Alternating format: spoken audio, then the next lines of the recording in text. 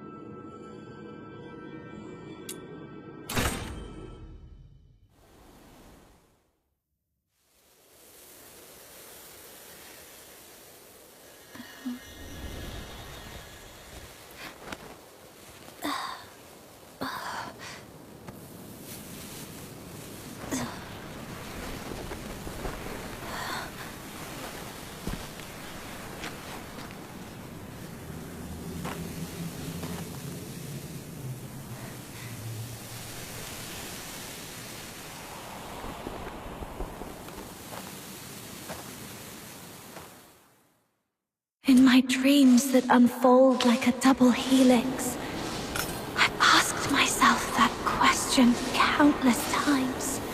But up until now, there has been no answer. Only end.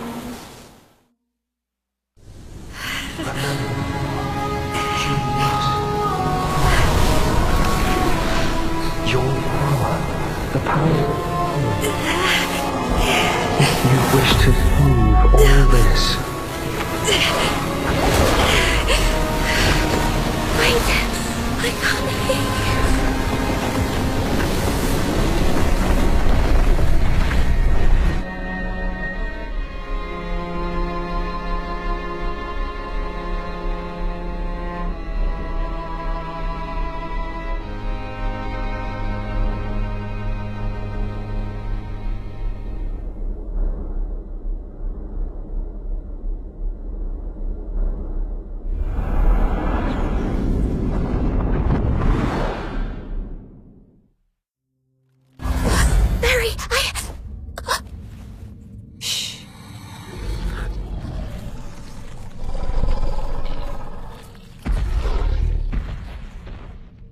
Are you all right? Yeah. Get some more sleep. I won't leave. I'll be right here when you wake up. It's okay. We should get down the mountain and head to the village. You want to go back?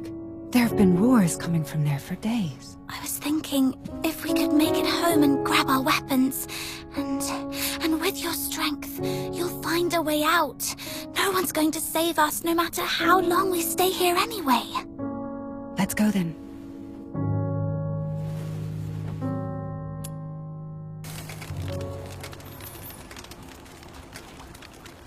Take it easy.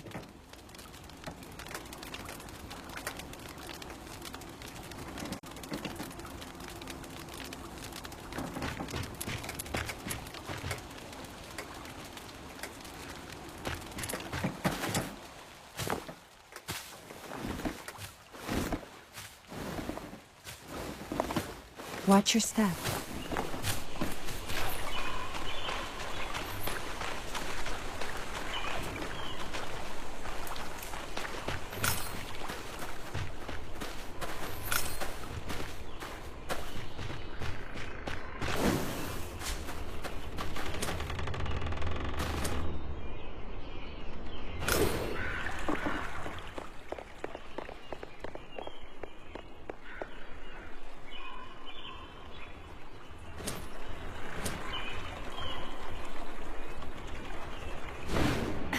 You're not fully recovered. Are you sure you can do this? I'm okay. It's just a few scratches. Don't push yourself too hard. We still have to save some strength for those filthoids.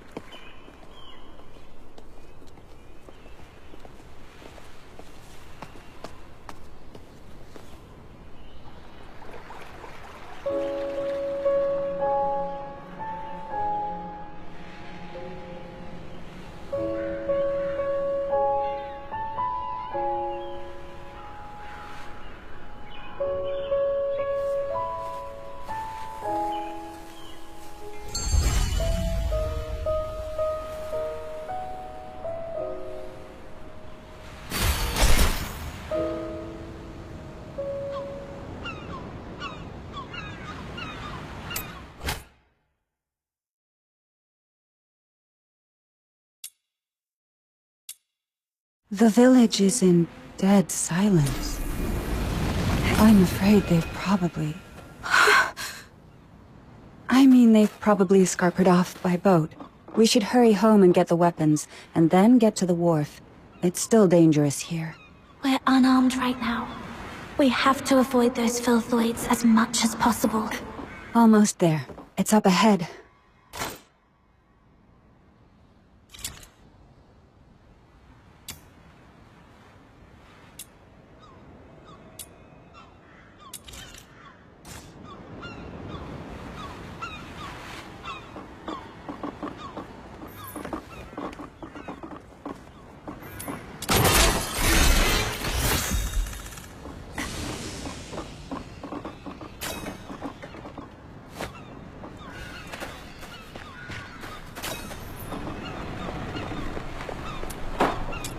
Take that sword with you.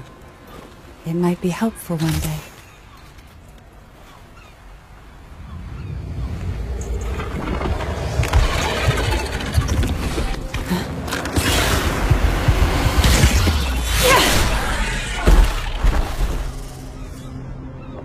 Keep yourself safe. I'll take care of these filthoids.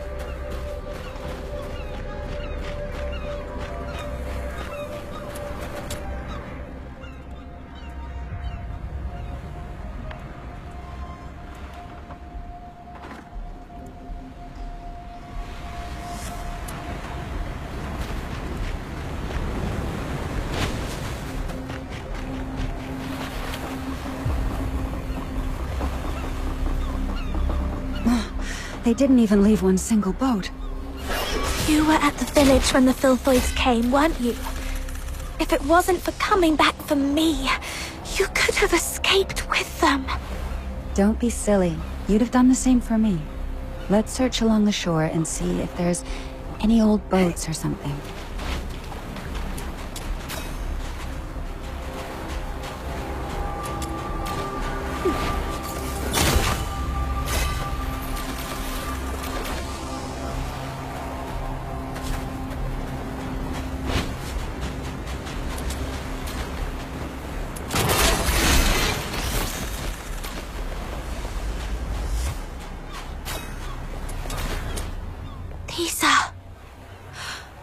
Someone must have lost them when they ran away.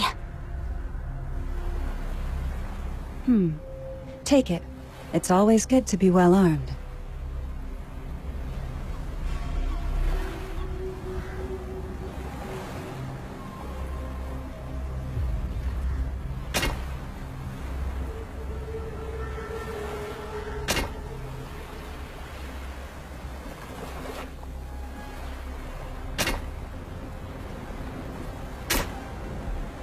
No chance we're leaving by sea.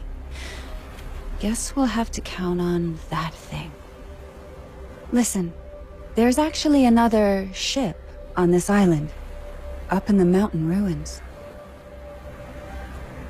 A ship? On the mountain? Yes, a ship that flies. Now follow me.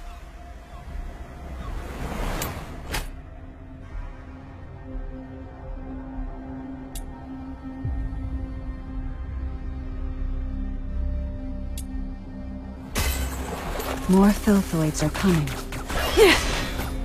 Stay close. If necessary, give out the secret signals. We made them up earlier so as not to alert the filthoids up the mountain, you know. Yes. quick check. 2 pats on the right shoulder means... Watch your back. And 2 taps on the chest. Come closer. And scraping on the nose. Everything's okay now.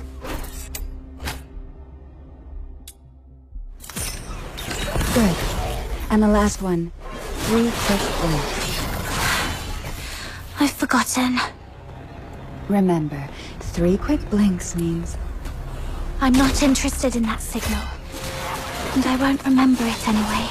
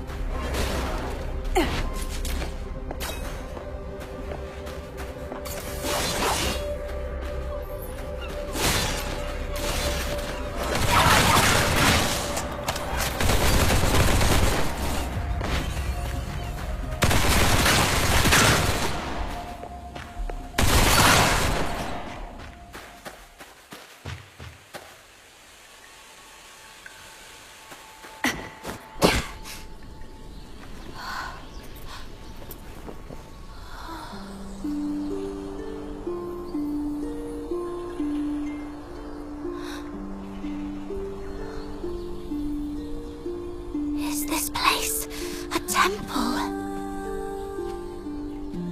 Yes. Someone once left that flying ship here. And... a key.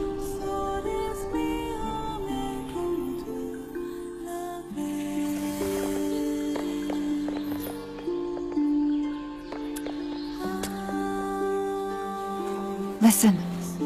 Thrust your sword right in there.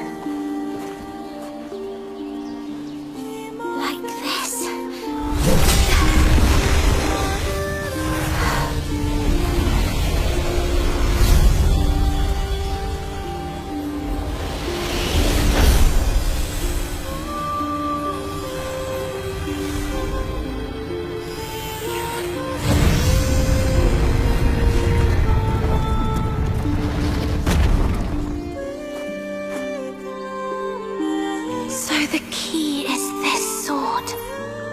Yes. Your sword was never meant to hurt.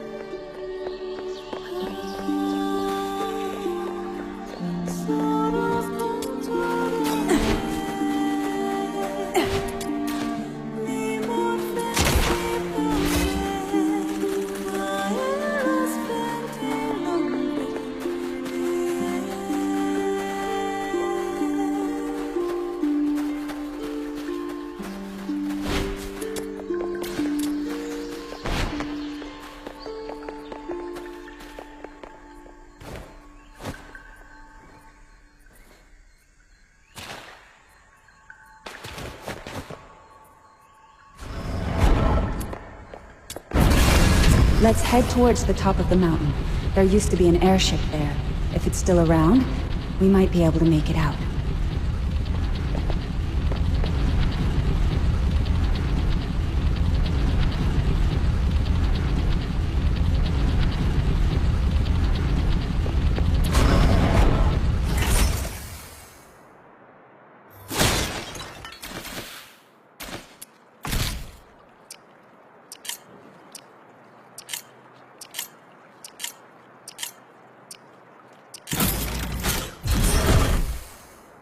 Are these filthoids dead? It seems someone had a fight with them just before we arrived. Could it be one of the villagers? No, we were the first to open that door. Anyway, thanks to that person, we don't have to deal with these filthoids ourselves. Whoever it was, they're not to be underestimated. We must be vigilant.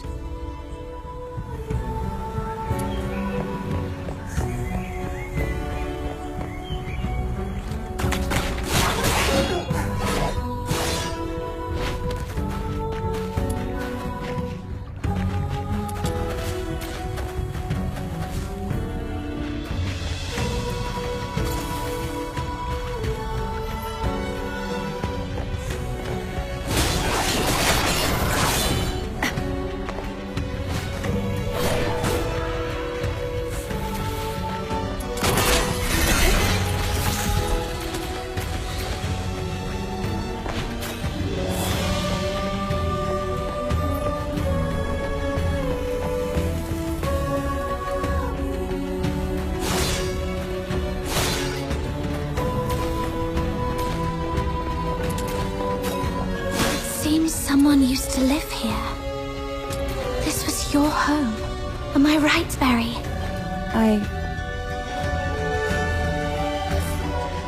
Yes, and no. It was our home. Our home? But I don't remember a thing. It's okay. Maybe it's all for the best. After we make it out, we'll build a new home.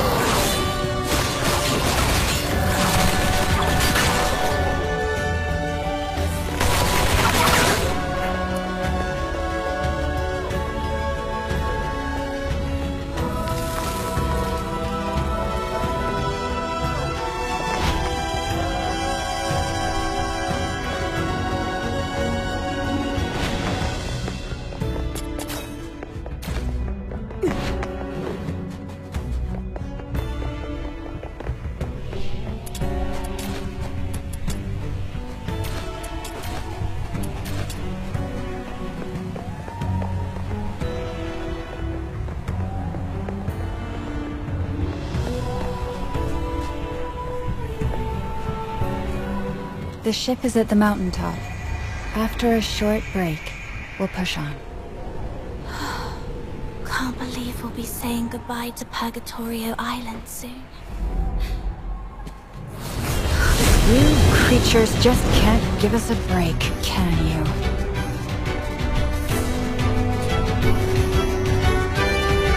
Tear you apart. Surrender.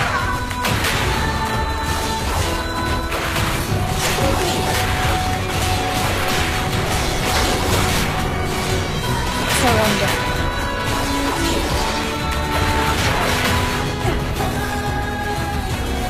Tear you apart.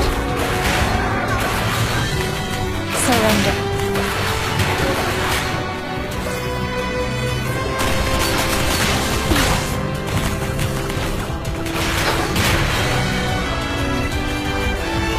Surrender. Tear you apart. Tear you apart. Surrender. How many of them are there? Let's get to the top to shake them off.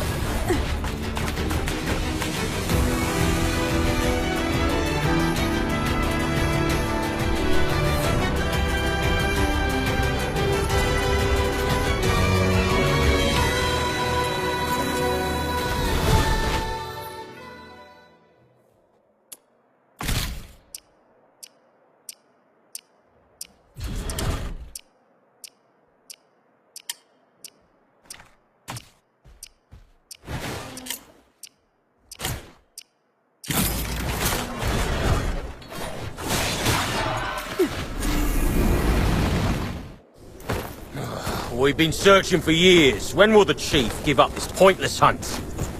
Who's there? Lay down your arms! You're surrounded by the 13th Legion.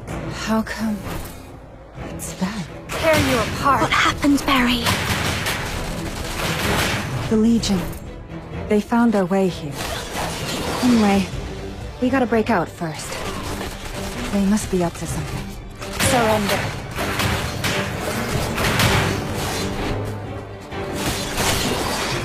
Tear you apart.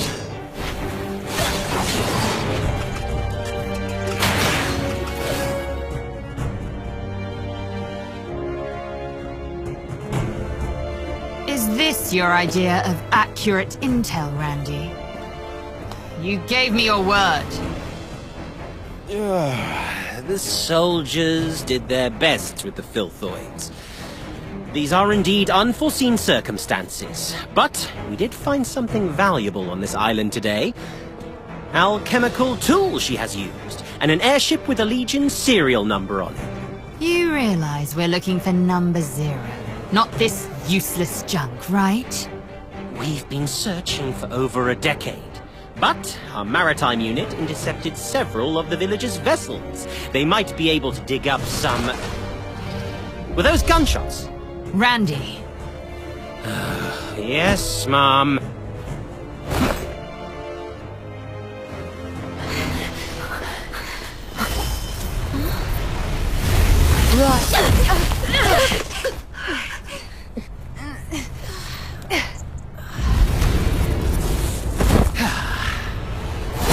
Can't get away.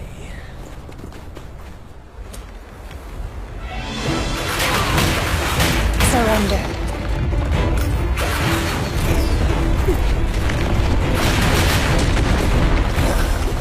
Tear you apart. Surrender.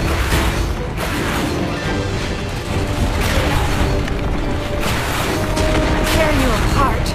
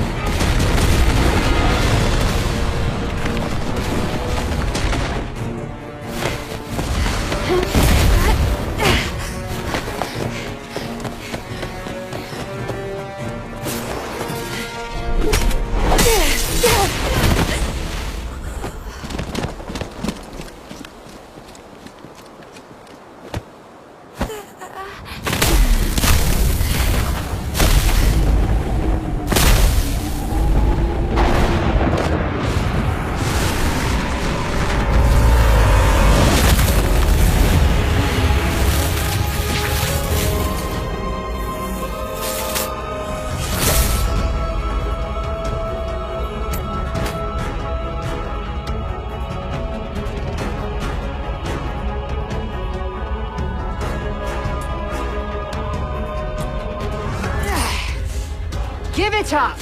It's over! Surrender.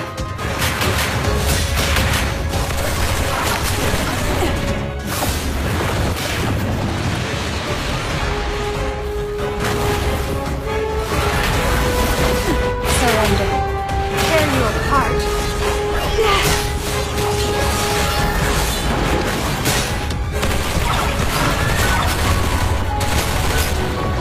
Don't think you can get away.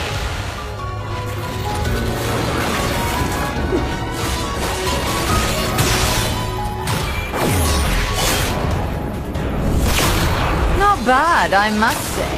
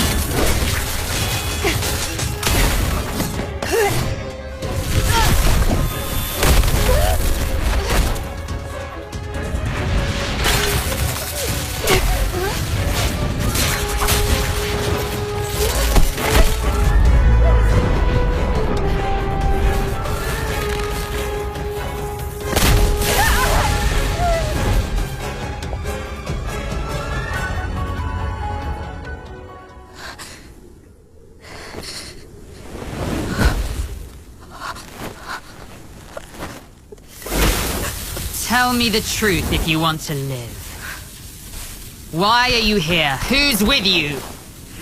And who on earth are you?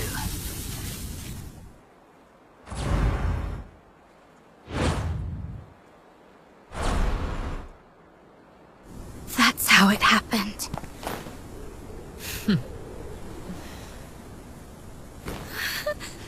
The Filthoids attacked you for no reason after you came here.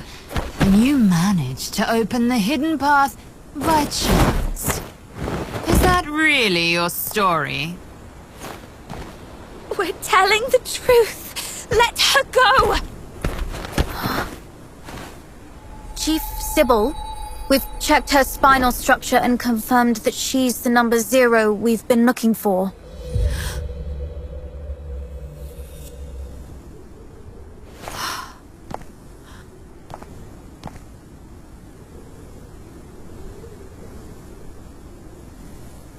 Fortune has finally smiled upon me. Take her back. As for her...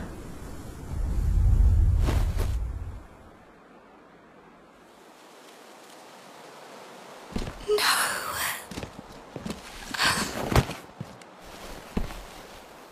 Don't. Take her. Remember. You must remember. Your power.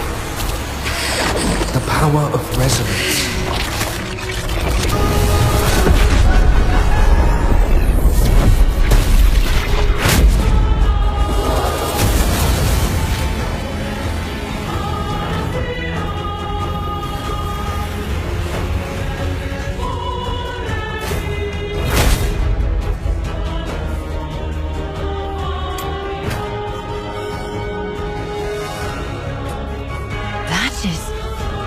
Number 0 is not supposed to release all her powers, yet why? No. That's not her power. It's resonance. That rat she's trying to protect. That's the new receptacle for the power of resonance. Come to think of it, her face was the reappearance of the power of resonance and number 0 together. What could this possibly mean?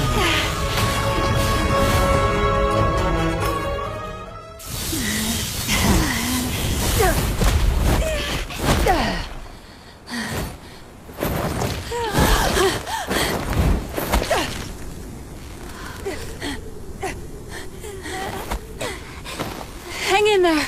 I got you. Barry! Give it up, number 0. Even the toughest blade has its breaking point. Come back with me, and you'll live. So will this kid you care so much about. Otherwise, she will... Give me your word. I'll go back with you, but you have to promise to let her go. Give me your word, or you can take 2 corpses back. Perhaps I wasn't clear. This is not a negotiation. It's an order. Barry.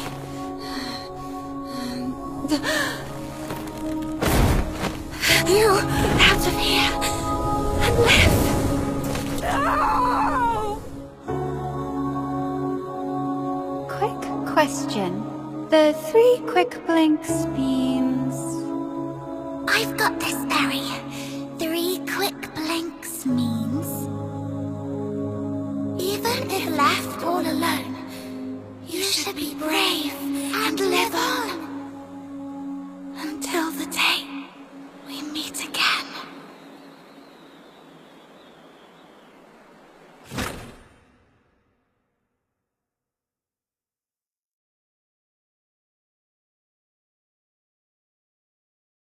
You're back. My other half. My reflection. And my echo.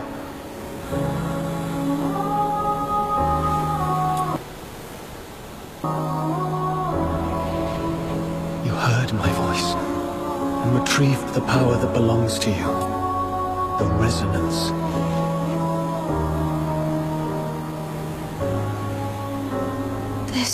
power didn't change anything. I fell into the sea, and I'll never wake up again. It's all over.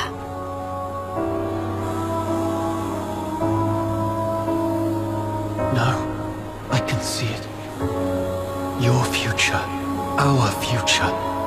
It doesn't end here. Someone will pluck you from the briny waters and lead you to a frozen wilderness where destiny will pose the ultimate test. Are you saying I'm still alive? It's time to set off. Life is like a lonely cruise through the boundless darkness of the night. The river weeps, overflowing its banks, while the thorny thickets on either side stand as a testament to its sorrow. I'll keep watching over you, the one across the shore, to see where you're going.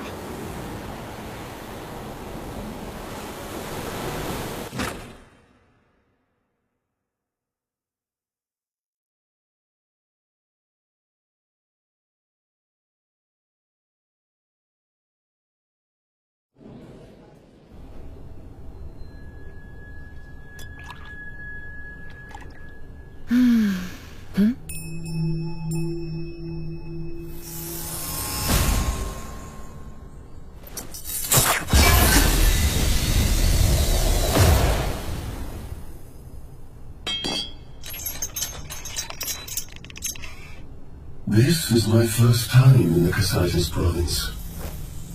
Is this how the people here show their hospitality? I don't want to bother you. I just want to strike a small bargain. I'll pay you whatever you want. And all you have to do, well, it will be a piece of cake.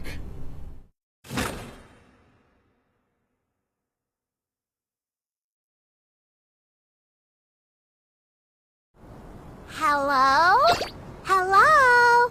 Can you hear me? Camilla! Look! She has woken up! Alive and not incapacitated. No broken bones, then. Who are you? How do you know my name? Barry, where are we? No. We were... I must find Barry. If it weren't for me, she would have managed to escape from those soldiers. Maybe... Hey! Are you even listening? Camilla and Snow have come all this way to save you! You better come with us to the city right now, or else you'll soon become a snack for some wandering filthoids! To... the city? Got a fright, huh? No worries, you'll be safe in a jiffy! Ice Lake is the largest city in northern Hyperborea! Hyperborea? I'm in the Hyperborean Empire. Well, yeah. What's the big deal? Do you know this woman called Sibylle? Others refer to her as the Chief, and she's supposed to be in this country. I need to find her. Sibylle is a common name, but there's only one that's linked with the title Chief. You want to find her? How did you lose your mind to the blizzard? I thought Charons are supposed to be resistant to cold temperatures. I'm serious. She might have taken some... thing that's very important to me. So I must find her, and get to the bottom of it. Espionage, assassination, defiance. With what you've just said, the Imperial soldiers could arrest you for these 3 reasons alone. If you really want to find the Chief, I'd advise you not to rush into it. And for the last time, if you don't want to end up as filthoid fodder, come with us.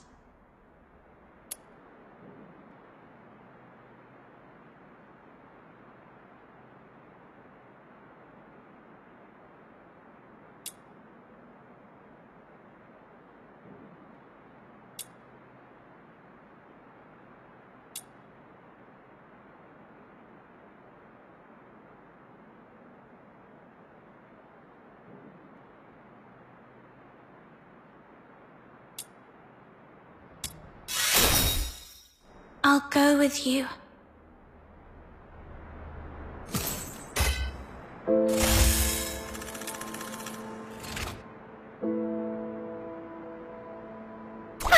Where are we heading for today's haul?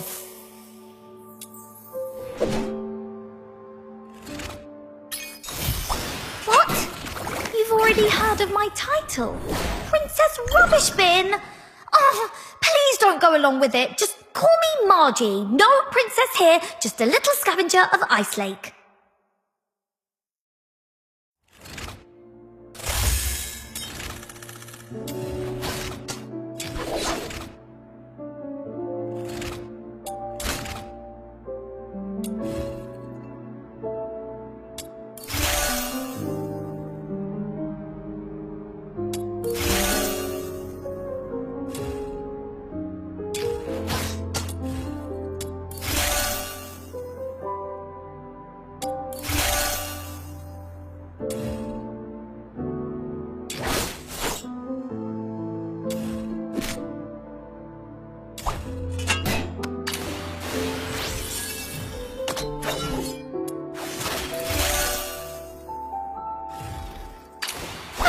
Where are we heading for today's haul?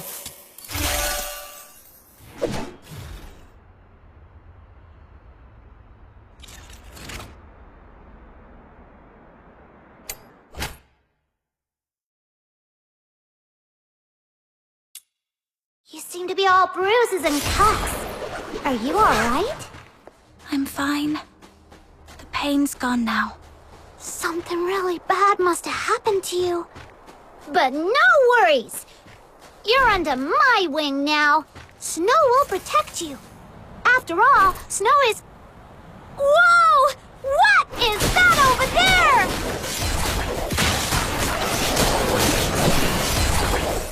Non-recyclable! Seems like someone's had a bit of a mishap, and it's even attracted some filthoids. Those nasty monsters. Phew! Thank goodness we took him down!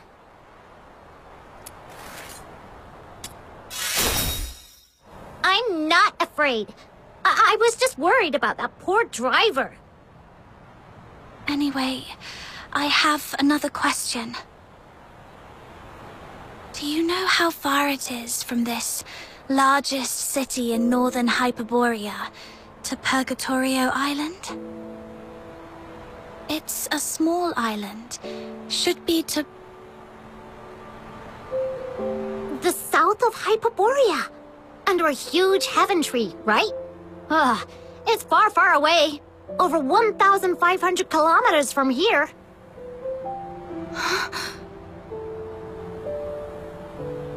What? Did you come from there? Or are you trying to get there? Don't worry about that now. Let's find a safe spot to take a breather first. That far away? So I didn't just drift here.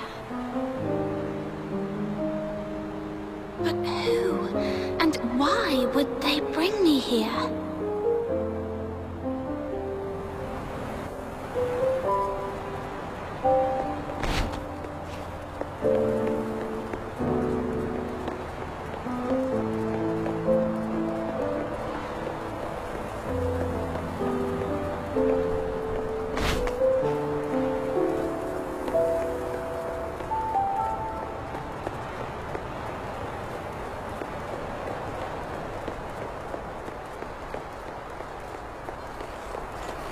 The city gate is just up ahead.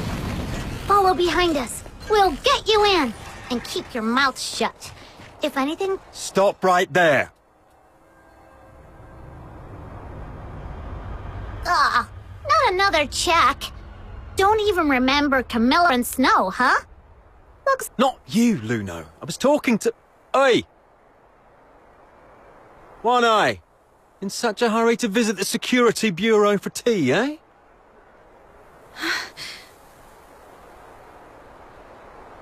You're not from here, are you? Where are you from? Got your travel permit?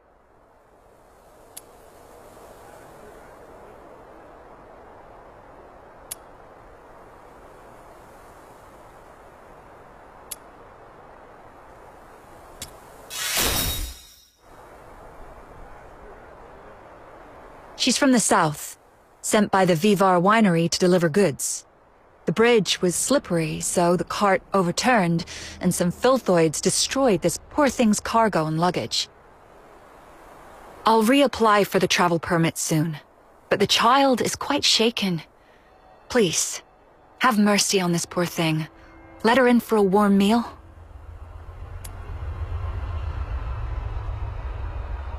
Whoa, whoa. Why are you crying? Darn it. Chief never told us how to deal with tearful young ladies. This would have been a simple matter in the past, Miss Camilla, but, you know, recently that fork shakens or something is wanted nationwide, so the chief specifically asked for strict security checks across towns. It's the Forsakens. I tell you what, I, Camilla Scarlet, on my honor, assure you that she has nothing to do with the Forsakens. All right, I trust you, Miss Camilla. But remember, keep a close eye on this kid and don't let her stir up any trouble in town. If the chief finds out about this, we'll both be in for it. Thank you. Next time you come to the Asphodel, it's on the house.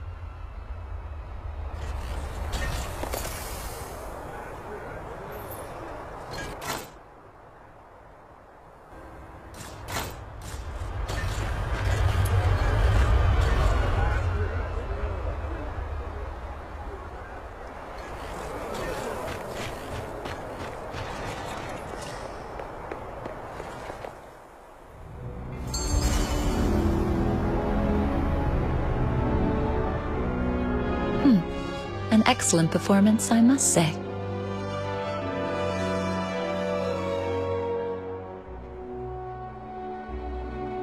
I'd say you're normally an honest kid.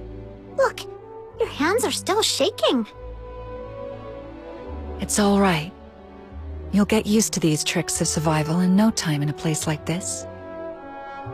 All right, now that I've brought you in, the deal is fulfilled. I should go back to my tavern. Stay out of trouble for me, all right? Wait a minute. I'm still quite confused. Then make it quick. Time is money for a merchant.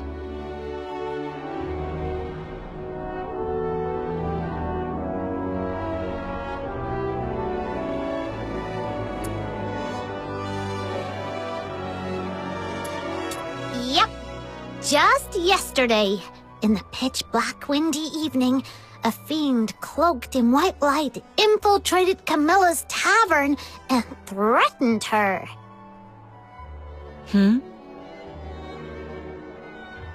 Well, a hooded man in a white cloak struck a deal with Camilla to find you and bring you into town.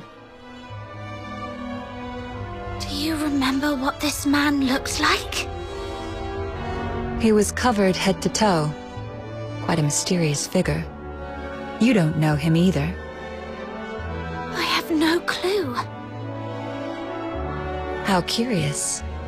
Some enigmatic benefactor from nowhere is willing to spend a fortune to save a stranger, but doesn't want to reveal his identity or intention. Someone will pluck you from the briny waters and lead you to a frozen wilderness, where destiny will pose the ultimate test. Could it have been the person from my dreams who orchestrated my rescue? But to what end have I been brought here?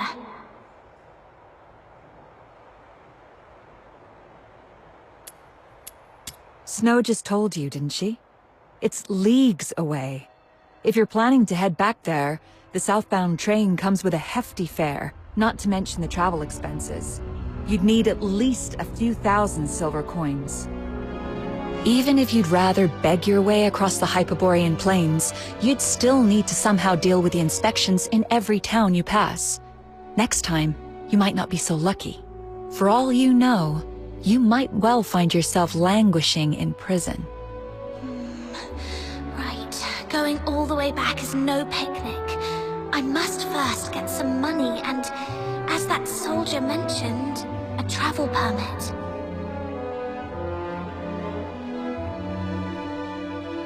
The 13th Legion is directly under the Emperor's command, with bases in every province, so Sibylle could be in any part of Hyperborea. The most likely place, though, is the colossal Steel Bastion in Dysmania, the Imperial capital city, where you can find the Empire's finest soldiers and an arsenal of every type of conceivable and inconceivable armaments. If Hyperborea is a roaring chariot, that place is its engine, its fiery core.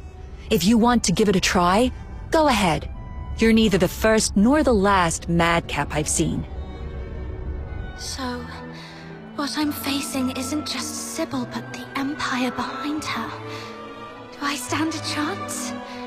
Not for now, at least. I need a plan B. Let's call it a day. I've been out so long, the Asphodel might be in quite the disarray by now. Try and survive on your own. If you can't even do that, then don't ever again mention any mad talk about confronting Sibylle to get your stuff back. Look, there's an inn up north called the Hypnos House that might take in someone with a sketchy backstory like you. You mean that spooky haunted house? Where else would take in a Charon without a travel permit, but a place that is so creepy, even the soldiers didn't want to search? I understand. Thank you. Alright. Seeing you so lonely and lost, I'll take you to this Hypnos house to see what's what.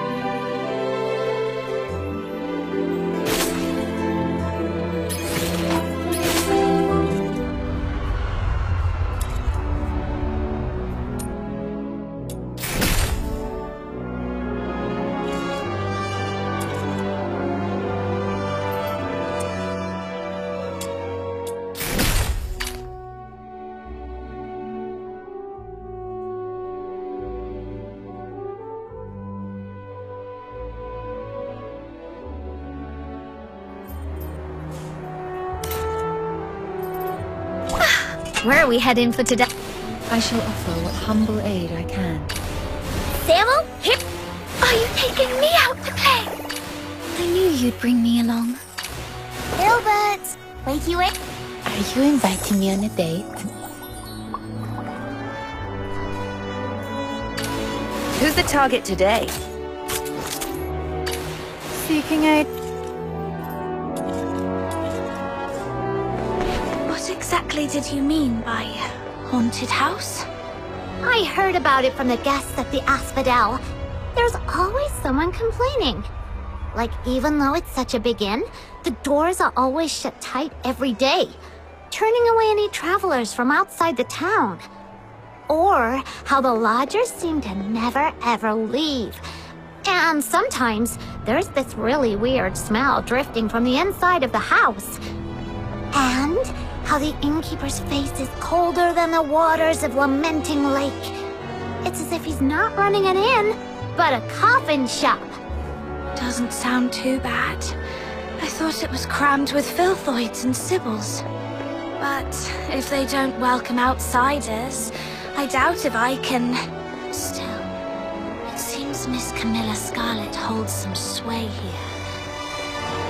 Perhaps I could leverage her influence a little bit. Nah, you can use Snow's name.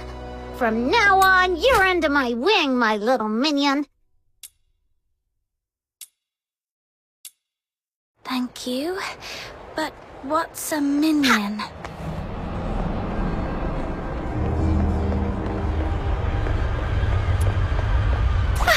Where are we heading for today's?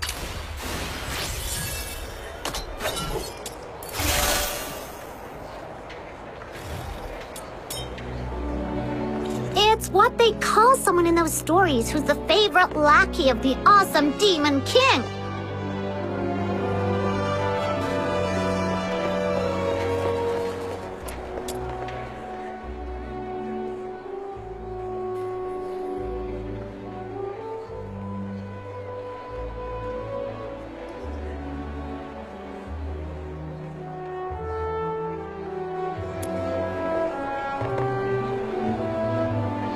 Among all the Luno in the world, why else would little old Snow have these nifty horns, if not to be a Demon King one day?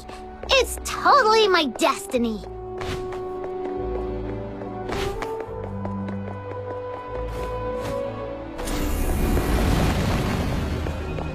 Here we are!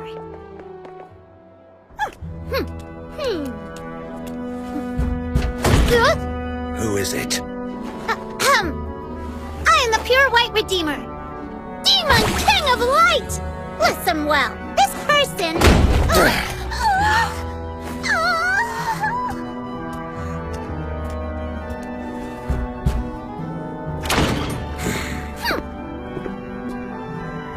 Hold on, please. Miss Camilla Scarlet told me to come to this place. I was hoping to stay here for a few days. Would that be possible?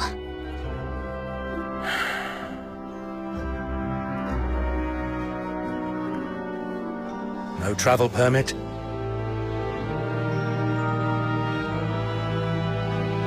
That woman's misplaced compassion knows no bounds. All right then, let's see it. Huh? The price you're willing to pay.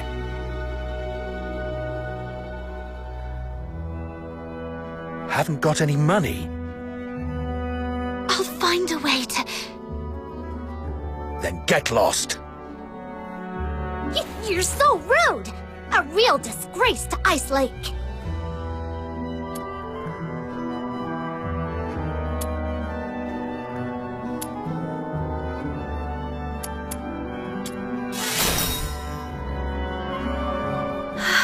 Let's leave, Snow. Mr. Henrik, I'm back! I just tidied up the house again, and it's all set. Be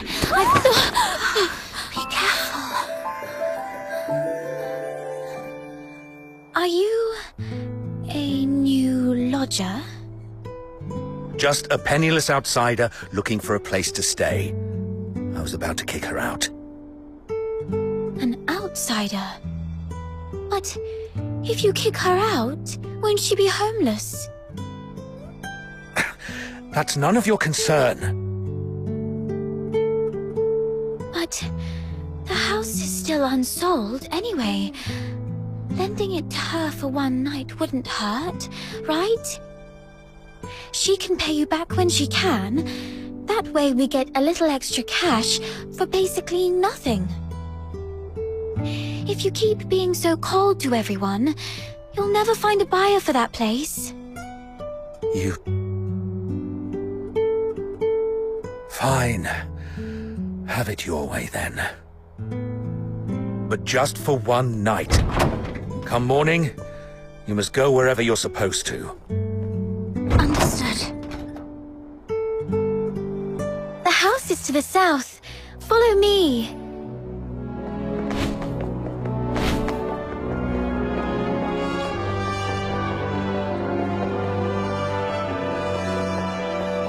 Here we are.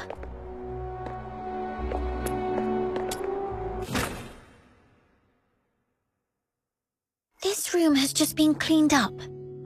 You can stay here tonight. Cool! Don't be upset. Mr. Henrik isn't really that greedy. It's just we've been quite strapped for cash lately.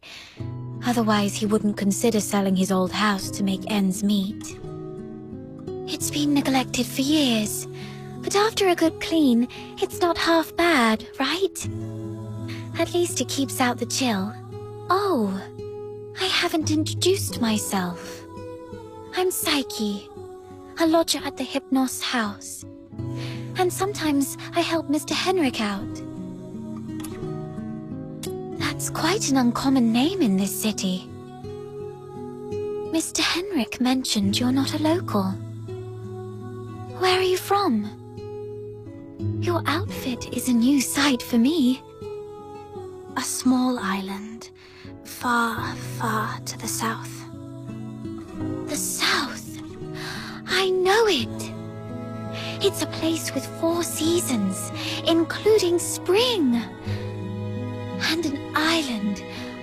You must have seen the ocean. I've heard it's even bigger than 100 lamenting lakes put together.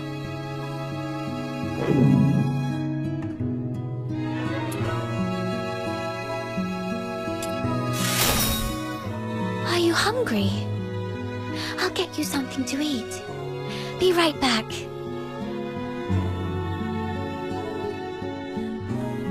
Who'd have thought such a rude and gloomy innkeeper would have such a nice and helpful kid working for him? Thanks to her, we finally found a place to stay. Let's rest a bit. I'm quite tired too.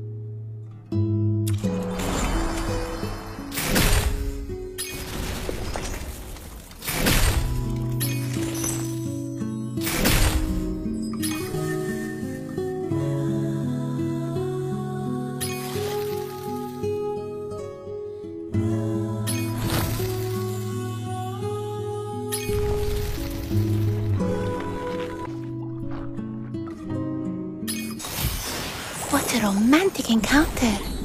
Was this the god of love's work? I'm Rebecca, a perfumer. How about indulging in a truly unique scent? The L'essence de l'amour. I made it myself.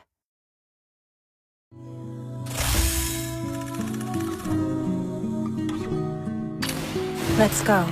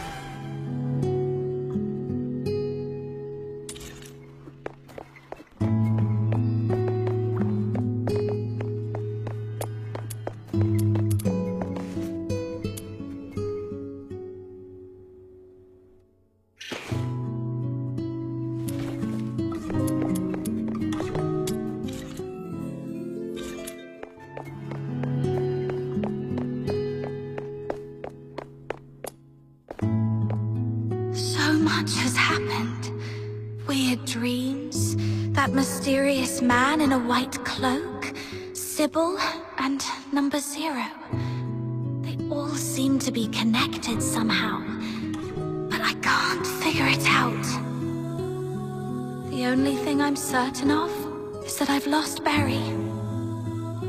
If she's managed to escape, she'd surely try everything to find me. Of course, I can't rule out the worst-case scenario that Sibylle has taken her to the Legion. The silver lining is, it seemed that Sibylle needed Berry for some reason, so she probably wouldn't harm her. Anyway, I need to scrape together some money in Ice Lake, get a travel permit, and then plan for my next move. I'm back. You must be starving. Here's some freshly baked bread. Berry? Huh? Are you all right?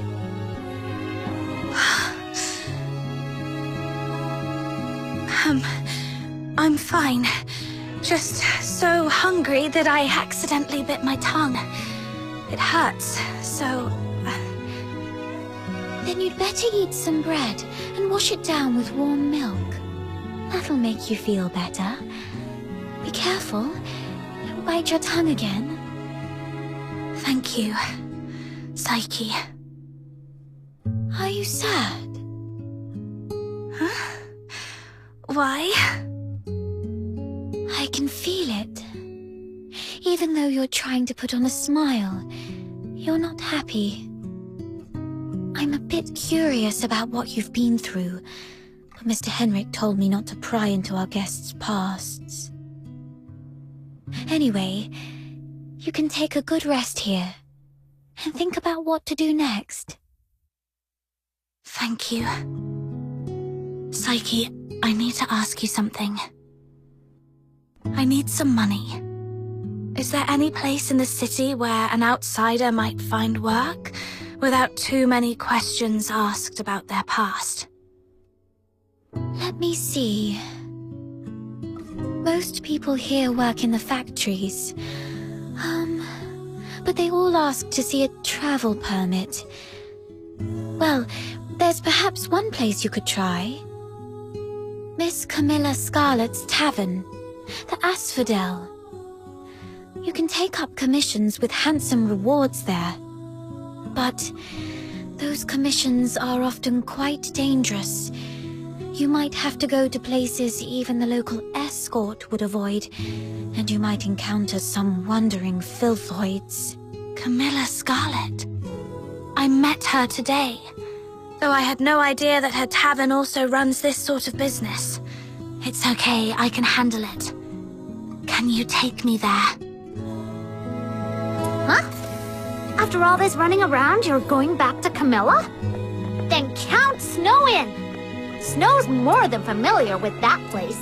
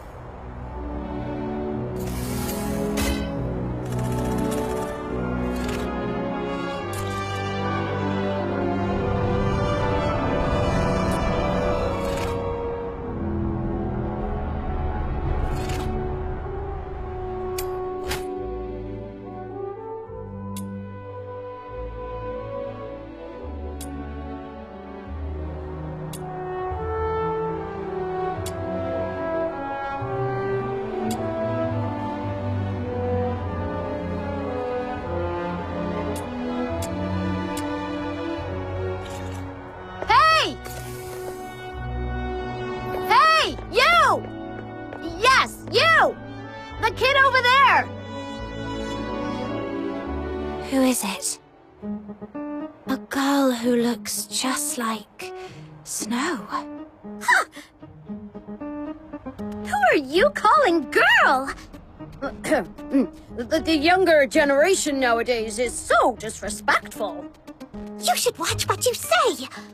Although all Lunarians look young, she's actually as old as your great-great-grandmother.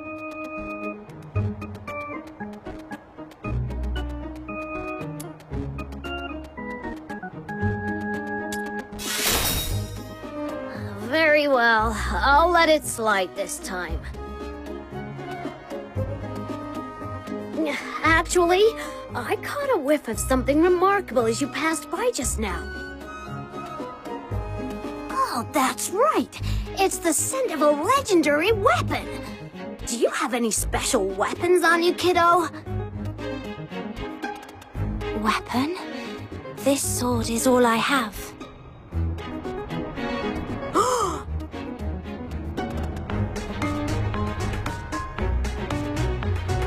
Amazing! That's incredible! Look at the texture and the craftsmanship! This clearly wasn't made by those mediocre Hyperborean blacksmiths! Where did you get it?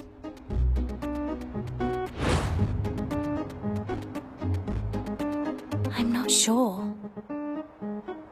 This sword has been with me for as long as I can remember. Maybe it was passed down to me by my parents. Intriguing. Very intriguing. I've been a blacksmith my whole life, yet I've never seen a weapon like this before. Kiddo, I'm Lunosmith, a wandering blacksmith. Would you mind if I accompanied you on your journey? I've traveled all over the land, from Hyperborea to Elysium, and I've forged countless weapons. If you require any weapons, I'm at your disposal. Wow! So you're an experienced master blacksmith? All I request is a basic salary and an opportunity to examine your sword.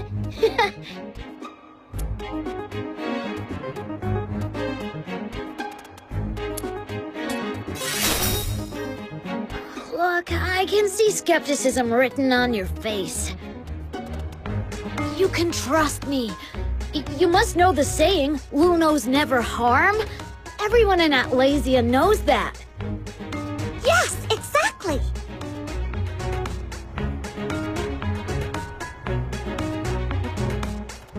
Yeah, you're right. Let's head back together then. So, you'll have me? Excellent! Then take me to where you live!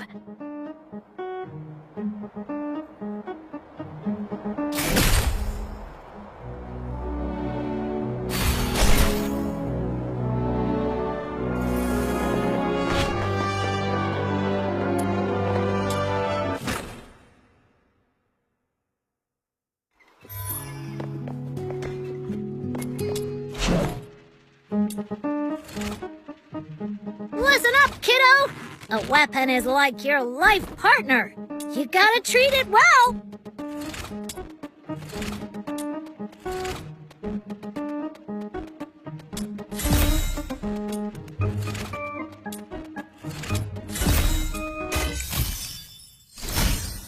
Phew! Here you go! The forging went smoothly this time. What do you think?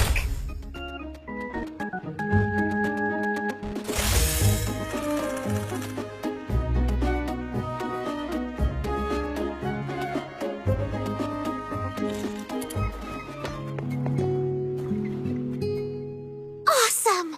You're truly amazing! I've seen many who resemble you and Snow. Are they also Lunos? Did you come from a remote village or something, kiddo? Yes. My hometown isn't a big city. Ah, that explains it. In all my travels, wherever there are humans, Lunos can always be found.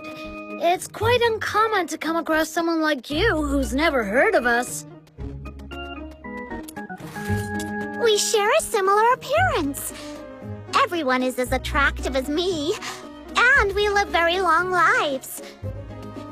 Like the master blacksmith Every Luno has a particular forte. Wow. And do you have any unique talents, Snow? Yeah, of course I do. As you can see, I have demonic appendages on my head. No other Lunos have these. Indeed. In all my years, I've never seen a Luno with horns like those. You look just like those human Charons. So, I'm Luno the Demon King. Different and unique. Perhaps I was meant to lead the Lunos and dominate the world. Oh, that's quite the ambition. Unfortunately, most Lunos lack ambition. They'd rather follow the humans, and are content with just a few words of appreciation.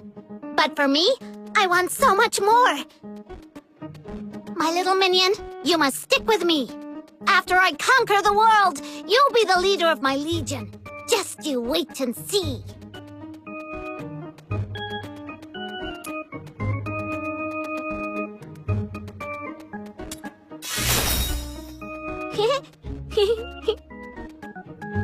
Wow. So unique and different from other Lunos.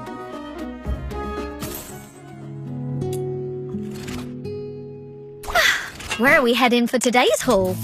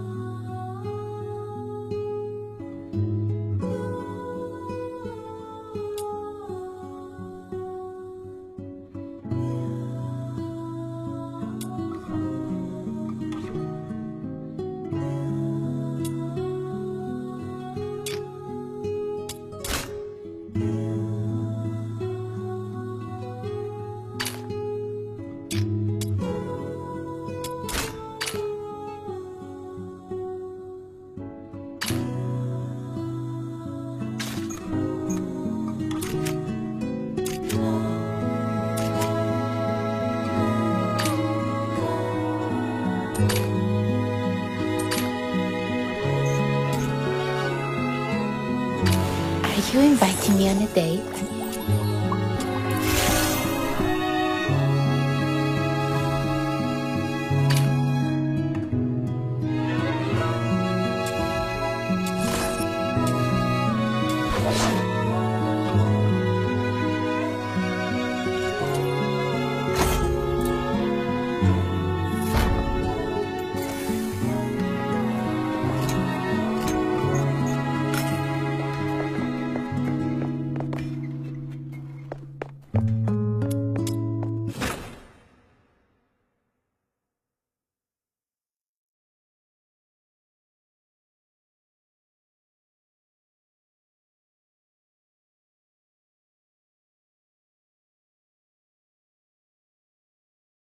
The asphodel is just to the south. Come on! Snow will be waiting for you in the square.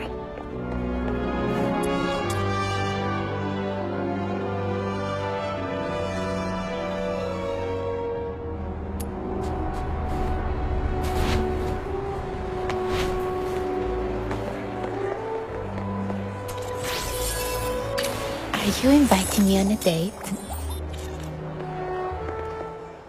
Your travel permit. Are you deaf? Show me your travel permit. Sorry, sir.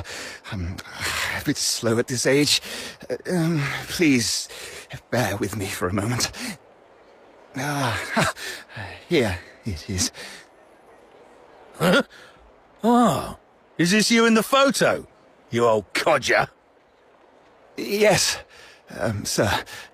How come it looks more like a mongrel to me? Oi, why don't you give us a bark, huh?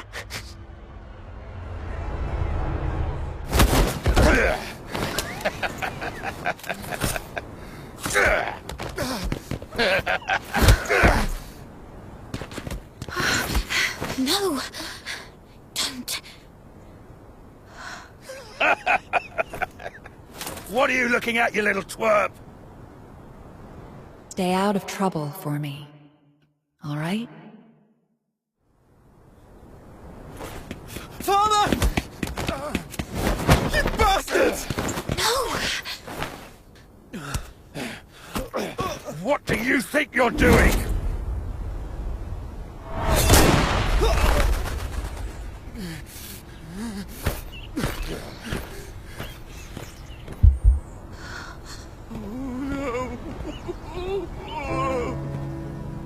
Let's leave.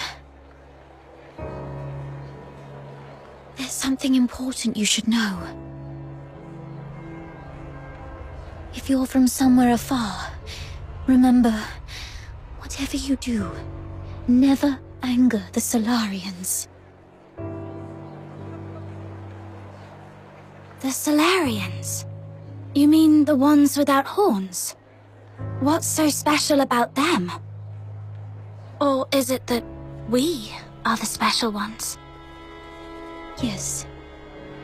Here in Hyperborea, we, the Charons, with our unique appearance, are different from the Solars.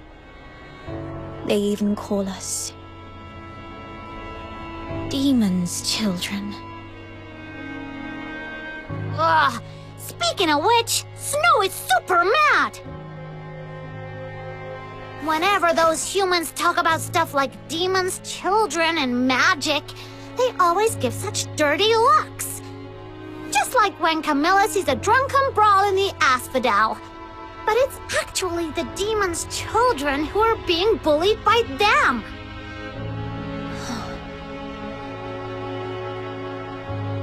Thank you, Snow.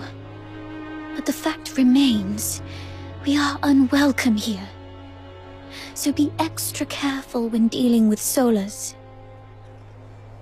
That soldier back there, even after committing such a brutal act, the only consequence he will face is merely a demotion labeled as an accidental mistake. We've seen stuff like this many, many times, until everyone gets so used to it. Such things are commonplace in this place. They are just as ordinary as the fact that Charons aren't allowed to enter the inner city of Ice Lake or leave the Empire. As ordinary as flowers withering, lakes freezing over, and snow melting in the hearth. This makes returning to Purgatorio Island even more challenging. Why is it like this? The Solars of Hyperborea believe the Charons who wield magic are evil sorcerers, the greatest threat to their peaceful lives. But you can't always just suck it. Why not use your magic on them and boom! Make them cry like babies. Oh, seriously, it makes me so mad.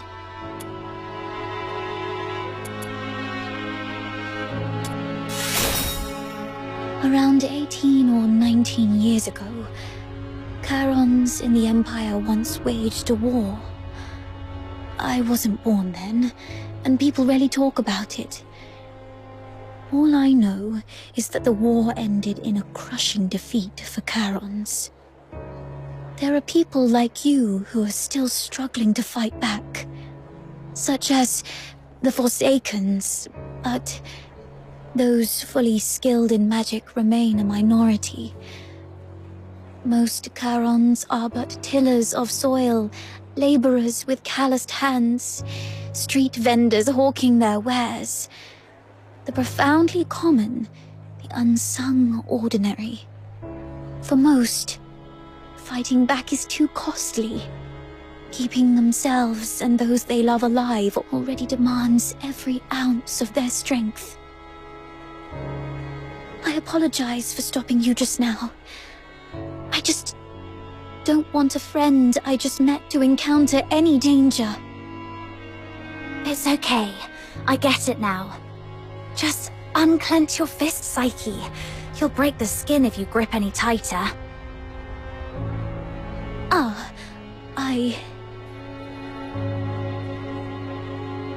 Don't worry. I'll act rationally. After all, Miss Camilla vouched for me so I could get into the city. I can't get her into trouble, at least. Right. The asphodel is just up ahead. Let's go. Annie! Annie!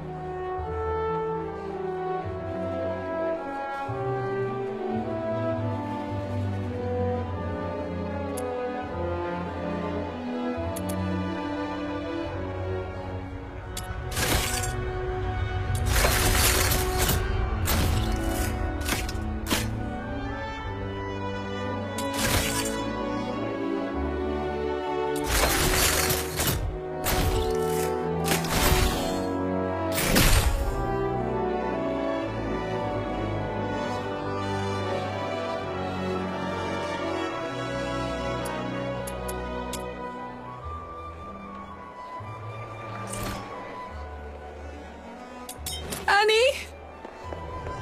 Annie!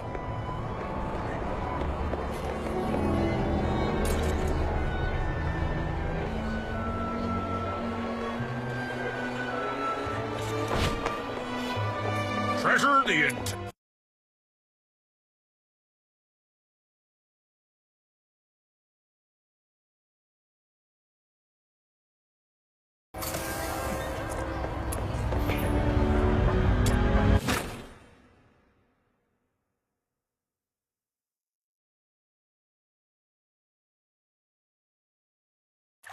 Oh, it's surprisingly roomy down here. And much warmer than above ground.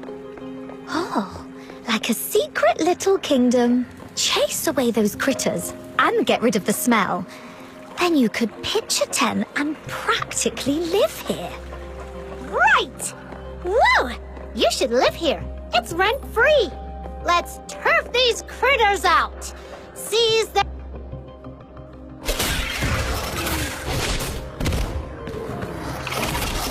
The thief's up ahead. Oh no, he's in a fight with filthoids. Let's drive away the filthoids and get him.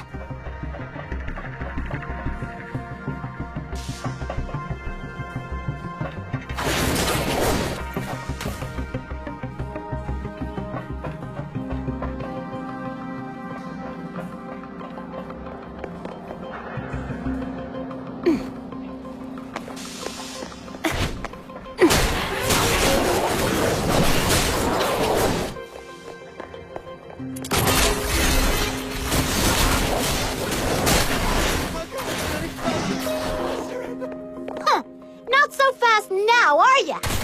Come on, let's pin him down.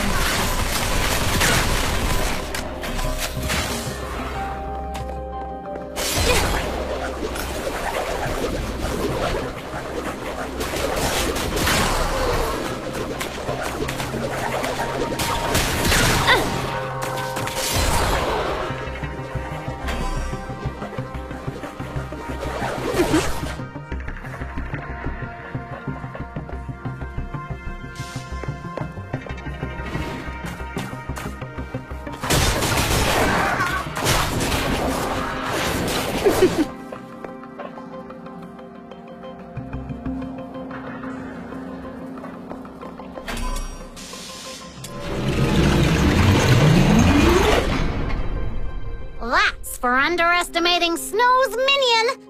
Now you know what we've got.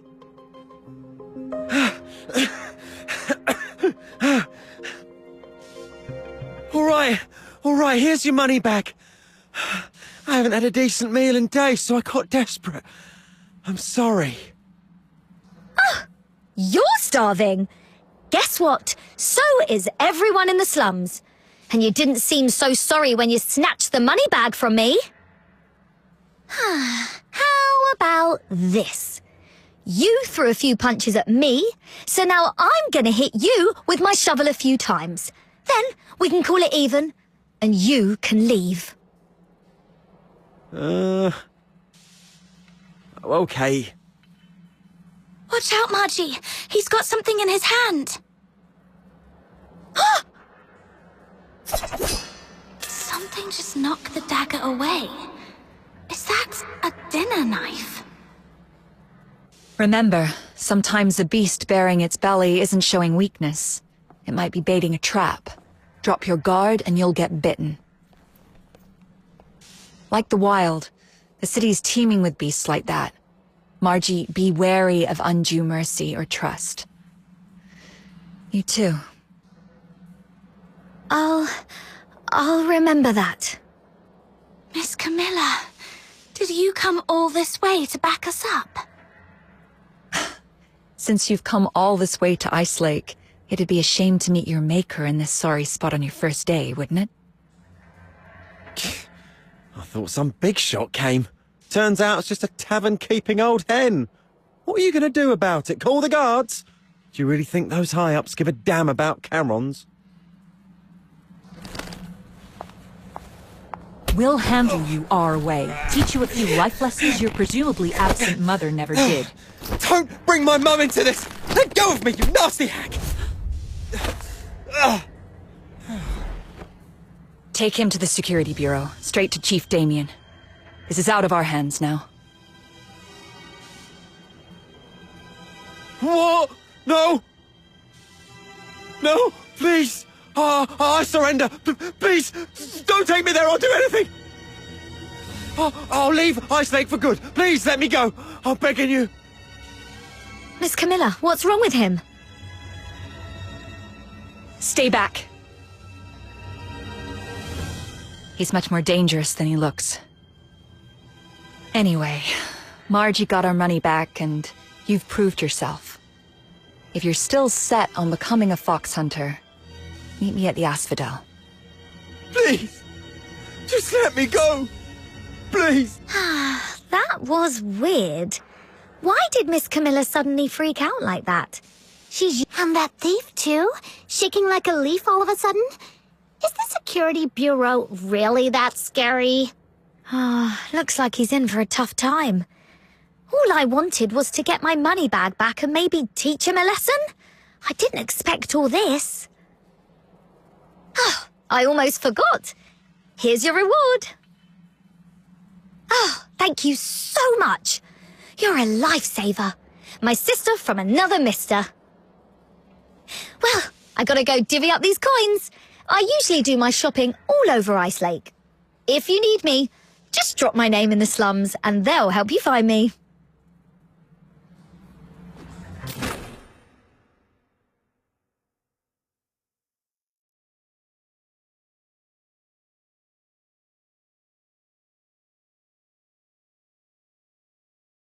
Over here!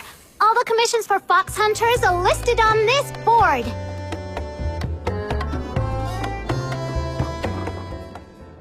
Hi, Snow. Lending a hand to fox hunters again. What is it this time? Nabbed a few hundred bandits? Thwarted a dozen dastardly schemes?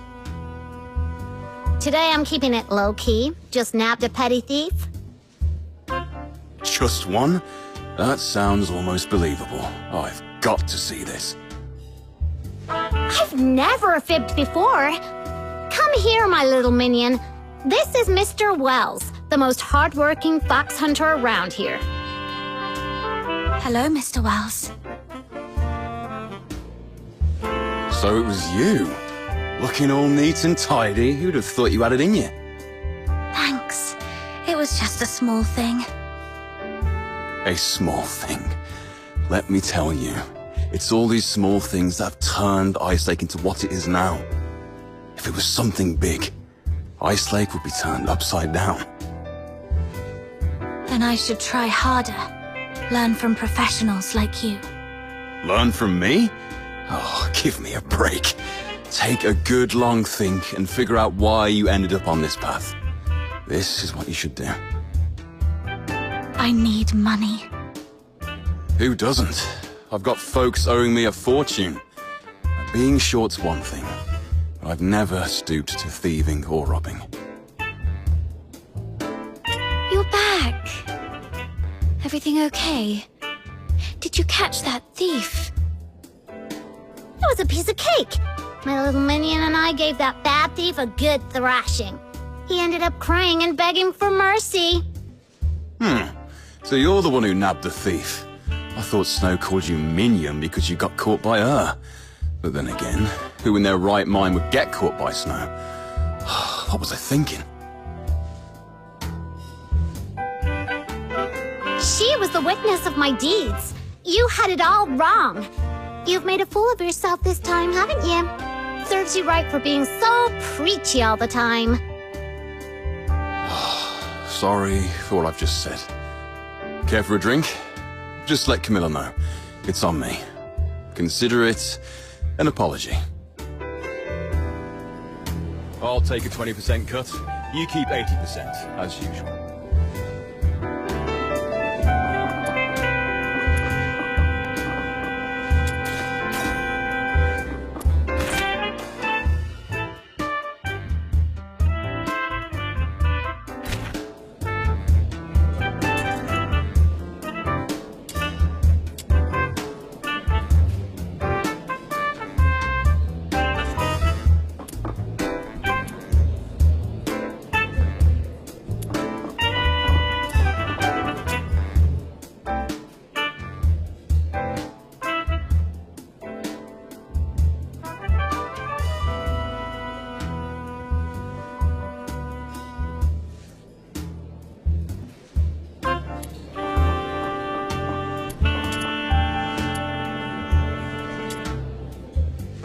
Your first gig was quite slick, and you got on with Wells.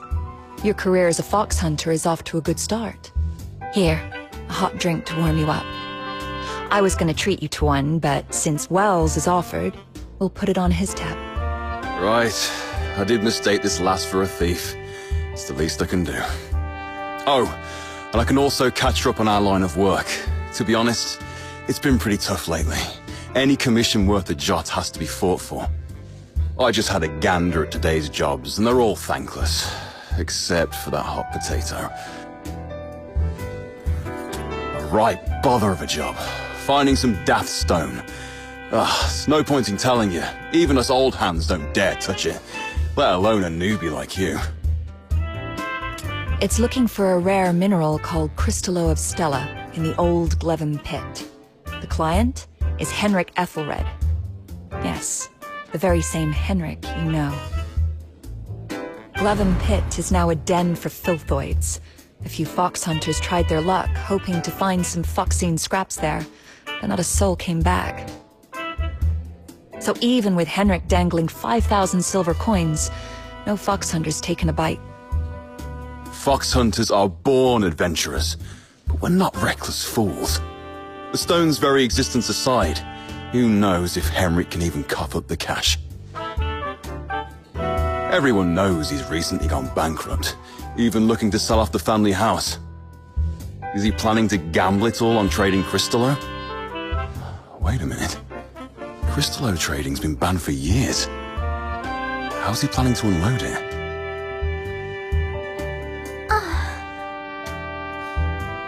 Miss Camilla, how much did you say it would cost to go to the south earlier? About the same price. Interested in taking on the commission? You serious? Kid, I'm not joking. This is no child's play. Thank you, I get it. But, Miss Camilla, you once told me, if I can't even handle this, how will I ever find my lost treasure? The asphodel doesn't interfere with the choices of clients or fox hunters. If you're set on it, I won't stand in your way. Crystallo of Stella is a blue-violet crystal that appears as if nebulae are swirling within it. In the dim mine pit, it is particularly eye-catching. You won't miss it. Here's your payment for retrieving Margie's money bag. Take this, make it back in one piece.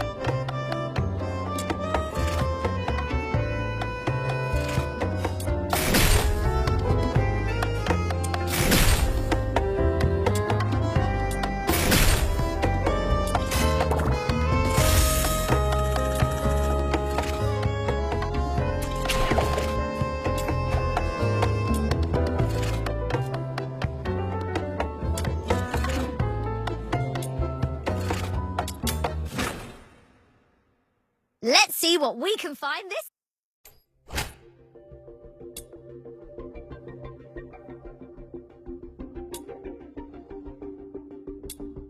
My venom is surging like my passion for love.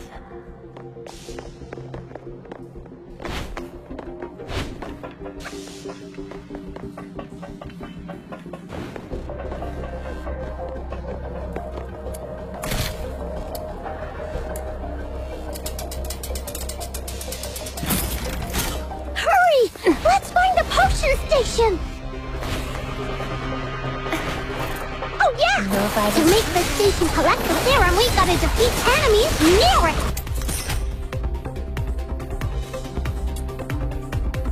Fill up the potion station to complete the commission! Go, go, go! No. If enemies are defeated too far from the potion station, their serum won't be recovered.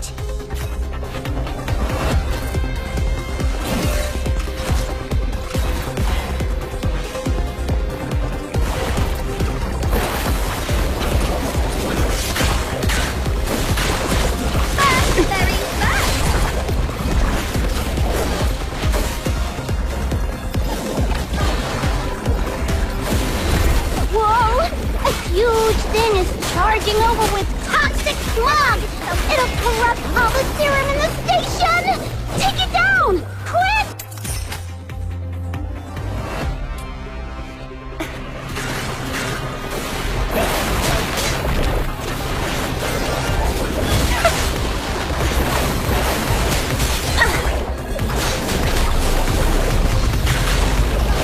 Quest accomplished! Let's get out of here!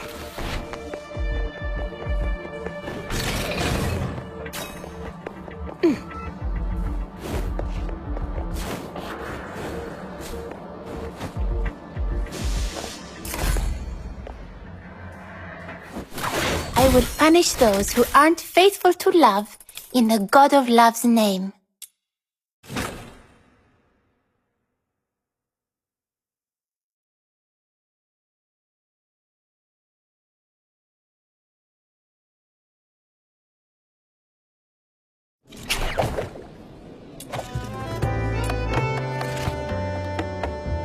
Are you inviting me on a date?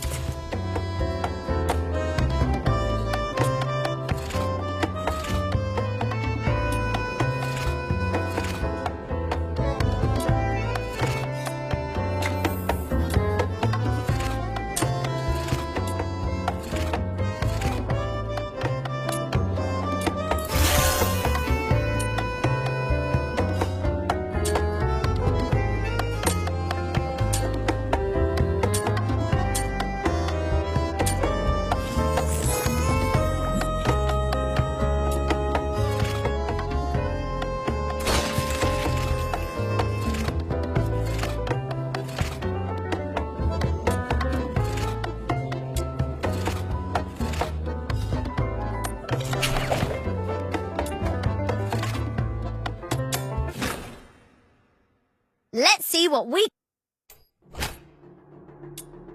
My venom is surging like my passion for love.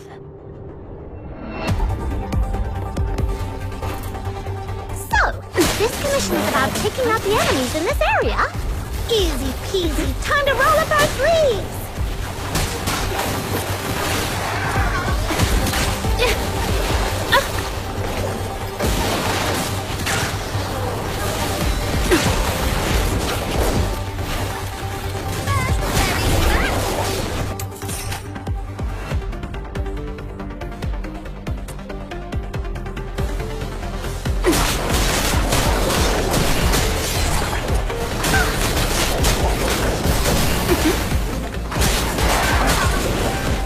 Where you belong!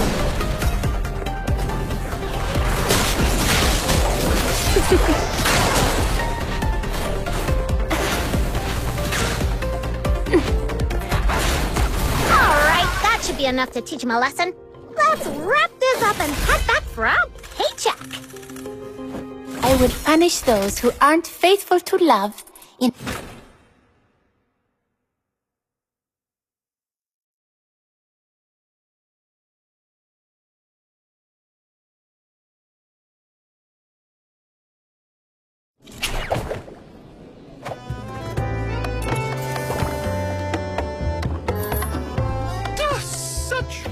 wretchedness which...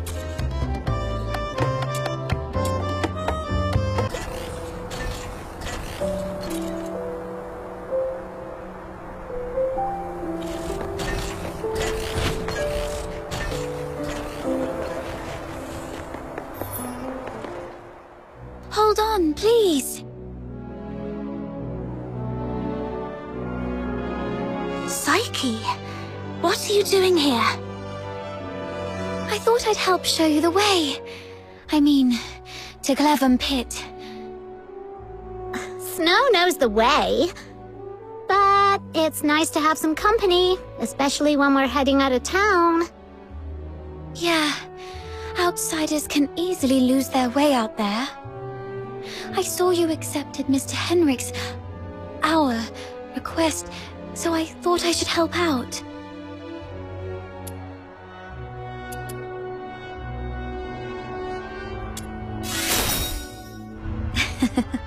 Actually, I was looking forward to a little walk myself, too. Shall we get going?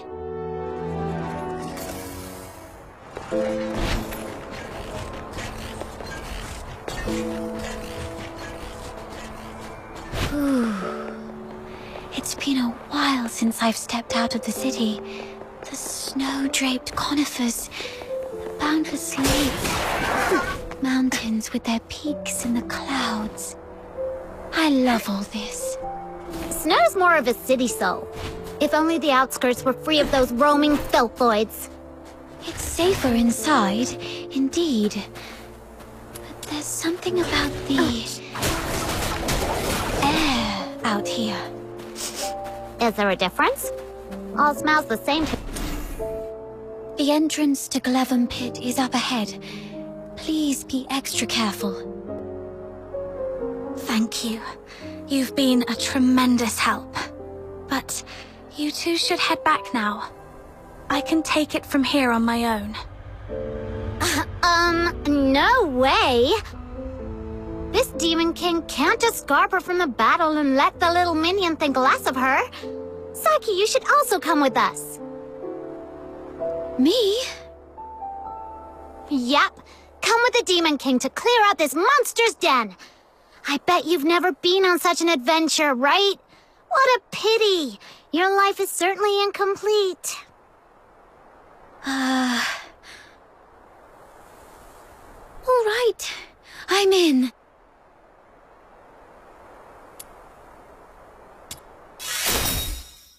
Let's go, let's go! It gets dark early in Ice Lake. We gotta hurry. Right. All right then. Be careful, both of you.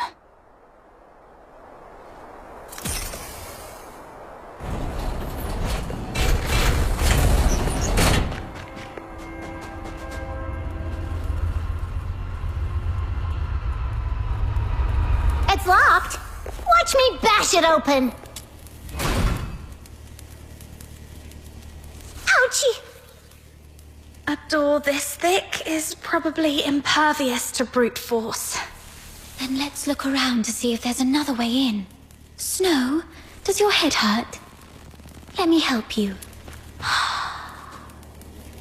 There. A little puff to ease the pain. Oh, you're so nice. When this Demon King conquers this place, I'll appoint you a gentle green-cloaked mage, the wise master of foxing, the inaugural Grand Duke of Glevum Pit. I was the Duke of the Sewers. Is a Grand Duke a higher rank than a Duke? How come Psyche gets a higher title than me? Hold on. Why am I seriously mulling this over again? Guided by Snow, the Demon King, the little minion who just arrived in Ice Lake from afar, has become a brilliant fox hunter in a mere day. A new chapter in the legend of this Demon King! Fox Hunter is a cool name. Do they all hunt something called fox? Nah, fox hunters nowadays are actually bounty hunters. It has something to do with foxing a long time ago. Right. I heard it used to refer to a profession that originated right here in Ice Lake. It seemed to all start with the rich heaven-tree veins in the Daphne mountains, and the foxine on them could be sold for a good price. Exactly. So a long, long time ago, many people braved the risks of collecting foxine for money. But then the big merchants and the Empire took over the mines around here, and ordinary folk hardly had a chance with foxine anymore. After that, the local veins gradually ran dry, including this Glevon pit. Yeah, what a pity. Otherwise, my little minion could have made a fortune selling.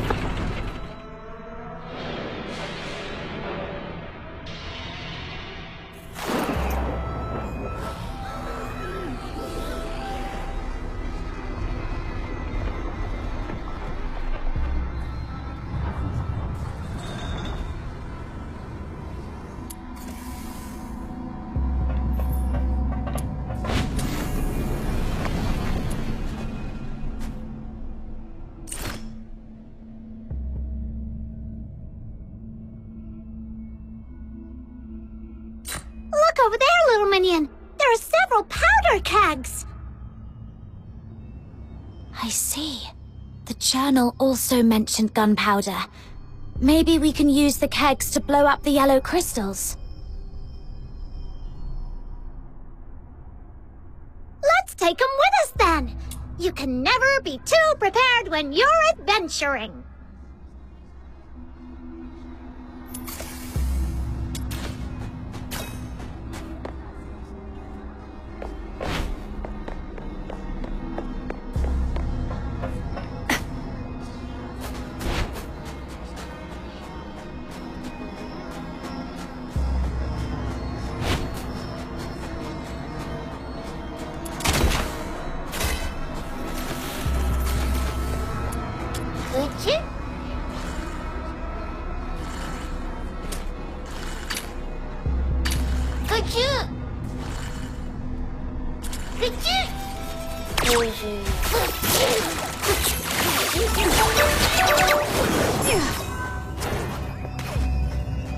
Aw, those nasty yellow crystal spikes block our way.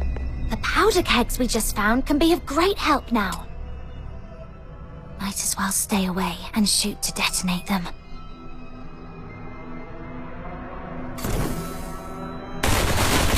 It works! Oh, are you okay?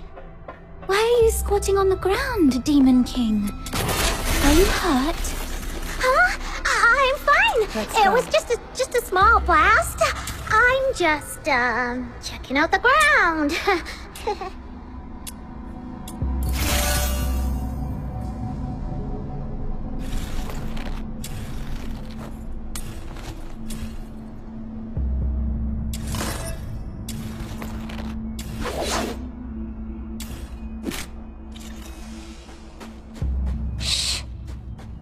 Look! A giant crystal in the middle is glowing! Could it be that the crystallo of Stellar we're looking for is inside?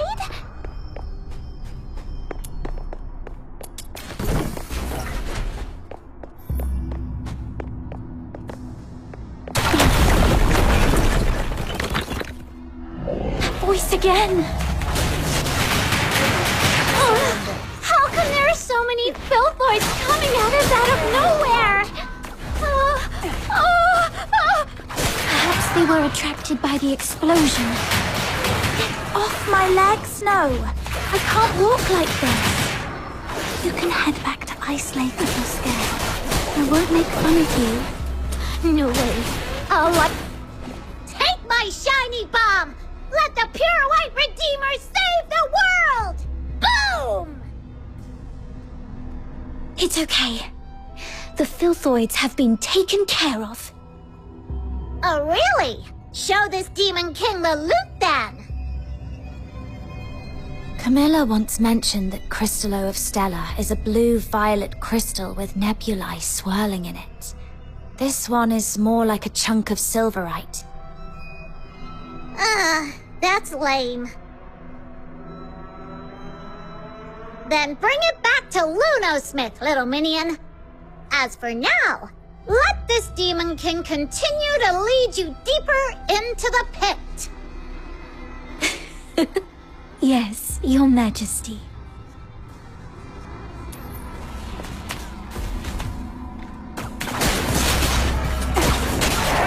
Tear you apart.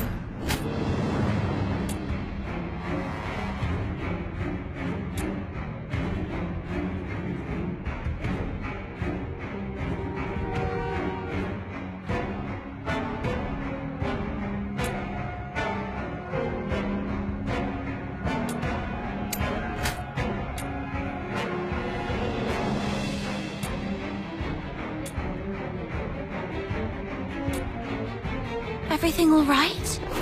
Blow them away. I suddenly couldn't see clearly back there and ended up startling that monster. I'm so sorry. So I'm feeling better now. Yeah, I think I'm fine now. Great. It's slowing down. Looks like those shoulder-looking parts are its weakness.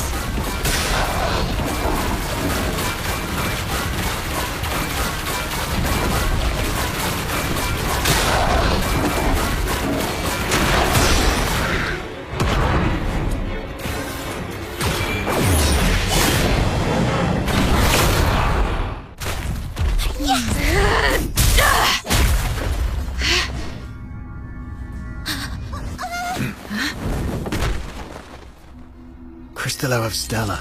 Look at its beauty. No wonder everyone wants a piece of it. What a commotion I just heard. So it was you guys that took out that giant thing? Impressive! Outsider! How come the Crystallo is in your hands? It was my little minion who first...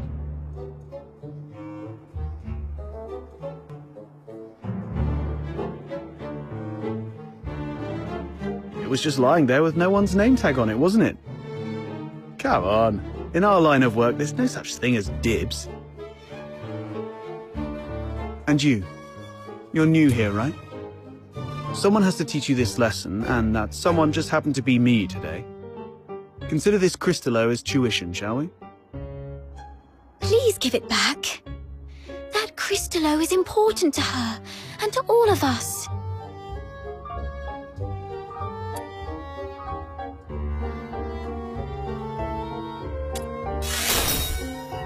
Since you refuse to be a reasonable person, this conversation is over.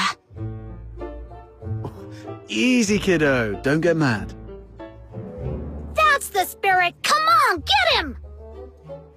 Whoa! Calm down. There's no need to resort to violence. What do you say we split it 50-50? Sound fair? Got a bit of a temper, have we? Perhaps you could talk some sense into your friend, young lady. Sure, but I'm not really familiar with the way you fox hunters handle things. No worries. You're a polite girl. I forgive you. We're sorry for not knowing the rules. So, as an apology, Mr. Outsider, we'll let you make the first strike. What? Hold on. Even if it's 2-on-1, there's no guarantee you can beat me, am I right?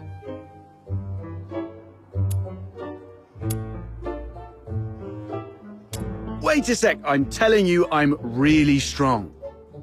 No fox hunter around Ice Lake can best me. Ever heard of Chief Sibylle? I'm a match for her.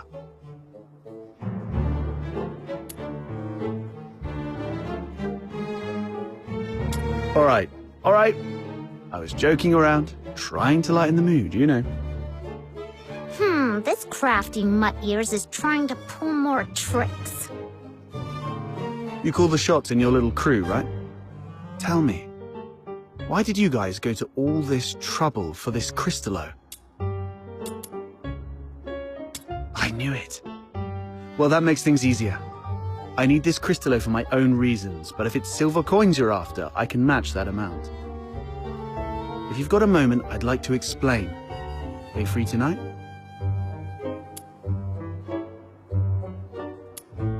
Oh, that's easy. With Snow as a witness, he won't be able to weasel out. Besides, Camilla mentioned he's got a terrifying relative at home he's really scared of. Just threaten to air his dirty laundry right on his doorstep, and he'll be begging for mercy in no time. Mercy, please, your Demon King. You can rest assured, everyone at the Asphodel knows me. Well, I've still got things to take care of here. You kids can go ahead without me. What are you up to? See these packs? If it hadn't been for this monster, their owners might be chilling at the Asphodel, sipping drinks and swapping stories. I want to see if I can identify them and return their belongings to their families. Now that I'm here, I can't just leave it be. Thank goodness it was you Daemons that broke in today. If it had been ordinary folks, they might have ended up just like them. Daemons? Those Charons who've undergone an awakening and gained special powers like us. How come you're as clueless as a newly hatched quail? I bet even that little white button mushroom beside you is more informed. Of course! Snow's really smart! Wait, what did you just call me? How rude! That's not rude, I'm just being honest. My heart is as genuine as this crystallo. I won't descend to arguing with small potatoes like you. Come here, my little minion. Let this Demon King enlighten you. Simply put, awakening is a stage of growth every Charon goes through, usually around adulthood. During awakening, their body emits a very bright light. You must have some memory of it.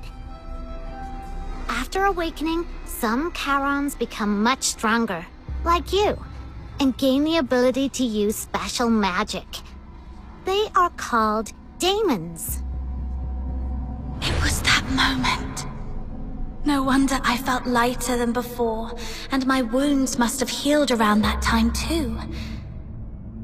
As for my magic ability, could it be resonance? Daemons are rare, so you guys are lucky ducks. Most Charons aren't so lucky.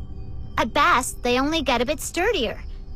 It's said that some may even turn into scary monsters, though I've never seen it myself. The button mushroom covers about most of it. Ordinary Karens might be able to handle small filthoids if they give it their best shot. But huge ones, like the one we just fought, are deadly for them. They were just trying to complete a commission. No. They were just trying to survive. Well, off you go. I'll handle the rest here. I'll be back a bit late. Might miss the Asphodels' closing time. Come and find me at my place. It's among those shabby houses south of the city. The one with the little bird drawn on the door. And come alone. Don't bring anyone unrelated.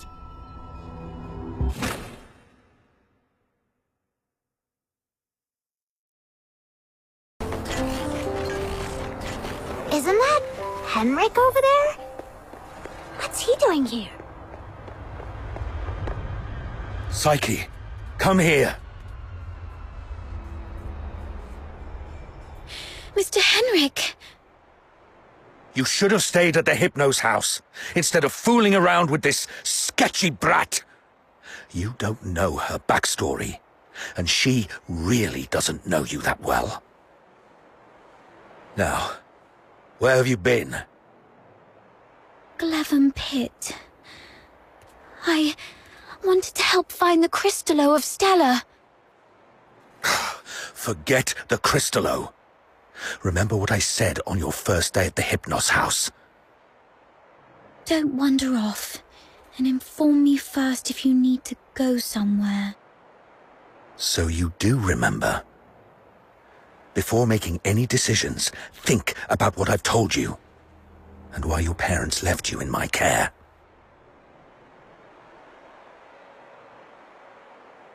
If anything happens that messes things up, or if people start asking questions, you know what's at stake. I'm so sorry, Mr. Henrik. You're a good kid. Just don't let this ever happen again. As for you... tend your own garden, and don't drag irrelevant people into your business. It's better for everyone. She is not your daughter. Even if she were, you shouldn't deprive her of such simple freedoms. Do you know how happy she was during our little trip? That's my problem. For you, the thing to worry about should be where to crash after tonight. By morning, I expect you to move out. Let's go home, Psyche.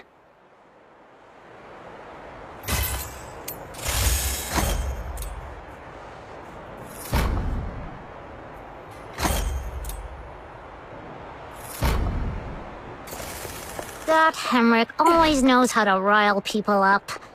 I just hope he won't be too harsh on Psyche.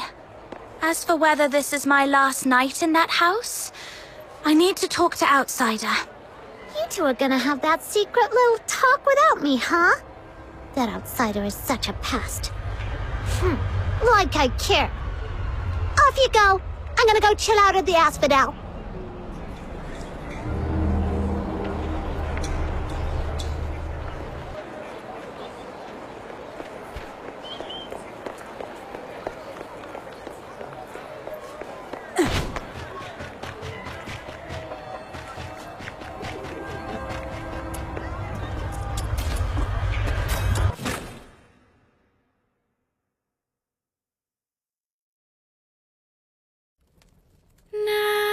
Nightingale, broken wings, you can weep, you can sleep.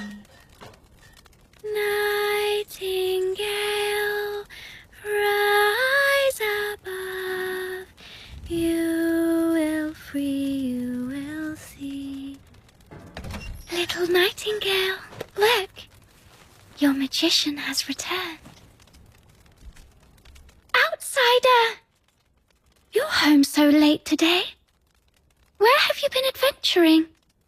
Was it in the dense woods where snow wolves prowl? Or the swamp witch's tower? I didn't go anywhere. Today is Miss Fina's birthday, so I stayed in Ice Lake. You always say so. Yet new scars keep appearing on your arms. but this time it's true. Look, I went out today to get this for you.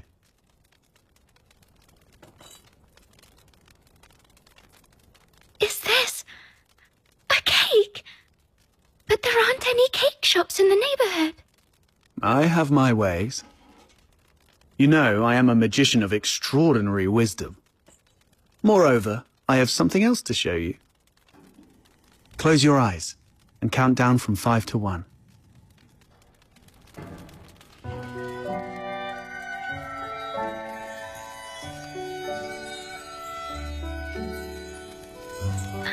Stars. Twinkling, shining stars. You read the story I wrote, didn't you? The nightingale yearned for the sky, but it was ever so dark. If only I could see the stars once, she wished silently, even but for a fleeting moment. Nights in Ice Lake are always so misty, so you conjured up a starry sky. Thank you, outsider. You are the greatest magician. Seems your castle has a visitor. I'll go have a look. Hey, you're here. Come on in. Who is this lady? A new friend of mine. Sort of. Pleased to meet you. I'm Fina, outsider's sister. Are you all right? I'll get you some warm water. It's okay, I'm fine. Just happy to have a friend of outsiders over. Would you like to join our tea party? We'll have sweet cake. A tea party? It's just water. Don't get hung up on the details. Just play along.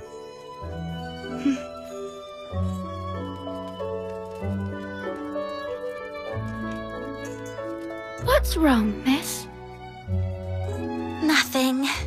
It's just that the cake is quite sweet, which reminds me of my family. She used to season food with lots of sugar.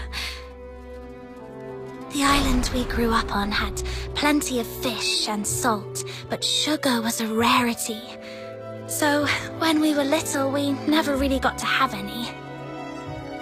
She's only a few years older than me, but from a young age, she began working as a helper for the neighboring fishermen. One time, that fisherman somehow got his hands on some imperial supplies, including 2 jars of sugar, and she traded half a month's wages for 1 small jar. It was the first time she got hold of any sugar, and she didn't know how to use it. Simply knowing that it was something valuable and delicious, she poured it all into the fish stew. By the time we grew up and started earning more, sugar wasn't such a luxury anymore. But whenever she cooked, she'd still add a lot of sugar out of habit. Goodness, that sounds horrible. I can almost smell that fishy, sickly, sweet odor. She owes you an apology. Or at the very least, she owes the sugar and the fish an apology. No, outsider. You're missing the point of the story. I believe that lady who always used a lot of sugar was also a great magician. So, in our guest's eyes, everything related to her was wonderful, even the unbearably sweet meals. Okay, whatever Fina says. So where is that girl now? Perhaps you can bring her some cake. Let her know what normal sweets taste like. We got separated and lost each other yesterday. Or maybe longer ago. I'm not sure.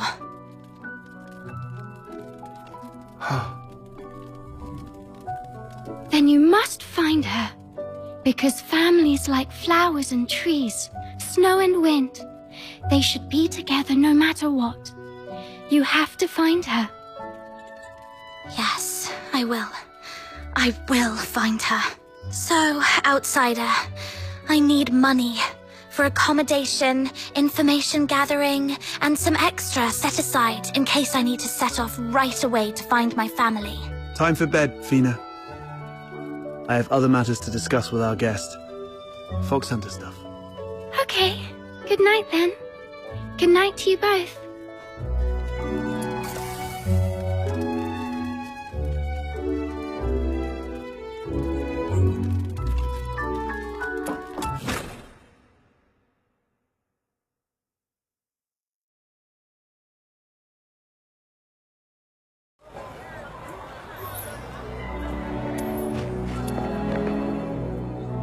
Get down to business.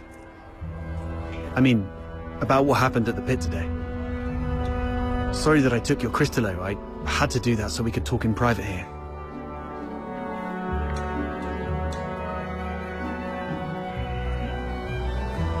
Nah, she's fine. That little button mushroom's full of hot air, but she understands what's important.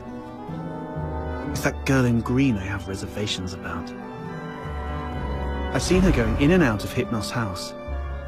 I don't know if she's just a regular lodger or some kind of assistant to Henrik Ethelred. I'll cut to the chase. I don't trust Henrik Ethelred. I suspect he's up to something shady. Something shady? Like what? Do you know anything about the Crystallo of Stella, the stuff he's after? They're beautiful rocks that were popular for their looks, but that's not the whole story. In some countries, they're used for medicinal purposes. There was once a serious case of medical negligence involving Crystallo of Stella in Flagson province, throwing half the city into chaos. That's when they slapped a ban on Crystallo trading.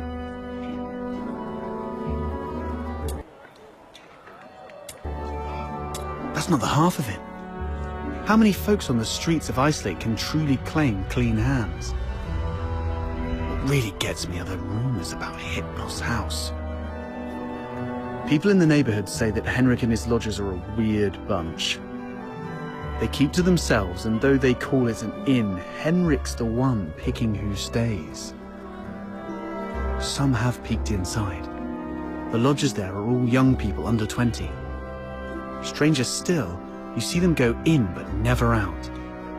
No one knows where those young lodgers end up. Yes, I've heard some haunted house rumors as well. Makes you wonder. But speaking of which, how did you get onto this? There's this fox hunter boy I used to work with named Hunt. He went missing a month ago, last seen by the scrap picker girl, right outside the Hypnos house. A couple of days ago, I went over there and ended up in a blazing row with Henrik.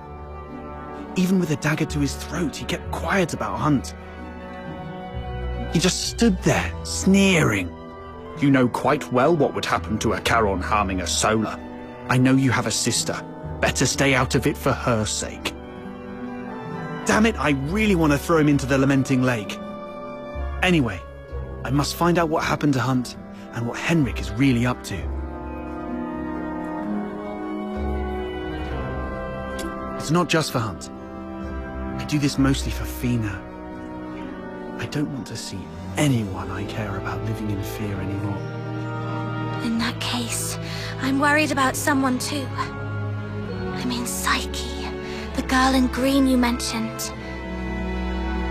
If anything happens that messes things up, or if people start asking questions, you know what's at stake. Whatever's going on with Henrik, that's not my business. But if he's really up to something, I'm worried Psyche might get hurt. Good. We have a common cause then. I was going to get the Crystallo from the pit, then use it as an excuse to apologize to Henrik and take a look inside the inn. I thought no one would take the job, so I went off to sort out a cake first. Didn't expect you newbies to throw a curveball. How about we strike a deal? I can get you something that you really need. An identity. A pass that allows you to move freely in Hyperborea, except for the inner city behind the watchtowers, which is reserved for the high and mighty. Many are willing to offer you money, but few would risk their lives to get you this.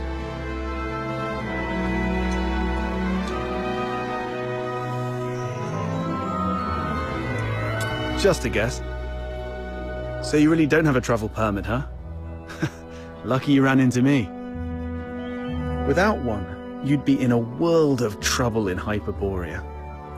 Unless you choose to hide in a shadowy corner all day. He's fishing for information.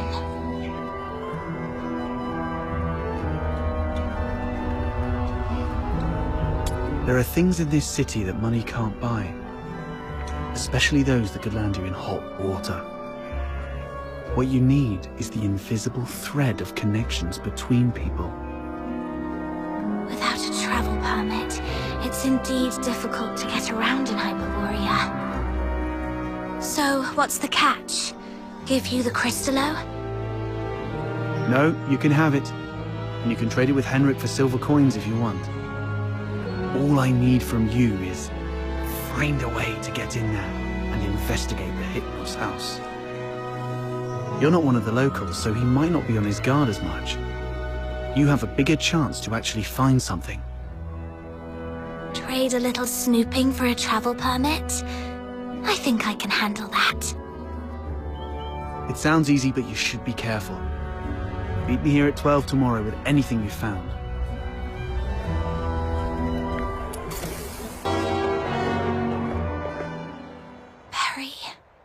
So much has happened today. Can you see the moon from where you are? The very same moon that I'm looking at? Tomorrow, we shall still be brave and live on. It's...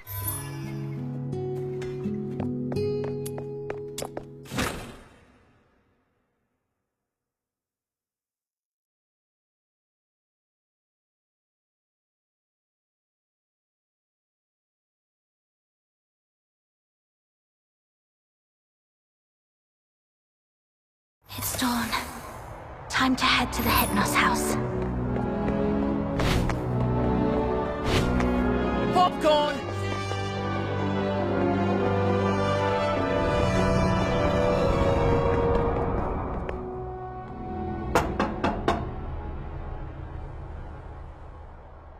It's me. What are you doing here? Didn't I ask you to leave in the morning? I've got what you were looking for. The crystallo of Stella. No one asked for you to come here. Go to the asphodel and give it to Camilla Scarlet. I'm not from here. I'm not familiar with Ice Lake's ways. Where I come from, a deal means cash in one hand, goods in the other. If you're not interested, Mr. Henrik, I might just go looking for another buyer. Come on in.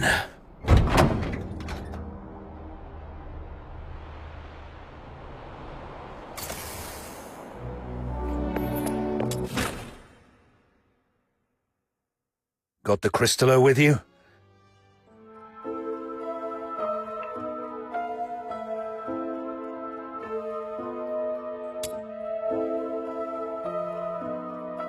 I'll need to check it in my office. You stay here. No snooping around. Understood?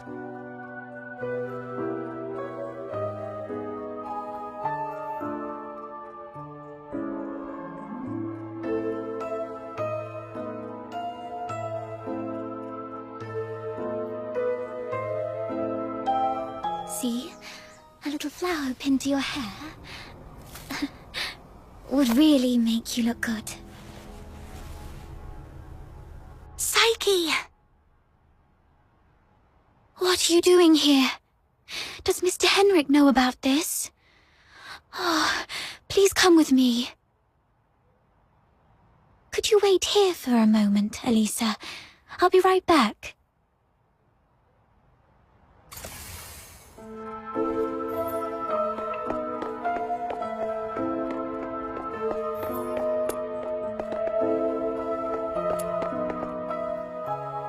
Henrik doesn't allow outsiders to come in, and you two got off on the wrong foot back then.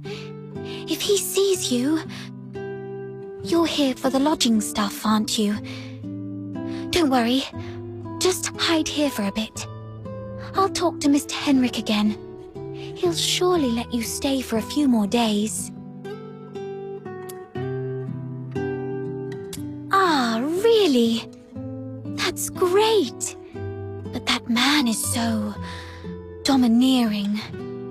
How did you make that happen?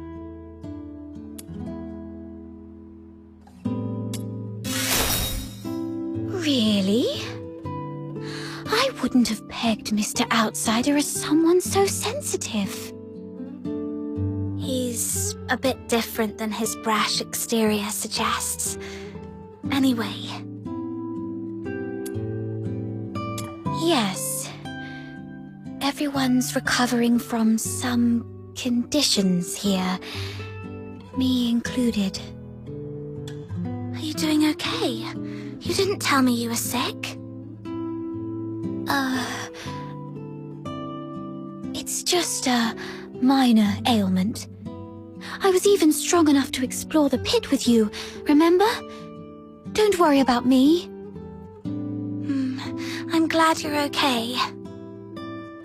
So, all the lodgers at the Hypno's house suffer from some kind of illness.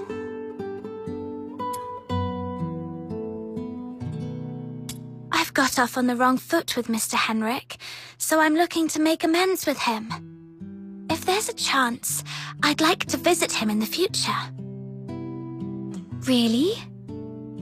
Mr. Henrik is almost always at home. You're welcome to visit any time, if he says it's okay.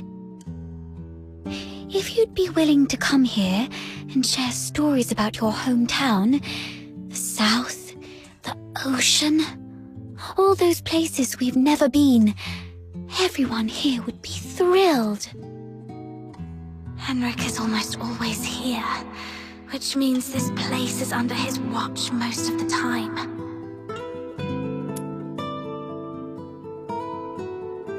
Mr. Henrik seemed quite upset last night. He didn't give you a hard time, did he? No, I'm fine.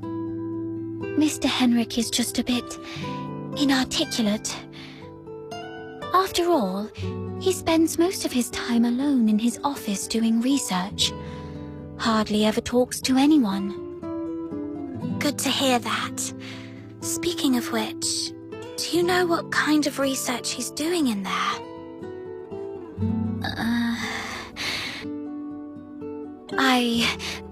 I don't know.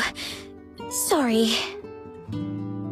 That's all right. I was just curious. Psyche is withholding something. Must be on Henrik's demand. Better not push her. Mr. Henrik should be out any minute now. I better go downstairs.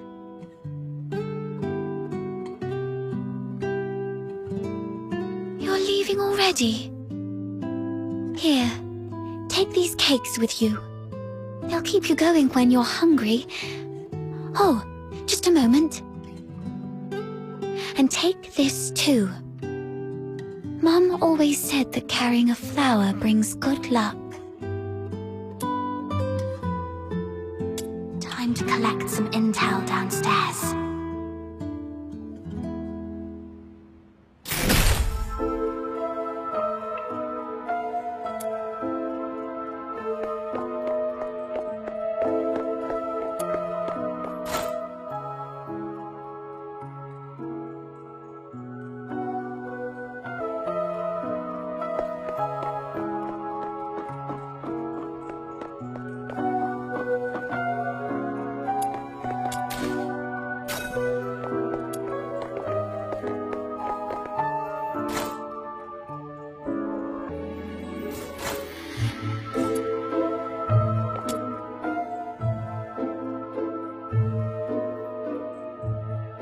Don't touch that door!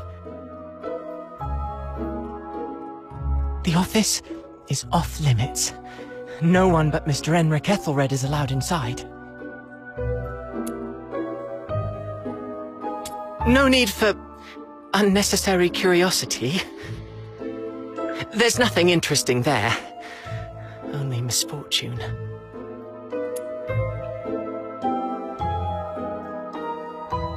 Cleaning, dusting. Every day, every shelf, every door.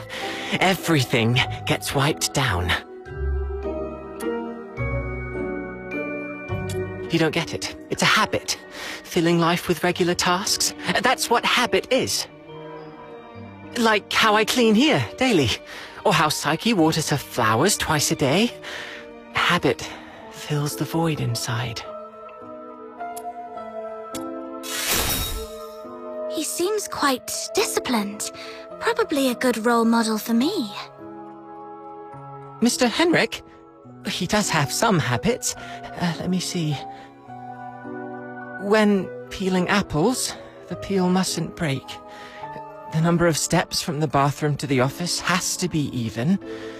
Every month, he goes out at precisely 8 p.m. on the 20th, then returns to double-check the door lock 3 times. These habits are quite personal, though.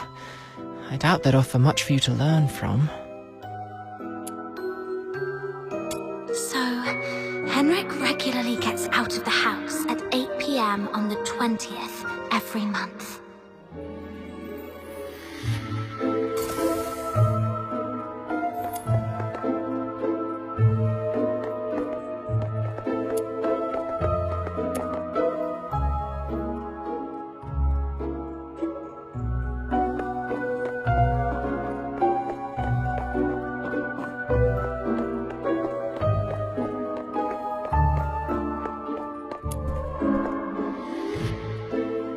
Why?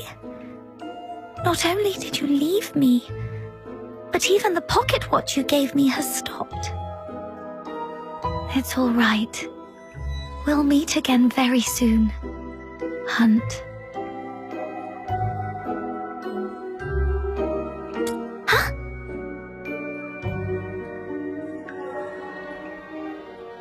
Who are you? I haven't seen you before. Are you from the outside? Were you eavesdropping?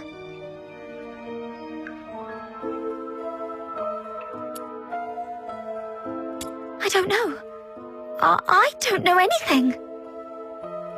Please, stay away from me, or I'll scream! Outsider was right. Hunt, the missing fox hunter, used to live here. But the lodgers here are tight-lipped about his whereabouts.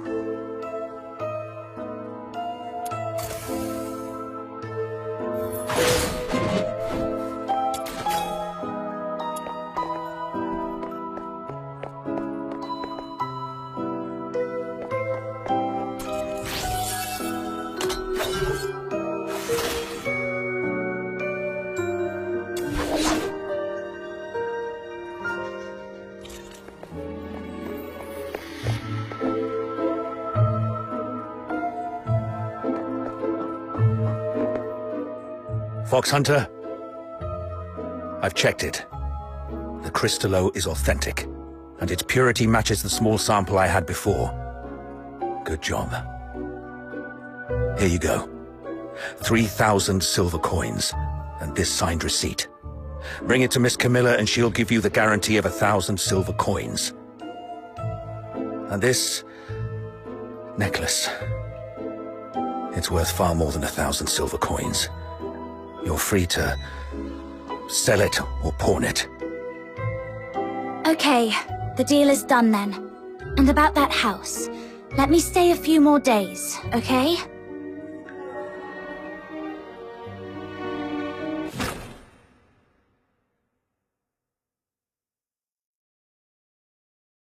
Though I couldn't get into the office, Treasure the intel, I've never managed to miss gather the some thrill. useful intel. Time to see Outsider.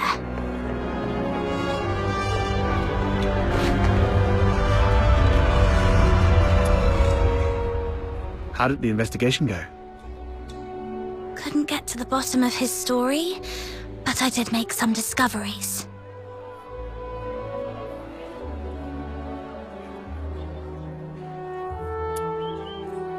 That's Henrik's office. The lodgers say it's off limits. Nobody but Henrik himself can get in. The door is securely locked and watched. Plus, Henrik himself is in there. I didn't want to be hasty. Smart decision. If Henrik lost it, who knows what might happen. But the locked door isn't the only entrance to that room. When I left, I scoped out the house. It appears the room connects to the chimney on the roof. That's impressive. I'm glad I found you to team up with. So, we just need to find a time when Henrik isn't around.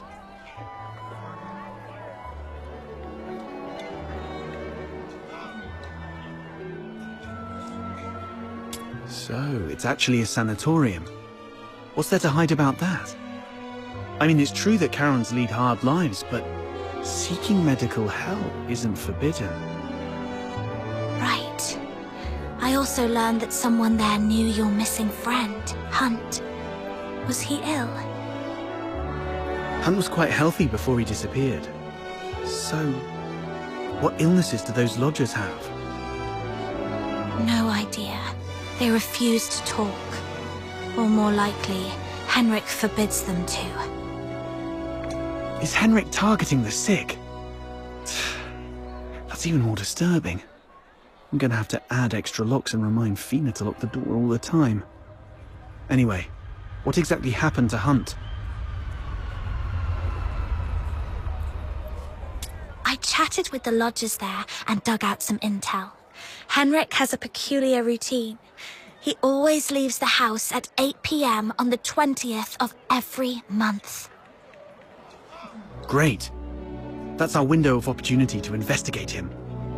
We need to figure out how to secretly follow him. Or sneak into the Hypnos house.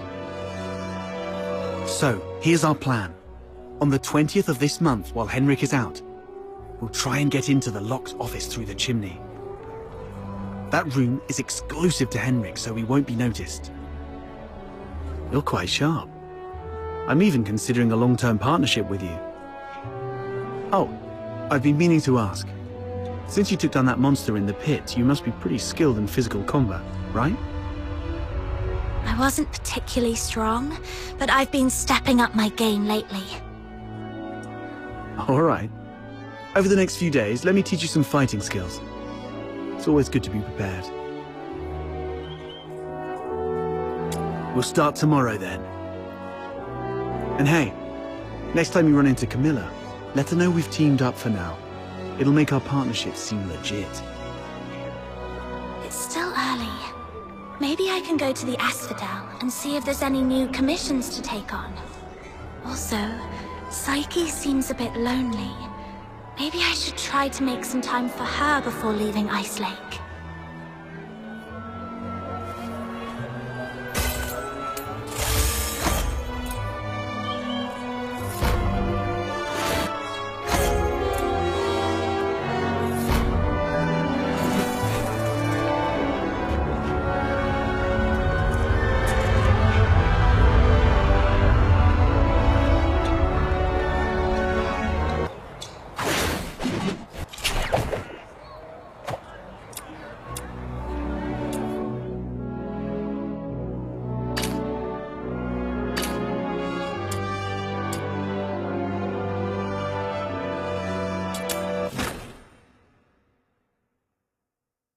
My venom is surging like...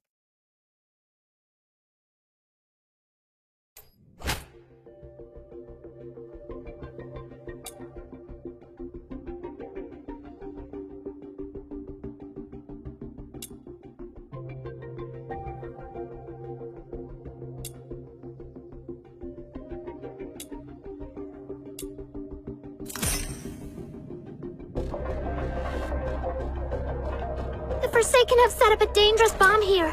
If we don't destroy it, everyone's lives will be in grave danger. The client mentioned 3 members from the Forsakens are behind this explosion.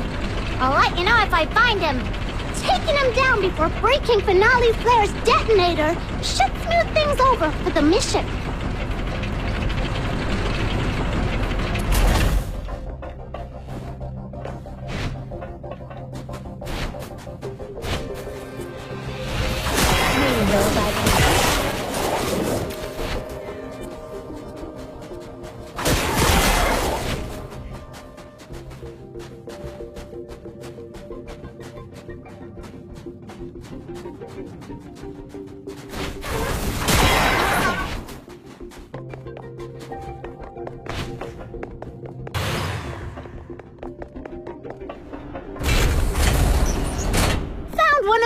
soldiers of the Forsakens! The client asked us to prevent finale flare from blowing up, so...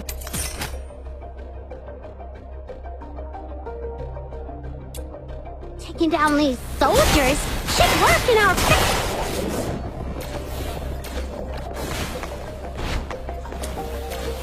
Your money or your life!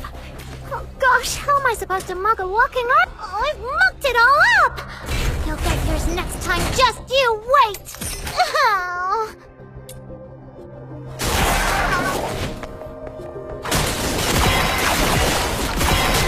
Farewell.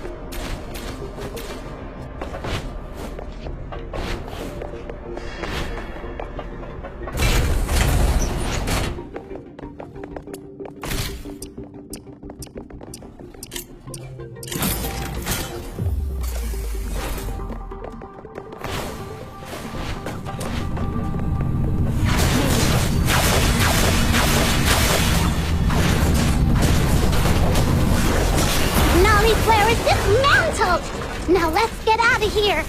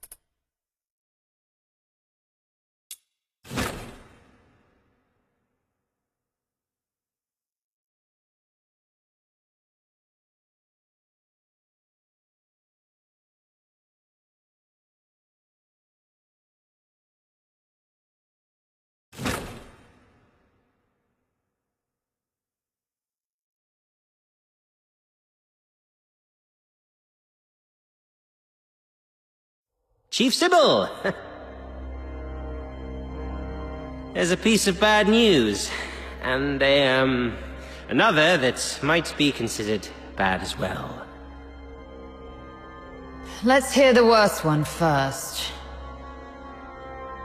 The unit left on Purgatorio Island has been searching the area for 3 days, but they've yet to find any trace of that girl who was with Number 0.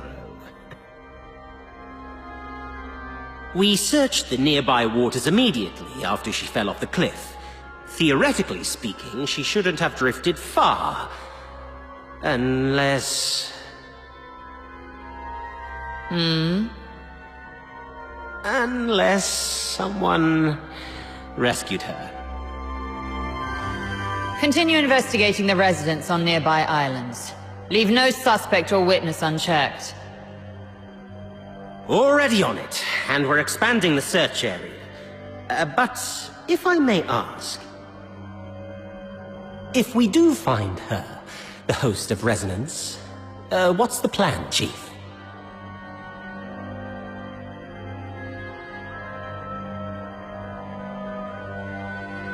A fully awakened Resonance can exert control over any daemon, but that power hinges entirely on the host's will. Which means, if she won't cooperate, then capturing her does the Empire no good. Worse, it could become a threat, just like last.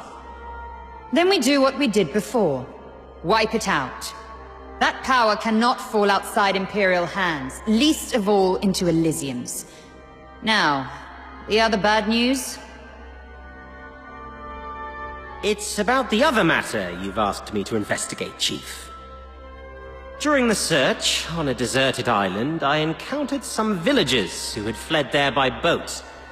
And then we discovered something quite intriguing. It's as if you were tasting a bowl of ordinary thick soup, only to find the spoon you had just used turned from shiny silver to a dreadful black. Cut the fancy talk. Get to the point.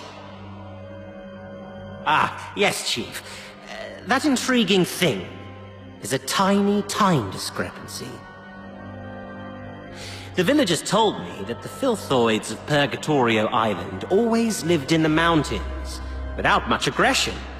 But 2 days before our arrival, they suddenly went berserk and started attacking the villagers. 2 days before our arrival. It appears you've already figured it out, Chief. Quite a coincidence, isn't it? Due to a last-minute change of plan, we arrived 2 days later than initially scheduled. The only force capable of manipulating filthoids is the Forsakens. Whoever it is, the 13th Legion has been compromised by unwelcome elements. After all these years, those worms have started wriggling again. It's time for a thorough extermination.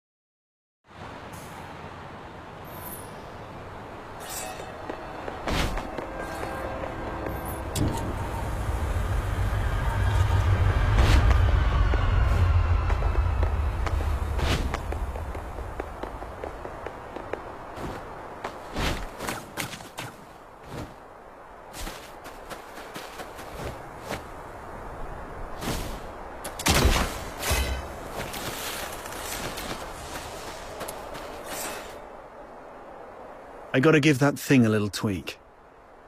It's still early, so why don't you do some casual practice on those beasts nearby? Just don't wander too far. Button Mushroom is in town keeping watch for us. I've already set up some traps. They may look like junk, they're made from scrap after all, but they work quite well. Be careful with them though. They aren't made of the sturdiest materials and might break if you step on them.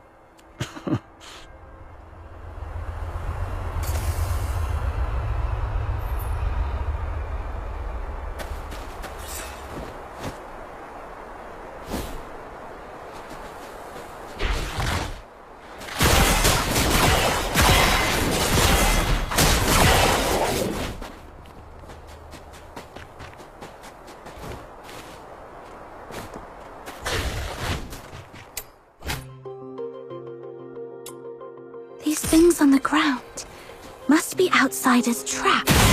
This is really something. I didn't know Outsider had such a knack for this.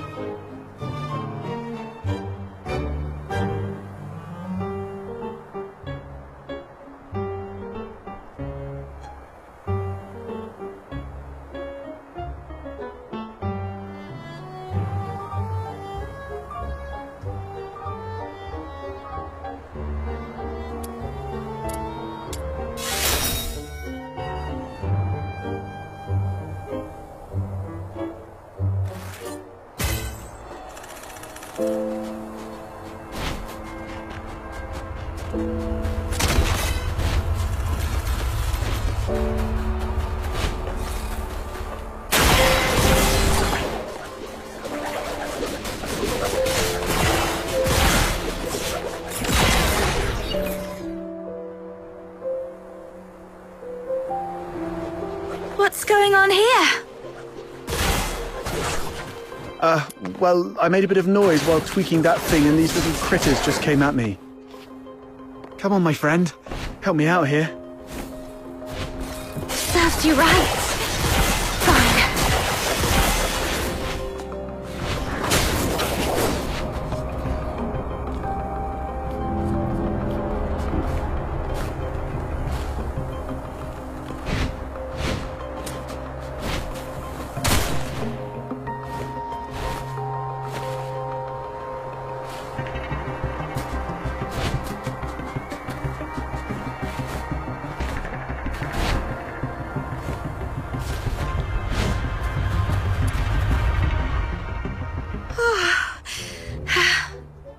Not bad.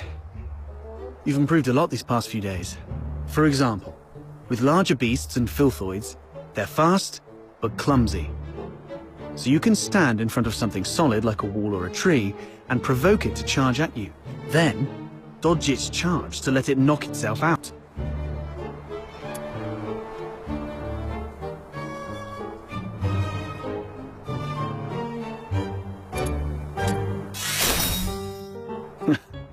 Naturally. It's a trick I picked up growing up tough. It's the same with these enemies. An enraged person isn't much different from a beast. Alright. Those random critters weren't much of a challenge for you. Now let's find you a worthy opponent. What's this? Is it your voice howling in there? A piece of scrap metal I picked up from the scavenger girl. It's tougher than it looks, and those filthoids can't easily smash it. I've stuck a loudspeaker inside to lure them. Ah! Look! Here they come!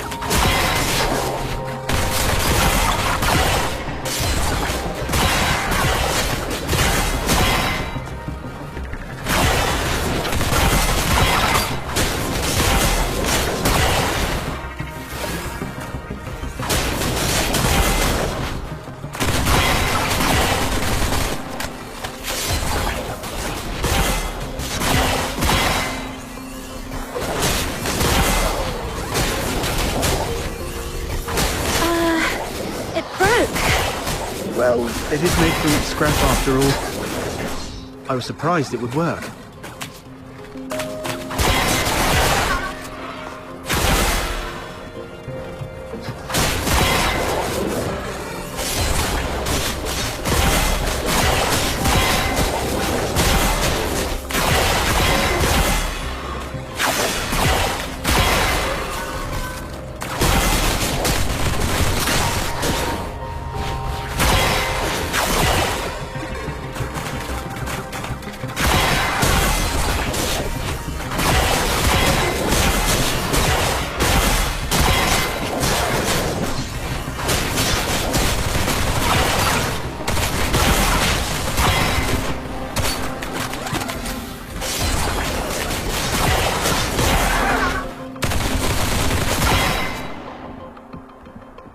Not bad. Your combat skill has gotten sharper than I thought. So quickly you've become a fully fledged fox hunter. The young nowadays do have talent. The sun's going down. Let's go. It's time to meet Button Mushroom. I wonder if everything on her side went smoothly.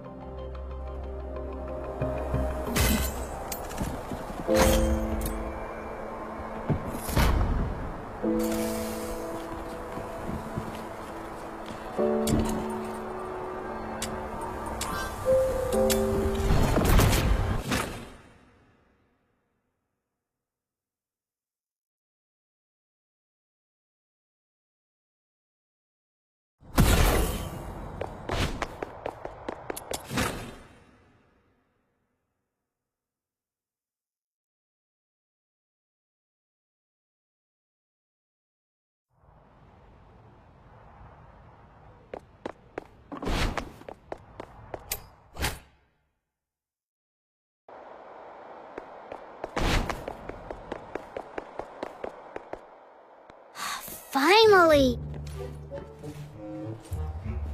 You're such a past outsider, making me stand watch here. This Demon King's great talents are meant for leading hunts, not keeping tabs on that gloomy man. That's because you have a special gift for acting by stealth, Your Majesty. Look at us, all big and clumsy. We'd be spotted by Henrik in no time. Smart of you to have recognized my greatness.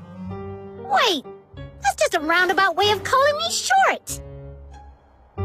No, not at all. You're the tallest and mightiest.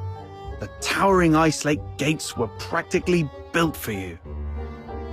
Shh! He's coming out.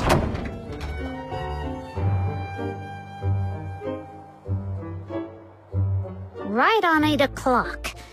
If he ever changes careers again, he could offer time-telling services in the town square.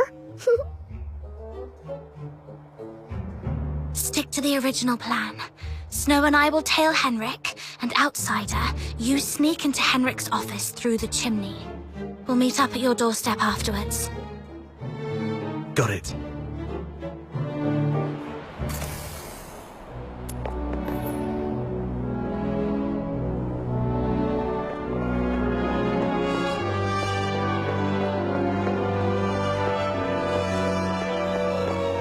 Minion, hurry up! Shh! Keep it down, or he will notice us.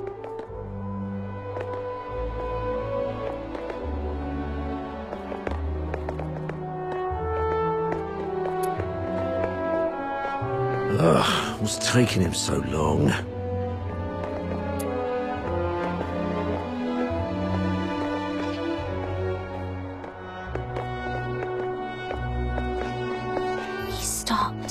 We need to find a place to hide.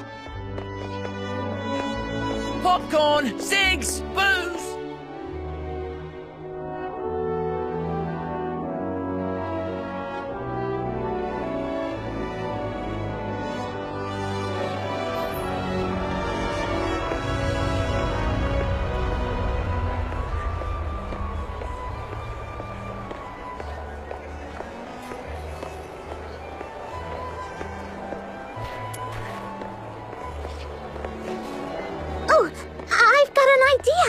We hide inside this big guy and follow him without making a sound. Then tell me how you're planning to sneak inside without the soldiers noticing. Well, Oh, look! Henrik's leaving! Let's go!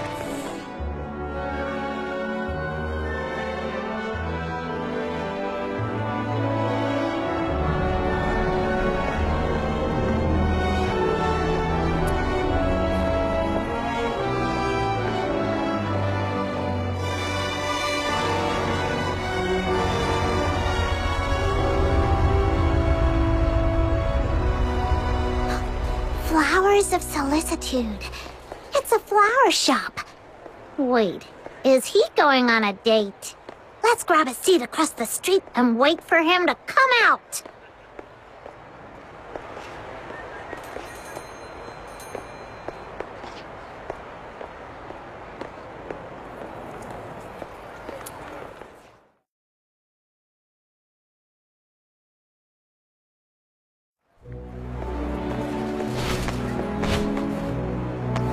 My name is...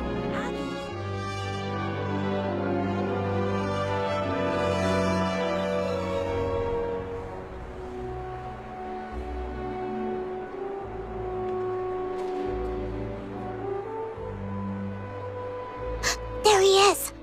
Can I get you two something to drink? Oh, we're good. Just, hanging out and enjoying the view. Isn't the sunlight lovely tonight? Well, nothing pairs with a good view like a good drink. We've got all kinds of coffee, Ice Lake's own boreal berry juice. Oh, and how about our newest special, rich, creamy pickled herring soup? No thanks, we've got something. Wait, where's Henrik? Oh, I think we lost him. Let's ask the florist and try our luck. My name is Annie.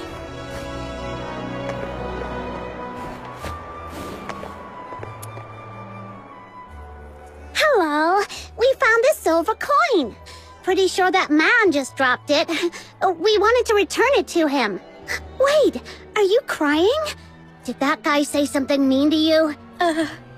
No. It's just some violet pollen in my eyes. Thank you for asking. If you mean the gentleman in white, I believe he's by the pond, northeast of here. Got it. Thank you. Wait, You... Are you talking to me? no. I might have mistaken you for someone else. Sorry.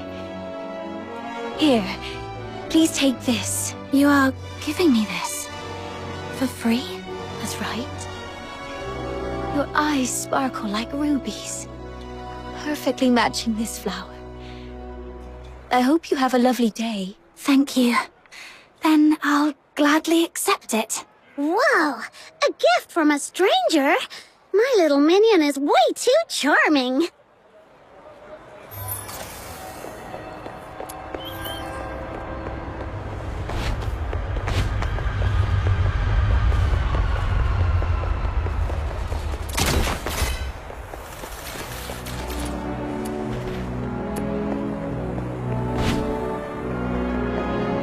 I hope it will bring some...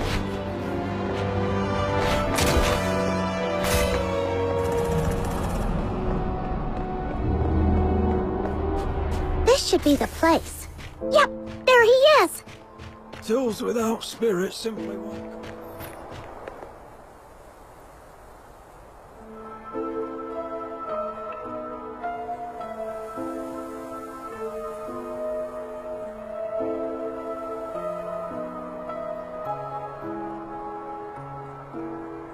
Did you see that? Henrik just threw something in there. This has gotta be his horrible secret. You stay here. I'll go fish it out.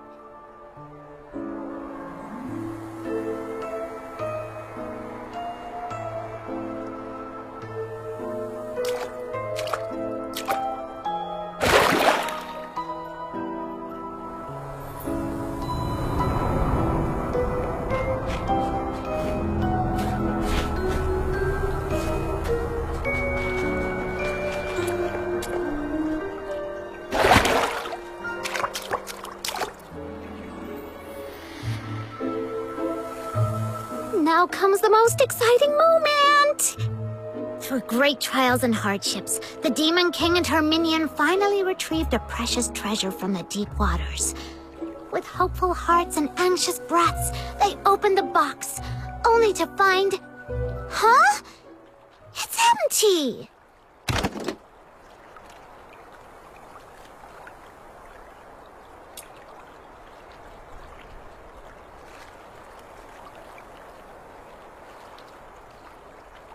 No, it's not really empty.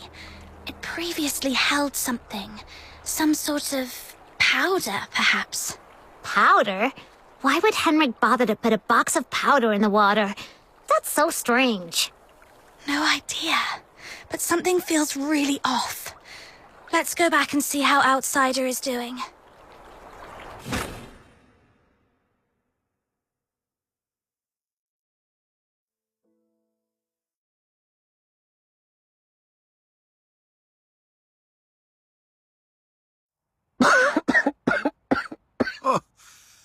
I got all covered in soot. Fina's going to make a fuss about it when I get home. Anyway, finally made it in.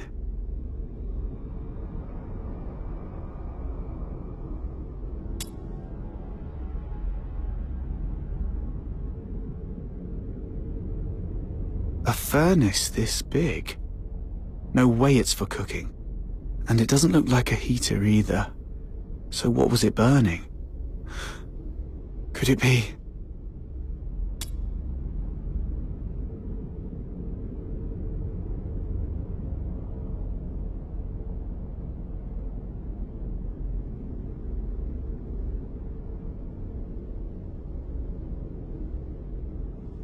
The Slumber Project. What's this? September 3rd. Carolina Brown. October 29th? Hunt Clark. Hunt. Don't tell me he's already... November 25th. Psyche Frey. Mr. Henrik, you're back. Here's a cup of hot water for you to warm up a bit.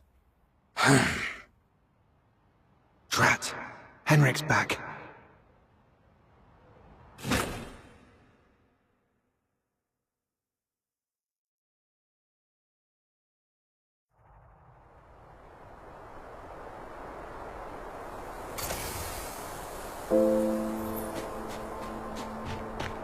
Tools with those.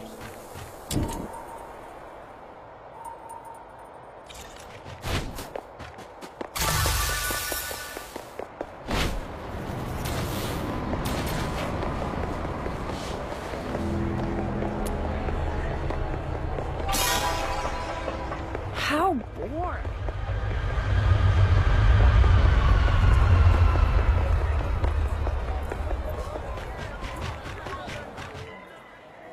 Are you saying Psyche is in danger? Hunt appeared on that list after he went missing. I fear things didn't end well for him. And I'm worried your friend Psyche might be next. Henrik came back at a bad time. If I had just a few more minutes. It's my fault. I wasted too much time with that chimney. Damn it. I knew he was up to no good. What do we do now? Psyche is a good girl. We have to find a way to save her. I'm going to the Hypnos house right now. Don't rush into it. We still have 5 days. So let's go back and get prepared first. No, it's always better to act sooner rather than later to save someone. I can't just... Just stand there, helplessly watching her leave. Right? How did you know? Just a guess. You seem pretty shaken up, tossing all caution and reservation to the wind all of a sudden. She means a lot to you, doesn't she? Imagine being thrown into a foreign land all alone, feeling unwanted and helpless. Then someone reaches out and encourages you to hang in there for good things to happen. If this person were in danger, you'd do anything to help too. Maybe you're right. The bitterness of failure after trying beats the endless regret of, why wasn't I braver back then? But remember, being brave doesn't mean acting recklessly. Being brave is saying, I'm aware of all the possible endings of this path, and I accept them all. Then I tread this path with no regrets, and nothing will change my mind. Thank you. I've calmed down. I'll make some preparations. But tomorrow, I still need to go see Psyche. Don't worry, I've eased things with Henrik. I'll just pretend I don't know anything. Okay. We'll also need a plan after we rescue those lodgers. You're not familiar with Ice Lake, so I'll handle that.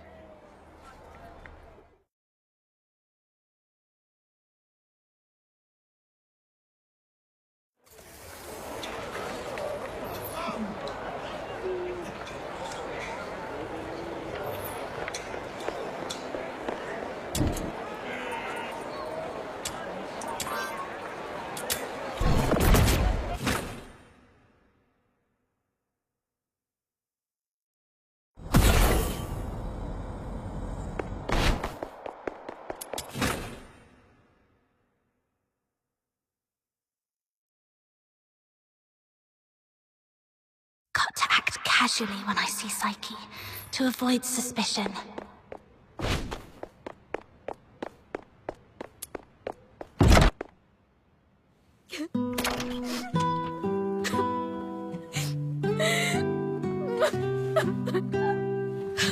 Psyche, are you crying? Sorry, What happened?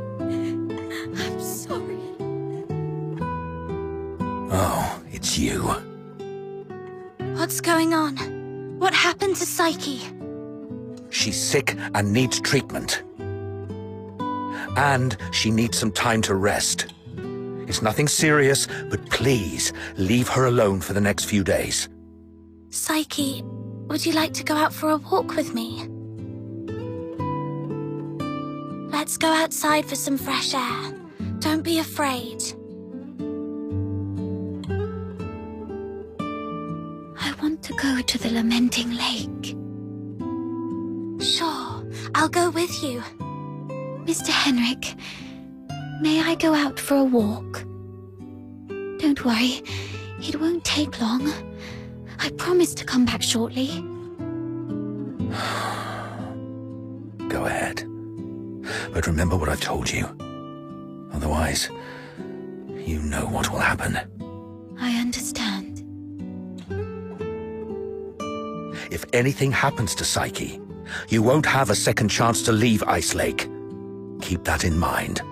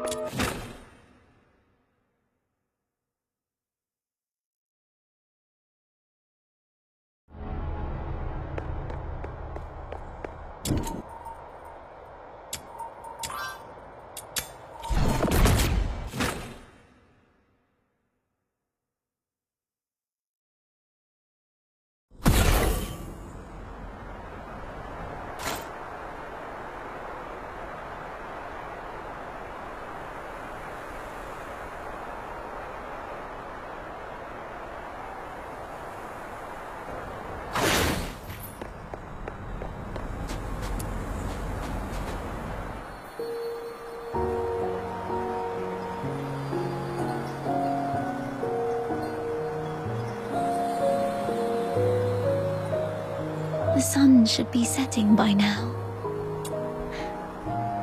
I wonder if Lamenting Lake looks as beautiful as it always does at this time.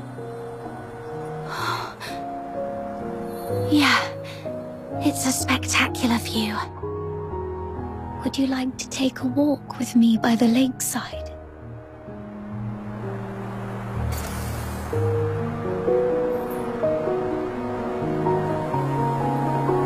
Be careful. The snow's a bit thick here. Could you go first, then? I'll follow in your footsteps. That way. Where Where does this river lead? I'm not sure. Maybe to the ocean? No. That can't be right. I remember reading that ocean water is salty. So, if this river connects to the ocean, shouldn't it be salty too? When I tried the water here before, it wasn't salty at all. Really? Let me try. What's wrong? That's freezing. My whole mouth just went numb. Let's head to the lakeside. When I was little, I thought if I just kept running, I'd leave Ice Lake behind. But no matter how far I ran, the lake never ended. This flower looks familiar. Really? Let me feel it. Ah, it's a star frost. Though the petals are smaller and the scent fainter, it's the same kind as the pot of flowers in my room. Would you like to pick it as a keepsake? No. Just knowing it's here is enough for me.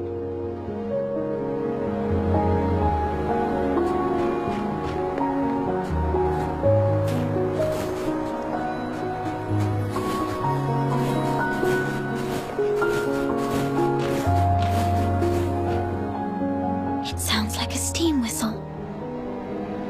Is there a train passing by?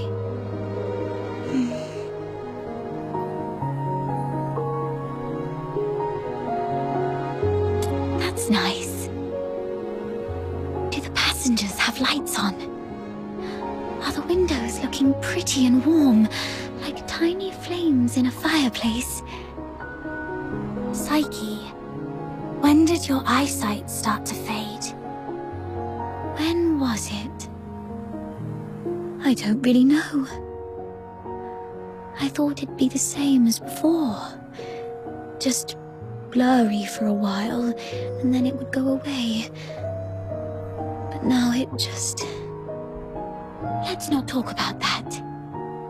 There's a place I'd like to visit. Could you come with me?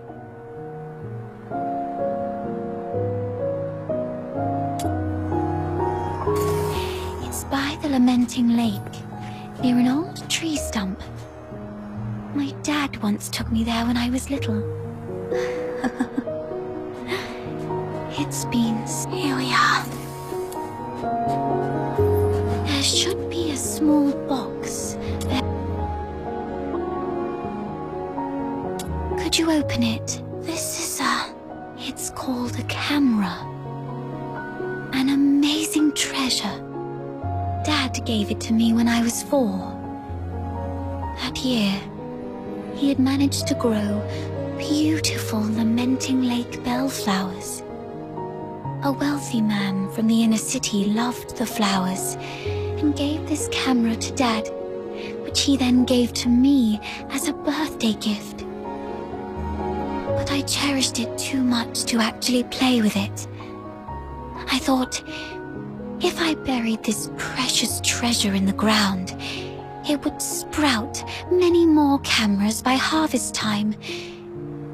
Then our family would become rich, and my parents wouldn't have to work so hard. So I came here alone and sewed it. I was quite silly back then.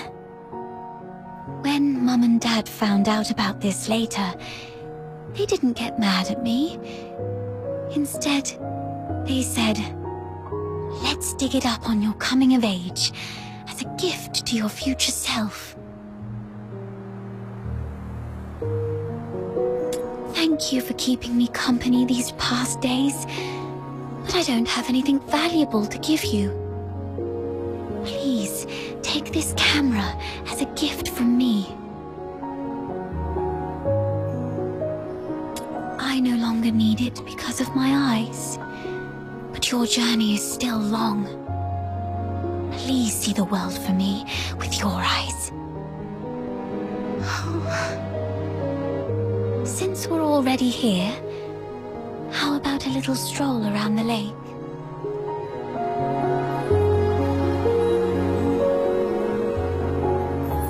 When I was little, Dad would sometimes bring me here for walks. Despite the occasional hide-and-seek with the filthoids, I always looked forward to coming here because I loved the floating ice and mountains here. And more so, I loved watching the trains roar by. You like trains? Yeah, I'm fascinated by their destination. The South. I've read that it's nothing like Ice Lake. The sun's warmer there, and you get to see seasons change. When spring comes, the ice and snow melt away, and there are flowers everywhere, even in the wilds. I always dreamed that if I could catch a train, I could actually get there. Dad told me it was not a dream we could afford. Because you're Charons? Yes. And also because Mum and Dad are just ordinary gardeners. We were poor and didn't have the means to board that train.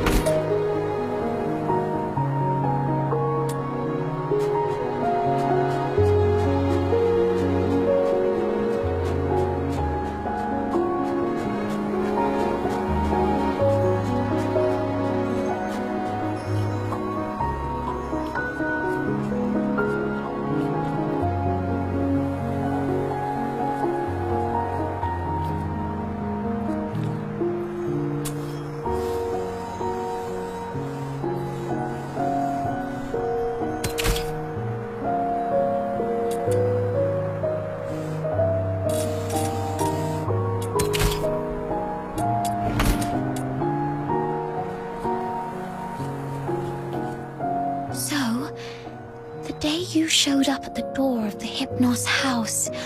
I was thrilled. I'd never met anyone outside Ice Lake. I've always secretly wondered what your homeland is like. Have you seen the ocean with your own eyes? Is it as large as 100 lakes put together? If only I could also see it for myself. Look at me. Almost 18, and still daydreaming like a child. Listen, Psyche. It can be more than just a dream. Besides Barry, you were the first one to be so kind to me. I've always wanted to do something for you. There's no one else here, so tell me, have you been under threat? You can trust me. No matter how scary the enemy may be, I'll protect you. I'm a stranger here. I can take you away, just like the day we went to the pit together. Once I find Barry, we can go to my hometown in the south, build little houses by the sea and grow flowers around our homes. When spring comes and the flowers bloom, your eyes will heal. Every day the sun will shine so brightly that you might even find yourself missing Ice Lake's snow. Oh, it might be a slight damper on your dream, but are you scared of bugs? The ones in the south are bigger and noisier. Thank you. I'm not under threat. It's just that I just can't leave Ice Lake, no matter what. What do you mean?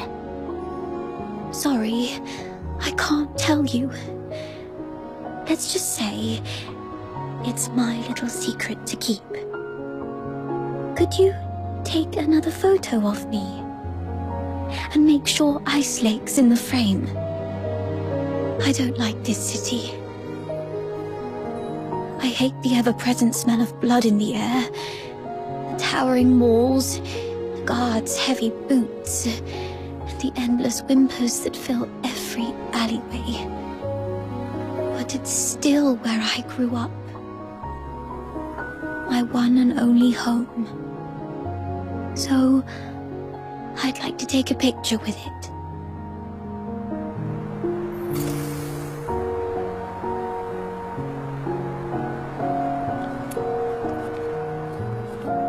Okay, look over...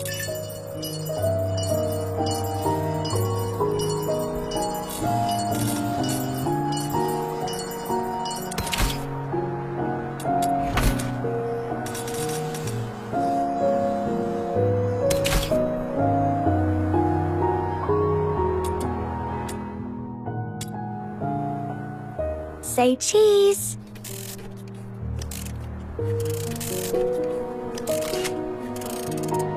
Let's take another one. 3, 2, 1. Psyche!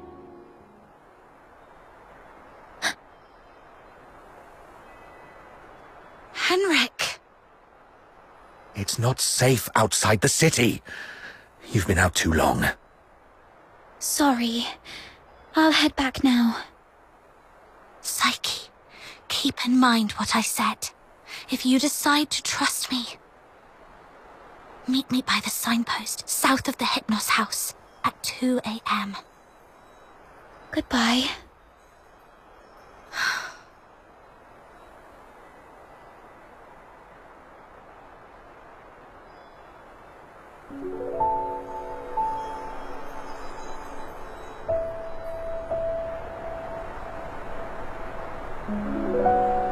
Can't believe Ice Lake. What does she... That guy over there looks familiar. Have I met him before?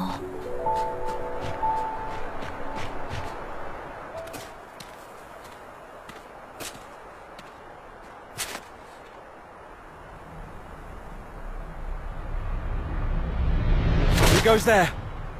Stay back, or I'll shoot.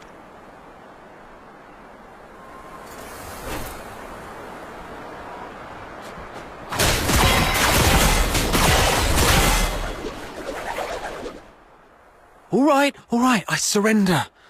But it wasn't me. I swear. It's you. All right, I trust you, Miss Camilla.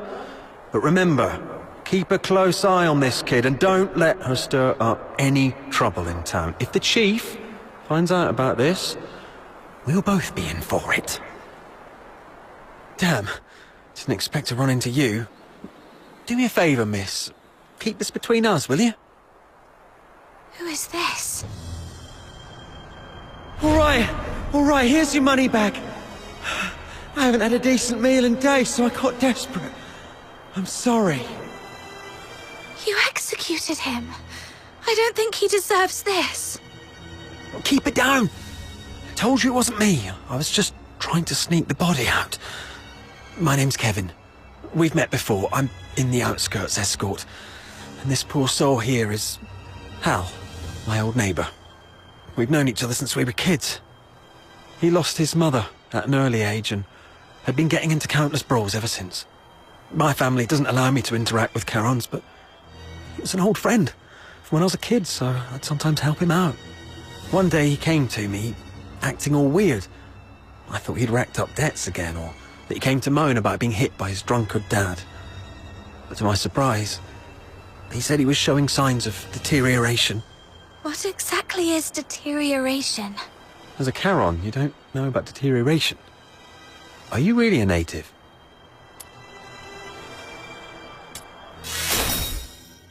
Oh, right. Camilla did mention something about that.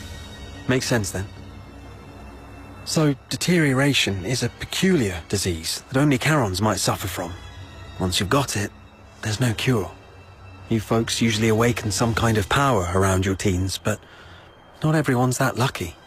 There are always a few poor wretches who somehow get it wrong and turn into filthoids, but way stronger than the regular filthoids out there. A whole escort might not even be able to take one down.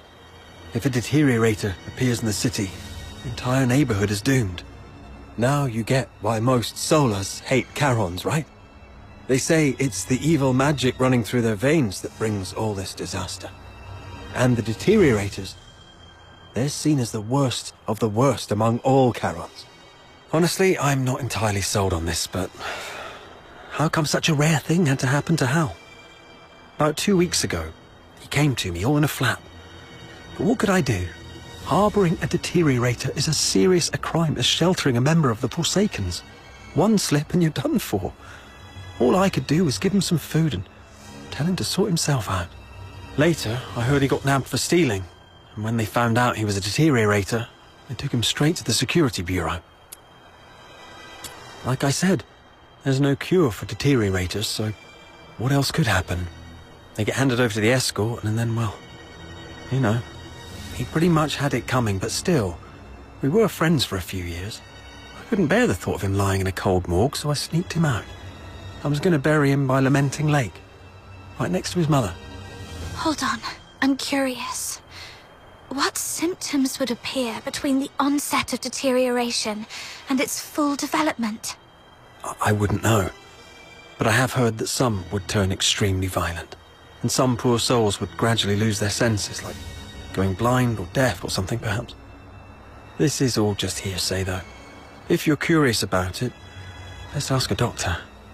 But it seems to me you've awakened already successfully.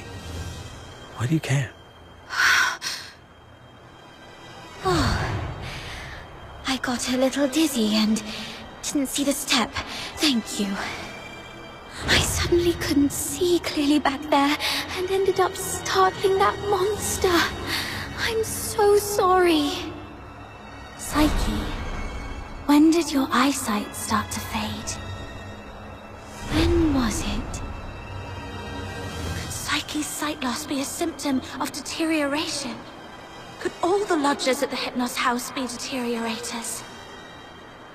Sir, I'd like to inquire about someone, and I hope you'll be frank and supportive. See this camera?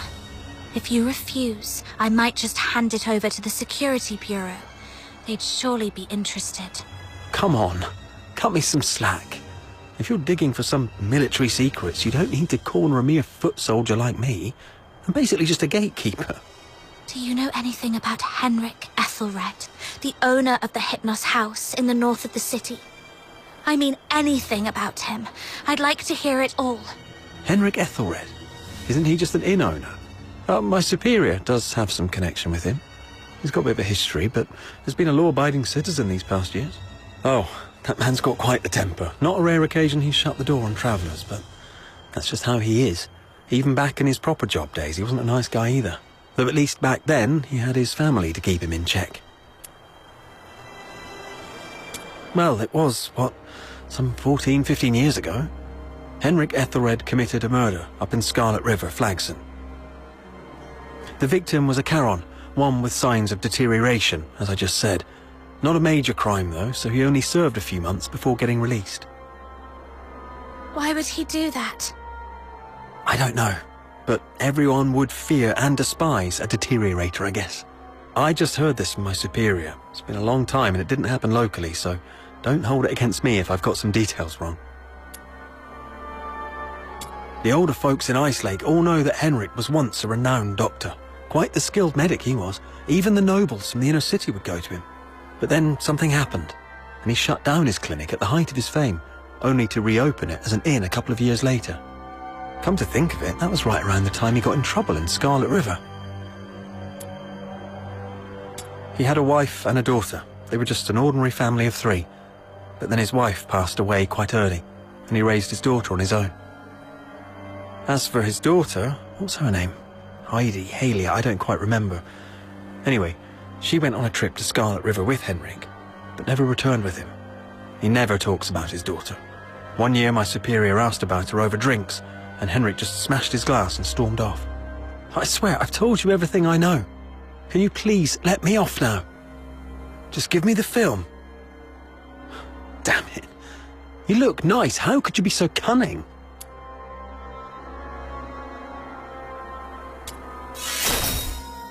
Well, take care, sir.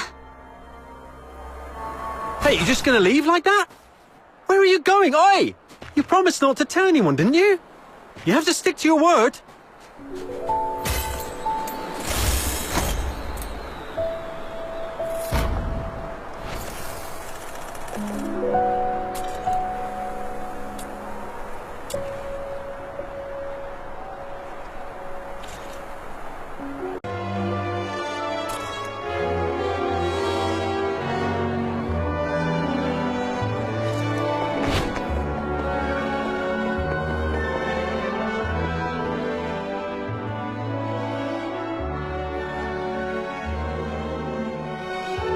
It is all set. I've squared things with a friend from the inner city. He will send his coach around here tonight. Once Psyche shows up, we'll take her out of town and lay low for a while. Henrik wouldn't dare rob a noble's coach. After that, we'll have to play it by ear. You really have a wide network, don't you? Ha! Gotta make the most of all the crap I've been through these years. But are you sure she'll come? I'm not sure. Anyway, if she doesn't show up, we'll go with plan B. We break into the Hypnos house and confront Henrik. Ha! Sounds like the story of a hero from some pulp novel. But don't get your hopes up. Even if we manage to save Psyche today, she won't last much longer. Remember the thing we saw in the pit? That's her inevitable fate. One thing at a time. Right. Speaking of which, aren't the deteriorators usually handled by the escort? What on earth has Henrik gone through to end up doing things like this? I might have figured out why. Henrik used to be a doctor, but he shut down his practice for some reason. He had a daughter, but she went missing in Scarlet River, and Henrik murdered a deteriorator in Scarlet River. Right. More importantly, these 3 events happened in the same year, so they must be connected.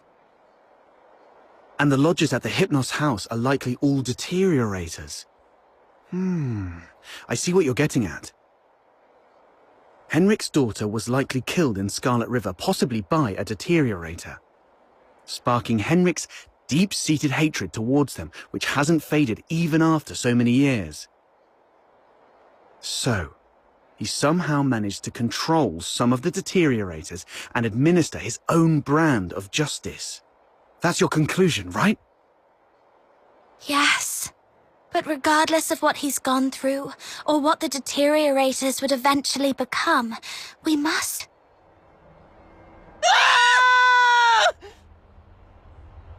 Did you hear that? Screams from the direction of the Hypnos house. Let's go.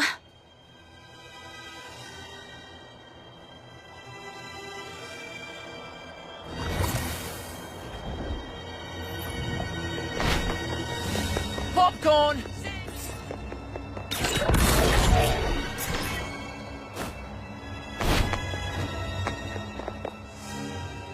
You're finally here! You've no idea how scary it was! Was that you shrieking just now? What happened? I was just keeping watch here as you asked me to, and just like you expected, Psyche came out. I ran to her, ready to take her to you. But she suddenly lunged at me, looking all scary. Lucky I was quick on my feet, but was that really Psyche? She was nothing like her usual self, more like a wild beast. Oh no, the deterioration started.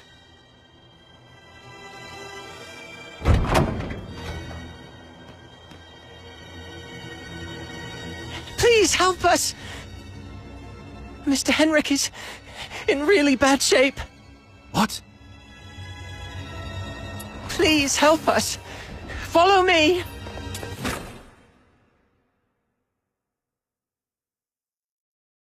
Over here! Mr. Henrik's in his office.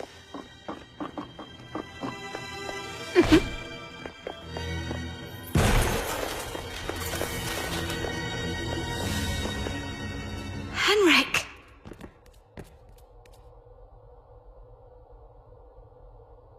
He's still breathing. Snow, see if you can find any bandages or strips of cloth. Anything. Don't waste your time on me. I deserve this. Please. You...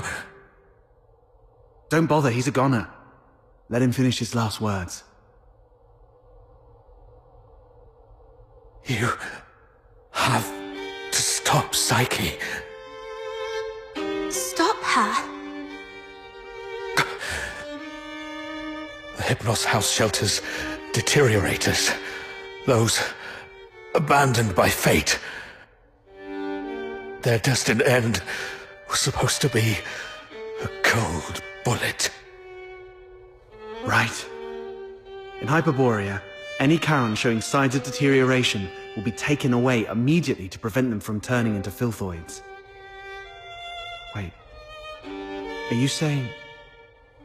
Their families didn't have the heart to see, so they hoped that I could help end their misery in a decent, gentle way. Just like how I sent away Haley. Are you saying the deteriorator who was killed in Scarlet River was your daughter, Haley? You know about that too. That was merely the last desperate struggle of a father in despair. We've been wrong about you all along. We're truly sorry, Mr. Henrik. Do not forgive. I brought them to sleep. This is my unforgivable sin. Then what happened to Psyche? I tried with the Crystallo of Stella, but still couldn't avert deterioration. I was supposed to let her go, like all the others. But that child was so special. She knew what was coming, yet she's always worn a smile. For months, she shone like a ray of sunlight in this God-forsaken place. Just like my Haley. I'm old. I couldn't do it again. So, in your hesitation, you missed the last window. Psyche lost her mind, attacked you, and ran away. How come... I can't believe all this. Your demons. You can stop that child. She has such a gentle soul. Hurting others is the last thing she'd want. Please. Save Psyche. Save my Haley.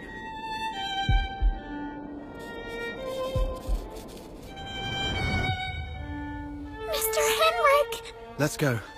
We must hurry.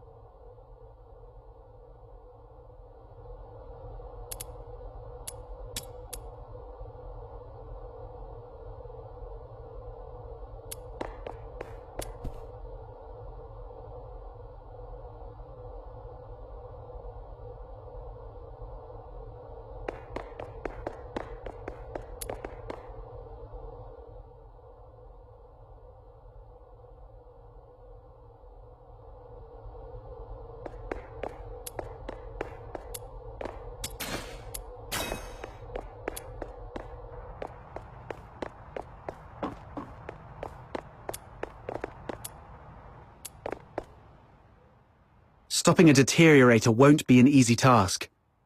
Make sure you're well prepared before heading out of the city to look for Psyche.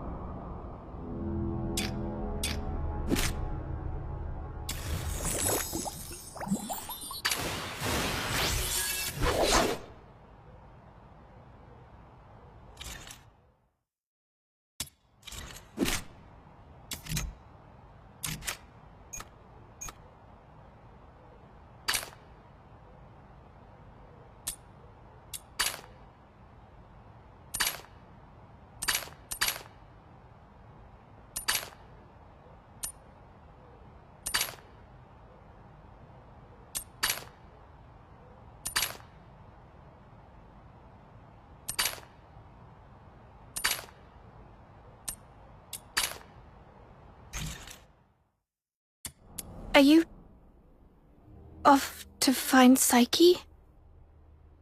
Please take this with you. Psyche often gave us flowers. Even though some of us can barely smell or see them clearly anymore, she kept doing it, saying flowers bring good luck. But by the time I wanted to return her kindness, it was already too late. Please bring this flower to her. It's her favorite. And let her know that everyone at the Hypnos house is waiting for her. I will. I'm going to do everything I can to save her. Or at the very least, stop her from doing something she'd regret.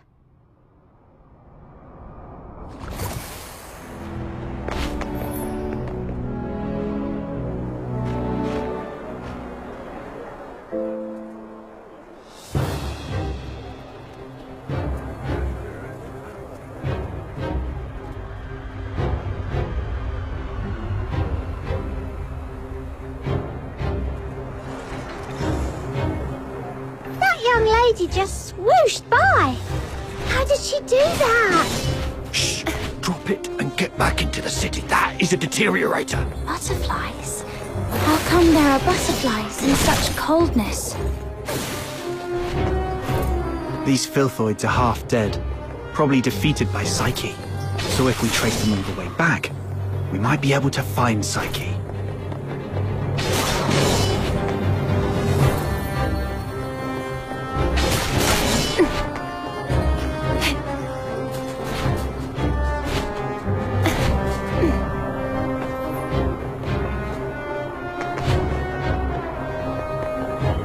It's okay. We already know where Psyche has gone. All we have to do is follow her trail.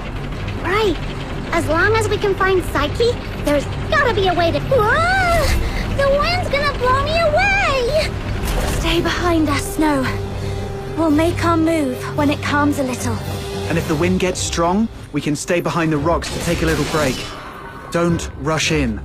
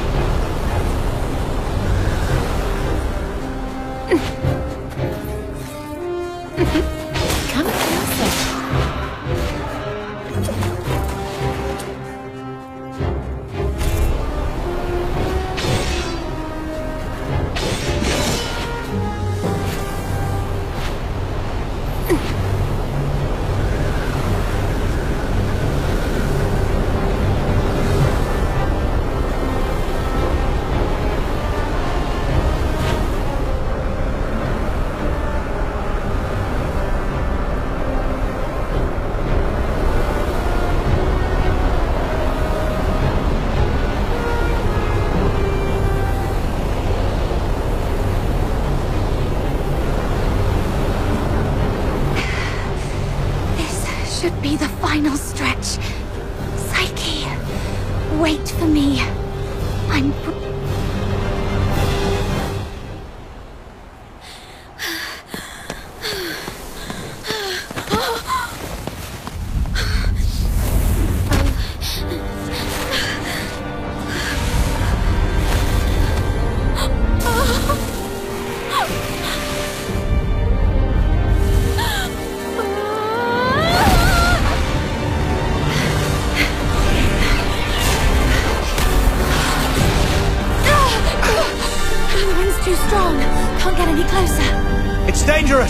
Stay back here! Damn it, we're doomed if this keeps up. She's lost her mind! Be ready to fight!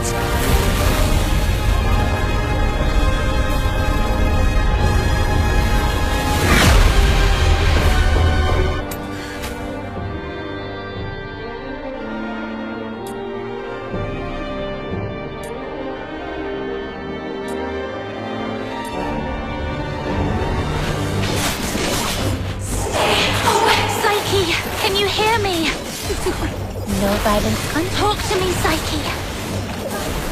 You said it yourself. There's so much you want to do. You'll leave Ice Lake for those unseen places.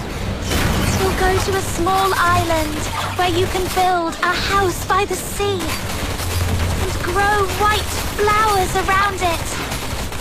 Talk about the snow in Ice Lake with your friends while shading yourself with a wide-brimmed sun hat. Talk to me, Psyche.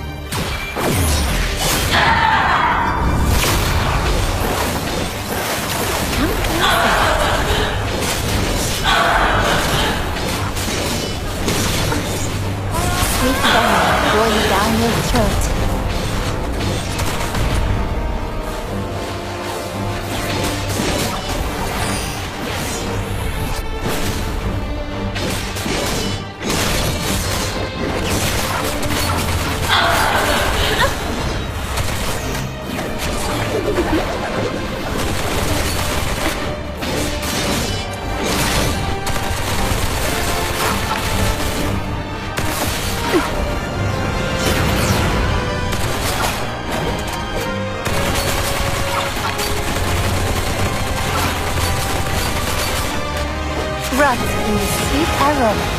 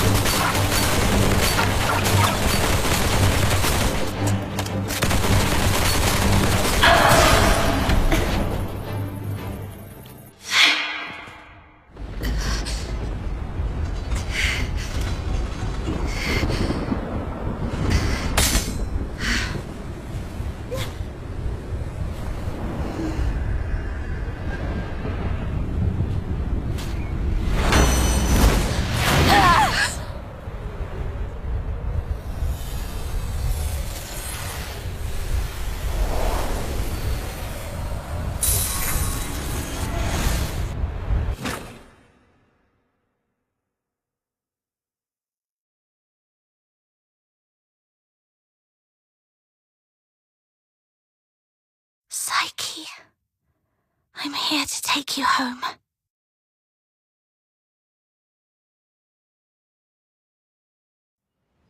Is this my home?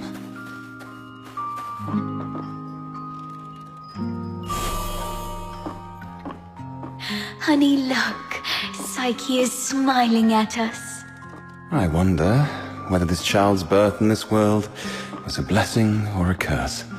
Yes, we weren't born with blessings.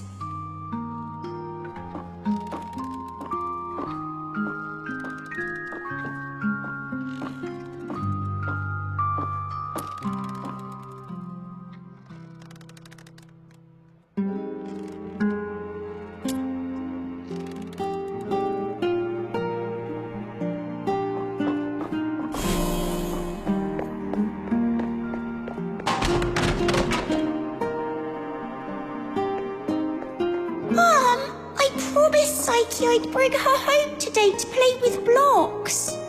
Who says you can play with her?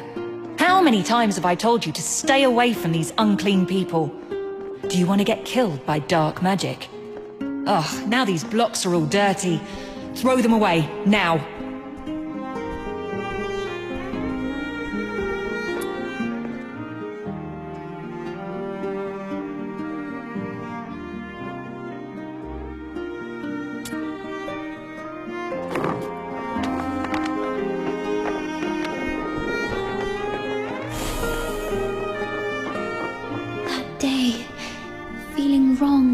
Confused. I bathed all night until my skin bled. Please, sir, you've got it all wrong. My daughter is a good girl. She knows better than to steal a necklace and hide it in a flower pot. Save it. Is there even one Charon kid who isn't light-fingered? All right, if she's so innocent, she can prove it. Just smash all the flower pots here. That'll clear things up. It's all because we are demons' children.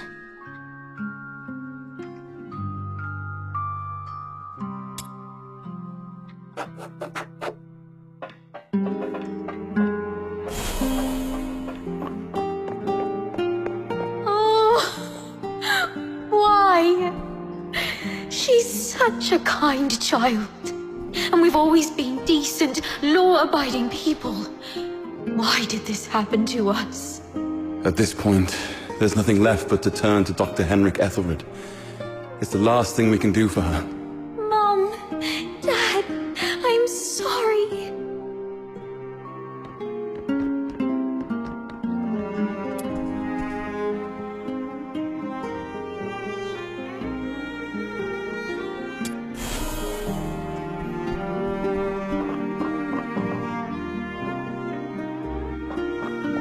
It's all meaningless. You bring these things to me every day, but what difference do they make? Psyche. You should know what it means to be sent here. Yes, I'm aware. But are we just living for some kind of meaning?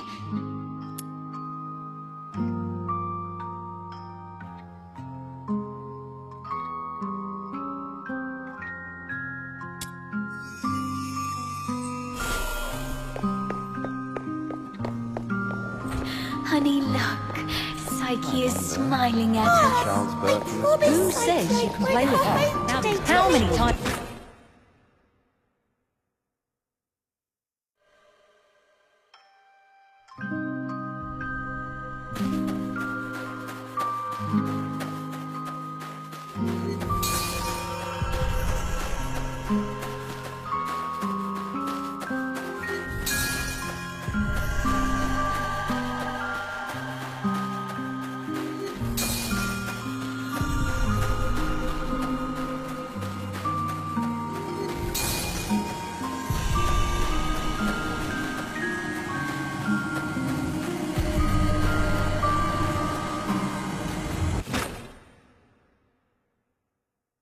You've witnessed your entire life, a cursed beginning and a meaningless end.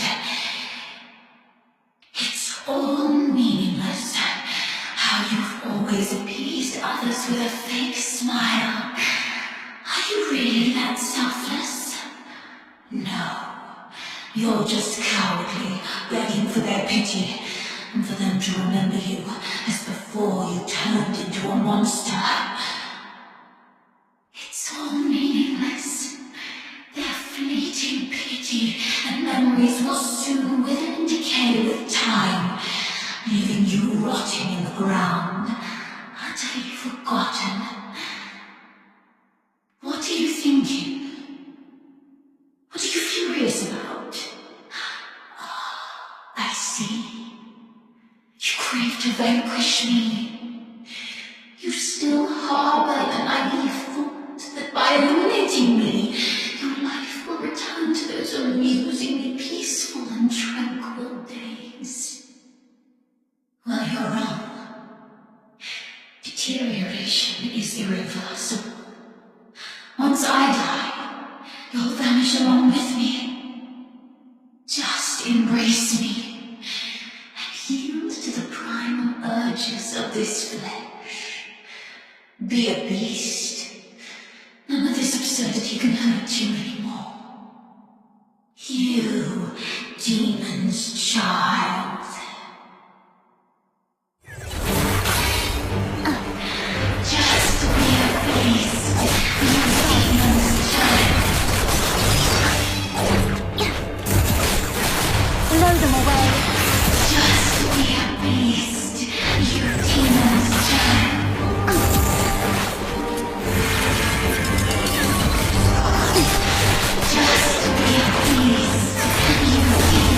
My journey ends here.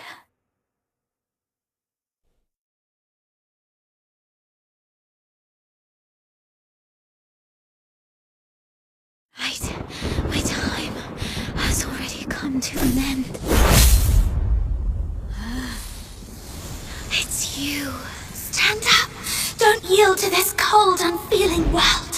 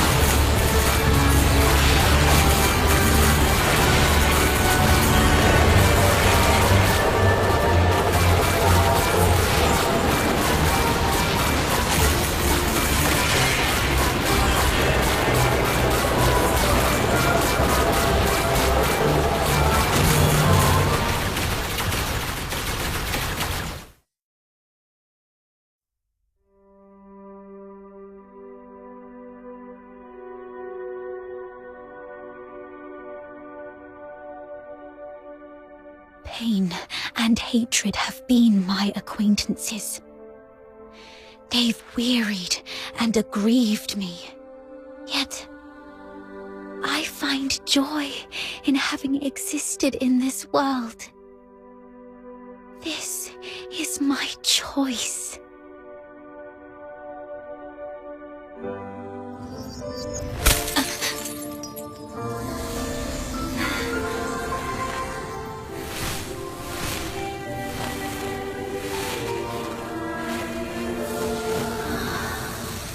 Psyche, do you remember what your deepest wish has always been?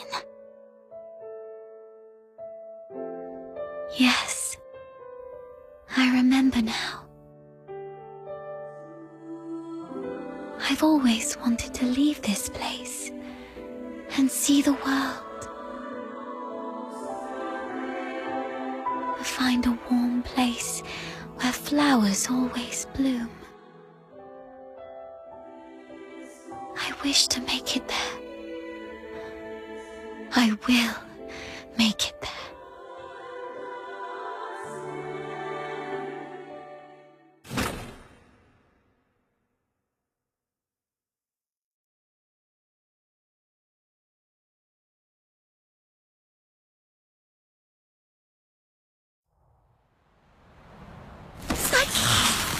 I'm here to take you home.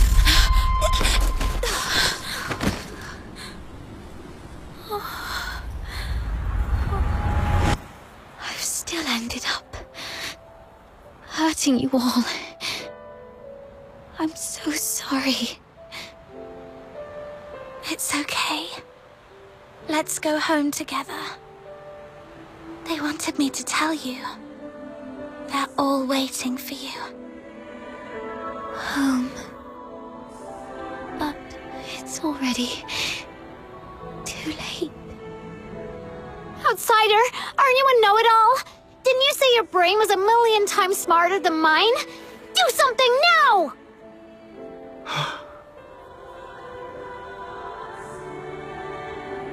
It's too late. She's fatally wounded. She won't make it, even as a filthoid. What? Little minion, did you really have to hit her that hard? No. It wasn't her. It was me. I killed myself. I can't. And I don't want to live like this. Chin up, Psyche. You said you dreamt of a place warm and full of blooming flowers. You've said it yourself. Flowers bring good luck. Yes. It must be a beautiful place. No, don't just take my word for it. You have to see it for yourself. Do you know why I love flowers? 'Cause they're seeds, carried by the gentle wind, travel to distant lands, over city walls and mountains. Nothing can stop them. I have one last wish. I'm all ears.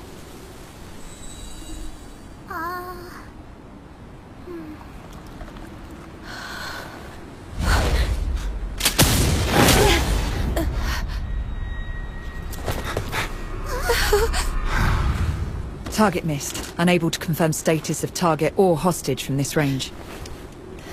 Prepare for direct engagement.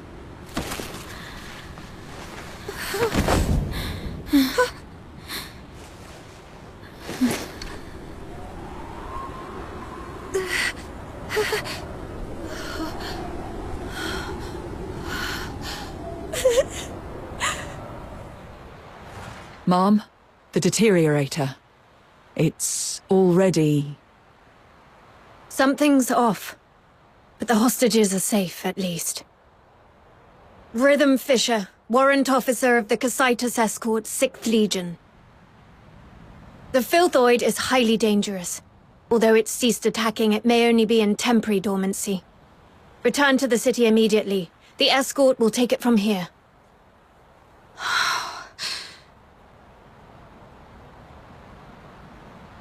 No need, ma'am. We took care of it before you got here. No point wasting more bullets. Took care of it? I see. That would explain why the target was more stable than a typical filthoid. Although... was it just the two of you? You look like fox hunters from your outfits, am I right? Precisely. That's not it. Mum, during my earlier scouting, though from a distance, I saw these Charons using magic. They might be accomplices of the deteriorator. These low-life beings, all wicked sorcerers, they should all be... I'm not saying... I was just referring to them, Mum. I'm not saying that all Charons are... Anyway, I didn't mean anything by it. Punishing the guilty shouldn't affect the innocent. We appreciate your support of the Legion. Please, come with us to the Security Bureau. We shall offer you handsome rewards. Dispose of the deteriorator ASAP to avert public alarm. Don't touch her! Hmm? She was trying to keep away from the crowds. That's why she ran towards the outskirts so desperately. Even in her last moments, she was still trying to do something for others. What do you mean by dispose of? How could you even? What did you say? Are you all right? Should I arrange a military medic for you? Not at all, Mom. My friend is just a bit shaken up. We'll be fine after a few warm drinks at the Asphodel. We'll talk about the reward another time. Got another commission to attend to.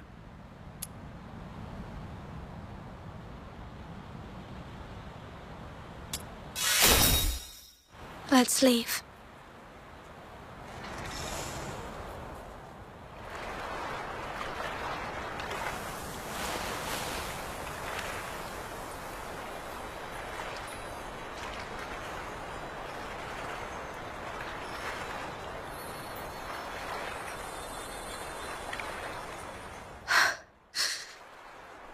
I thought you wouldn't act so recklessly anymore.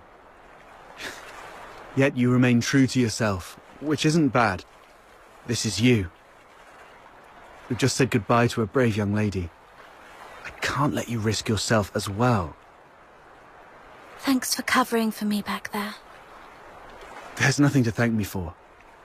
After all these years, I've changed from a hedgehog to a rat, living only to see another day. Don't end up like me. A hedgehog retains its dignity. So, it's better to leave the groveling to the rat. Oh, there is one more thing. I'd never heard of any deteriorator regaining their self-consciousness, but Psyche briefly did it. With the last bit of sobriety, she shattered that filthy beast with her own hands, telling everyone that she would not surrender. Did you make that happen? The magic you were using, it was resonance, wasn't it? Huh? How did you... Relax. I'm not going to press you about your past. But remember what I'm going to say. This power of yours will spell disaster for you in the Empire. I remember the last person who had this kind of power plunged the whole Empire into bloodshed and chaos. And their end was utterly miserable. They ended up swinging from the gallows in the square of Dysmania. So, just use your power with utmost caution. All right. Just let it out. You'll feel better after a good cry. The wind here is so strong, I can't hear a thing. Even if I hear some noise, it's just the sparrows chirping. I've seen this kind of thing countless times. But I tell myself, you've only got one night for tears.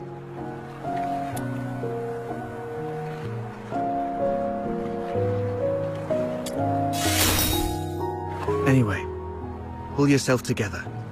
That girl would surely wish you to face tomorrow with a smile, even if we were once deceived by this world.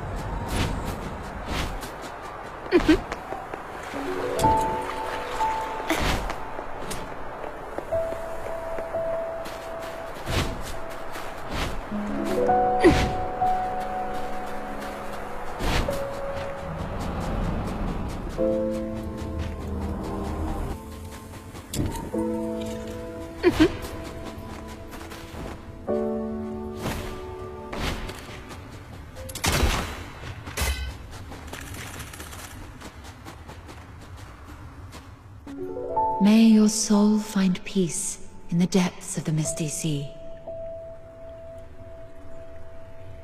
You have come, child. Please, wait while I complete this final rite.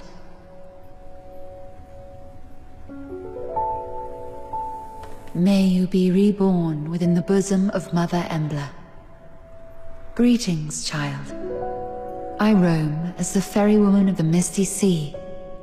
Or, if you prefer a more personal touch, you may call me Lady Nifle.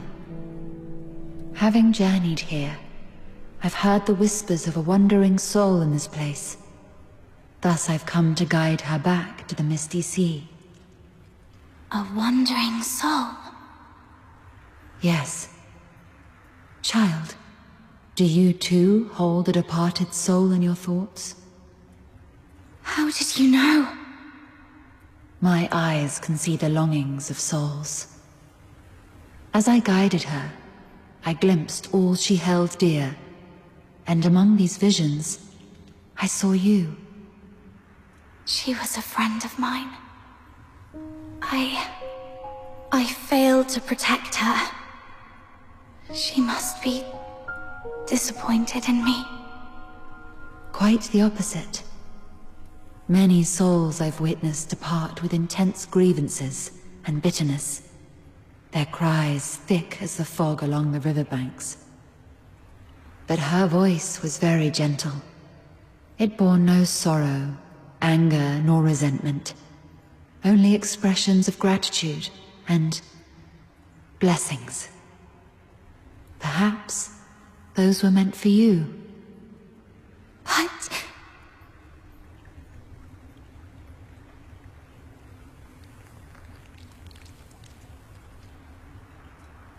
Child, I have lived long, and bid farewell to countless souls, and I've heard such words time and again.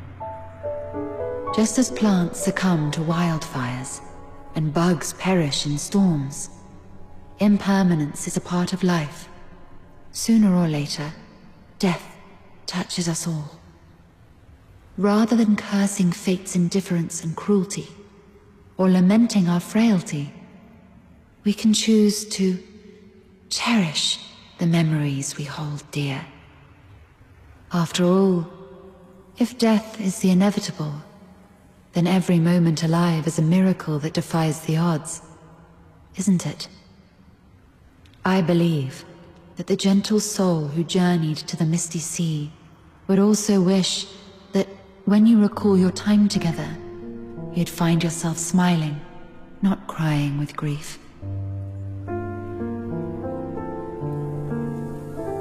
The misty sea is the cradle and resting place of life for Charons. Souls of the deceased return there, and the living emerge from it. Life flowing in endless cycles. If that's the case...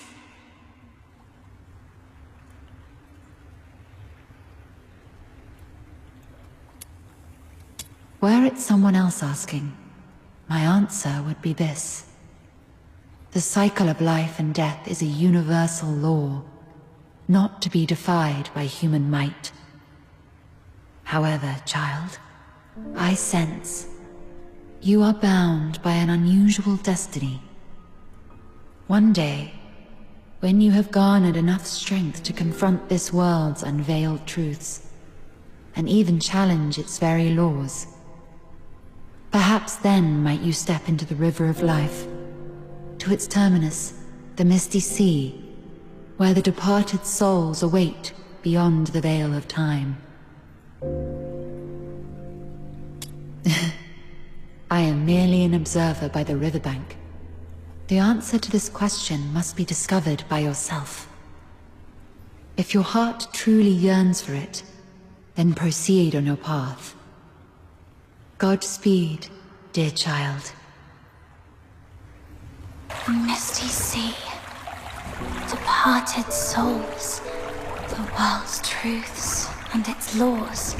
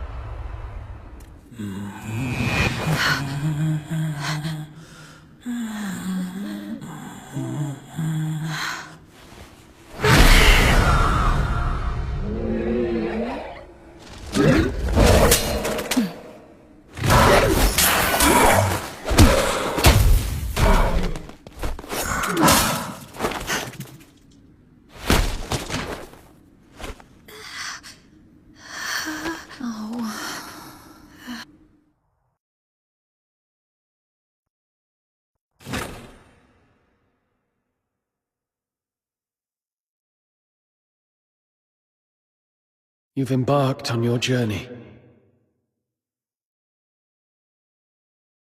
Perhaps you've explored new places and have met new friends. You seem sad. Yes. I had a sad dream. Well, I'm not sure if it was a dream. I feel like I've lost something important. Trying hard to hold on to something, yet it slips away like sand through our fingers. Time and life. It's all like this. To be born is to be destroyed. To meet is to part ways. The only thing that ever lasts in this world is oblivion.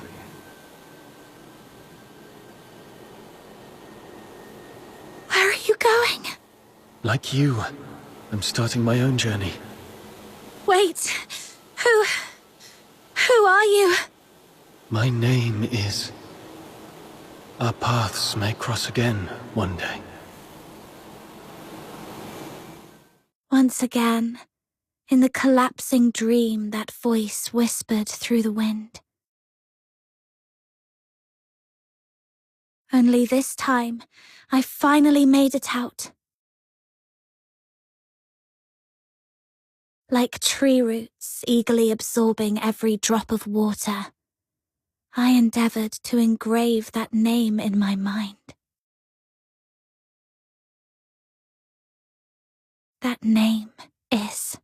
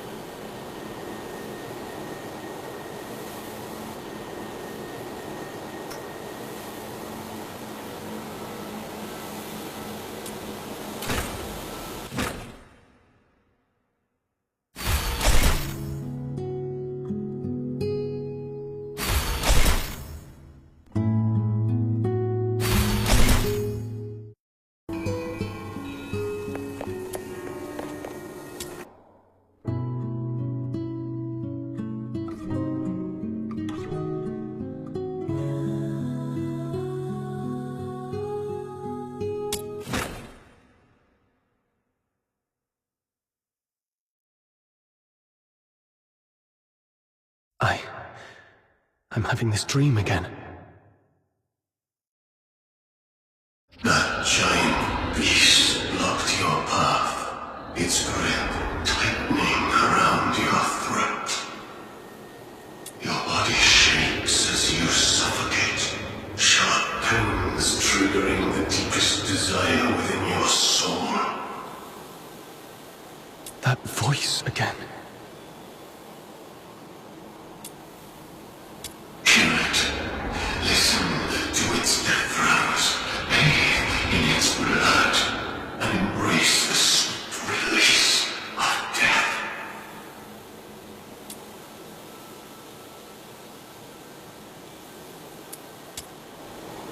Anyway, I must get out of here. Rid of these terrible thoughts that cling to me like a plague.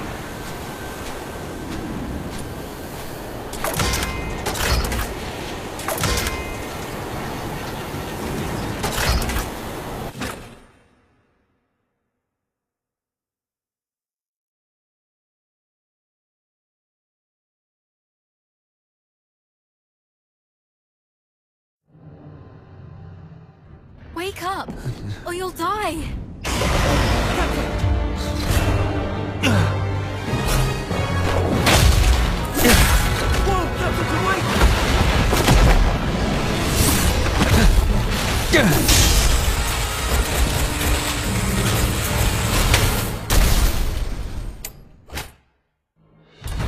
Captain, you're finally back with us!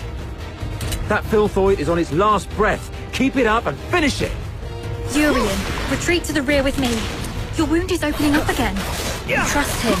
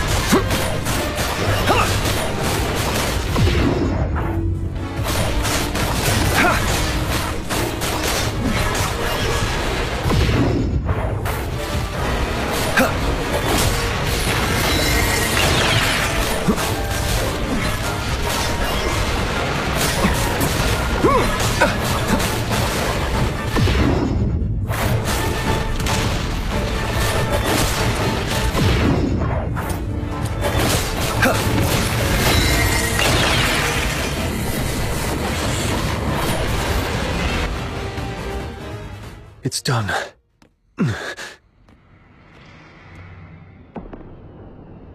Your hands are drenched in wet, slimy filth. Uncertain whether it's the filthoid secretions or its innards. Yet a sudden joy tingles through your soul, bringing an inexplicable elation.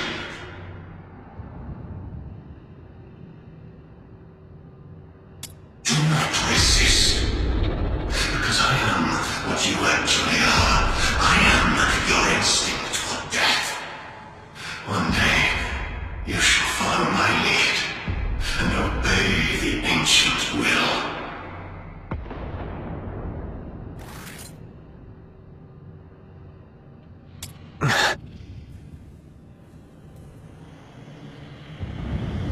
That annoying voice has finally stopped. I should go check on the others.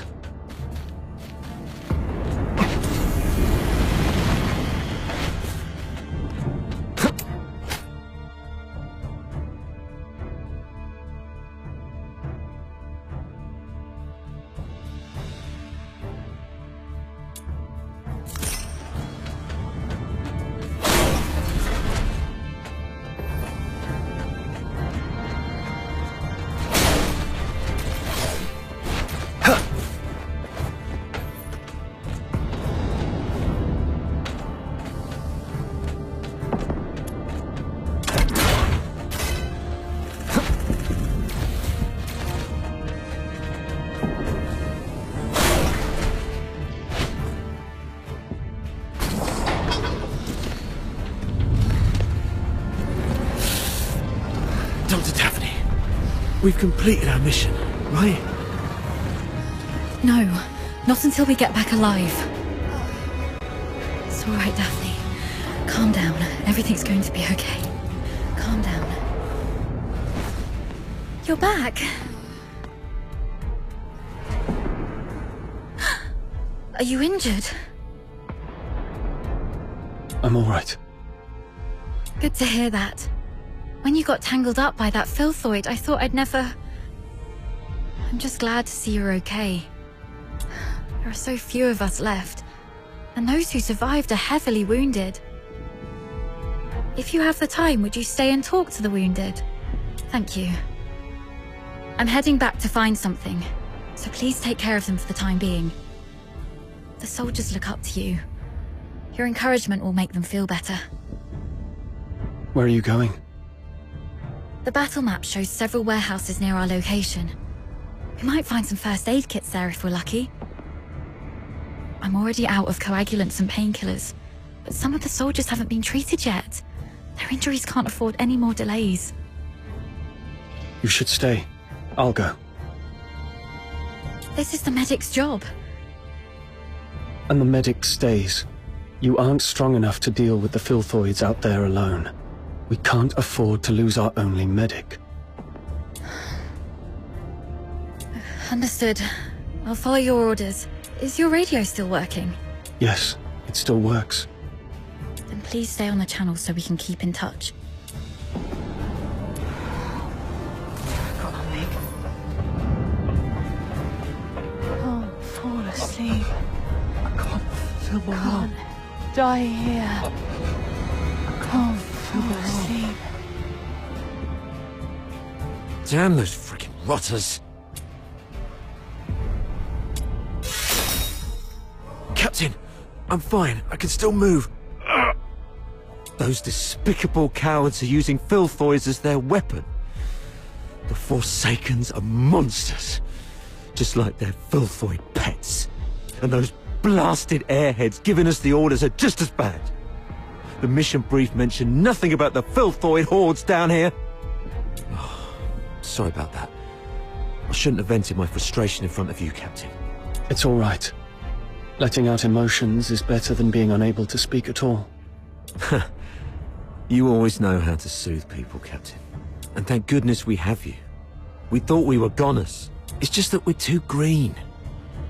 If only Commander Avar were here. As a veteran, he must have a way to get us out. Sir Avar. Still no word from him. Damn those filth. Doctor?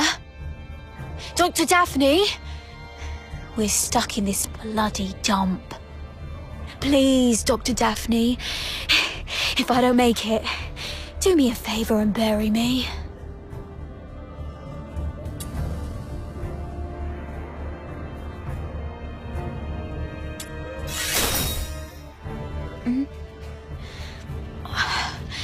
We're out of painkillers, so I have to grumble a bit to make myself feel better. Dr. Daphne and you covered our retreat just then.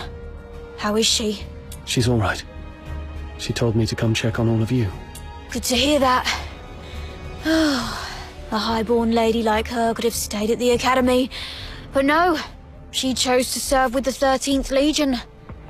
What was she thinking? Eternal glory and loyalty to our Emperor. Those aristocrats say that all the time. I wonder if any of them would still be so keen on that when they're actually in a filth pit like this. But Dr. Daphne has real medical skills and a soft, pretty voice. We've got to keep her safe, Captain. Don't want her to die here.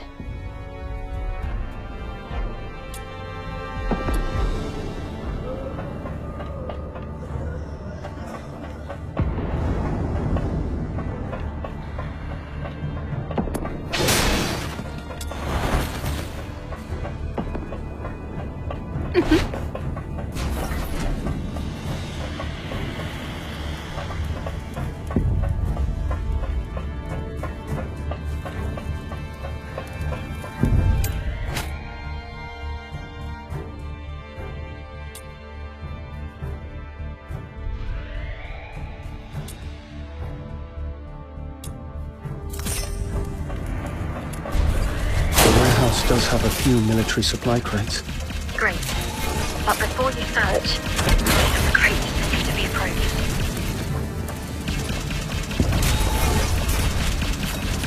I got it. The medicine appears to be in good condition. That's great. Thank you. Be careful on your way back. They'll probably lurk you around this way.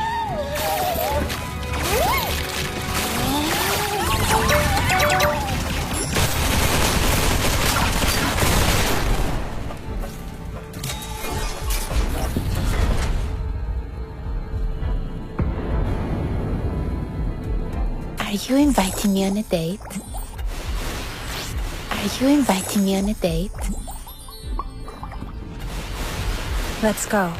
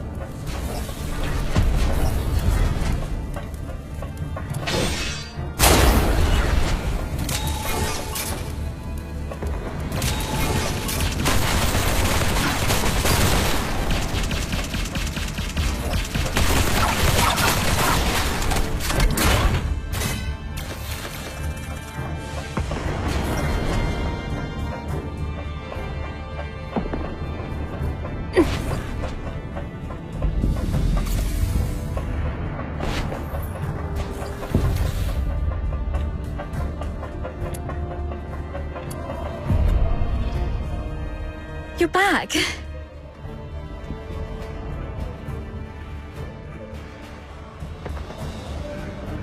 Great. This will help stabilize the wounded.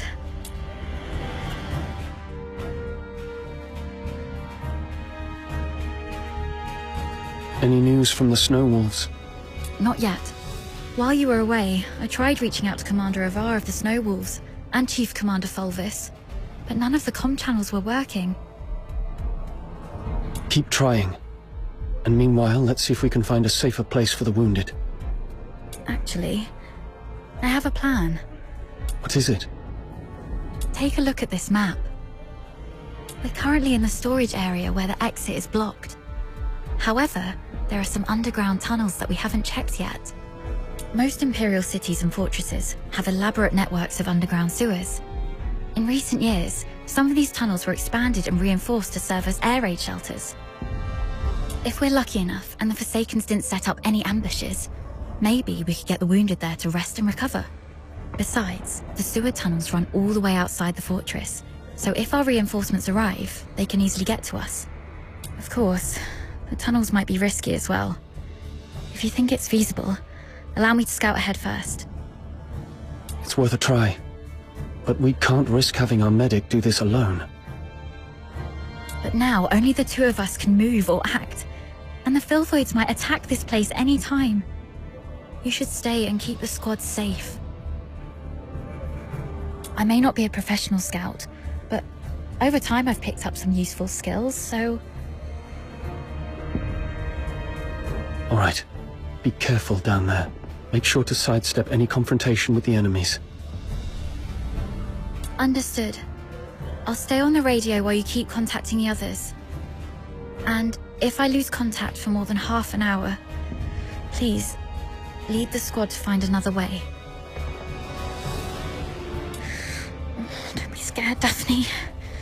Everyone's survival depends on you. Don't be scared.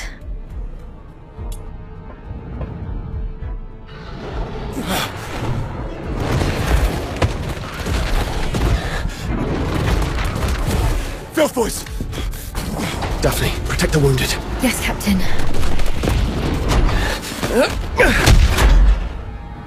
Hang in there. We'll try contacting the Snow Sweet venom going down your throat. Copy. You copy? No violent contact. What's the weather like at my It's raining south of the flames. This is Lieutenant Colonel Avar. Report your position, Squadron. This is Margaret Daphne. Requesting backup. We're currently at... Filthoids just keep showing up.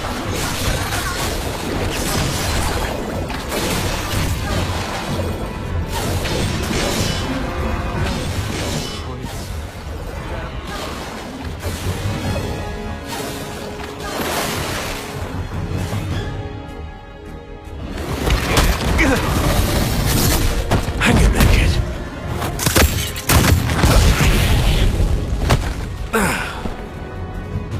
Sir Avar. Focus on the bite. I've got your six.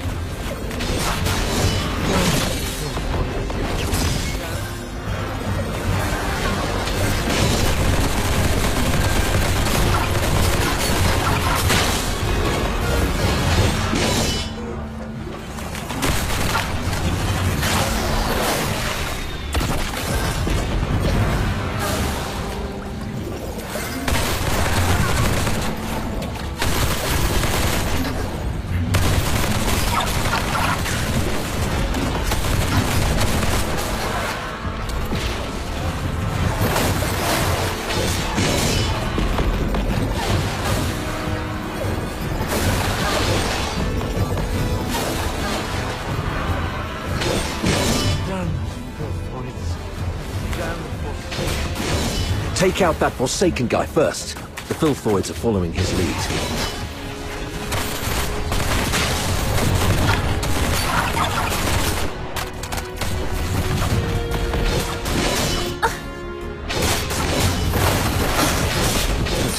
only griffin left alive. Where are the rest of your squad? They're right ahead. Most of them are heavily injured. Please follow me. We've repelled the filthoids and set up a temporary shelter. But I don't think this place will hold. Daphne has tended to the wounded. But due to their injuries, they're currently unable to fight. Okay. You two have done pretty well.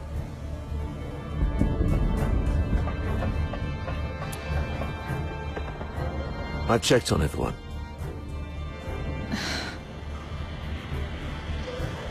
Why the grief? You still have your arms and legs, so stand up straight and pull yourself together. I know what you've been through. I've seen many of our fallen soldiers along the way. But you are soldiers. Save your condolences for when you're home and safe. So, are you two okay? We're doing fine. Just carrying out the orders from higher-ups and almost got killed. Thanks for asking, sir.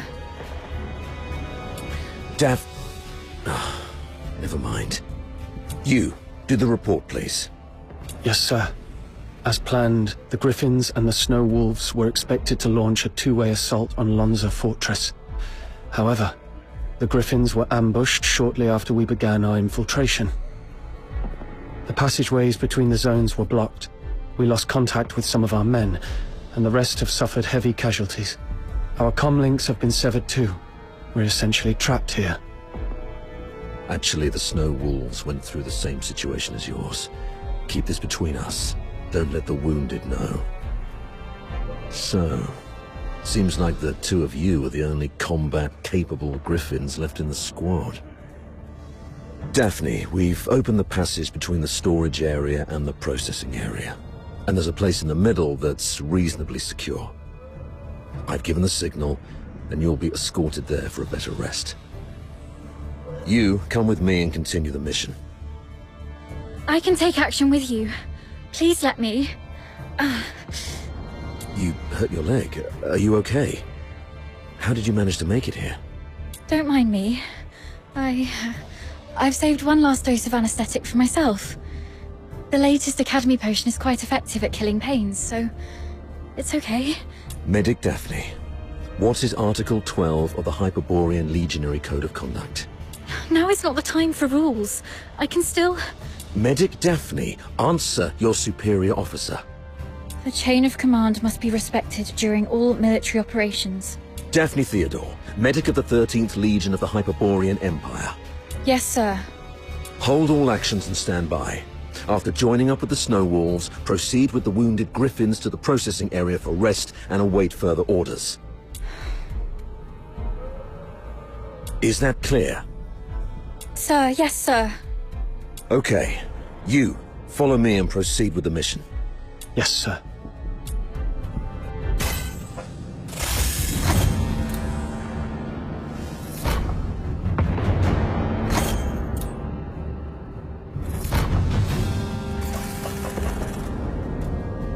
Are you inviting me on a date?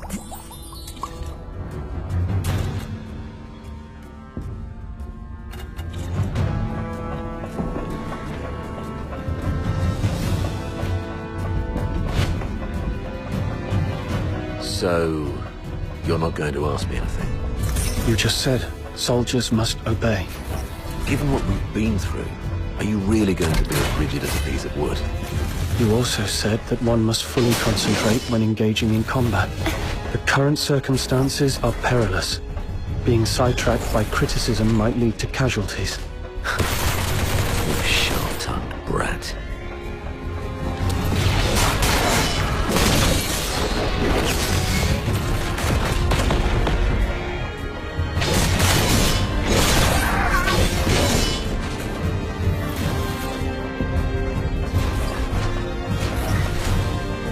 A cargo lift. Be a good chance to resupply. But I better stay alert. Could be an ambush.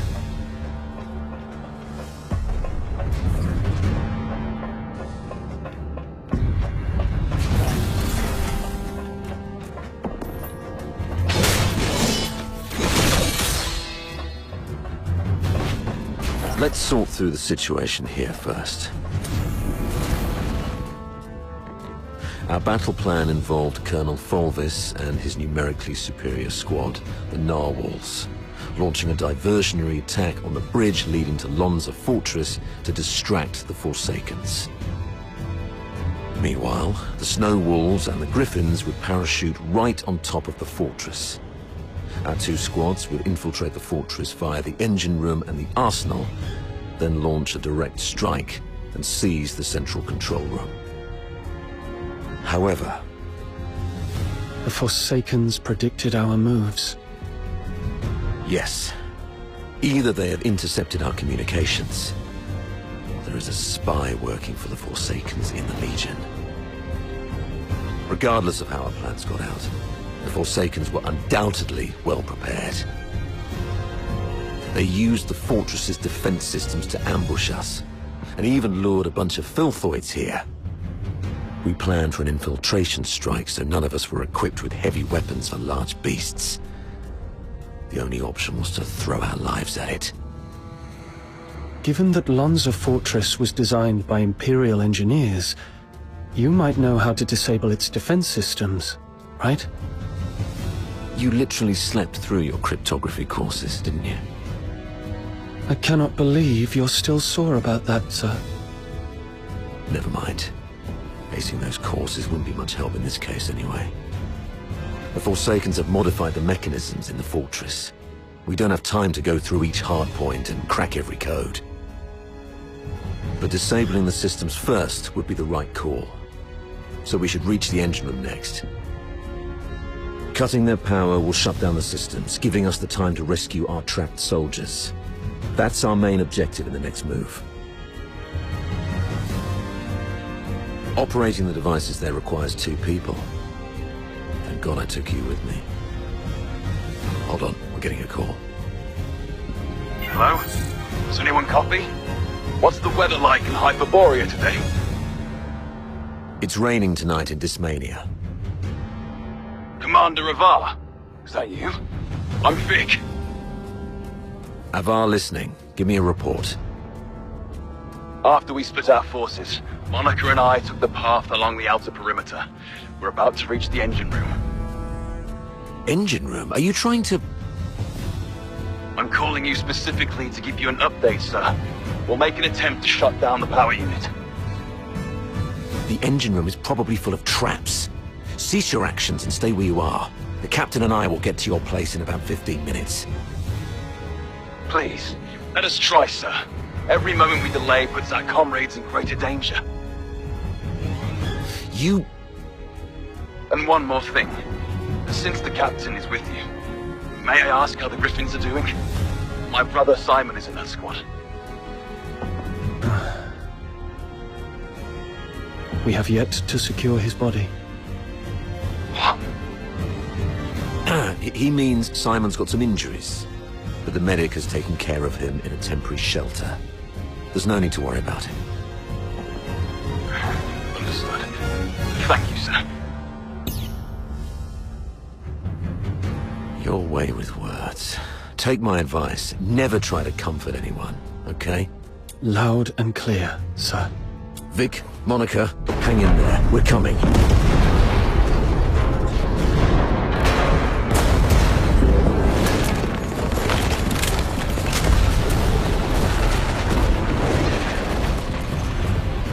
Since they've reworked the mechanisms, does that mean there are some elite engineers in the Forsakens? Of course. I've repeatedly warned the bigoted higher-ups not to take the Forsakens as mere illiterate barbarians. They have controlled the fortress for over 6 months.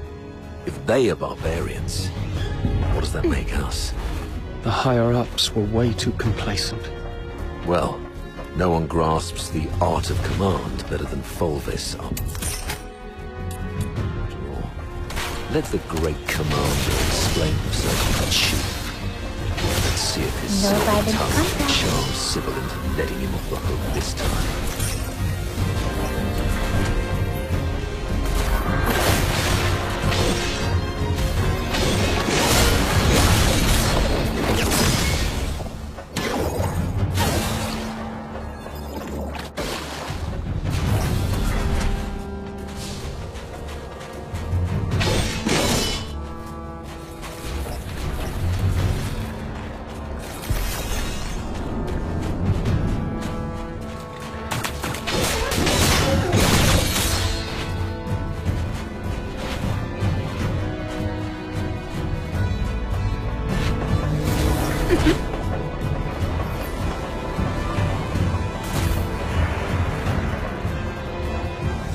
You've made it.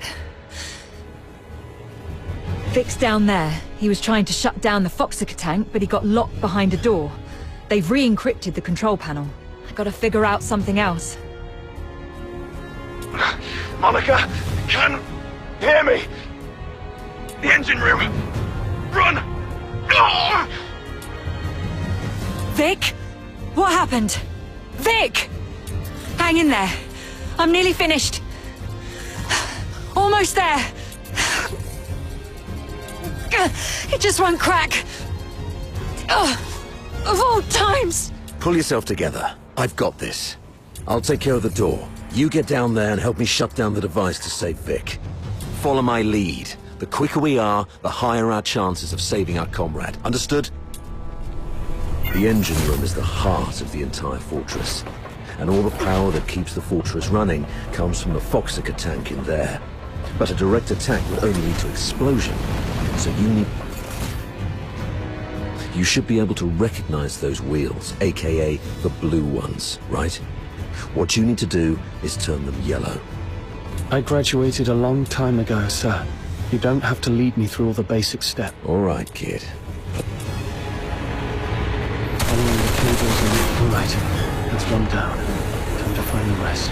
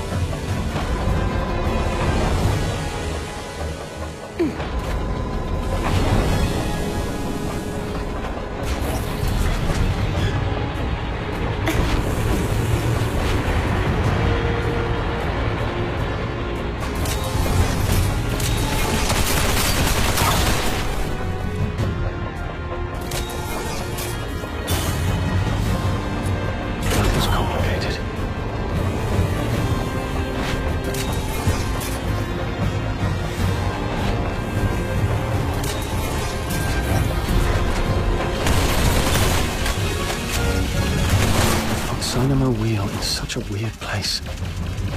Those engineers sure know how to make things involved.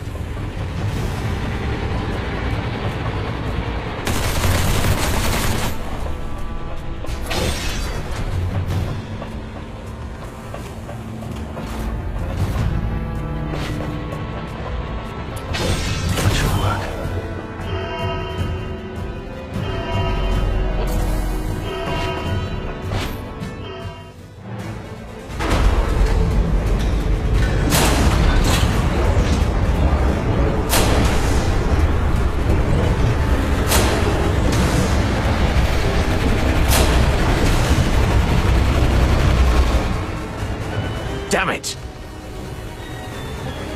Warning. Foxica tank overload risk detected. Please check if more than required Foxynamo wheels have been activated.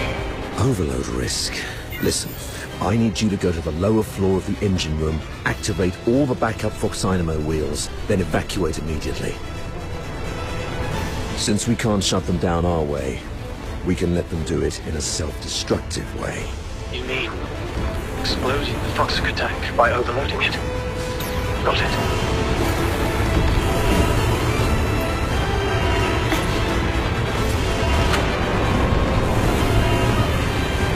Backup Foxynamo wheel number 1 is ready. Now activate it. Well done. I'll unlock the control authority for the remaining 3 Foxynamo wheels. Activate them once the yellow light is on.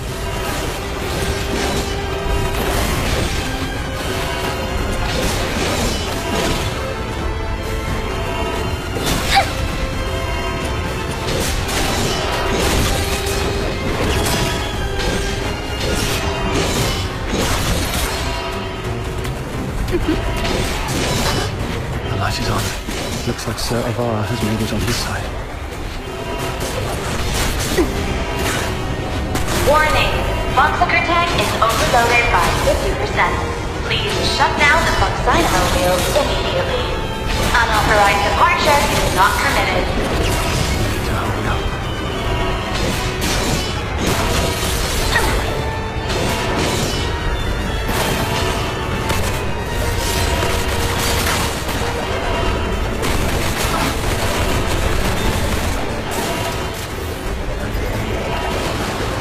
Number 3 is also ready. Go get it.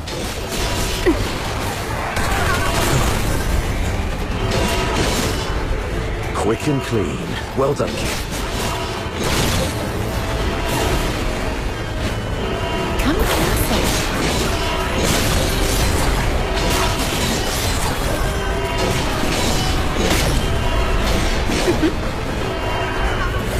No violent contact.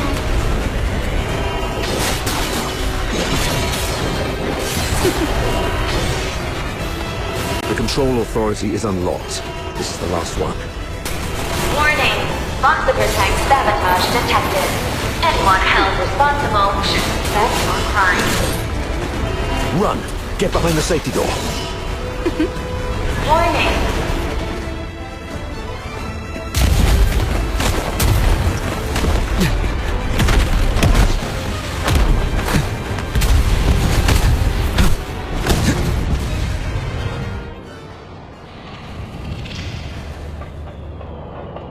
Fantastic job, kid. You are indeed the best among your peers.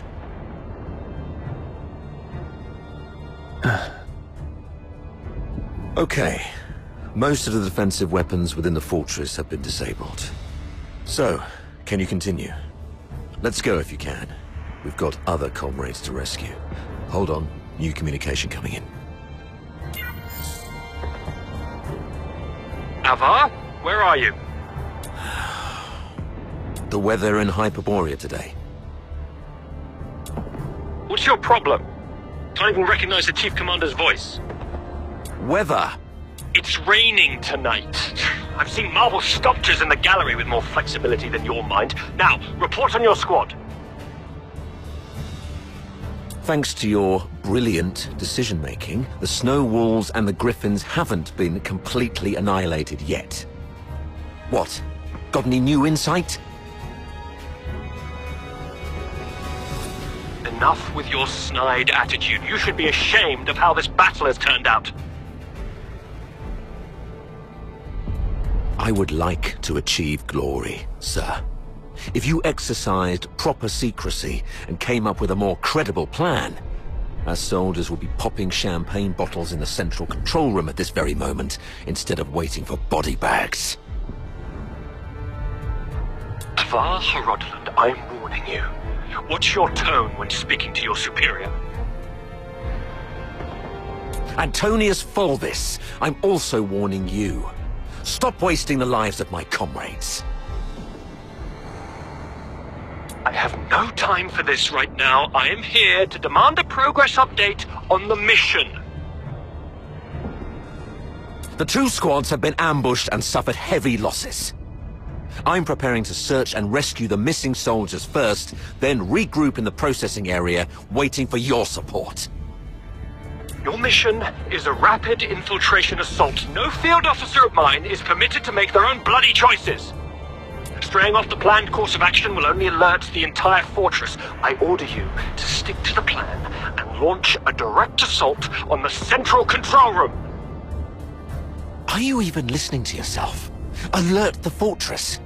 They're already in ambush positions, waiting to wipe us all out. We've sustained 80% casualties. 8-0! Isn't that enough for you? Casualties! Forget about your bloody casualties. All I know is that you're significantly behind schedule. You've brought shame to the Legion's banner. The soldiers of Hyperborea are not cowards who would stop because of trivial losses like this. From Emperor Dis I to Legion Chief Quintus, the mastermind of the Divine Elegy Offensive, no Hyperborean commander ever balked at taking losses. I gave you the elites of the 13th Legion. You should have more than enough resources to take this puny fort.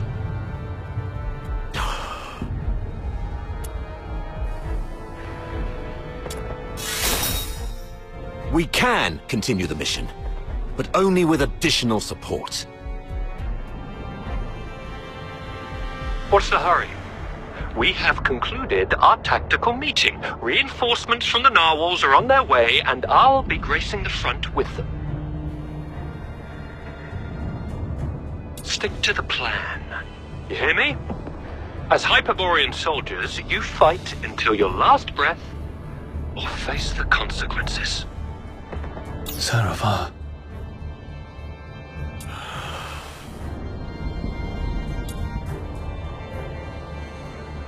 Captain! Captain! This is Simon from the Griffins. Do you copy, Captain? Copy that. Simon, where are you? We're trapped by a filthoid horde along the rail track. If you have any forces to spare, we need an extraction. Please, Captain!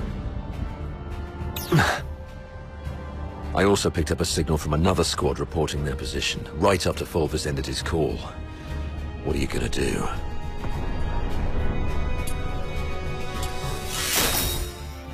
You, kiddo.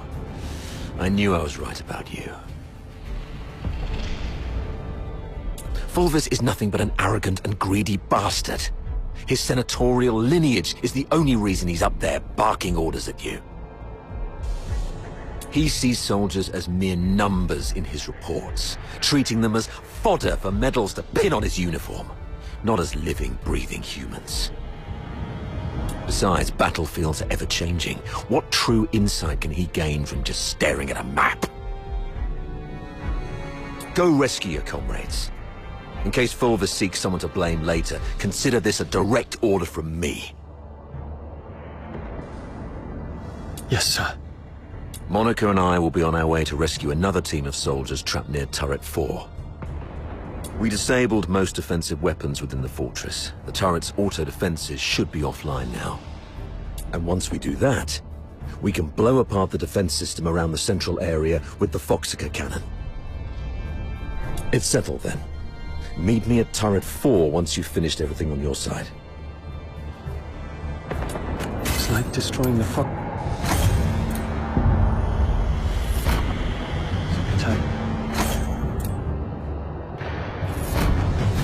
Knocked everything offline.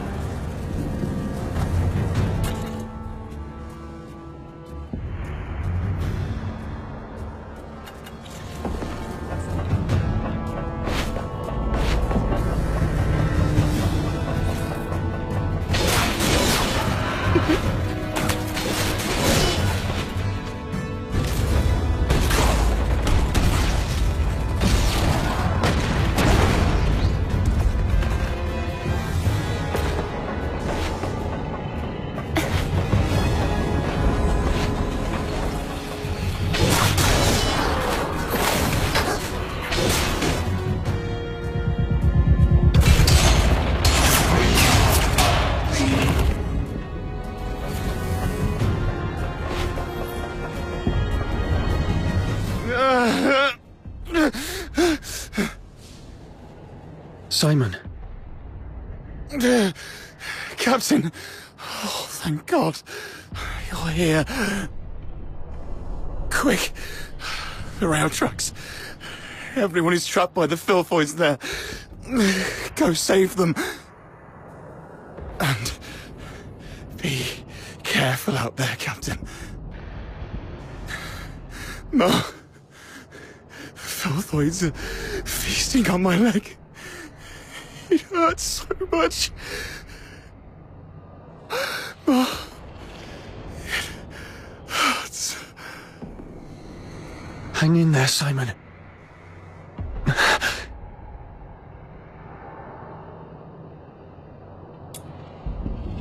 Simon, are you still with me?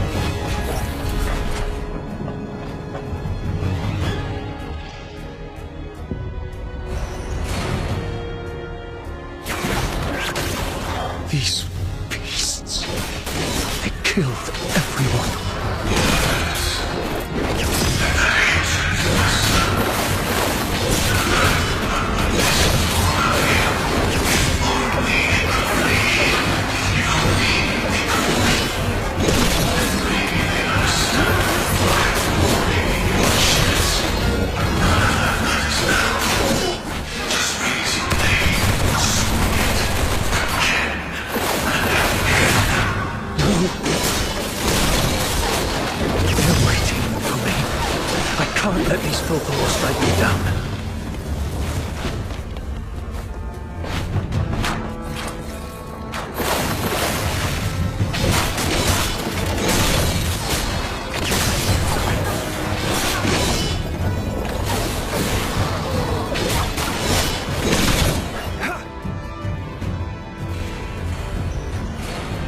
Hello? Do you copy? I'm Daphne Theodore, the medic of Squad Griffins. Is that you? Why aren't you saying anything? Are you hurt? Where are you? I'll seek permission and come for you right away. I just need to hear the voices of my squad. Hang in there. The captain's on the way.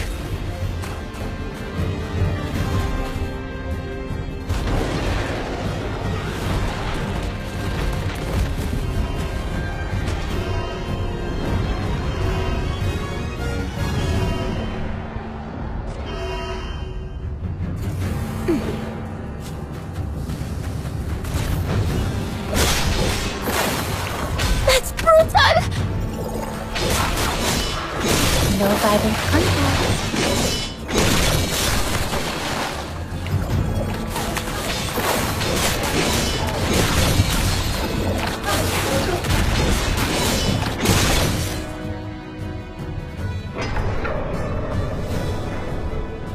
Captain! Captain, over here!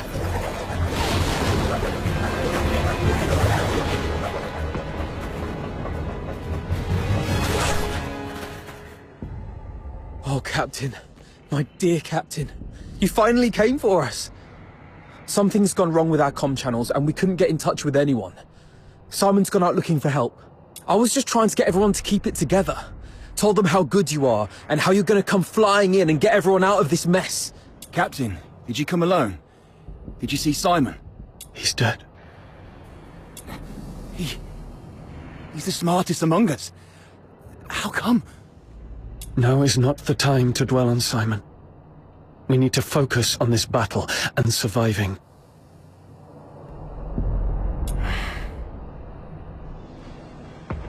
You're right. He didn't risk his life going out there to look for help so that we could end up here like crybabies. Get going once you're ready. I ran into Commander Avar on my way here. We plan to join them at Turret 4. Turret 4? Are you sure about that, Captain? That's pretty far, and God knows how many filthoids there are along the way. There aren't many of us. Can we make it? There's actually another way. Shut up, Charon. Who are they? The Forsakens. We captured them on the way. Your pet filthoids killed a close buddy of mine. Reminded me just now I ought to carve a few holes in you to honor his memory. Stop it. We should keep the captives alive. We need to take them back for interrogation in the Imperial prison. Sir? If sacrificing one Charon can quell your anger, then take me. But first, please let me explain. Come back, Katya. Don't be silly. Sir, we may be Charons, but we are not part of the Forsakens. We're just ordinary folk living in a town nearby. The Forsakens grabbed us from our homes and forced us to help rebuild this fortress. They left the Solars in peace and only took the Charons. You can't be serious. The Forsakens are enslaving their own people. Exactly. They exploit us because Charons are stronger and withstand extreme heat and cold better than Solars. You may think we're the same as the Forsakens, but they've never accepted us as their own. Mr. Frank saved my life. Just a few days ago, I had to take a break because my stomach was acting up. But those Forsaken rotters whipped me dozens of times and left me for dead. It was Mr. Frank who gave me water, food, and this ragged robe to cover me up. I would have died if not for Mr. Frank. So if you must shoot him, could you please shoot me instead? He just wants to help. Because none of us can forgive what the Forsakens did to us. The sewer tunnels are like a maze. You'd easily get lost without help. The Forsakens always get Mr. Frank to fix the sewer valves, so he knows the place like the back of his hand. Let him live and he'll get you where you need to go. All right. Marco, lower your gun. Holster it. That's an order. Leon, frisk him. Yes, sir. Just a few days ago, I had to take a break because my stomach was acting up. But those Forsaken rotters whipped me dozens of times and left me for dead. It was Mr. Frank who gave me water, food, and this ragged robe to cover me up. No need to frisk her. Yes, sir. I've heard you're familiar with these sewers. Please stay alert and keep a close watch on them. If anything seems amiss, we pull out immediately. Thank you. You're talking to me? Yes. You didn't let your man frisk me, and I really appreciate it. It's rare to see an Imperial officer respect the dignity of a Charon girl like me. Your kindness will reap a just reward. This way, sir.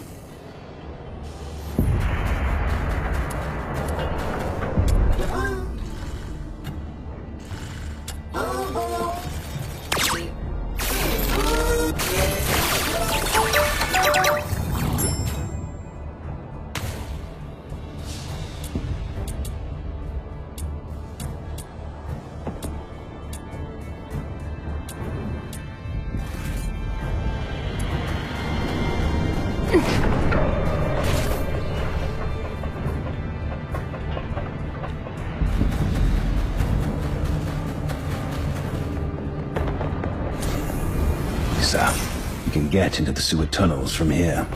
You go first, Charon. Sir, steam produce... The hot steam. Watch out! There's a condenser up ahead. You'll get hurt if you get too close.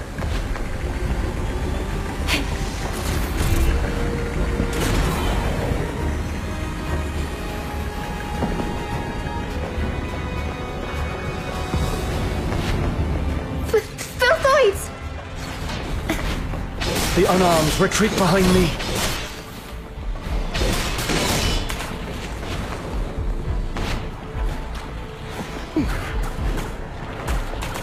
Thank you for saving our lives. It turned out not all Imperial soldiers are... Oh, sorry.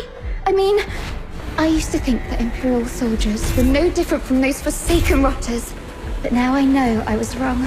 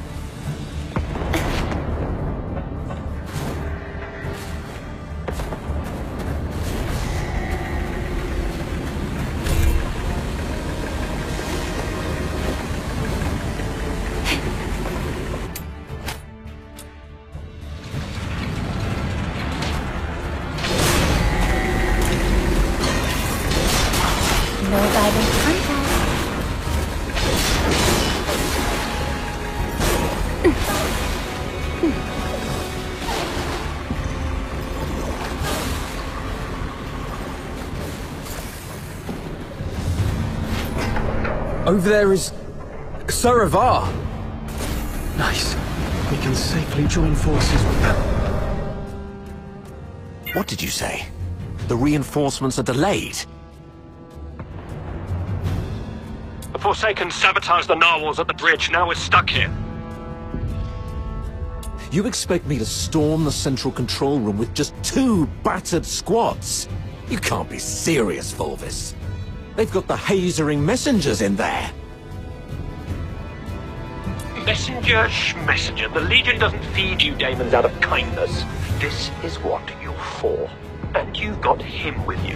That one's just as strong as any daemon.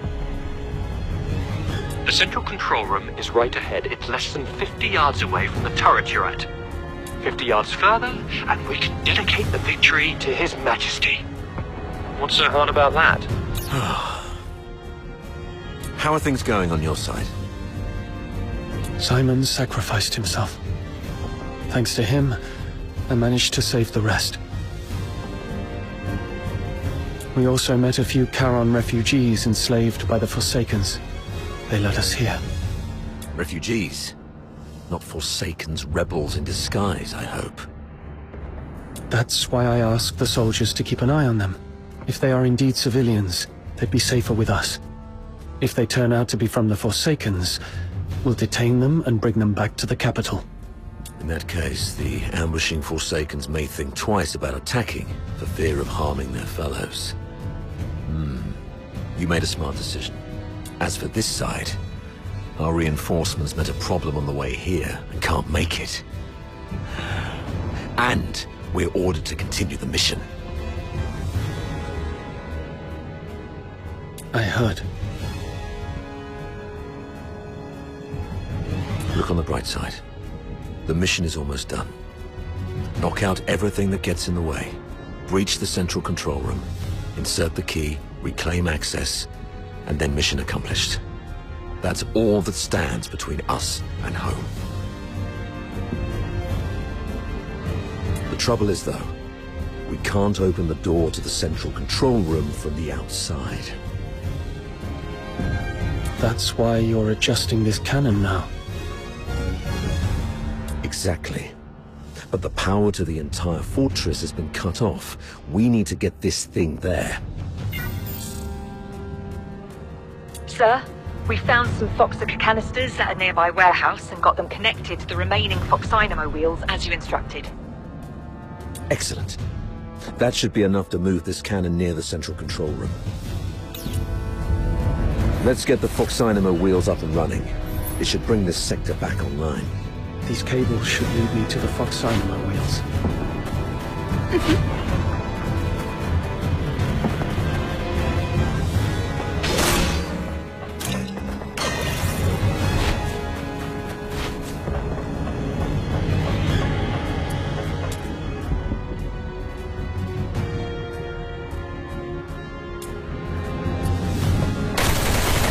That's amazing.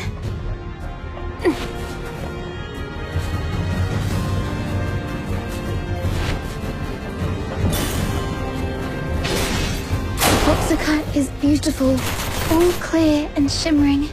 If only it wasn't used for killing people. Yeah.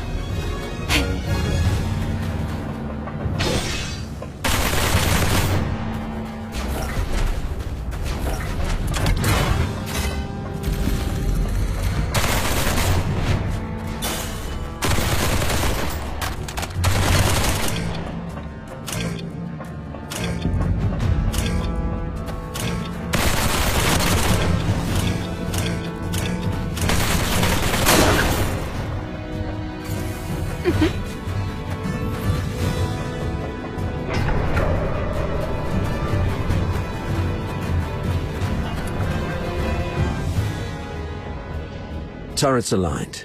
The sim battlefield's powered up as well. Let's head to the control panel. I'll open the gate with you.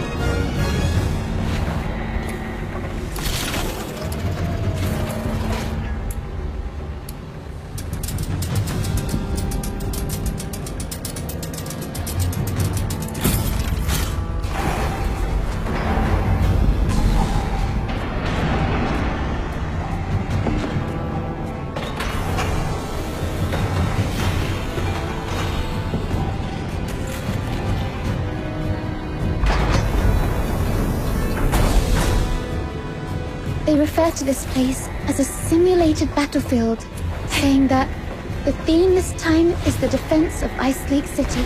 I heard that this ice lake city is covered in snow. Something that I've never seen in my entire life. How I wish I could go there and see it myself. I mean, if by any chance I could make it out alive.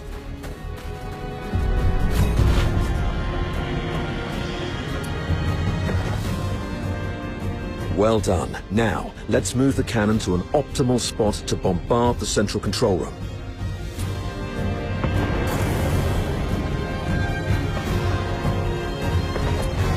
Keep the cannon from the filthoids.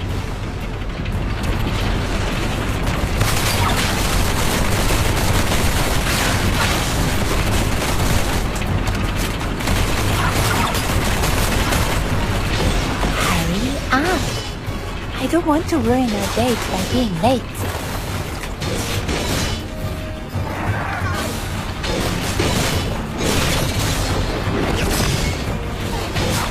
Come closer.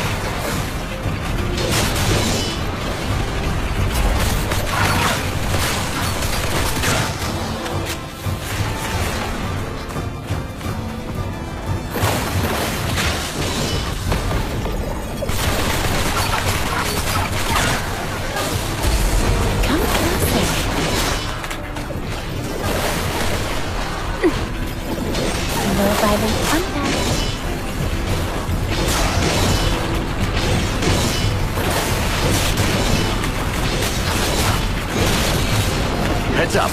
Filthoids approaching.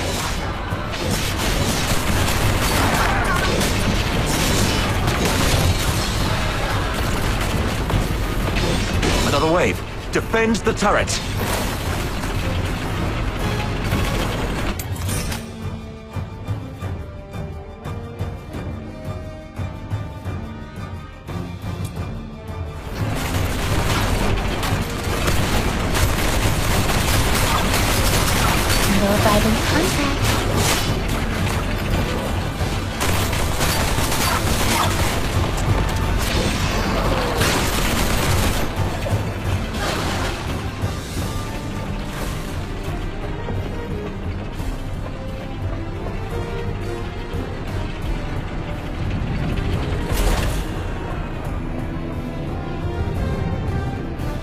Locked and loaded.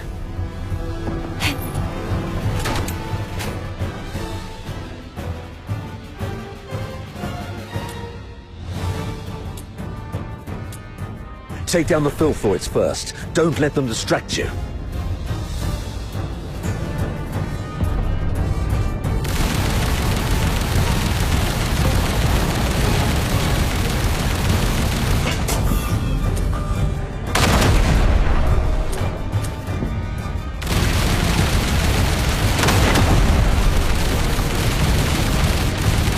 Nice shot.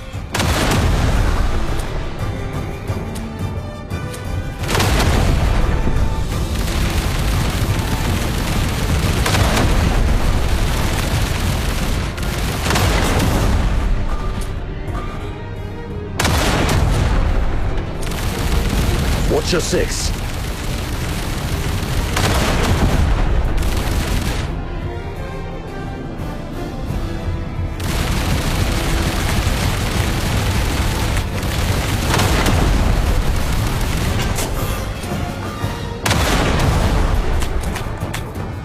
Stay alert. They're coming from all sides.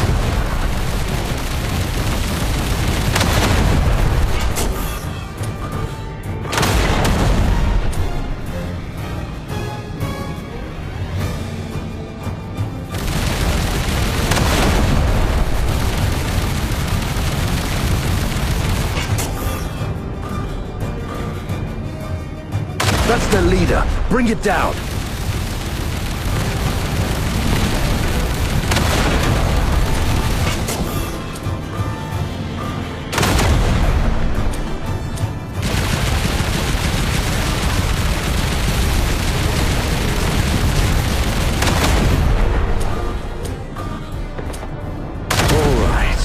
All cleared out.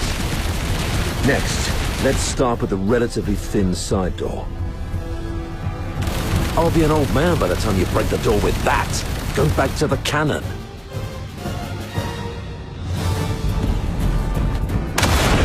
Keep it up. Use the high explosive shells.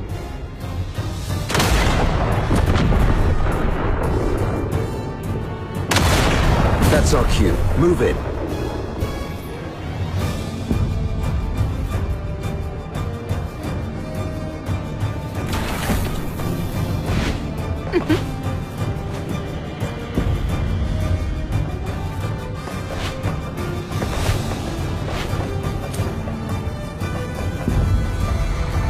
The captain and I are taking the lead. Everyone else, fall in behind us.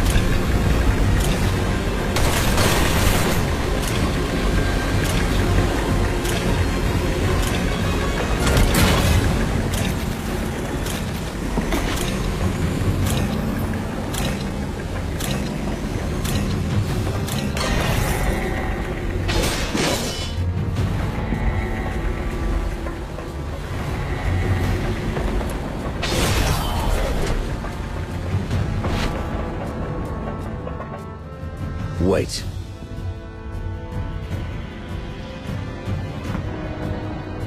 We cannot afford any mistakes in our mission moving forward. We have to rule out all the potential risks. This girl and the old man, they should stop here. Why?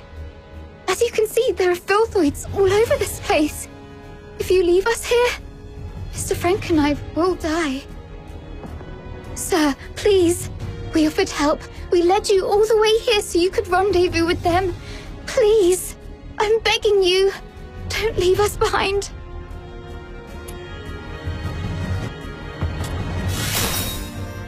Maybe you're overthinking it, sir. If they were enemies, misleading us in the sewer tunnels would be a better idea. But they didn't do that. What if they're up to something else? Don't you think that they are too familiar with everything in this fortress so far? The central control room is the core of Lonza Fortress. Even the Forsakens wouldn't let their enslaved labor in such an essential place. You're not supposed to know the routes so well. That's because... If you're so interested in acting, little girl, I suggest you find a job in the Grand Theater in the capital. We're running out of time. Let's go. Leon, stay here and keep an eye on them. Hey, what's wrong? Why are you squatting down? Don't you play the victim here? I won't buy it. Get up and go. Easy, sir. I'm just doing some preparation. Now I'm ready.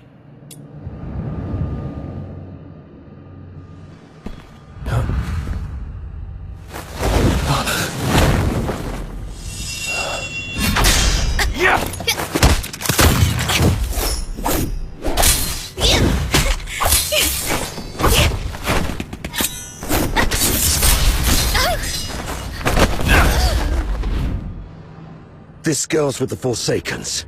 Keep an eye on her.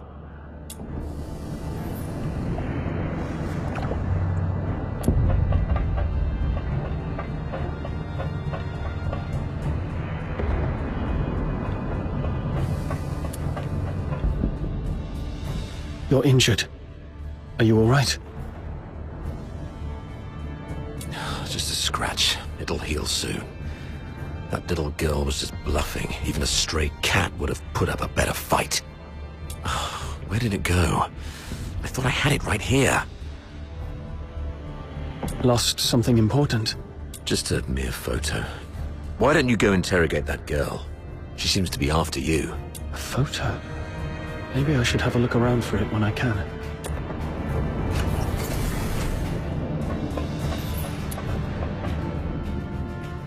You crazy girl! What are you laughing at?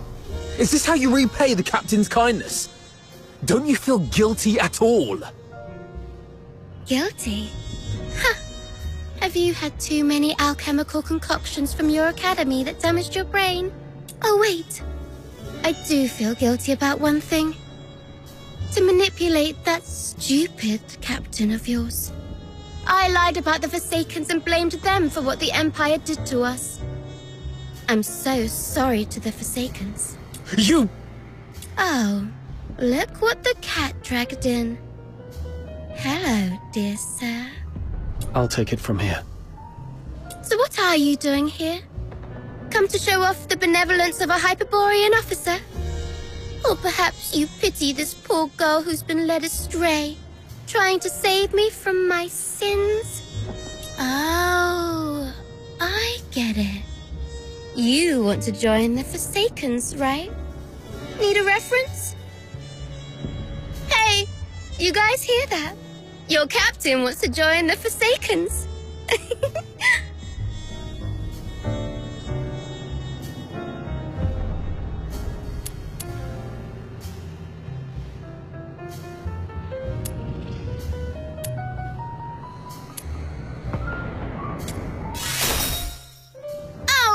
It hurts! Someone do something about this! And armed soldiers hitting a helpless young girl. You... Oh, you look like an angry bull. I'm so sorry, sir. I forgot you like it better when I talk like this. Cut the act and answer my question. Sure. Ask away. I'll answer whenever I feel like it. I deserve to know why you stabbed us in the back after I helped you. Is it out of plain hatred for the Hyperborean Legion, or an assassination attempt targeting me specifically? If this is your question, sure, I can answer that. Given that you've been naive enough to fall for my trick. The Forsaken simply want all Hyperborean dogs to die here. And preferably at the hands of the killing machines they created. I hope you enjoyed our fiery gift. As for me, well, I personally came for you. I heard that you, the top graduate of the Imperial Military College, who was also known as the Pale Reaper, were coming to Lonza Fortress. How could I not come have a good look at the Pale Reaper myself? You've heard about me. Have we met before? That's for you to guess. My sources said that our great Mr. Pale Reaper only has a few years' worth of memories. You know nothing of your past. You don't even know where you came from. Let's play a game then. Now, honey, take a guess. Was I your neighbor, an old nemesis, or a complete stranger? Maybe I just hate you for being one of Hyperborea's honorable people, and I simply wish to destroy that which they cherish. Your head hurts, right? The chaplain of this mad girl is worming through your skull like a leech sucking at your brains. See, you have sword in your hand. That's right. It's the one you've wielded in countless battles. The hilt still carries your warmth. You're familiar with the sick feeling and the subtle tug of resistance when its blade slices through flesh. You can easily slit this creature's throat and make its detestable lips gurgle and whimper in pain. It's... that voice again. Why now?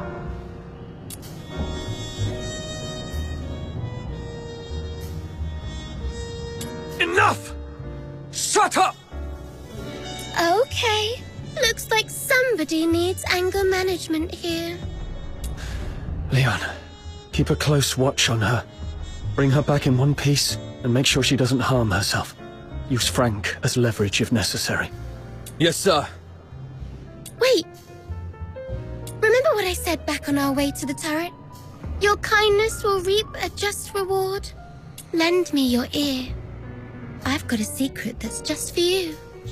Rest assured, you've just frisked me. I am really out of weapons. It may be extremely important to you. You sure you don't want to hear it? Someone in your legion wants you dead. What did you say? Secrets are meant to be whispered once. Take care, sir.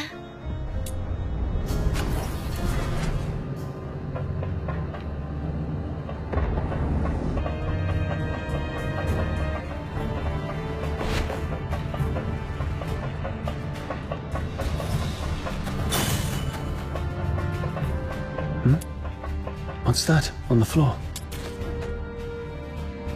It's a younger Sir Avar with Daphne. I should take it back to Sir Avar.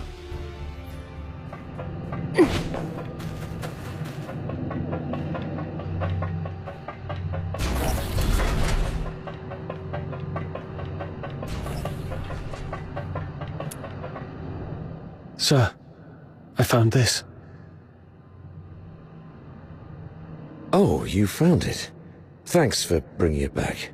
So, is Daphne your... Oh, she's just my neighbor's little girl. I suppose it's time for the truth. You're right. Daphne is my daughter. This is the last photo we took together before she and her mother left. Daphne took the last name Theodore from her mother. Don't tell anyone about this. We divorced specifically to keep people from knowing that Daphne is my daughter. Back then, the chief alchemist thought the world of Daphne. She believed Daphne had what it took to become the Empire's finest. She'd long since stopped taking apprentices, but for Daphne, she made an exception. Because of Daphne's talent? She's talented, but it's more than that. The Spathatoi is never short on talent. The chief alchemist said Daphne has a unique gift that sets her apart.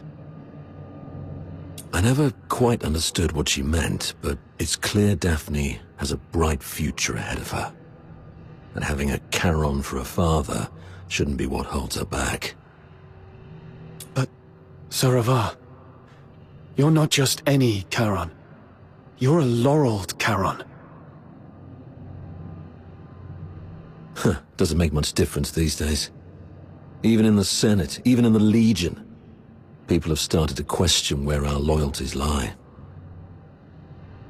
Wouldn't surprise me if one day an edict comes down and we all get sent back where we came from. If it comes to that, Daphne's future might go down with mine. Or so her mother feared.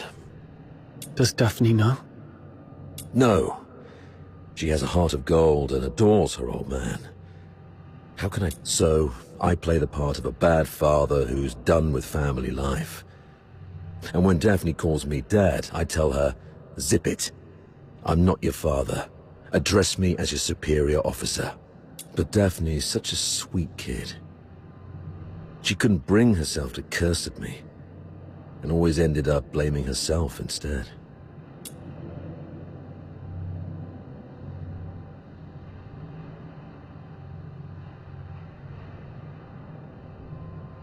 I knew about that already. She volunteered for the Lonza Fortress op, even went straight to Fulvis with the paperwork without telling either of us. That girl had her mind made up from the start. I'll talk to her mother about this when we return. I'd rather she resent me if it spares her any pain. If we make it back, I'll take her to the Opera House. When I was just a grunt, I never got the chance to take her to any fancy places. I guess it's time to make it up to her. I heard there's a new show in Dismania coming from the northern province of Cocytus. It's called... something from the snowfield. You know what? Why don't you come along? I'll buy an extra ticket. Sure.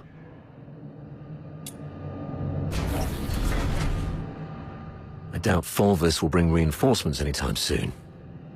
The central control room is just ahead. Should we push forward? The messenger of the Forsakens might be inside. I'm not sure how many assassins like her are waiting for us.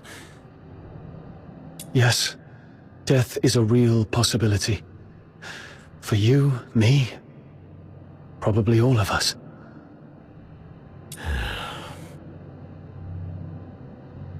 Soldiers of the 13th Legion. Before us lies the central control room of Lonza Fortress, the ultimate goal of this mission. This is our chance to claim glory for Hyperborea.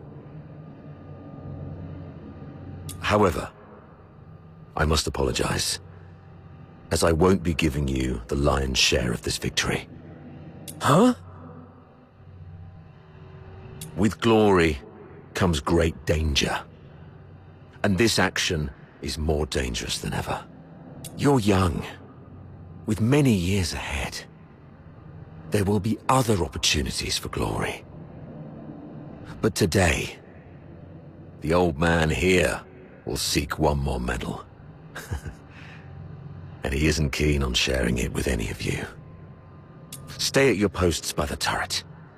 If you lose contact with me, continue to shell the control room from a distance and wait for reinforcements. Do not assault it directly. Commander Avar, you can't do this alone. I know you didn't mean what you just said. What are you talking about? I just simply gave you orders. Pretentious old geezer. I understand your concerns, but I've been through a lot of things like this. I was once like you, young and tearful, thinking my commanding officer had a death wish. But he always returned safely. So I'm telling you that there's no need to worry. Think of your mother, probably by the fireplace knitting a sweater, waiting for you to come home. Commander Avar, you've always looked out for me, and you've just saved my life. Even if my mother were here, she would say, "Follow your officer, do not fear death." You're a Hyperborean warrior, and you're supposed to defend the Empire with your life. It's not about fearing death. I just don't want any lives lost in vain. It won't be in vain. Every step we take pushes the front line forward. And since we don't know what lies before us, it means that survival is also a possibility. I'm a Griffin, and I stand with the captain. Yeah, I heard that loud and clear this time. I stand with the captain.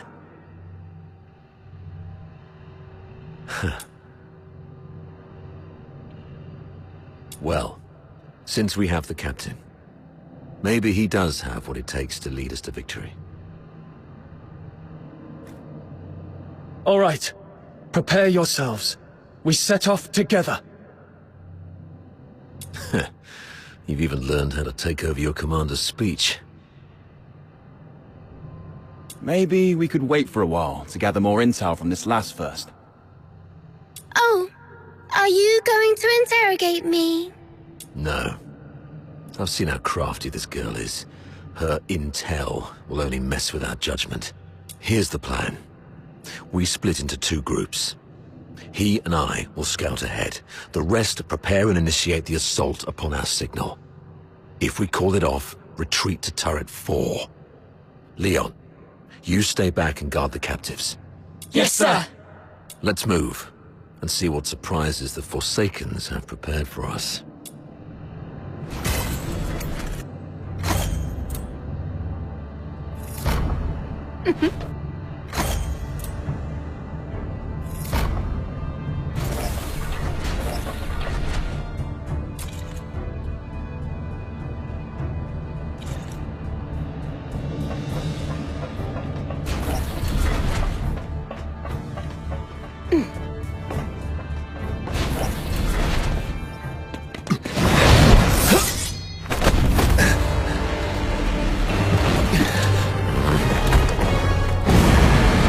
This one is tough to deal with. Be cautious.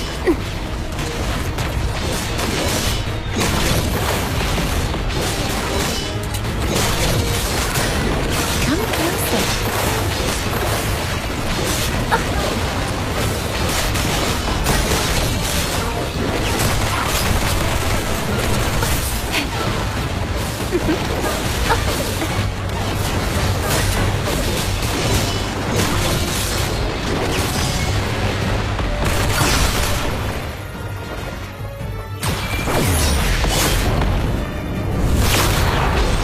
No violent contact.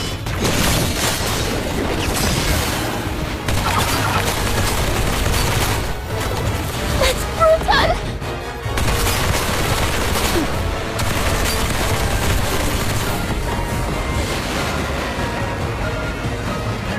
Be careful. There may be more enemies inside.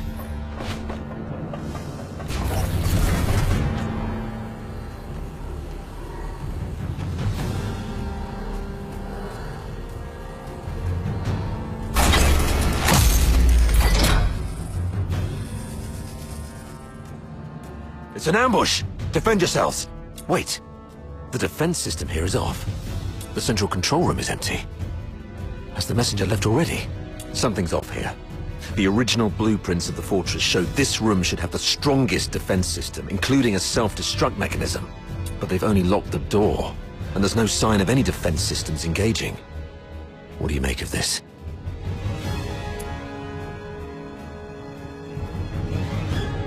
They probably predicted we would be extra cautious around this place, so they cleverly concealed their real traps. True. The central control room is key to regaining control of the fortress. It doesn't add up that they'd leave it undefended after all the elaborate traps we've encountered. I'm about to access the fortress's control panel with my key. If all goes well, that should complete our mission. Understood. I'll take a look around for anything suspicious.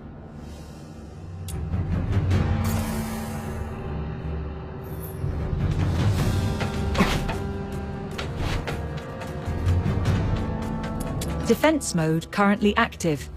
Please switch to safe mode to proceed.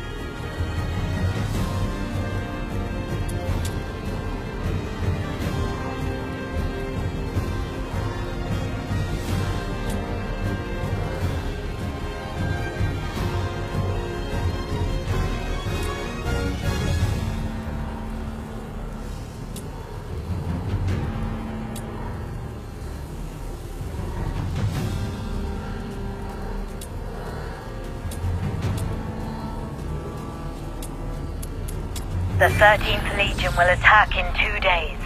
Antonius Fulvis has vowed before Sibylle that if his forces fail to breach the fortress, he would shoot himself with his own gun. Sibylle then assigned him the best troops. The Legion will do everything they can to take Lonza Fortress back. We should not attempt to defend the fortress against such odds.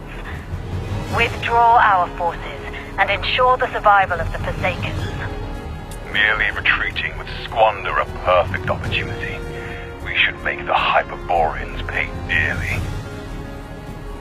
Easy. Leave it to Avar. He'll be commanding 2 Vanguard squads in the operation. Those fools always listen to him. Avar will hold off their assault. Use this time to lay traps and fortify our defenses. The fort will soon read this headline in the news. During the battle in Lonza Fortress, the 13th Legion valiantly defended the Emperor's lands. The Vanguard suffered 90% casualties in the fierce conflict. Lieutenant Colonel Avar, one of the survivors, mourned the fallen and delivered a eulogy of unmatched honor. Good for Avar. Let's go with this plan then. Shame those dead dogs will receive posthumous honors though. Avar.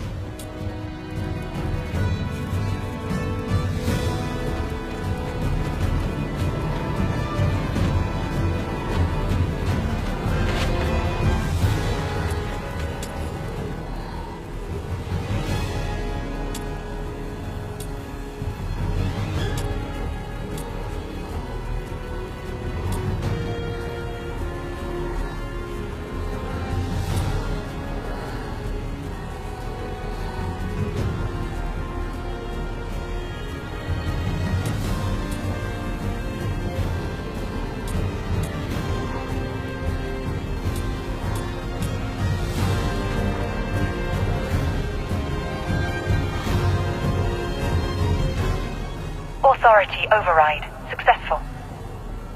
Current authority, Avar Horodland. Good afternoon, Lieutenant Colonel Avar Horodland. Motto 16 of the Hyperborean Legion. When you have the enemy within range, beware that you are also within theirs. Oh, finally. Of all the battles I've fought, none have been as nerve-wracking as this.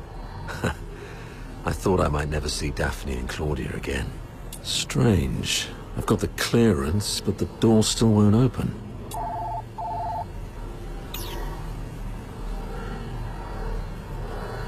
Oh, great. Comms are down. What about you? Find anything?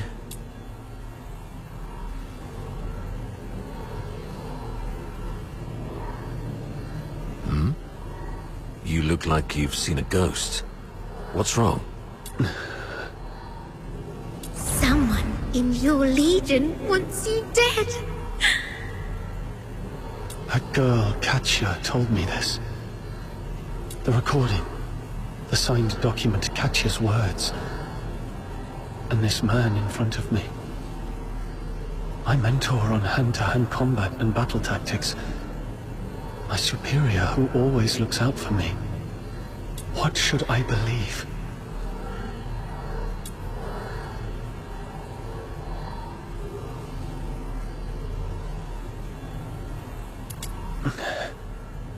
What's in your hand? Show me. What is it that you have to keep secret from me? Hand it over. Is that so? Well then. We need to have a serious discussion about this.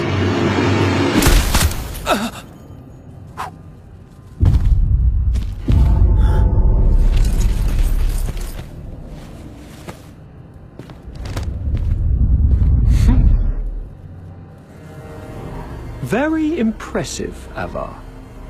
Didn't think you'd make it this far. Fulvis, you scheming bastard. You fabricated all this evidence, didn't you? I didn't know you old line aristocrats would stoop to such nasty tricks. I'm nothing like those stubborn old fools. I'm a pragmatist and would do anything that works. Isn't this your favorite protege? You did this. I was just setting the stage for a deal with you. I don't think we need a third party.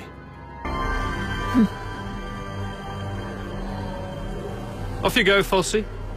It's all right. The entire fortress is in our hands. This old man dares not make a move. Yes, sir. I shall wait outside the door.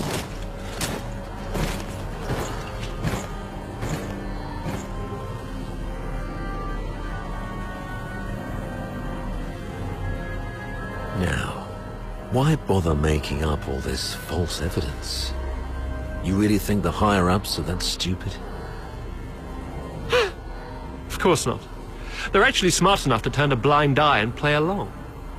Use your head, Avar. Why do you think I dare to make this bold move? It's naturally because someone wants me to. Since you're a goner already, I'll show some mercy so you won't die a fool. When His Majesty was first crowned, Duke Servius was our imperial regent, but the regency strayed from established Hyperborean traditions and grafted too many useless scions onto the great imperial oak. Those fools let so-called laureled Charons into the military council and the legion, even handed high office to some of you. It's absurd. Though His Majesty is now aware of these mistakes, they continue to plague us. I'm merely helping him prune the oak. So, you went through all the trouble just because you don't like Charons? You should have told me earlier. There's no need for such an elaborate ruse. Just let me off this time and I'll retire early and stay out of your way forever. If you need my loyalty, I can do that too. We can blame him for leaking our battle plans. Both of us walk away clean. Hell, we might even get a reward for uncovering a spy. And, you'll gain an old dog obedient enough to follow your orders. How quaint, Avar. Didn't expect you to stoop this low too. But you don't know the half of it, Avar. You're worth far more to us dead than alive. Use your head. Imagine the uproar if it came out that a high-ranking Charon officer defected and joined the Forsakens, resulting in the deaths of many of our best young soldiers. Laureled Charons in high office are already a thorn in plenty of sides. A scandal like this, it'll drag their names straight through the mud. Take our beloved superior.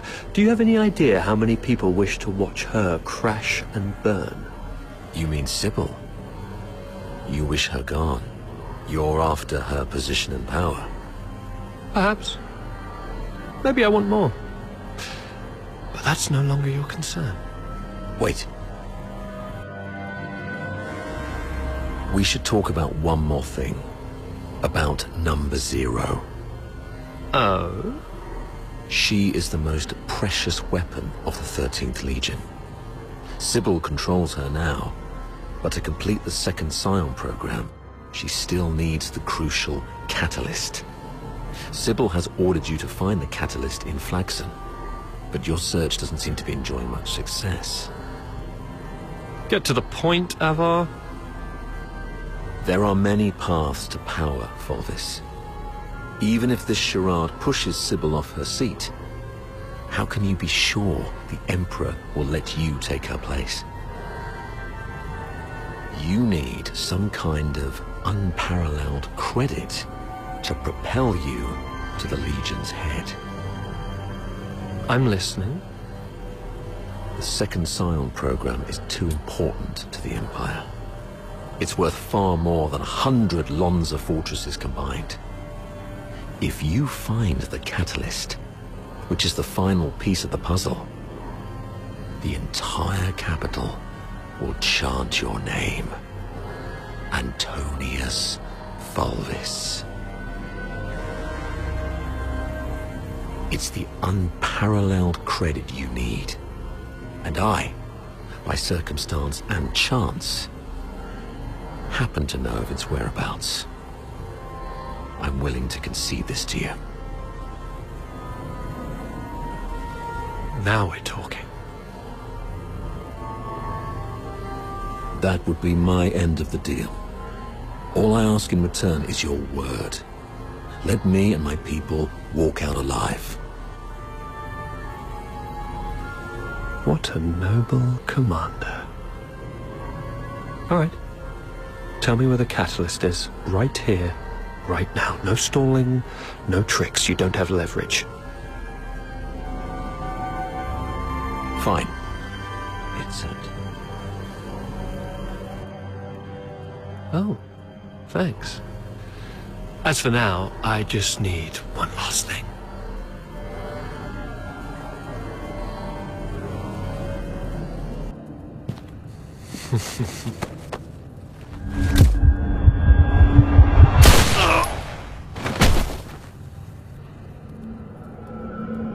Remember, Ava? Never trust a pragmatist. Stay behind, Falsey. Clean up this mess. Yes, sir.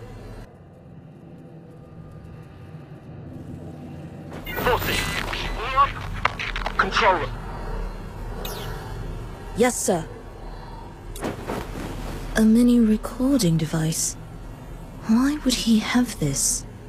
Lieutenant Colonel Avar Horodland, you have yet to enter any command. Motto 17 of the Hyperborean Legion, obeying orders and trusting your comrades give you a better chance of survival on the battlefield.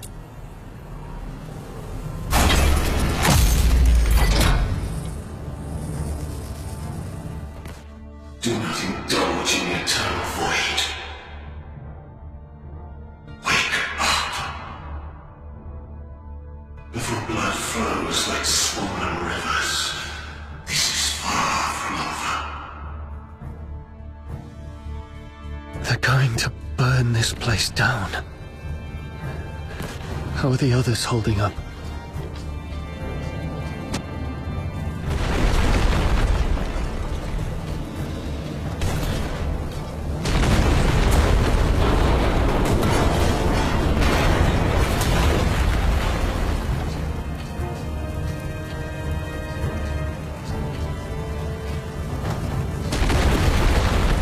That's Saravar.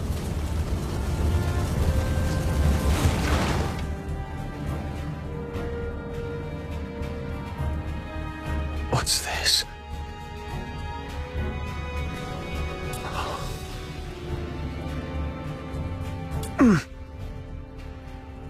Attention to all 13th Legion soldiers in Lonza Fortress. Daphne Theodore, the former medic of Squad Griffins, is now classified as a Forsaken spy. Daphne Theodore is to be executed upon sight. Daphne? A wanted spy? Warning. Self-destruct sequence initiated. Estimated time to detonation, 20 minutes. Evacuate immediately. Time's running out. This should keep me going for a while. I need to get out of here now.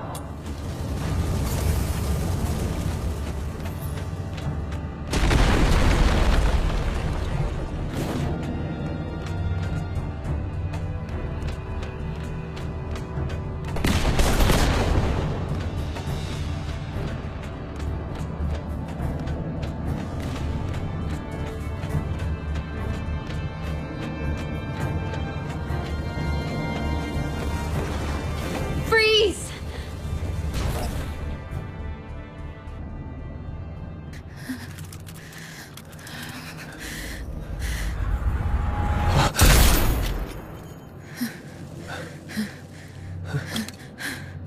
An accomplice! Kill them both!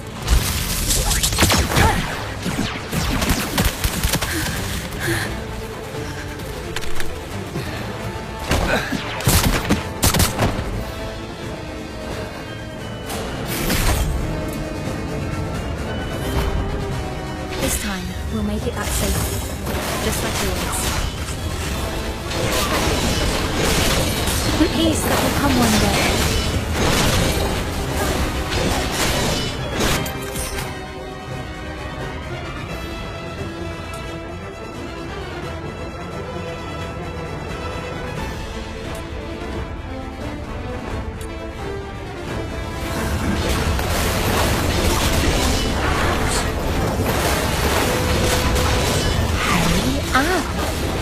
don't want to ruin our date by being late. There. The bleeding's finally stopped. Wait. Where are you going? To the central control room. My Commander Avar is still in there. No. Don't go. Sir Avar is no longer with us. I have to check on him myself. Maybe he's just heavily wounded. As a medic, I can probably... Get back here. They burned down the entire central control room. Sir Avar's final words were for me to bring you safely out of this place. At least respect the man's dying wish.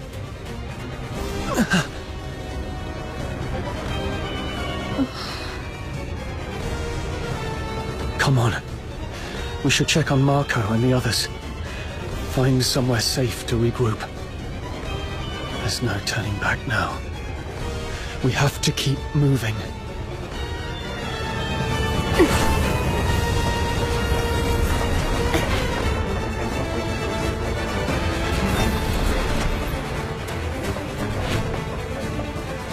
Leon, Marco, and Monica. All taken down by a single shot. No signs of a struggle. Not even a chance to fight back. They were killed by someone they trusted. From the blood, it must have happened while we were trapped in the central control room. Damn you, Fulvus.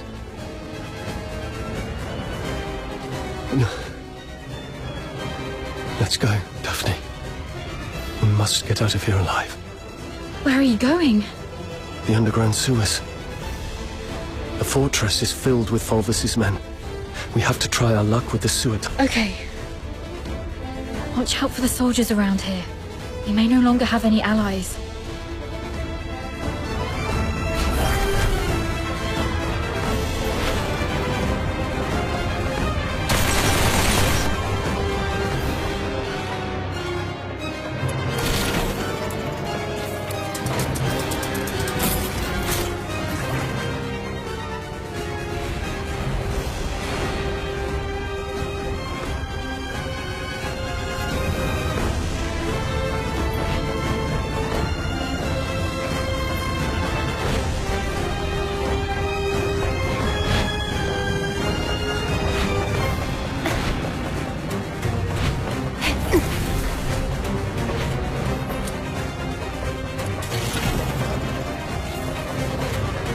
Warning.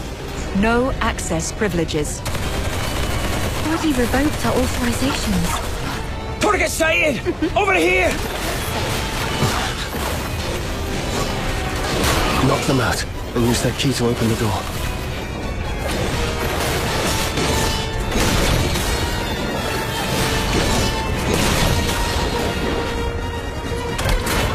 Nothing on him.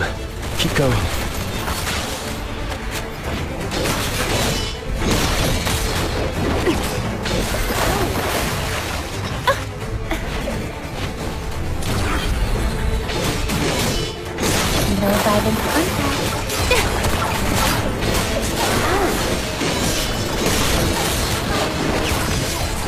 Still no luck.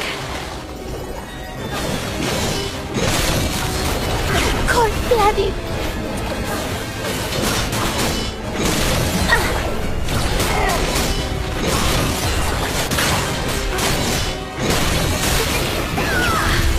Got it! The key!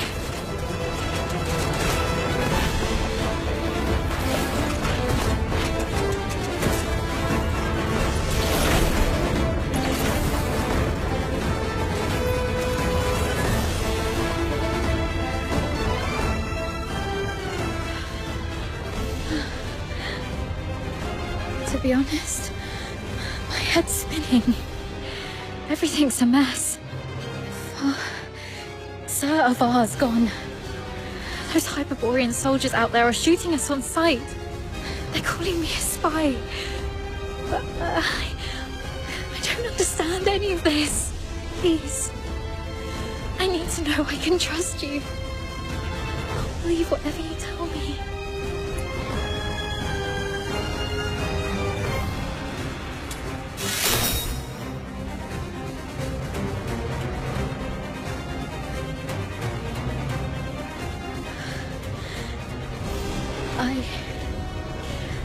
I pulled myself together now. Sorry. You're so heavily injured. Yet I was there acting like a crying baby. I still have some of the medication you found. Let me help you with your injuries. Let's rest here until the medicine takes effect. I'll explain everything that happened outside. One of them got away. Yes, ma'am. A female medic named Daphne Theodore. The Vanguard squads fought back fiercely, allowing her to escape. The narwhals are entering the fortress, but no one else must know that we cleaned up the Vanguards. The situation may turn for the worse if Daphne contacts them for help. The situation is delicate. Chief Sibylle is en route to Lonza Fortress after hearing the battle was turned. Luckily, her bar is already out of the picture. As for Daphne, what do you want us to do with her? Relay Commander Fulvis's order. Lock down the fortress, find and eliminate Daphne Theodore. As for the charges, claim she conspired with the Forsakens, infiltrated the Legion as a spy, and compromised the fortress assault. Yes, ma'am. And after that, I checked on our squad mates while making my way to the central control room. Luckily, I avoided all the soldiers. But it was too late for most. They all suffered precise, fatal shots. Ironically, from our own men rather than the enemy's. That's all I know. Now, tell me what happened in the central control room. I'll explain later. Now isn't the right time. But you were right about the situation. Every soldier in this fortress is now our enemy. Fulvis has ordered them to eliminate us. Fulvis. He's the despicable traitor who leaked our plans to the Forsakens. He's the one who decimated our squads.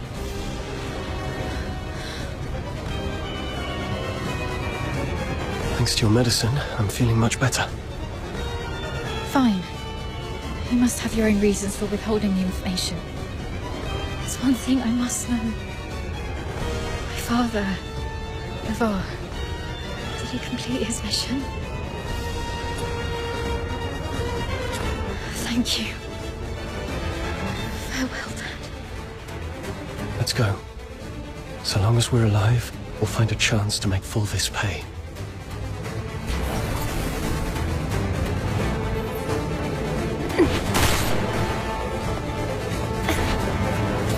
Daphne Theodore and an unknown accomplice are currently hiding in the sewers near Reservoir 1. Initiate the flooding to force them out. They found us. We need to get out before this section floods completely.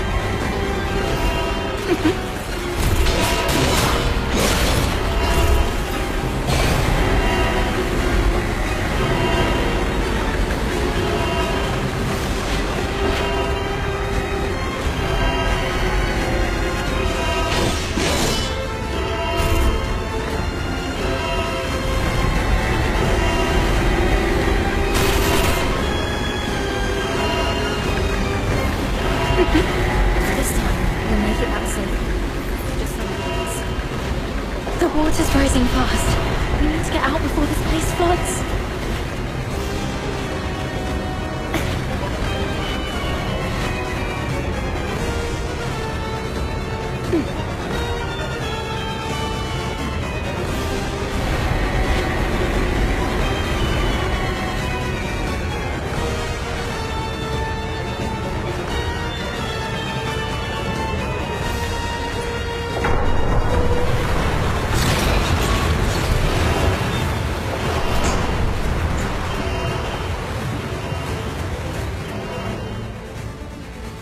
Current water level exceeds safety threshold. Safety gate will remain closed. Reduce water level to reopen. They're controlling the inlets. But since this is a reservoir, it must also have drainage outlets. It says here, activate all 3 valves around the reservoir to accelerate water discharge. They can't be far. Hand the remaining filters into the tunnels. We'll all exit. Once they surface, we'll eliminate the traitors. Hurry up. We're running out of time. We should hurry up too. Come closer.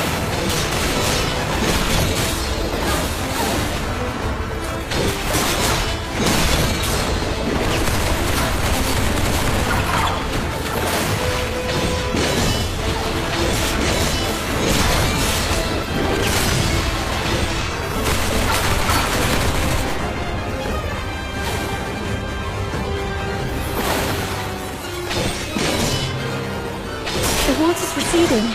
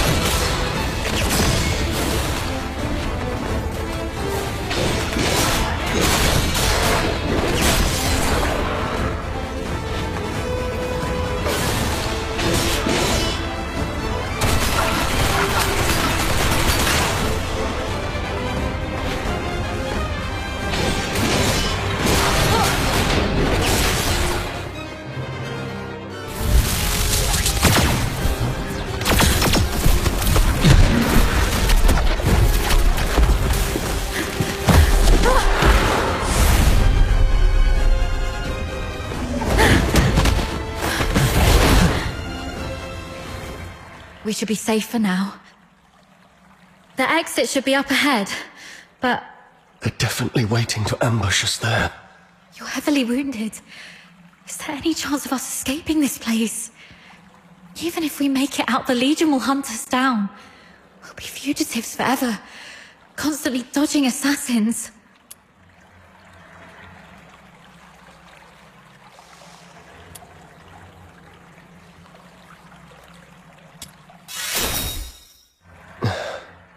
Take off your clothes. What? We're switching outfits. They think I died in the central control room, and they have no idea who your accomplice is. You are the only target they can identify. I'll wear your uniform and make a run out there. The medic's uniform is conspicuous enough to draw their attention. You'll make your escape during the chaos. Are you serious? We're completely different sizes. They'll quickly realize they're chasing the wrong person. The longer I can distract them, the better your chances. This is the plan, Daphne. Honor Sir Avar's last wishes.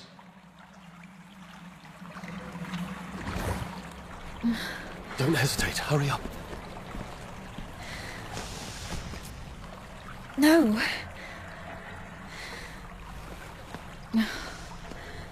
Thank you for respecting my father's wish, but could you at least hear my wish? This mania is a rainy place. When I was a little girl, all my friends hated the rain because it would mess with their hair and soil their pretty dresses.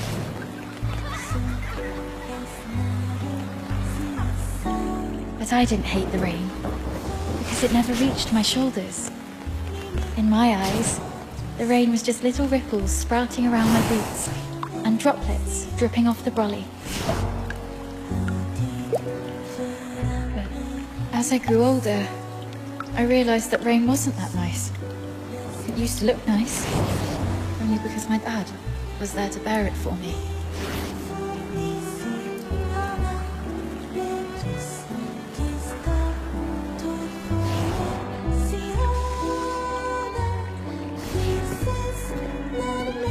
My dad was such a kind man, and such a stubborn one too.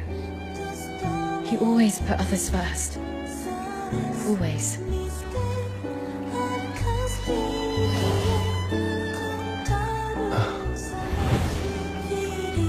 Before I was born, he joined the Legion and fought hard to prove himself worthy of my mum. After I grew up, he left us because he didn't want to soil my future. In public, he'd scowl and forbid me to call him Dad. But deep in the night, he'd drunkenly shout mine and my mother's name, crying. He was always bearing the weight of everything on his own.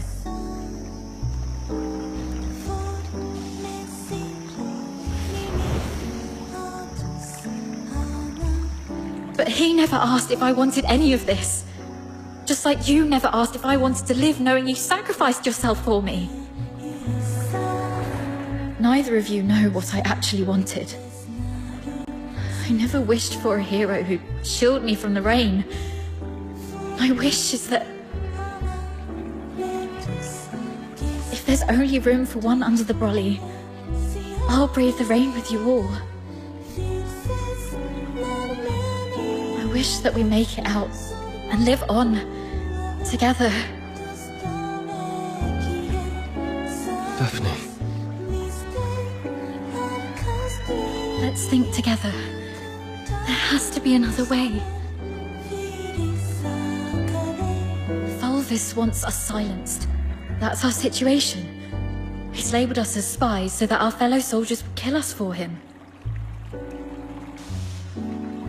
We're the only ones left from the Griffins and Snow Wolves. Every soldier here follows Fulvis and his adjutant Falsey. Every soldier in the fortress. Wait, I have an idea. Father once said a strategic retreat could be a cover for an advance. Sometimes the greatest risks lead to victory.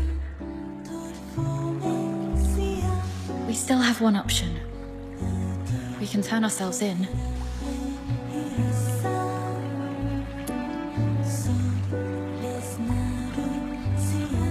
No, not to Fulvis.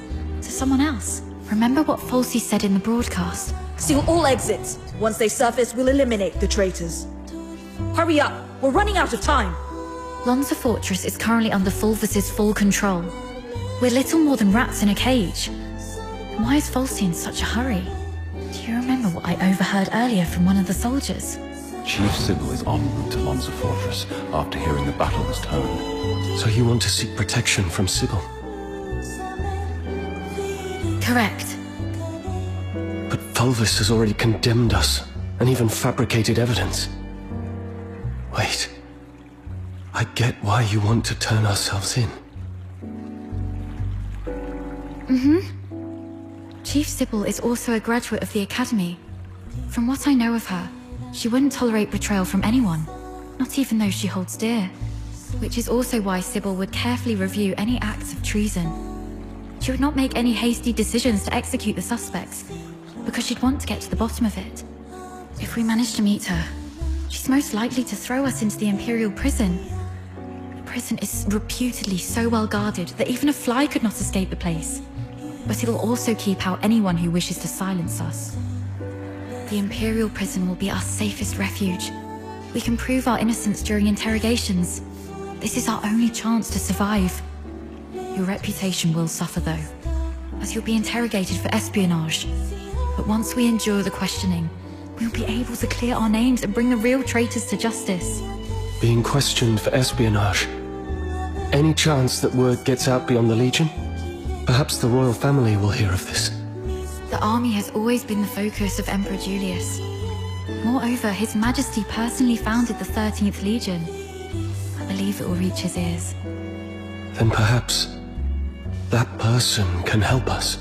All right, let's go with your plan and find Sibylle.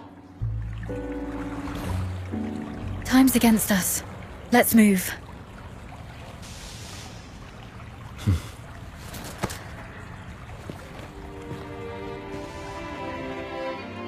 And thus, I took her hand, and we stepped towards that narrow beam of sunlight piercing through the door's gap. It felt as though we were stepping into a shimmering grave of our own making.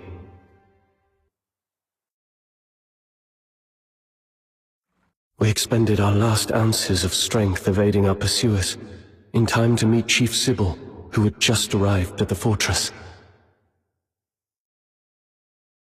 And just as Daphne had predicted, we were escorted to this very place.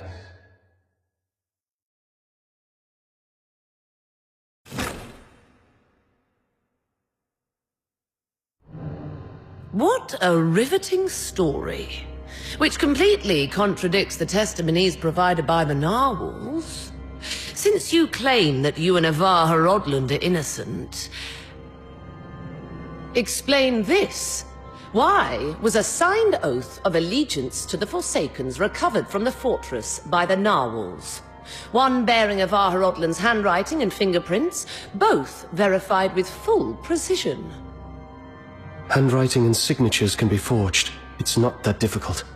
As for fingerprints, anyone in the Legion with regular access to Sir Avar could have lifted and replicated them. Autopsy reports show multiple casualties caused by the fortress's own defense systems, and the encrypted logs from the central control room list only 2 active operators, Avar Horodland and you. How do you explain that? We accessed the defense systems to shut them down, not to activate them. As for the logs, if someone had stolen Sir Avar's access key, they could have erased or falsified entries under his name. Do you have any idea what you just said? I absolutely do. I'm formally accusing Antonius Fulvis of orchestrating the events at Lonza Fortress. Then are you aware of the consequences if your accusation against Colonel Fulvis are proven false? It's 10 years in prison for making false accusations. Incorrect. You'll be charged with treason, espionage, and making false accusations. And the highest penalty in the Empire awaits you. Being hung upside down with thorny vines and crucified on the heaven tree in the center of Dysmania, until your very last breath is taken. I'm telling the truth. Since you have chosen to interrogate me and Daphne Theodore separately, you must be aware that our testimonies can perfectly corroborate each other. Despite suffering grievous wounds, you have endured intense interrogation without changing your testimonies. Admirable, I must say. Warden Hellfire, I've been waiting for this moment. To speak with you face to face, because I had to tell you the truth myself. Push the interrogation to the next level. Initiate the Inferno. Yes, Mum. The hypnotic agent is ready. Survive this, and I'll consider the veracity of your testimony. Fine.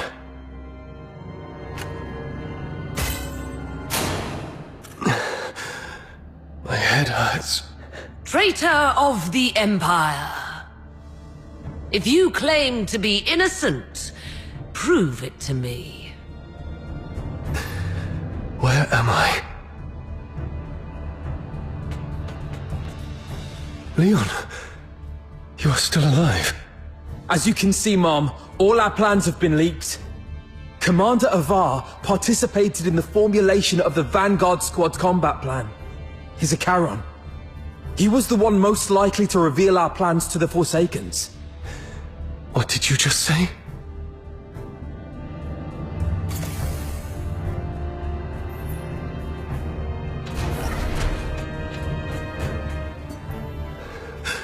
Marco!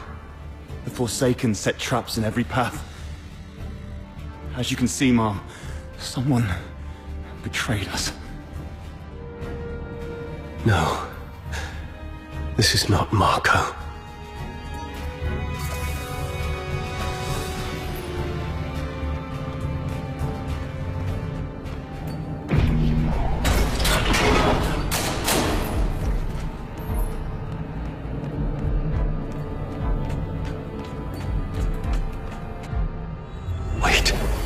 The warden said something about interrogation. That interrogator mentioned a hypnotic agent. I'm probably not in a real world. This is a dream.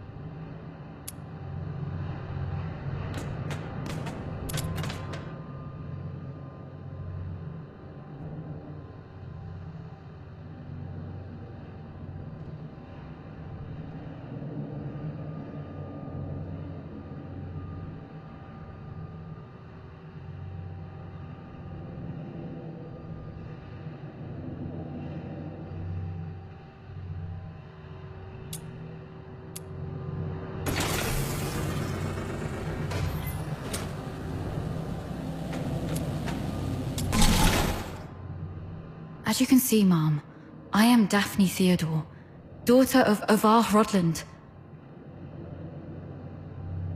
My father and the captain, they planned to split the payment for selling intel to the Forsakens. But at the heart of the fortress, they disagreed on the division of the spoils. My father he was killed in a ruse woven by the captain. He then deceived me about how my father died. I've brought the murderer to you, Mom. I humbly request you to deliver a fair and just verdict. You're not Daphne.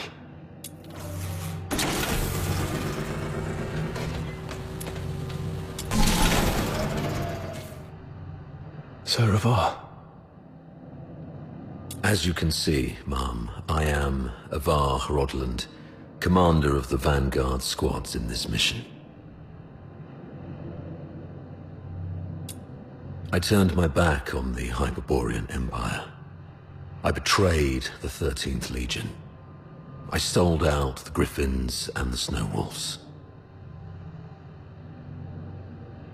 My accomplices include my daughter Daphne from my ex-wife Claudia Theodore, and my protege at the Imperial Military College, the captain.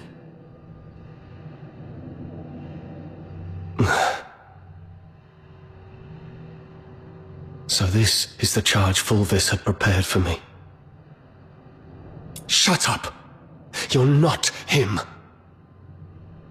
Huh.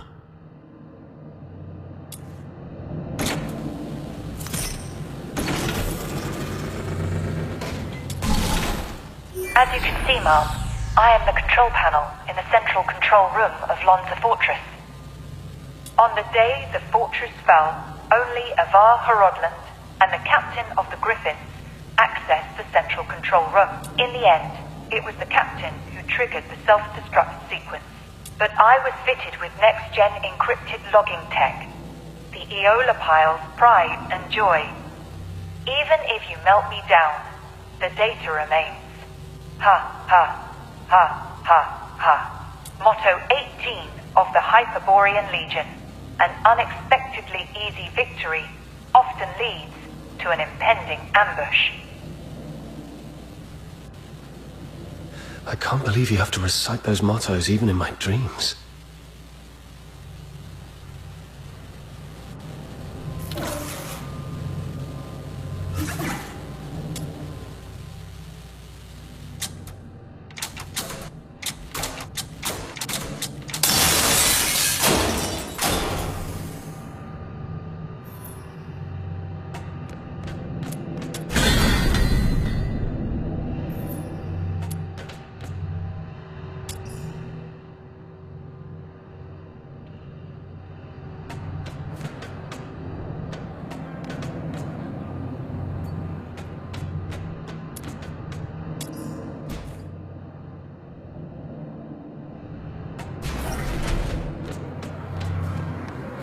Forsakens.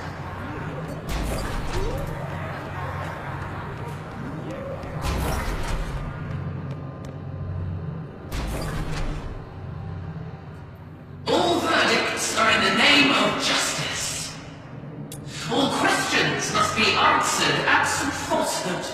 I tolerate no fabrication, alteration, or concealment of the truth. First question.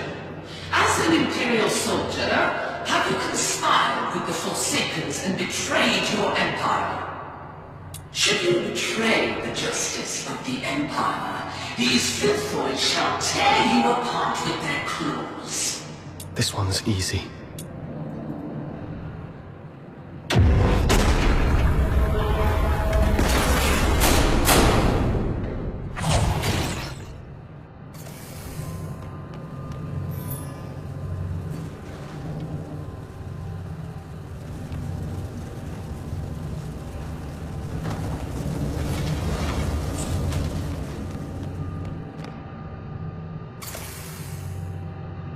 That's right. I won't confess to a lie.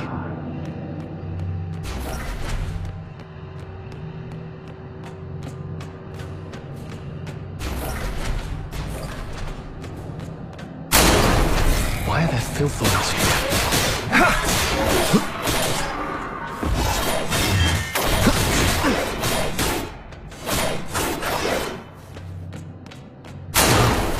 Stay calm. Those are the Vanguard troops.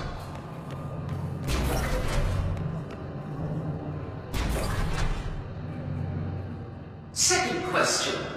The Vanguard squads were annihilated at Lonza Fortress. Were you the architect of their doom? Should you betray the justice of your comrades, your own blade shall spill your blood. No hesitation. Make the choice and stick to it.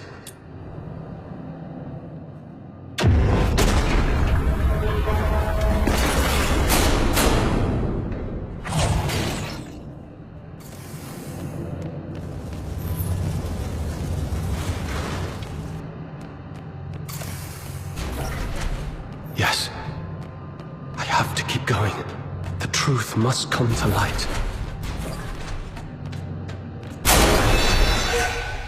You're not you. You're just a cheap imitation.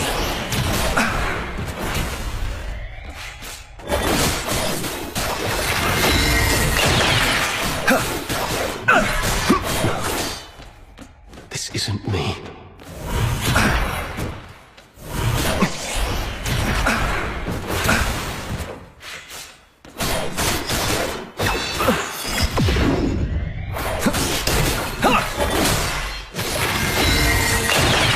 Get lost.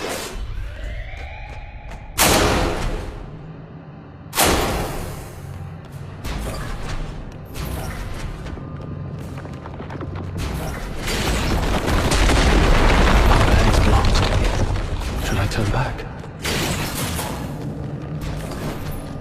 You who claim innocence, will you resolve falter in anger?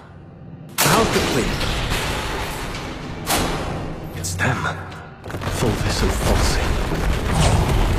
You who claim innocence, will your resolve waver in sorrow?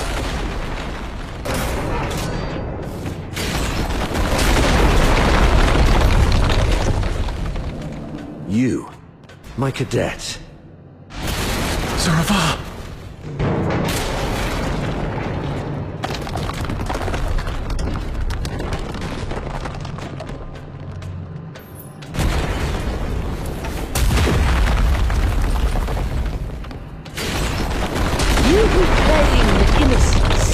Will your resolve crumble under the weight of doubt? Allow me to show you the way, sir. Yes, the way to hell. That's enough, ma'am. Please stop. Come with me. I'll lead you out. Whatever lies ahead, please remember.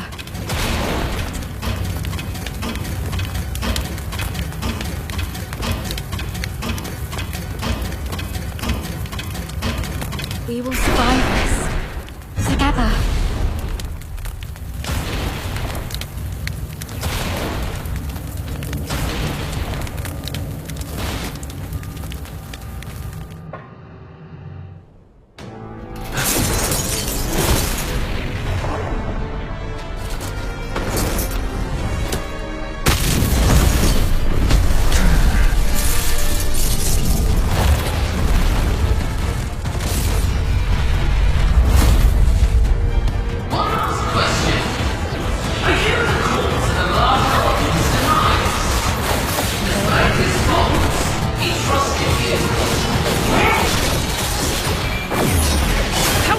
You defy the dawn!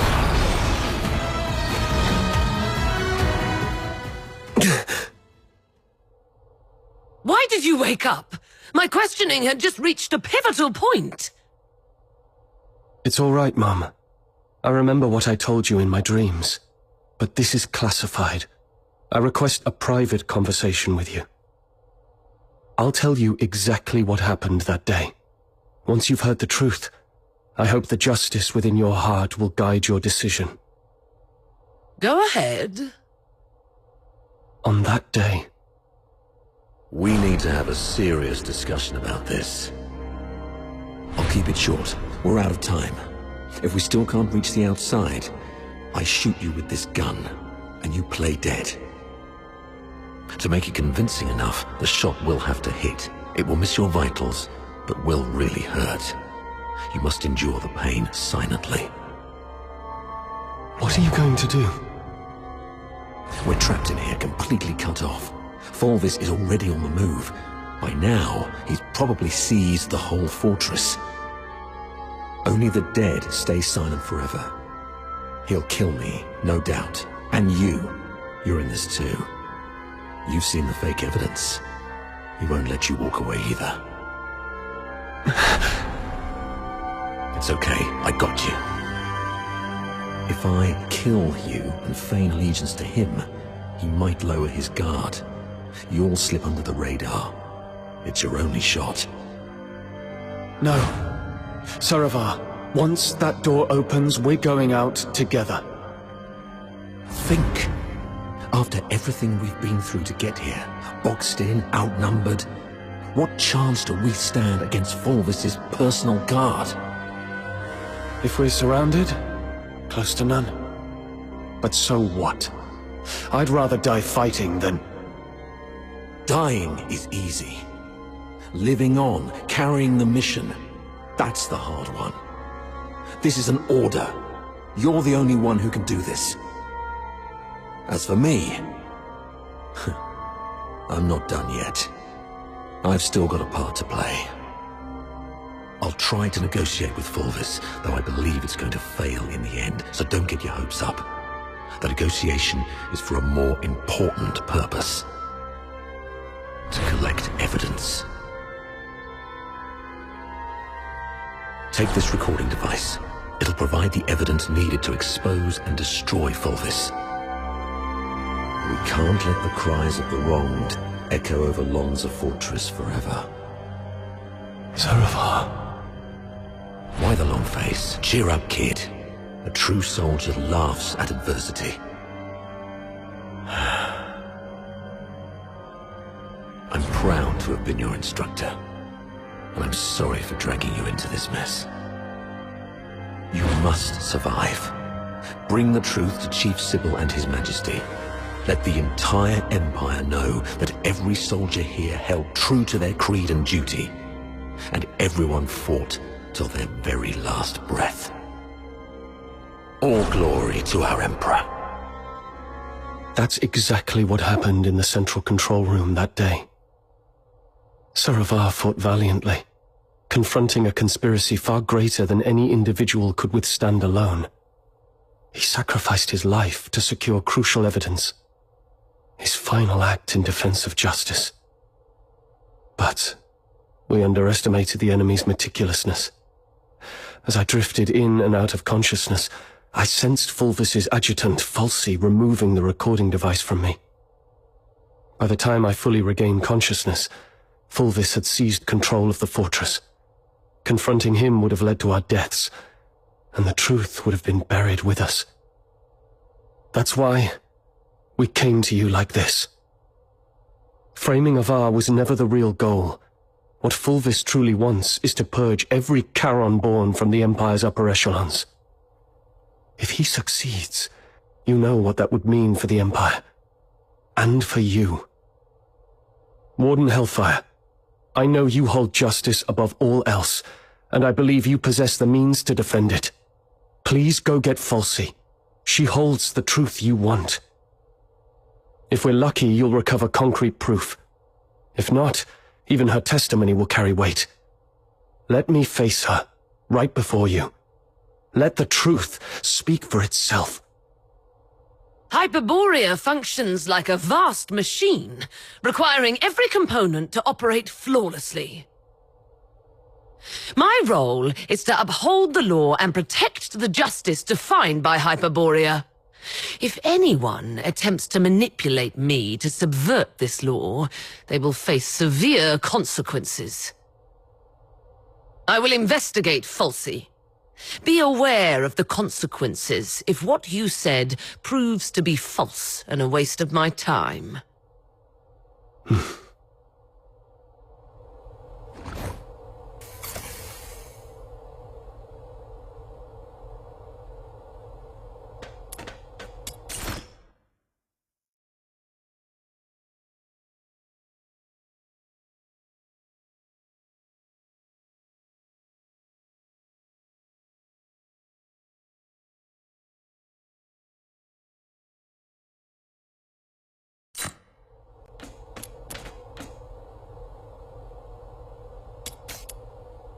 Warden Hellfire has instructed me to bring Miss Theodore here.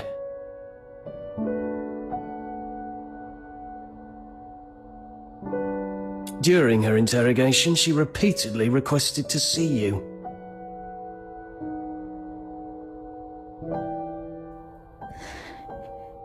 You weren't supposed to know that part. Well, I don't know what happened, but the interrogator seemed much more accommodating this afternoon. He even asked if I wanted anything.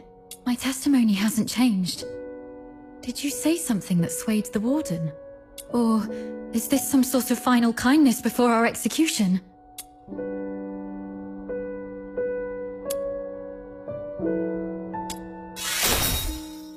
Oh, that's great. You've got a lot more injuries. They must hurt. I'll beg them to give me back my first aid kit. I'm fine. You should take care of your own injuries, though. If Warden Hellfire's investigation goes well, we'll be free soon. I hope so. And one more thing. I'm sorry, this might bring back painful memories, but I must ask while I can. Back at the fortress, the situation was so desperate that you didn't have time to tell me about my father's death. But I've sorted out my mood. Can you tell me about it now? Did my father leave anything behind? Sir Avar kept this with him at all times, in the pocket closest to his heart.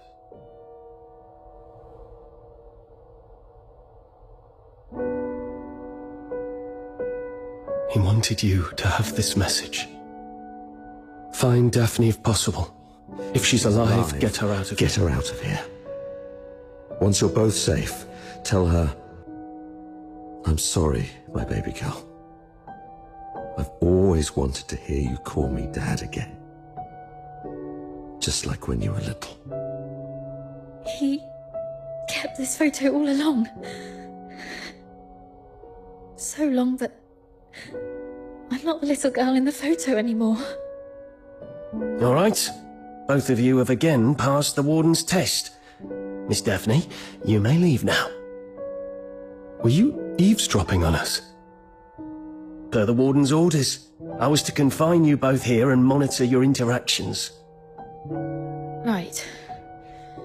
If we were guilty, we'd make use of every opportunity to collude in our testimonies. I understand. Thank you for giving us a chance to prove our innocence. Perhaps we'll leave this place soon. Neither of you are leaving.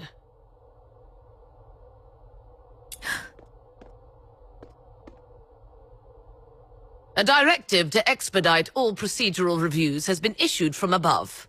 The only document I received is a writ demanding your immediate execution. Mom, this is not right. It goes against the standard procedures of interrogation. Take a look at the writ and the signatures at the bottom. Even the Supreme Minister of Justice has signed it. Not even Chief Sibylle can stop it. Your case has grown beyond anyone's control. What about Falsey? As long as we find Falsey and the recording device, we can prove that... She's missing. An explosion occurred during the battle. Falsey was last seen outside the fortress. Her blood-stained pistol was found along the riverbank. Although the Legion continues to search, it is likely that she is deceased. Mom, do you really believe in such a coincidence? Your Royal Highness, Prince Vergilius, this place isn't fitting for someone of your stature. Please don't proceed any further. Gathering so many signatures must have been quite the feat. Yet these signatures might weigh less than the one in my hand, I suppose. Your Highness, does the royal family intend to intervene in this military case? Intervene, I must ask. Do you view His Majesty's decree of pardon as an intervention? Is the royal military prison no longer under the Crown's jurisdiction? I need to speak with him alone. Everyone else may leave.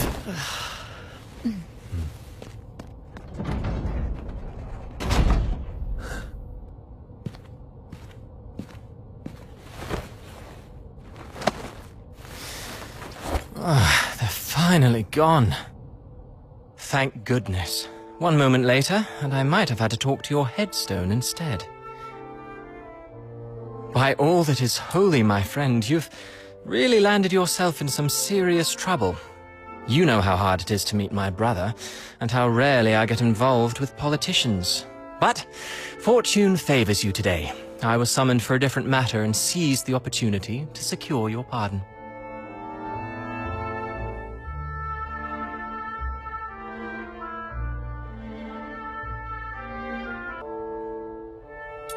Things have finally blown over. You're free at last. Where do you want to go? The art gallery? The opera house? Or just a simple stroll along Whisper River for fresh air? Thanks, but no thanks. You look pale. They did go rough on you. Why don't you come to my place?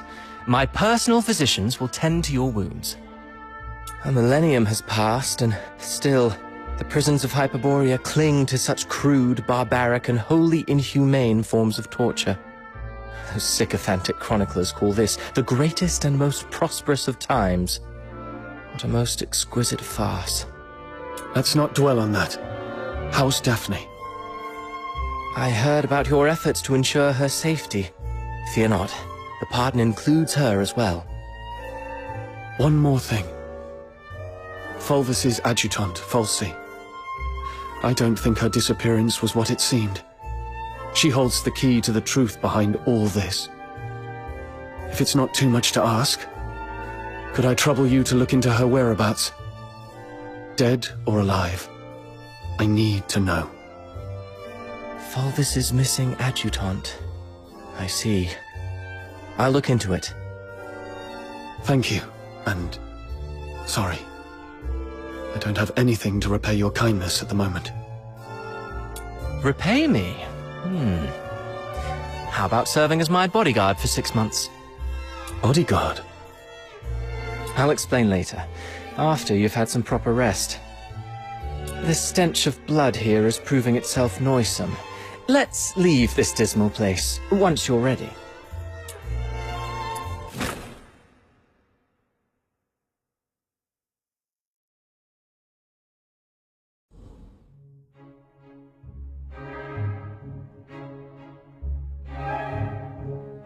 That last piece, Children from the Snowfield, was composed by Cavaradossi. It was inspired by a folktale in his hometown, Ice Lake, one about a mystical creature that roams the snowy wilderness. You're not really listening, are you? Yeah. Something about a mystical creature? In Ice Lake? Thought so. Still carrying the weight, I see. I'd hoped this might offer a brief escape. About that bodyguard role you mentioned, I need to know what it actually entails. There's something I have to deal with. I need to know if this gets in the way. That's what I wanted to talk to you about. So, I've been assigned to Scarlet River on royal orders. A 6-month posting, give or take. It would ease my mind to have you accompany me. And staying away from the Legion might be wise for now. The stigma of a criminal charge lingers. Going back to the Legion at this point could be awkward. I submitted your name as my aide when I met with my brother 5 days ago. He approved. So you're asking me to leave Dysmania and head for Scarlet River, Flaxen? Yes. Just think of those signatures. How many people are watching you in Dysmania? Your prowess may deter approaching filthoids, but not hidden assassins. I know what you're worried about. Sibylle Mason is an old friend of Daphne. She's obviously inclined to your innocence, so she will at least ensure Daphne's safety. Understood. Then I'll go. What I'm looking for lies in the same direction anyway. Shall I swear an oath of service, Your Highness? Come on. You know there's nothing I hate more than these pointless customs and etiquette. But you're in the mood for jokes now, which is a good sign. Pack your things. We'll leave in 3 days. Sure. Flaxen. There is something there that I didn't even tell the Warden. The other piece of the second Scion program. The catalyst of Number Zero.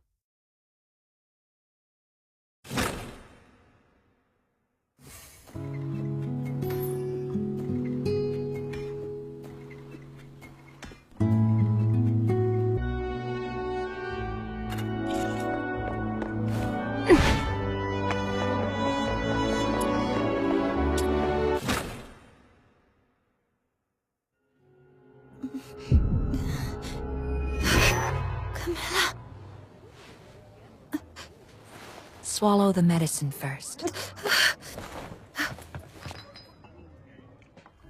Camilla, why was I... You've been unconscious for 5 days. Lucky you. Another day and you might never have woken up. So, you've been... Thank you. No need to thank me. You're not who you used to be. Since the request involving the Crystallo of Stella, plenty of commissions have come in specifically for you. Just make sure you stay alive long enough to finish the gigs.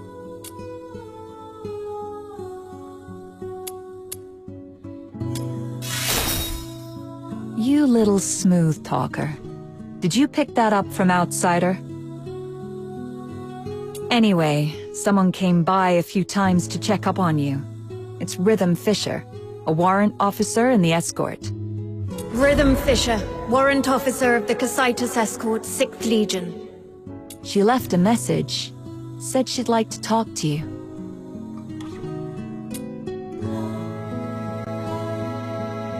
I heard about what happened at Lamenting Lake that day. I know you probably don't want to see her. But you were the sole survivor of the murder case that night. I doubt she'll give up easily. The sole survivor?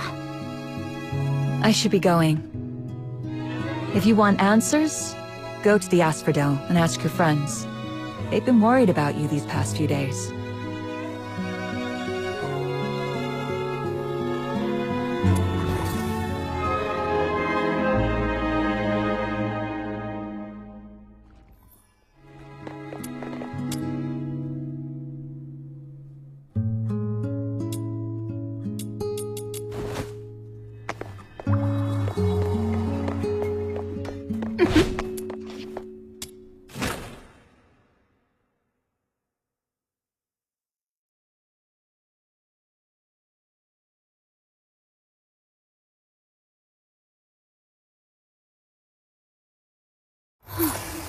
There are so many balloons around Ice Lake. Is it some kind of festival? But even with all these festive decorations, the lingering chill in the air is still pretty obvious. I should go check in with Snow and Outsider to find out what's happened when I was unconscious. How boring. Treasure the intel, never miss the threat. Even staying home isn't safe anymore. What are we supposed to do? I'll take a 20% cut.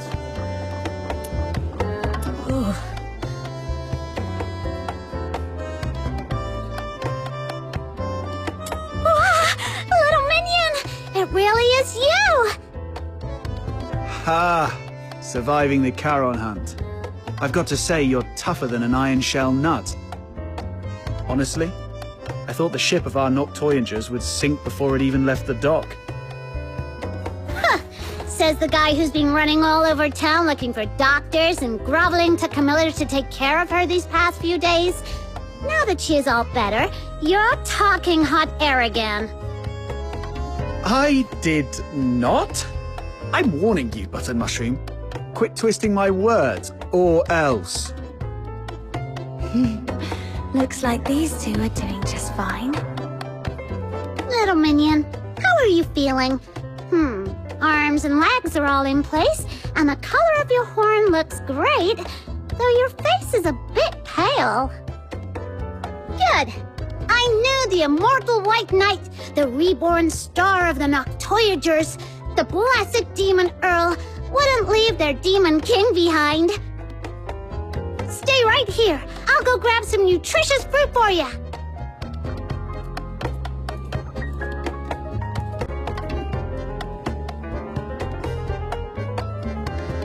Why is my title getting longer, but the rank keeps dropping?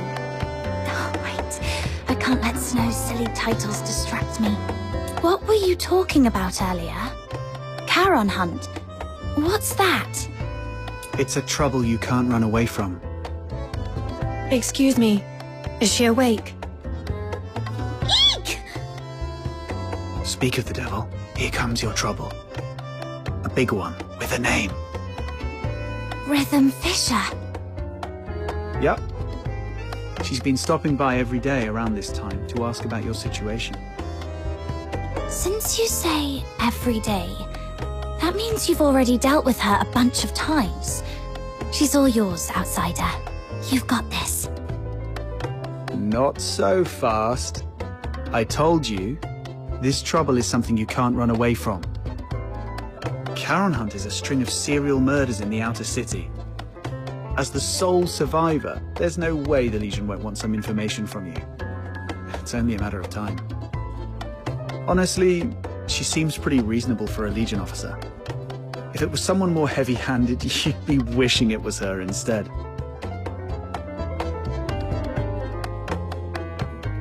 All right, I get it. If you're not ready, I'll go talk to. I see you're finally awake. There's an important case that requires your cooperation. She saw me. Well, no way out now. Go on, my friend.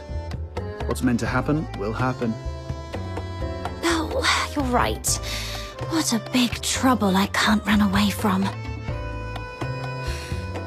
All right, let's see what she wants. These old bones couldn't possibly move because of something like this. Even staying home isn't safe anymore. What are we supposed to do? I'll take a 20% cut. You keep 80%, as usual. It's great to see that you're recovering well. Would you like something to drink, officer? Tales of Ice Lake is on special today. Half price. No, thanks. Imperial Military Code Article 142 prohibits soldiers from drinking while on duty. Besides, I don't drink anyway. Let's get straight to the point. I'm here to investigate the recent violent incidents in the outer city of Ice Lake known as the Charon Hunt. This is your first inquiry. I need to verify your identity according to standard procedure. Could you show me your travel permit? I was in such a rush when I left home that I forgot to bring it. Let me go grab it now. Your head must still be foggy from your injuries. You left your travel permit at my place a few days ago. I was just about to return it to you. Here you go, officer. Name? Place of residence, Ice Lake, Cocytus region. Occupation, animal trainer? Wait, aren't you a fox hunter? That's the latest development. She used to take care of dogs for rich folks, but her last employer went broke and couldn't afford to hire her anymore. Hence the career change. If you don't believe me, you can ask Miss Camilla. She just signed up at her tavern to become a fox hunter a couple of days ago. Come on, Captain. Show Officer Fisher your awesome dog training skills. Come on, come here, boy. What? I'm not a dog. All right. I've verified the travel permit. Thank you for your cooperation. Now let's talk about the attack. I want to catch the culprit who attacked you and bring safety back to everyone as soon as possible. As the sole survivor of the incident, your testimony is vital for us to fully understand the case. That said, this tavern is hardly an appropriate place for an inquiry. Got it. Let's get to a quieter place to talk then. Thank you for understanding. Please, come with me. Hey, what are you waiting for? Don't tell me you're upset about the travel permit. Well, that was the only type I could get for you. Just roll with it, all right? All right, I know. You're probably still bitter about Rhythm Fisher for what happened that night. But it wouldn't be a bad thing to get on good terms with Fisher.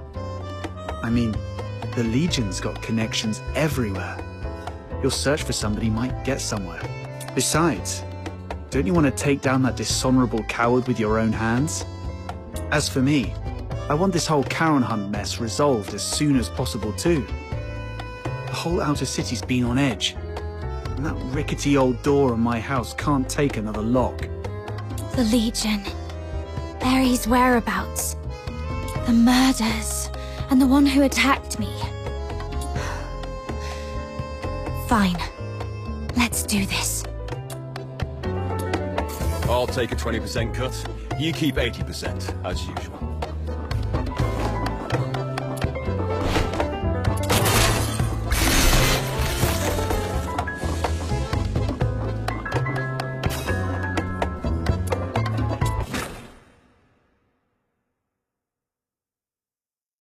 Treasure the intel, never miss the...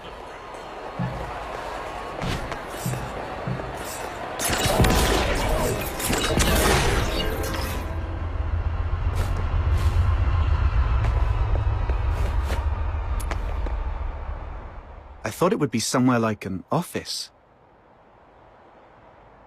I come here to clear my head when I'm feeling overwhelmed. It's quiet and there's rarely anyone around. Perfect for discussing serious matters. So, the Charon Hunt is a series of murders that took place here in Ice Lake. I assume you've already heard about it. November 22nd, early morning. 5 dead, 1 injured. November 25th, early morning. 13 dead. The attacks primarily occurred in the Eastern District, home to many Charon residents, which is why the case has been dubbed the Charon Hunt. Yeah, we've heard about that. What do you need from her? I need her to provide as many details about the case as possible. In a while, I'll take you all to the scene where she was attacked 5 days ago. That street is currently sealed off by the Legion. But I understand revisiting the scene might bring up unpleasant memories. If it's too much for you, we can conduct the inquiry at the Security Bureau instead. It might not be as efficient, but it's an option.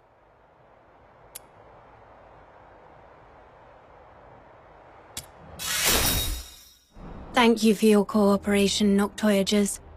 You're as tough and reliable as they say. Don't be fooled by how gentle my little minion looks. She's very tough on the inside.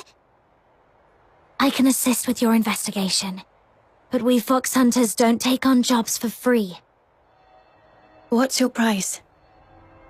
On top of the payment, I need you to promise me one thing. Help me when I need it in the future. All right, I promise you. I'll help however I can. Wait. Breaking military regulations is off the table. No murder, no theft. Oh, and absolutely no aiding the Forsakens. Whoa, nothing like that.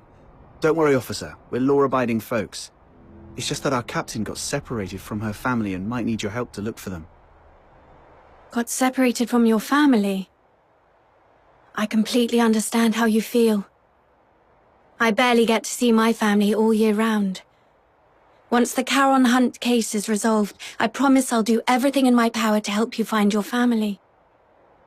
Why is she so fired up all of a sudden? I can't breathe. Let's just head to the crime scene first, officer. Captain, you're really something. Daring to bargain with a Legion officer. Didn't you say she was easy to deal with? Yeah, but we didn't expect you to go full-on negotiating. It's not like you know what she is thinking. What if she... I'm thinking about how to quickly reconstruct the perpetrator's profile. Shh, she heard us. Her hearing is way too sharp. You flatter me. Staying sharp at all times is essential for carrying out duties more effectively. I was not flattering. Are you inviting me on a date?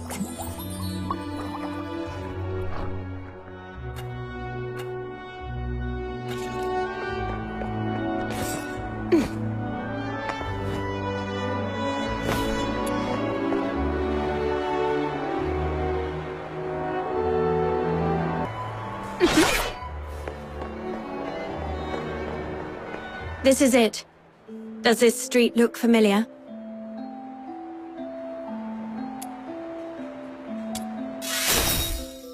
Do you recall the approximate time of the attack? Not really. At the time, I was not feeling great. I figured I wouldn't be able to sleep, so I decided to take a walk around the city. As for the exact time, I was preoccupied, so it's a bit of a blur. We should have stuck together that night. It's fine. It was me who insisted on having some time alone. Wait. I remember when I reached this street. The wind had just stopped and the moon came out. Judging by the moon's position, it must have been between 4 and 5 a.m. I should tell Rhythm about this.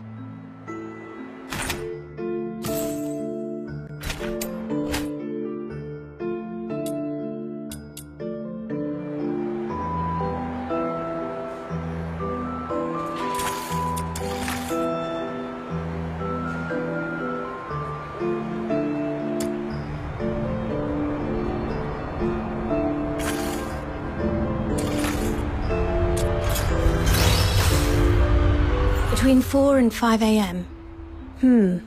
That matches perfectly with Camilla Scarlet's testimony. It seems your memory is sharp and hasn't been affected by your time spent unconscious. Now, about the perpetrator. What can you recall about their features? Even the smallest detail could be helpful. It all happened so fast. I didn't get a clear look at the perpetrator. But one thing I'm certain of. Wasn't human. The last thing I saw before passing out was a monstrous face. Though I'm not sure if it was a filthoid or something else entirely.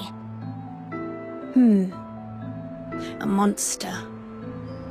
That fits with what we know so far. Is there anything else you can remember? Wait, there's one more thing. Please, go ahead. The singing voice. I remember something following me on this street. Along with its footsteps, I heard it singing. Yes, that's it. Its voice was raspy, broken, almost like wind blowing through shattered pipes. But that monster was unmistakably singing. A singing voice? No one else has mentioned that. Great. This is a brand new lead. I knew your suffering wouldn't be in vain. Officer, that might come across as a bit insensitive, don't you think? My apologies. I was just thinking that with this new clue, we might finally end this case and restore peace to everyone. I didn't mean to trivialize your pain and suffering. I'm truly sorry.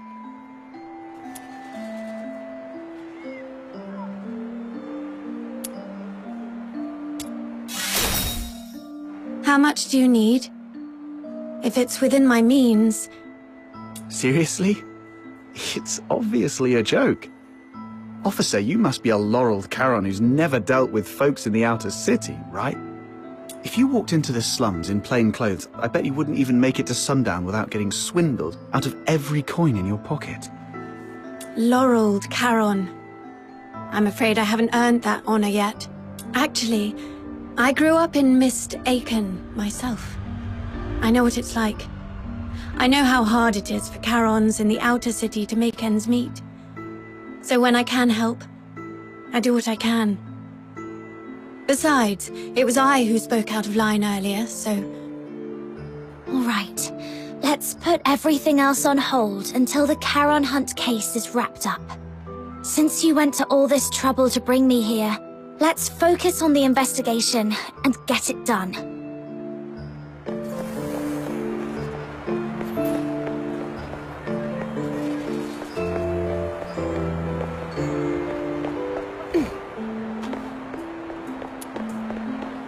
About the monster's singing you mentioned just now, do you think you could try humming the melody?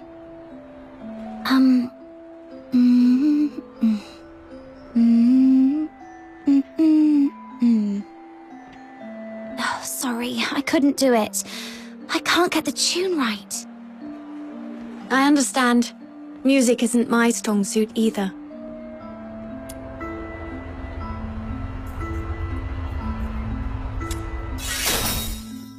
Besides, I only heard it once. It's hard to remember the tune. But if I hear it again, I might be able to recognize it. All right. I'll count on you to keep an ear out for it then.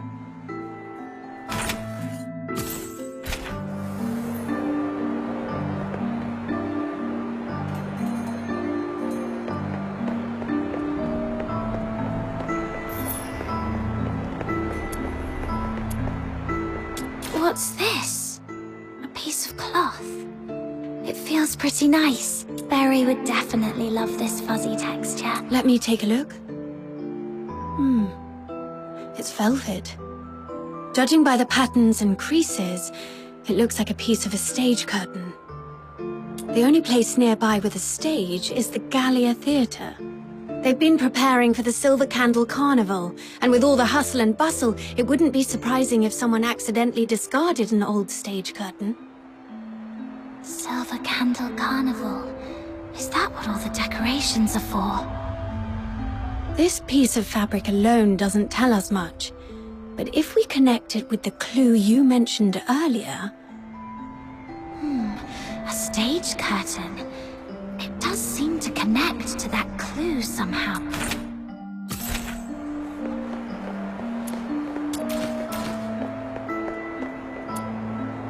Hey, look!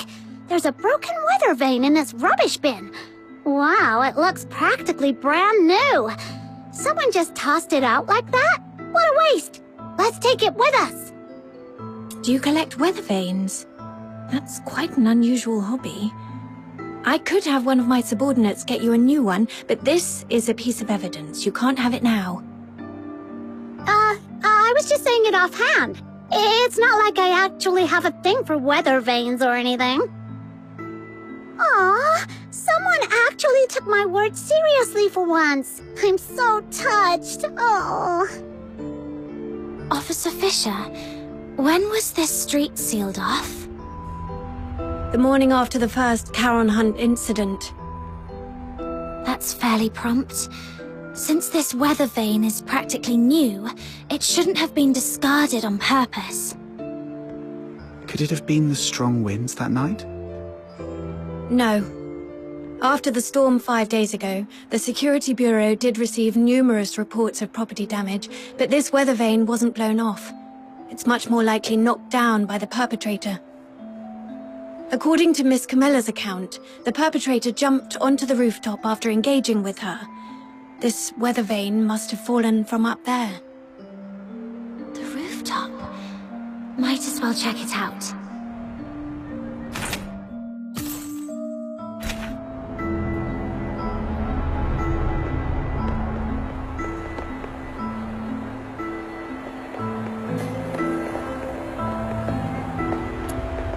Is this blue snow? I've checked. It's a few drops of foxica. When it seeps into the snow, it spreads out like a flower.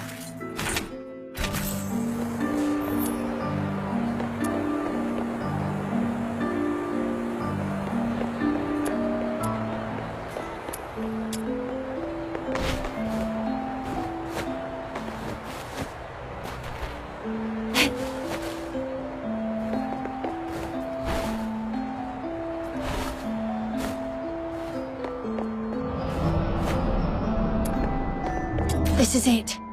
The break aligns perfectly. Judging by the bending on the base, apparently it was not blown off by the wind.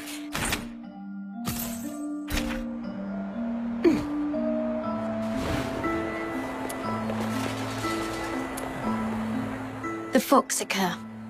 There's something I need to ask, just to clarify. When you encountered the perpetrator, did you notice any strange smells? Something sharp and unpleasant. Like a mix of 80% paint and 20% moldy bread. Sorry, I'm not great with analogies. What kind of smell is that supposed to be? I'm not sure what you mean, but now that you mention it, I do remember being hit by a sharp, acrid smell when the perpetrator lunged at me. Oh, so you think this foxica might have come from the perpetrator? Exactly. The foxica produced by the Aeola pile is mixed with irritant gases. If you noticed a strong smell at the time, it likely means the perpetrator was covered in a large amount of foxica, and these blue flowers must be traces of it dripping from its body. There are only a few places in Ice Lake where someone could come into contact with that much foxica. Combine this with the other clues, and we should be able to narrow down the perpetrator's hideout.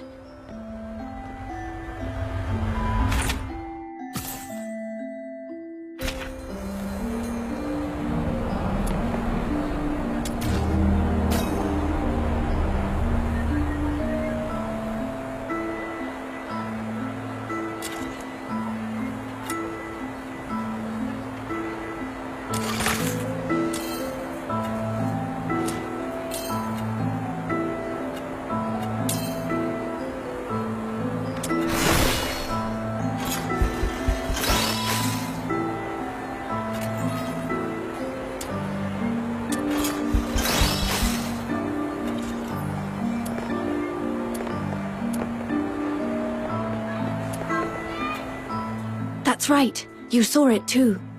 The perpetrator fled southwest. If you already know that, why hasn't the escort gone over there to search? We're short on manpower, and our intel is incomplete. We've been systematically combing through the factories, residences, and schools in the southwest, but the sheer scale of the area has made progress slow. So far, there's been no major breakthrough. To be honest, it's just me and a few of my subordinates working on this case. And one of them was killed by that perpetrator. He was among the victims on November the 25th. When we found him, all his internal organs had been crushed, like dough flattened under a rolling pin. My condolences. Catching the perpetrator is the only way to honor him and deliver true justice and closure to all. But we haven't found that monster yet. I've requested reinforcements from my superiors multiple times, but my applications keep getting denied. Or rather, they say I need to pinpoint the perpetrator's exact hideout before my request can be approved. Let me guess. It happened in a Charon neighborhood, and the monster isn't headed for the inner city. So your superiors just don't care, right? I wouldn't dare make such assumptions.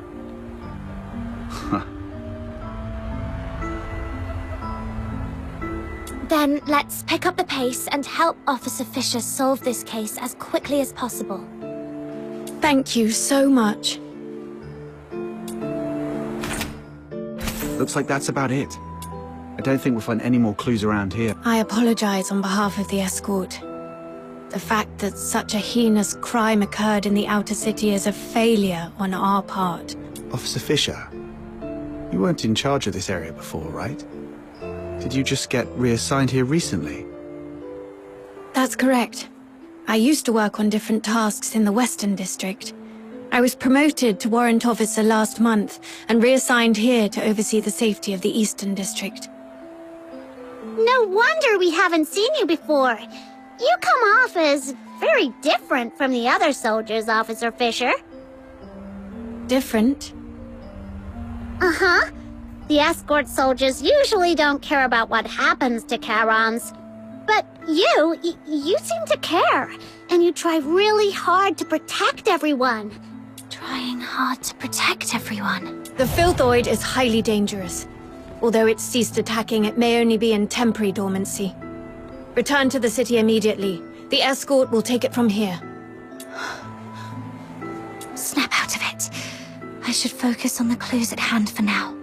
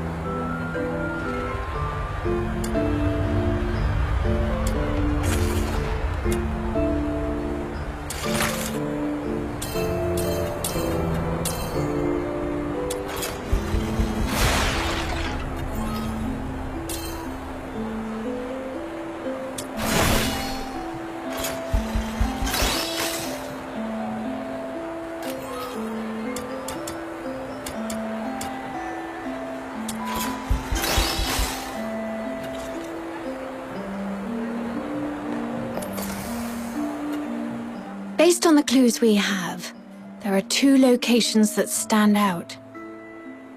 The factory area in the southwest and Gallia Theatre. Looks like we've come to the same conclusion.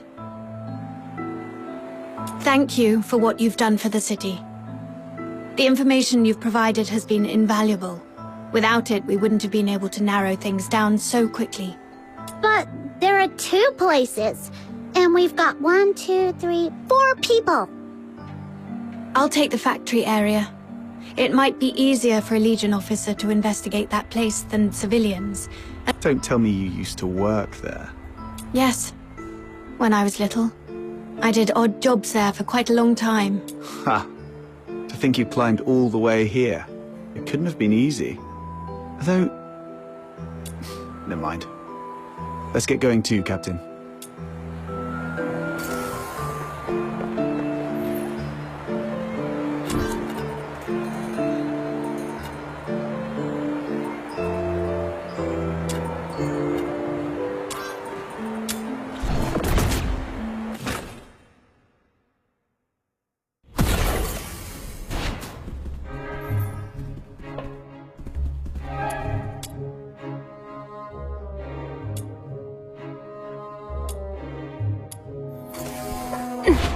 Hey, you folks over there.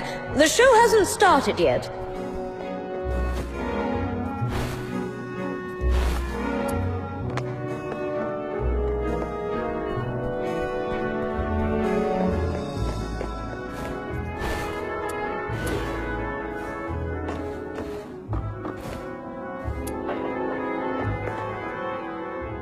It's you. Outsider. Director Pysche. Still going strong, I see. How have you been? Just drop the pleasantries.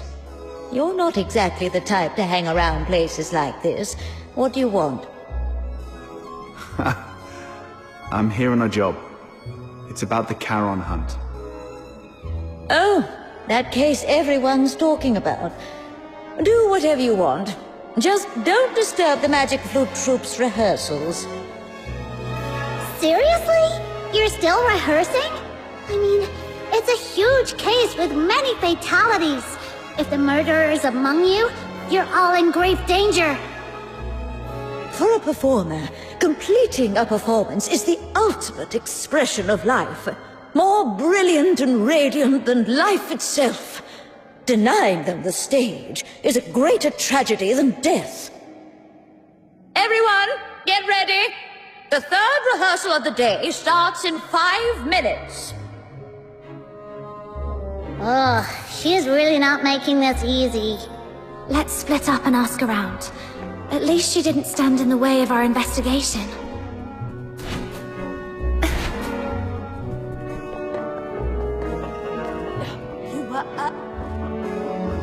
Where's Dennis? Curtain's just... Excuse me, may I ask? 15 flower crowns, check. 9 pairs of riding boots, check. All right, inventory's done. Now, who are you? What do you want? Can you tell if this piece of fabric is from the theatre? The stitching is a mess, and the pattern's just as bad. Gallia Theatre would never use something this shoddy. Who sent you? Are you some tabloid hack trying to smear our theatre? Whoa, calm down, we're not tabloid hacks. We found this at the Charon Hunt crime scene, and just wanted to get some information. Now you're accusing us of being involved in a murder case. You filthy tabloid hack.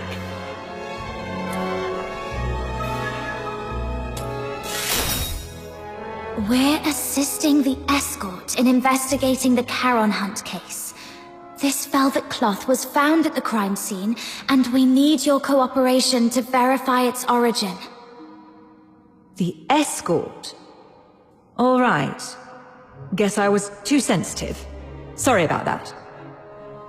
Ever since that incident 2 years ago, tabloid hacks have been spreading rumors about the troupe, calling us a fraud. It was so bad that the director fell ill and couldn't get out of bed for weeks. Anyway, this fabric is definitely not ours. The props inventory is right over there. Check it yourself if you don't believe me. Now, if you'll excuse me, I've got work to do. Hey, you little punks! Put those wigs back on the mannequins when you're done. Get back here! I swear I'll sew those wigs onto your scalps!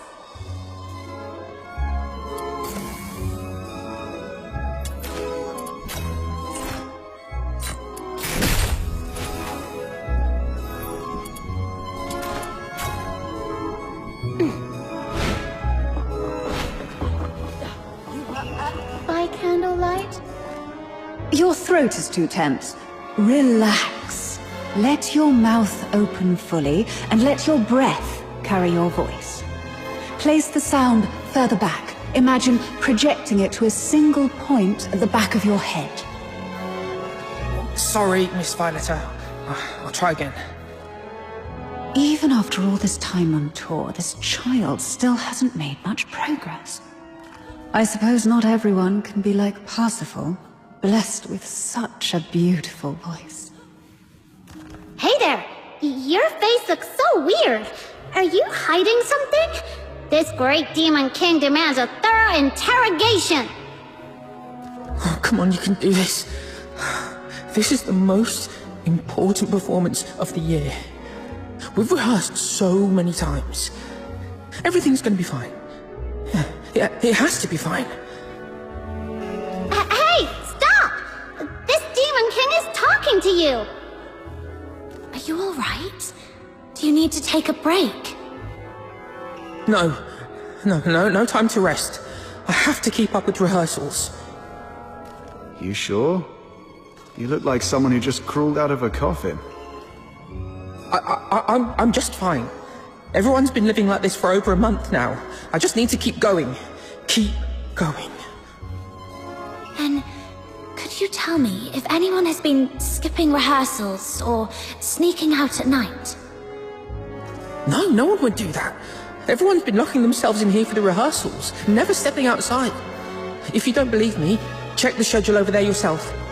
We'll be rehearsing non-stop until the Silver Candle Carnival ends. Outsider, what exactly is the Silver Candle Carnival? It's a festival where people put on masks, dress in bizarre costumes, and set aside their identities and races.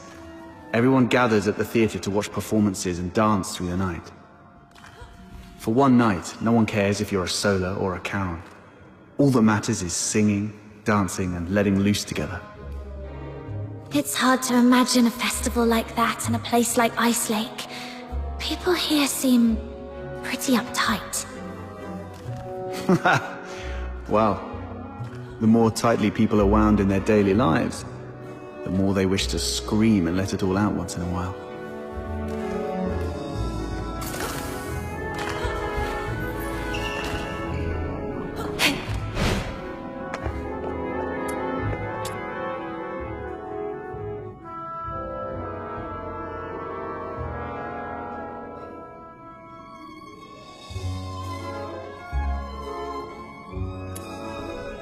Whoa! That microphone's so loud! Everyone, take your positions. The third rehearsal starts now. I checked the attendance log. It shows nobody has left the theatre at all for over a month. Even hibernating bears get out more often than this. With such intensive rehearsals, no one would have had the chance to sneak out and orchestrate a hunt. Let's go see if Rhythm has found anything.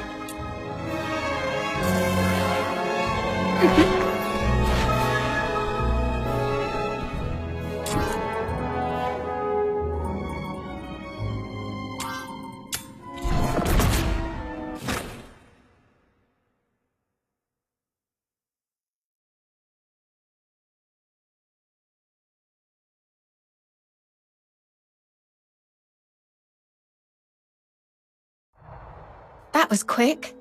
Faster than most soldiers I've worked with.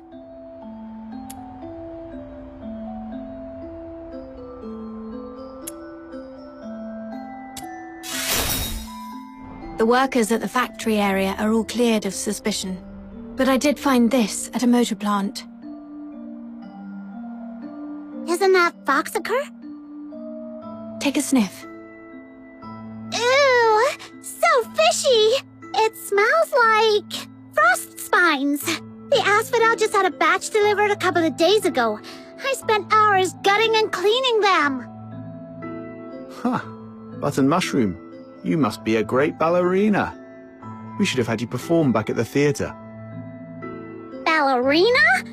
I don't know ballet. Why? Well, with all the time you spend on your toes bussing tables at the asphodel, you've got the perfect foundation. Such a waste. Nah, I always stand on a crate. Wait, hey! That's mean! All right, no more messing around. So, officer, what's your take?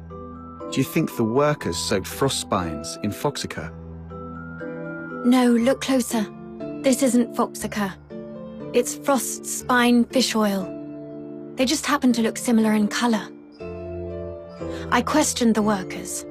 On the night of the incident 5 days ago, none of them heard anything unusual.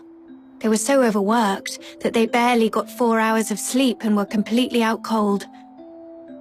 However, something odd did happen.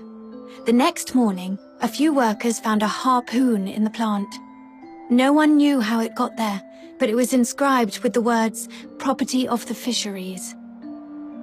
I also found 2 canisters of fish oil stored in foxacre containers in their warehouse. The workers didn't notice anything off because both liquids are pale blue. Are you saying that on the night of the incident? Exactly. And based on the clues we've gathered so far, the suspect is most likely to be...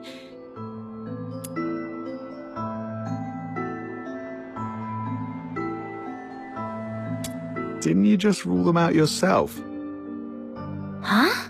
Oh, I was just kidding. Considering the harpoon and the fish oil, I think the suspect is most likely to be a fisherman. Most of Ice Lake's fishermen live in Mistaken, aka the slums. Let's head there immediately and see what we can find.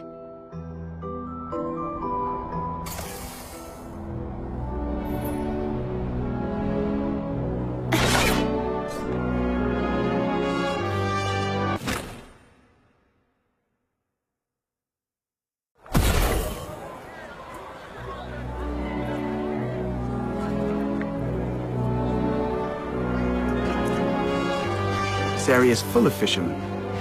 Where do we start, Officer Fisher?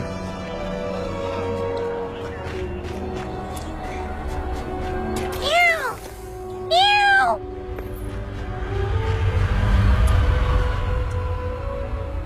Meow! Meow! This cat keeps staring at Rhythm. Could it have picked up some strange scent? Officer Fisher, could I borrow that fish oil for a second? Here. Did you notice something? Yeah, I've got a theory I want to test. Meow! Meow! Let's follow that cat. I think it's trying to lead us somewhere. Sharp instincts. True. Aha! You scoundrel! How dare you hurt my little minion and then think you can hide! Justice has arrived! Huh? The escort? Please, don't... Speak. I haven't been catching much fish lately, so I stole a couple of Foxica canisters to sell. But does that really warrant this many people chasing after me? Officers, please, have mercy! Give me another chance, I beg you!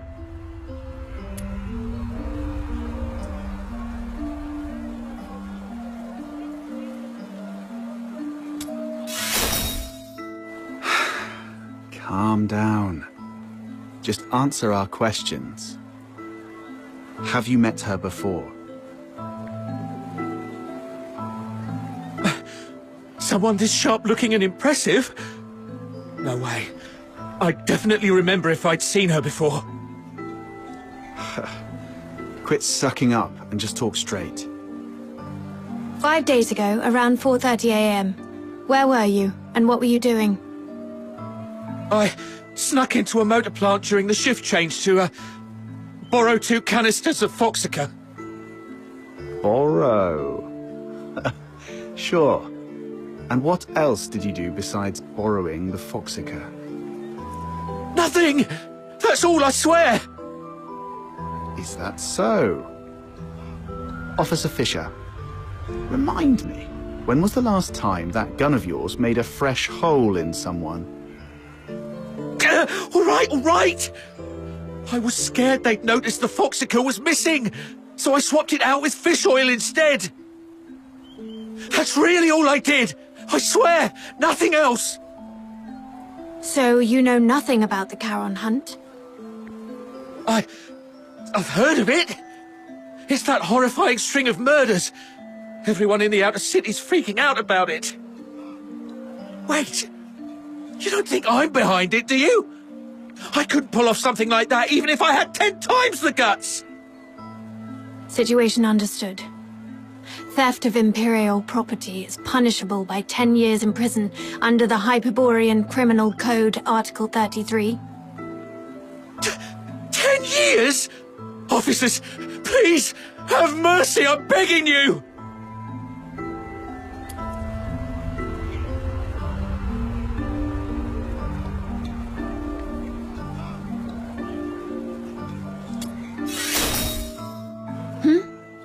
Oh, yes, that's correct.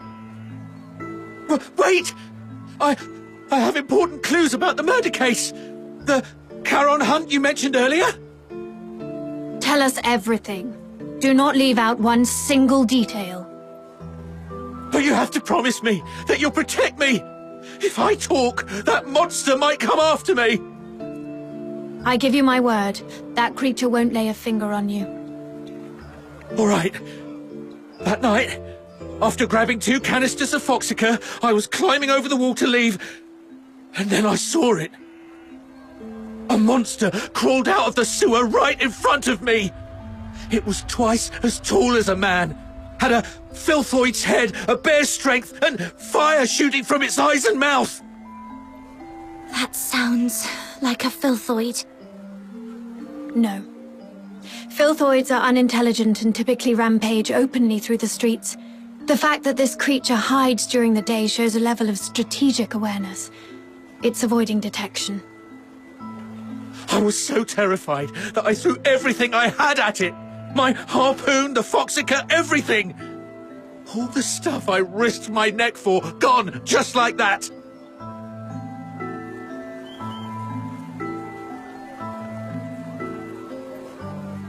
That would explain why the creature was heavily stained with Foxica. What happened after that? How should I know? I was so scared I even wet myself. I just ran for my life and didn't dare look back. I've told you everything. Please, officers, you promised to protect me. That monster, I saw it up close. If I hadn't been hiding all this time, it probably would have found me already. Look, I've told you all I know. What do you say? Please, about the Foxica case. If I get charged... I'll report your information as it is. Your theft of Imperial property is undeniable, but since you've provided critical intel, your sentence will be reduced in accordance with the Hyperborean Criminal Code. Fine. Let's move. We'll take you to the Security Bureau. It's the safest place for you right now.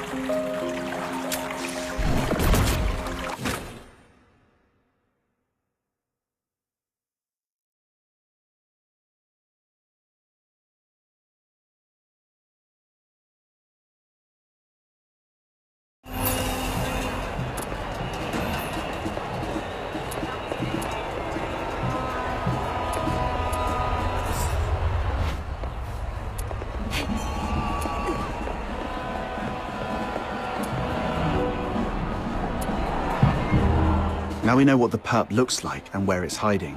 What's the plan, Officer Fisher? I'll go into the sewers to find the suspect myself. My superiors have made it clear. They need the suspect's exact hideout. But the Ice Lake sewer system is a labyrinth. If I just tell them the suspect is hiding somewhere in the sewers, they still won't grant me backup. But if I locate the monster myself, or better yet, confront it, the escort won't have any excuses left. The grown-ups refuse to sow or plow, yet they expect a bountiful harvest come winter's end. What was that? That just slipped out. It's a line from the opera, Children from the Snowfield.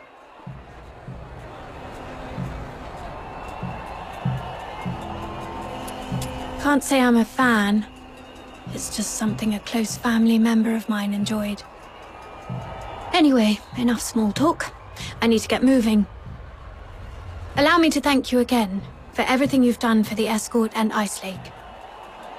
But before I go, I have 2 final requests to make of you. This is the medal I received when I was promoted to warrant officer. My name is engraved on it. If I don't make it back, please go to the Security Bureau under the escort and inform Chief Damien about what happened to me. Tell him the investigation into the Charon hunt must continue, no matter what. And second, please have Chief Damien deliver this medal to the 6th Legion in the inner city. It's for a young man named Blues Fisher. Let him know he doesn't have to wait for his sister anymore. Tell him to stay strong and move on with his life. Oh, and there's one more thing. That's enough. There's no one more thing. In fact, we can't do the first two for you either. Because the Noctoyagers are going with you. No way we let you play the hero alone and hog all the glory. Right, Captain?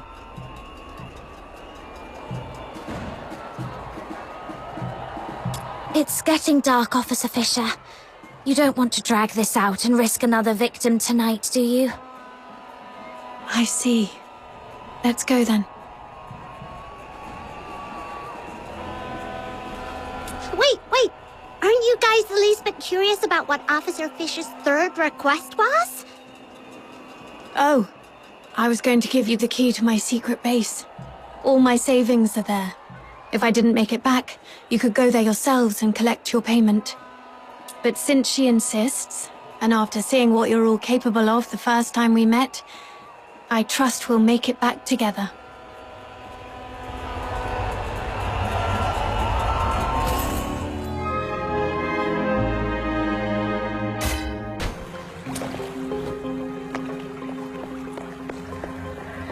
This way. Officer Fisher, you seem pretty familiar with this place. In recent years, the Empire has heavily invested in underground infrastructure across its cities, with the escorts assisting in its maintenance. Help me! Please! I don't want to die! You have to cry for help! I'll be right over! Whoa, slow down. What if it's a trap? Fine. Let's keep up with her before she does something reckless.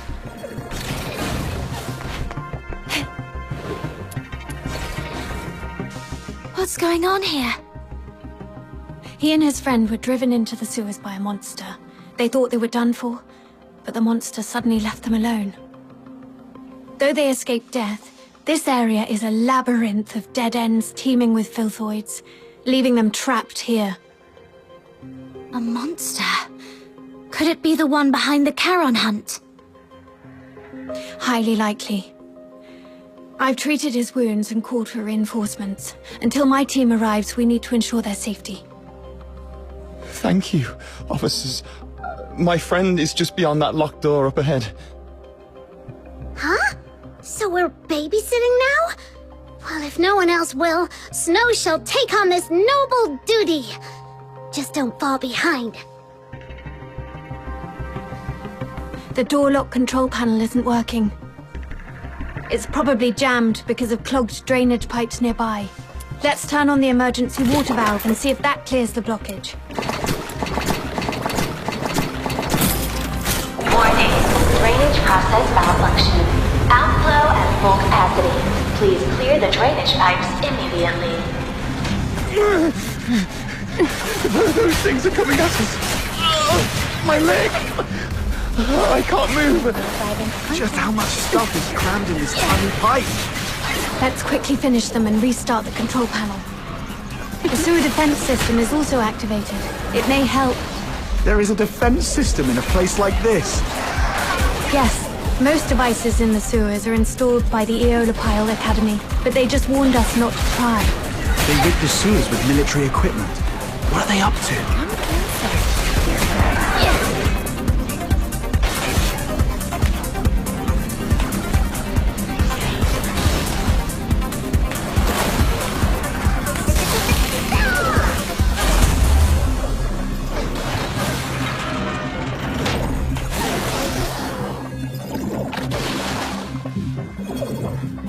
The defense system has stopped. Looks like the control panel is back in function.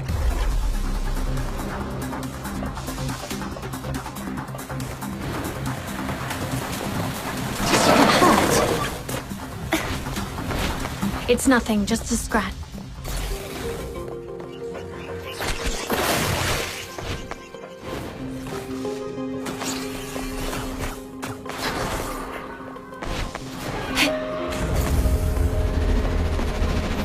He's over there, behind the device. Hey, someone came to save us.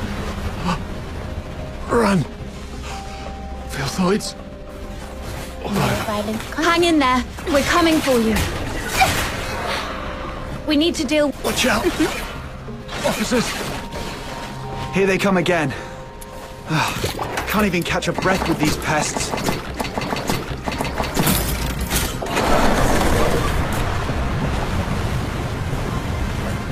All right, next one.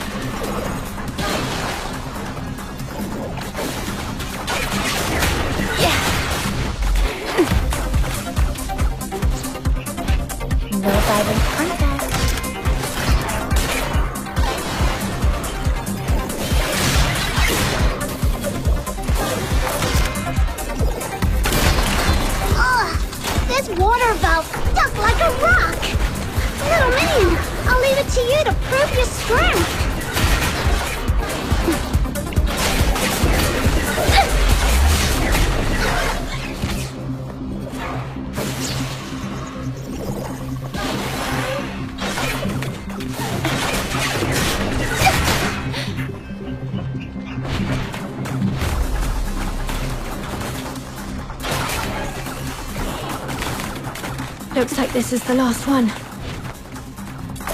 Hooray! Finally!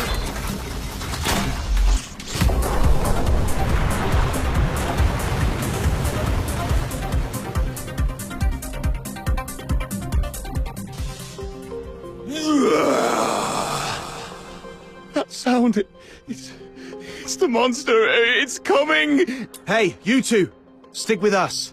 What if you run into more filthoids? Officer Fisher, we've set up traps at several sewer exits as you instructed. What's your location? Perfect timing. Prioritize getting the 2 civilians to safety. We've spotted traces of the suspect in the wastewater treatment area. Copy that.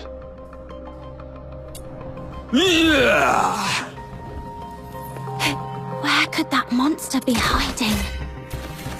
The wastewater treatment area is connected to the rest of the sewers. Let's drain the water and search the entire section.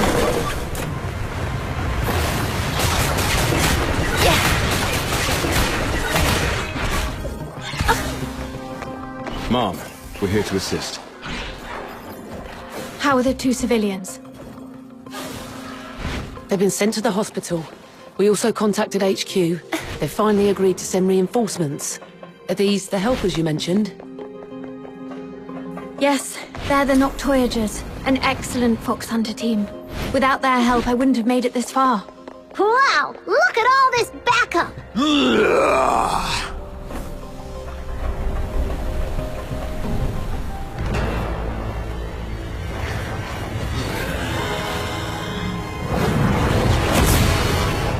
The target is not a filthoid. Use containment tactics to subdue him. We need him alive. The victims deserve... It's too strong! Destroy! I'll cover the retreat of the wounded. Stay focused. Don't outsider. There's an opening on its left.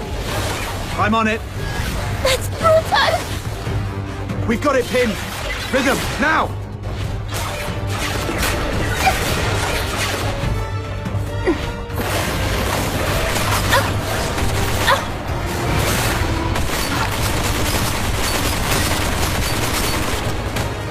Come closer.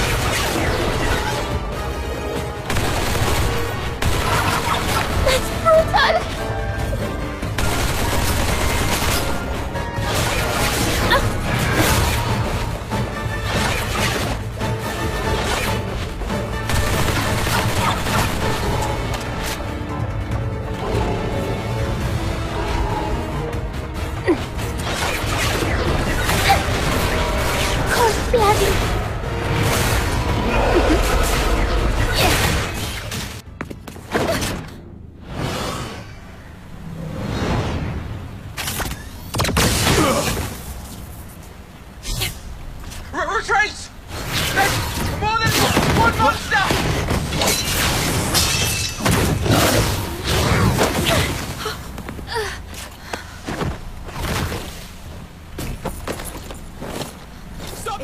the wounded. Hurry, get them out first. Through!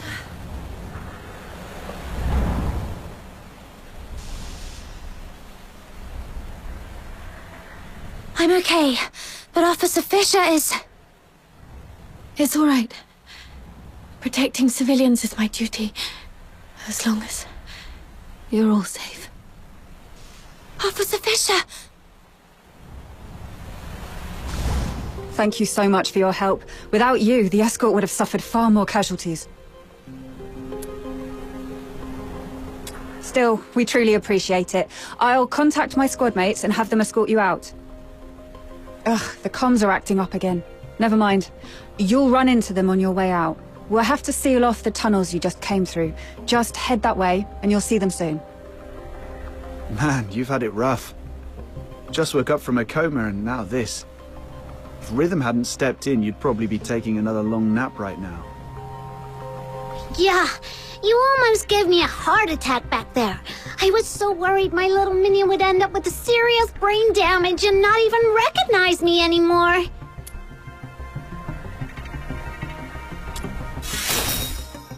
Come on, no need to get all formal with your buddies. All right, since our work here's done, how about we head home and rest up? But Officer Fisher looked really bad back there. Shouldn't we check on her first? She's probably been taken to the Legion Hospital in the inner city. You know how that place is. There's no way they'll let us just waltz in. Oh, come on, let's at least try. We helped out a ton just now. Maybe the soldiers will help us get in. Let's give it a try. After all...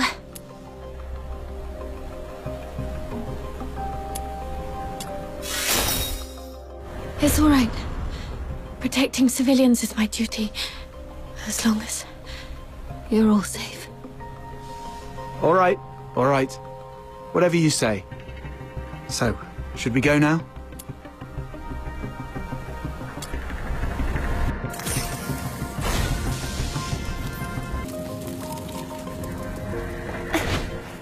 Huh? Are they the ones to pick us up? What happened to them? They're not breathing. Wait, don't touch them. The wounds are small, and the blood's turned purple. It's poison. Cover your mouths and noses. This stuff could still be in the air. Poison. Those monsters are the worst! No, this is clearly different from the Charon Hunt's pattern. Could there be another party involved? Maybe. Either way, this is beyond what we signed up for. Button Mushroom, you go with Captain to check on Rhythm. I'll update the escort on this and catch up with you later. Got it! Let's go, little minion! Could it be... them?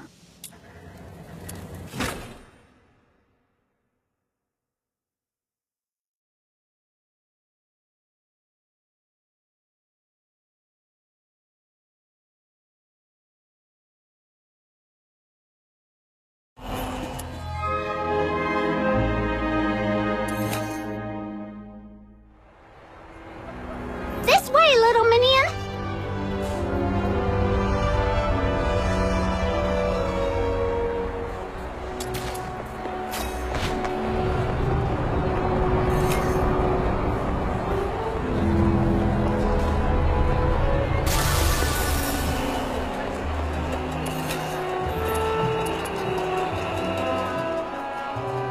Halt!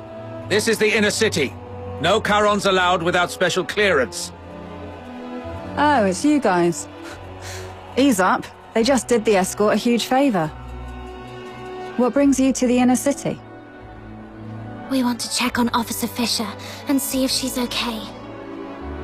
I heard she made it through, though she's still unconscious in the hospital. I can take you there. Just lay...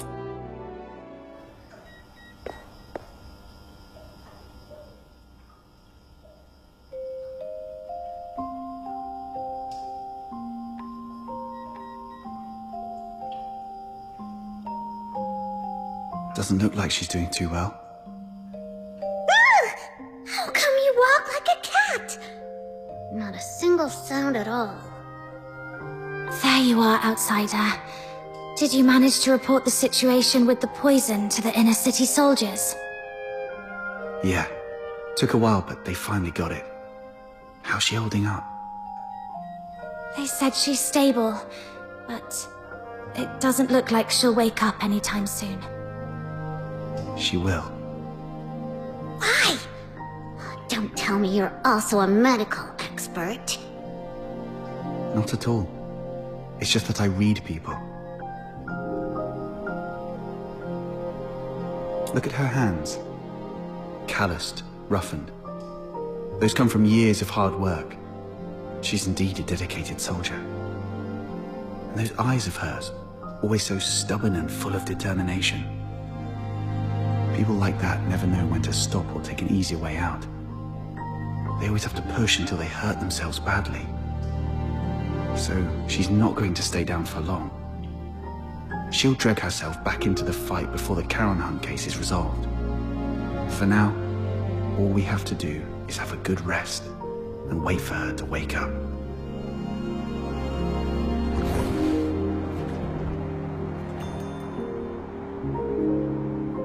Rhythm! Rhythm! Please, keep it down. I'm so sleepy.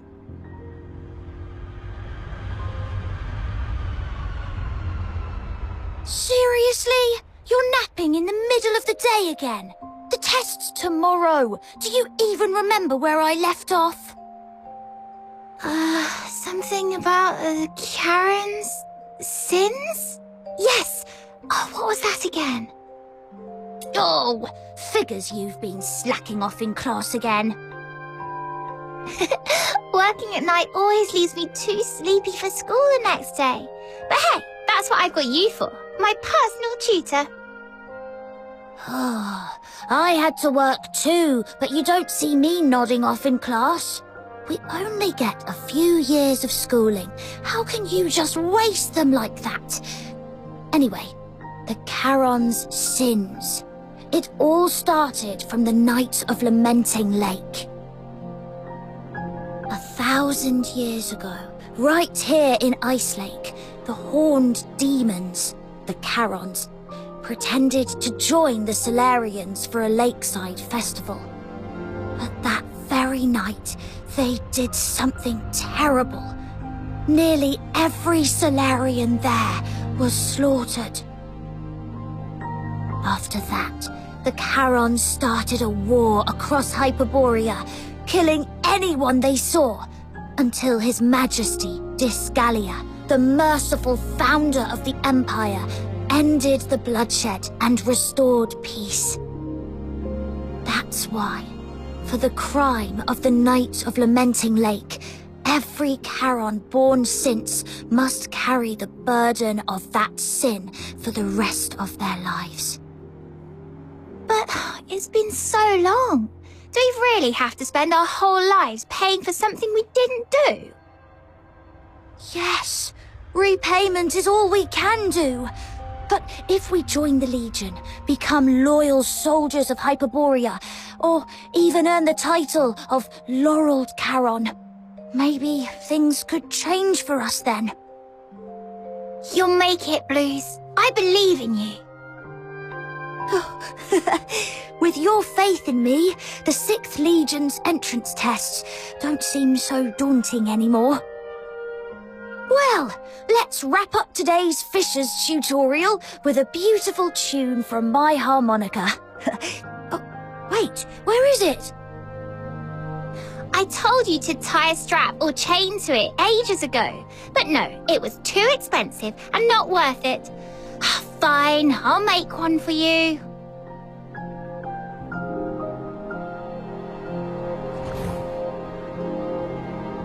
How'd things go at the factory? All sorted. With the 6th Legion's appointment letter, the factory owner doesn't dare push me around anymore. Oh, how's it going with the escort? Are you settling in all right? Well, I'm just getting started, you know? So, not going too well, huh? See, I told you not to rush into joining the escort like that. You could have focused on prepping for next year's 6th Legion entrance tests. Nah, it's pointless. I'm way below the passing line on every test. Hard work can't make up for everything. But if I can make a difference in the escort, I might still have a shot at becoming a laureled Charon, right? Plus, I can help the people of Icelake in the process. Sure, it would be great if we could pass together. But if I don't have what it takes, I won't force it. I'll just stumble my way through and see what works. Rhythm, look over there. What do you see? A building? Sure, but I mean the spot I'm pointing at. Up there. The watchtower? Exactly. More specifically, the light on top of the watchtower. That's the highest point of Icelake. Every time I look at it from here, it feels so high, so far away, and so bright. Like a beacon from a storybook. Right before my eyes, yet always out of reach. But I'm not the same as before. I'm a laurel Charon now. Those dreams I had, performing, playing music, they're not just pipe dreams anymore. Now I can get into the inner city, climb to the top of the watchtower, and stand under that light. It'll feel like I'm the king of Icelake.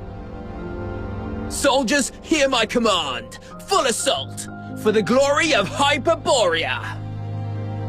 Shh! Keep it down! Are you trying to get yourself into trouble? Ah, sorry. Got a little carried away.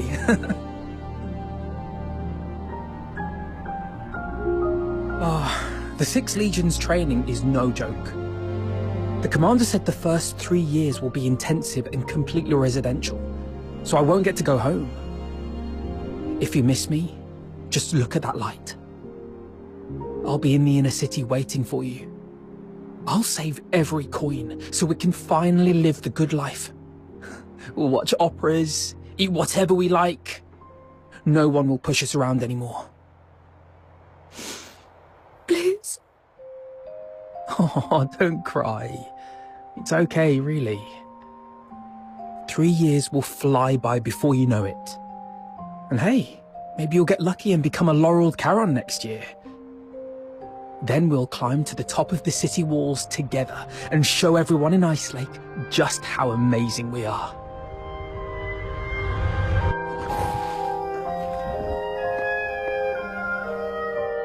Blues. I'll do my best. I promise. We'll get on the city walls together.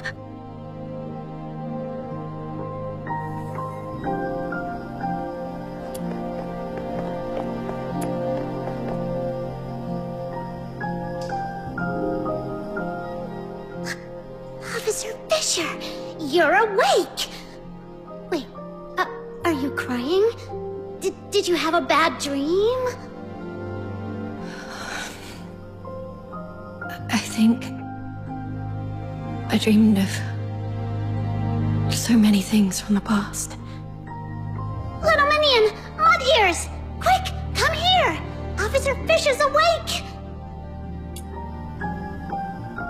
Mud Ears totally called it. Officer Fisher's just as tough as our captain.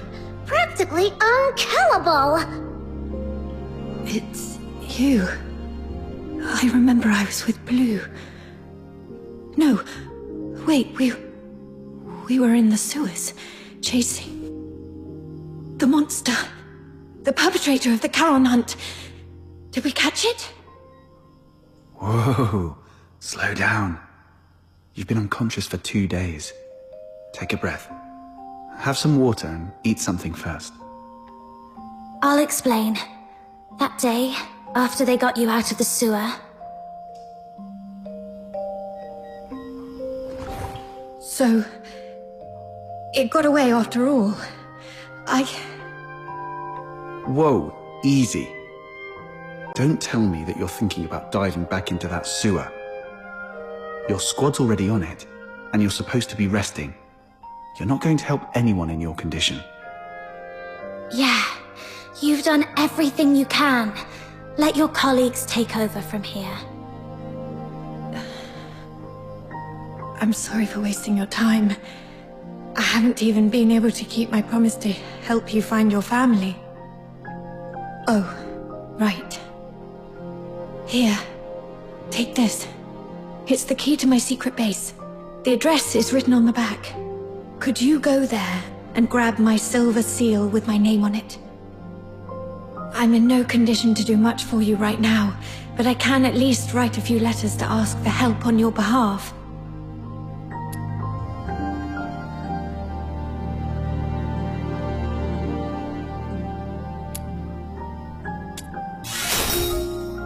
I made a promise.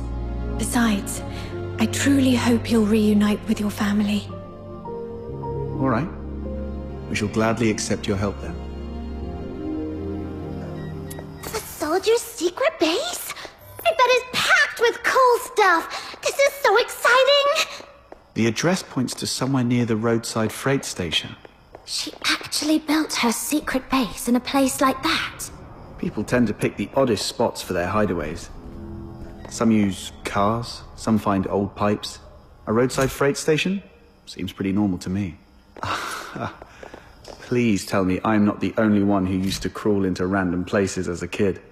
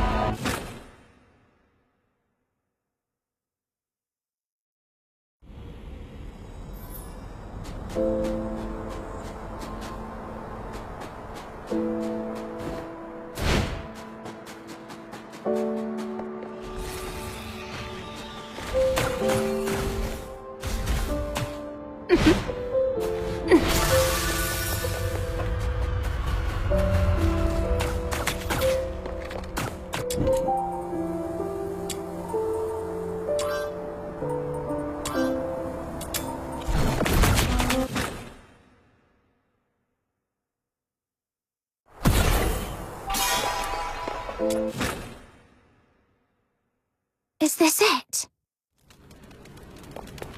The entrance should be near. Let's look around.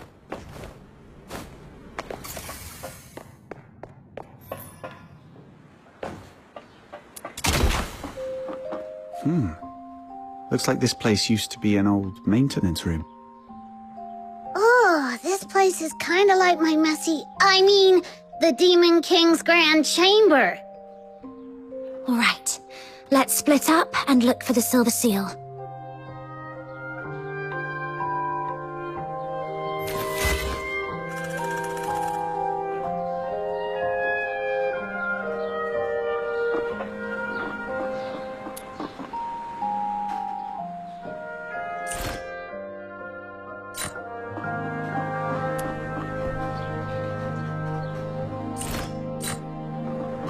Take a look at this. Why are there so many mining lamps and pickaxes in an abandoned maintenance room? Back when the Gleven pit was running dry, miners started swiping gear to sell elsewhere out of fear of losing their livelihood. This place must have been one of their stashes. Rhythm probably stumbled upon it later and turned it into a secret base. But that's not what I wanted to show you.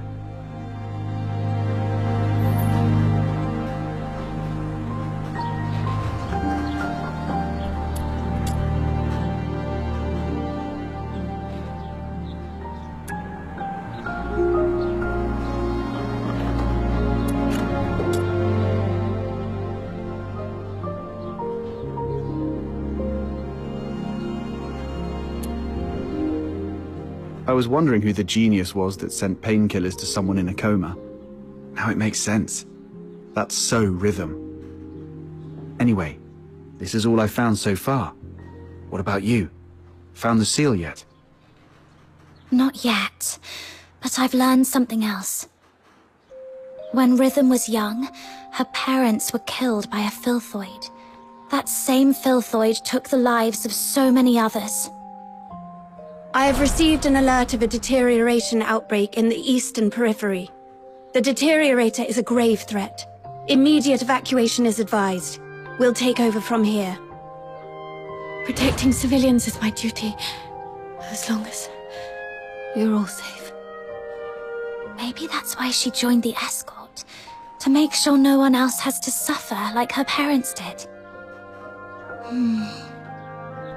Then, you've forgiven her for what happened that night?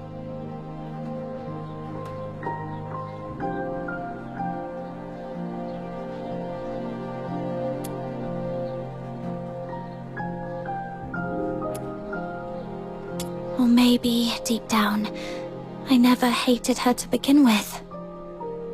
I just needed a vent to ease the pain inside. What I truly hate is the incurable deterioration and the gnawing helplessness back then. Nobody's at fault for what happened to Psyche. If anything is to be blamed, it's this broken world we live in. Yeah. It's getting late. Let's hurry up and find that seal.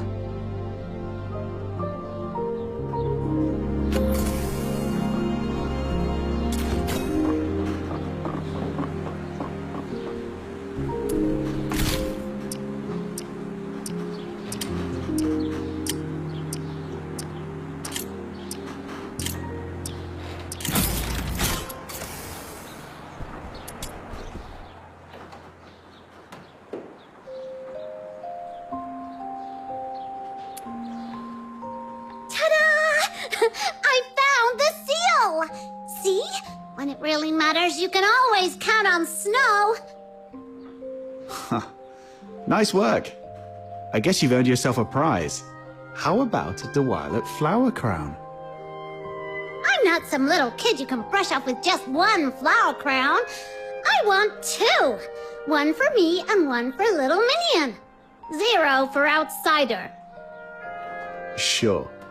Once we're done with all this, I'll make you 2 crowns. Of course not. Knowing Button Mushroom's little goldfish brain, she'll forget all about it in 5 minutes. Let's go.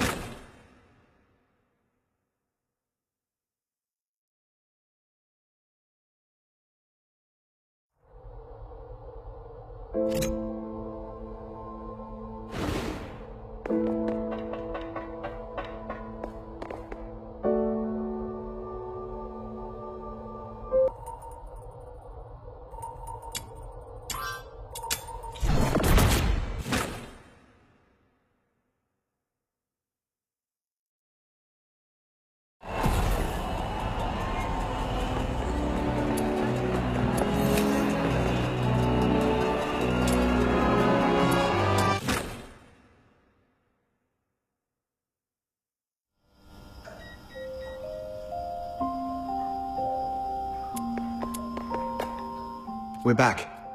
This is the seal, right? Yes. All right, let's get straight to it. Miss, please provide your lost family's name, the place where you were separated, their appearance, the clothes they were wearing, and any belongings they might have had with them. Be as detailed as you can. Don't leave anything out.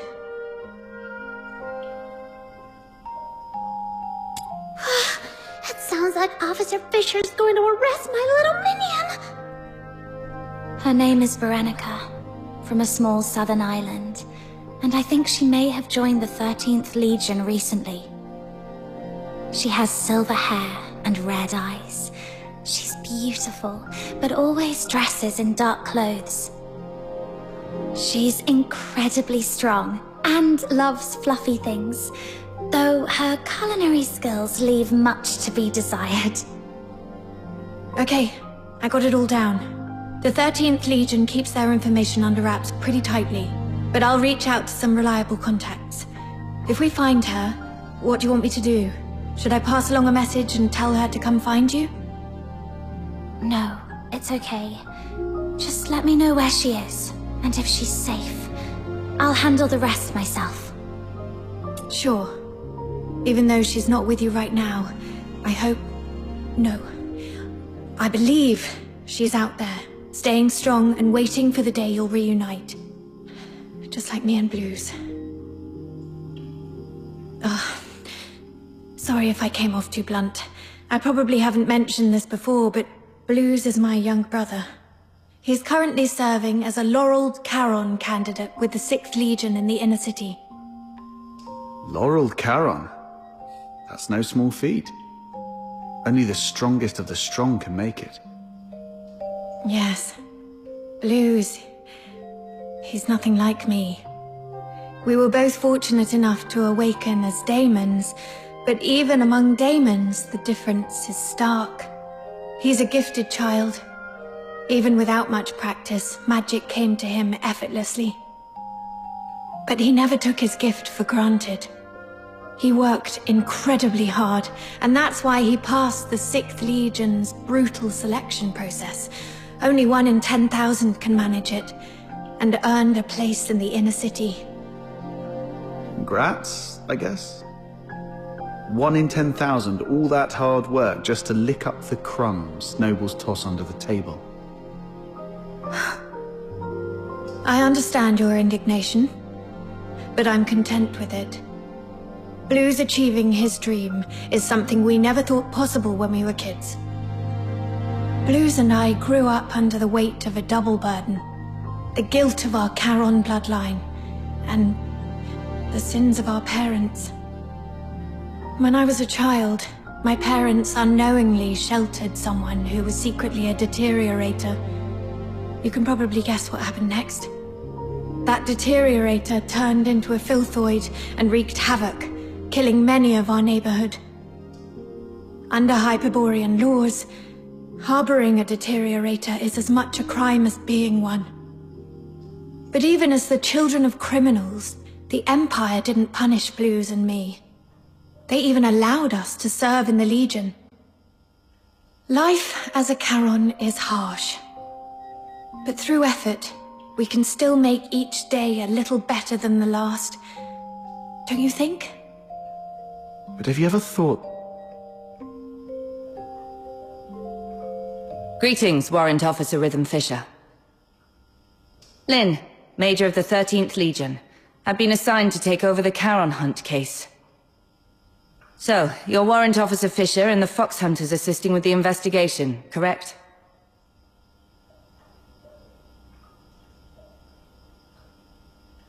The 13th Legion. Stay calm. She doesn't seem surprised to see me. My cover should still be intact. If the 13th Legion is taking over, we'll get out of your way. You've done well on this case. You civilians shouldn't have been caught up in this. Thanks to the 6th Legion's bunch of good-for-nothings.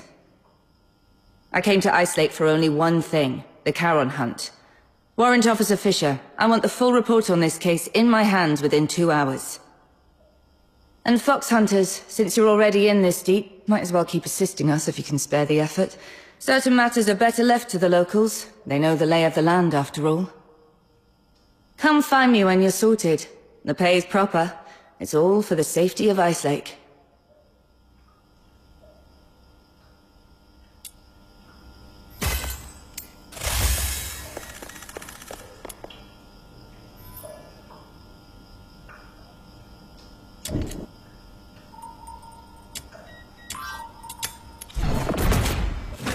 Oh, my dearest lady. This...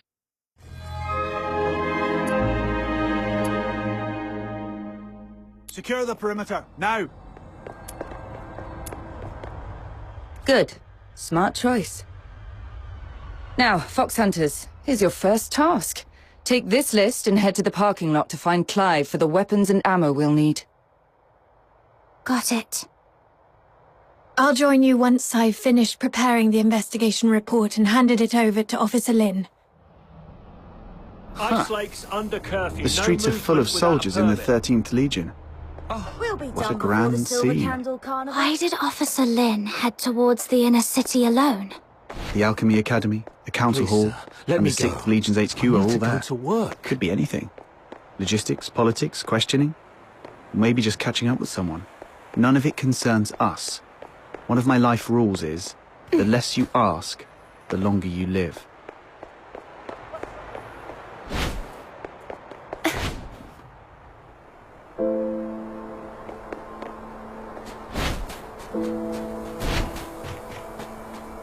This must be the pickup spot. Whoa, why are there snow wolves here? You're the local squad Major Lynn sent, right? The shipment hasn't arrived yet. While we wait, help me clear out this area. Great. Another chore on the pile.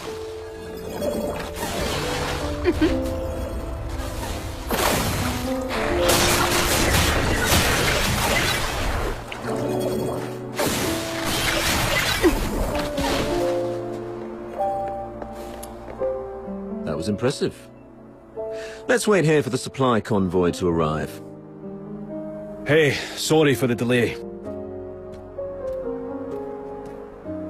Sorry I'm late.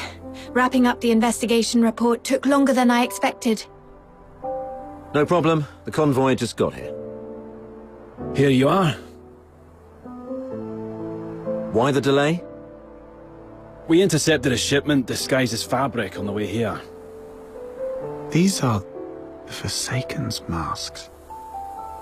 Huh. For a fox hunter from a one-horse town, you're quite well informed. Just read about them in the papers. So, with this many masks, does that mean the Forsakens are planning to stir up trouble here in Cocytus?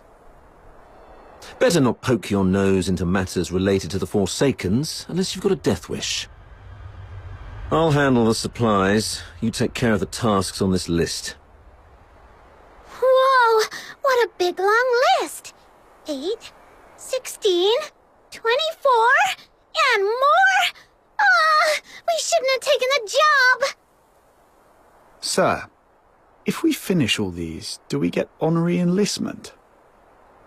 Less of the sarky whining, and put that smart mouth to work. If it weren't for the 6th Legion's negligence, the 13th Legion wouldn't have to clean up their mess. Negligence? The Charon Hunt perp you failed to catch made it to the inner city.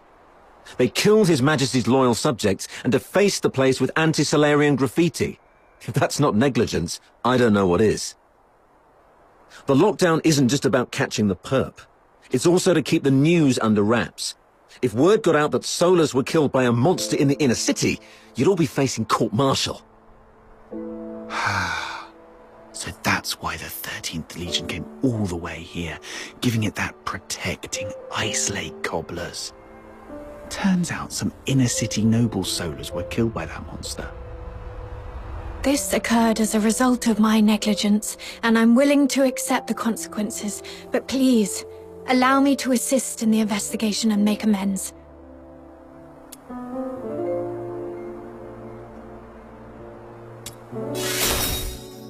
Save it. Who faces the penalty is for the military court to decide. If Major Lynn hasn't ordered your arrest, then just focus on doing your job. Yes, sir. I'm sorry for dragging you all into this. Enough with the downer talk. Let's move. We've got our hands full for the next few days.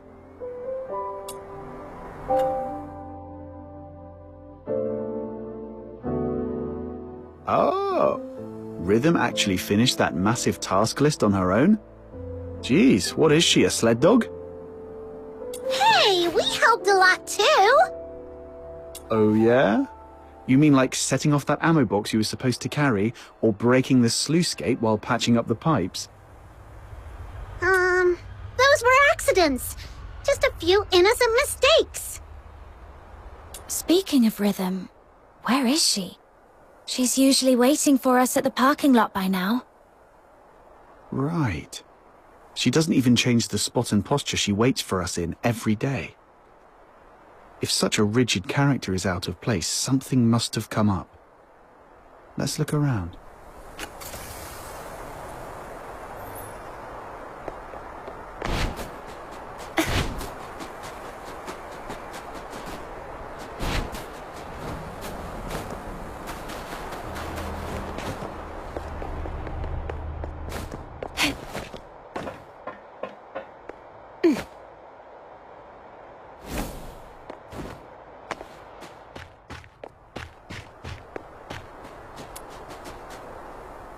Whoa!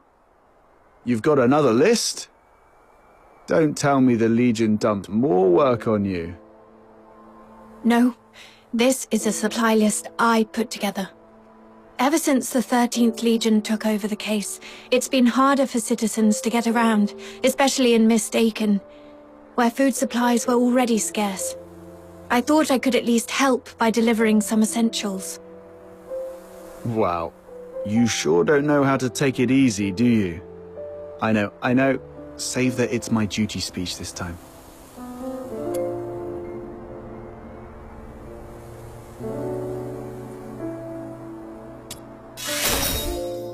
You don't have to. I mean, thank you. That's more like it. After all, we've been through a lot together. Let me see. Looks like the last thing we need to deliver is fish for Mistaken. Whoa! Fishing? Count me in! Count me in!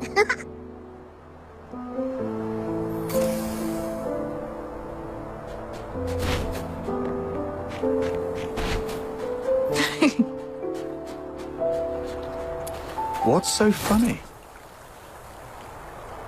I was just remembering the last time I fished here. It was 3 years ago. Blues. That kid's smart, but he's always been boisterous. He fished all day and ended up with an empty basket. I wonder how he's doing in the inner city now. Maybe he's finally learned how to fish. You mortals are always held back by your worldly attachments. You should learn from me, the cool, detached Demon King. It's okay, Button Mushroom. We're all your family. If it makes you happy, I'll even call you Granny. Aw, why are you being so nice to me all of a sudden? Granny, I'm starving. Got a little pocket money for your poor, hungry grandkid. I knew it.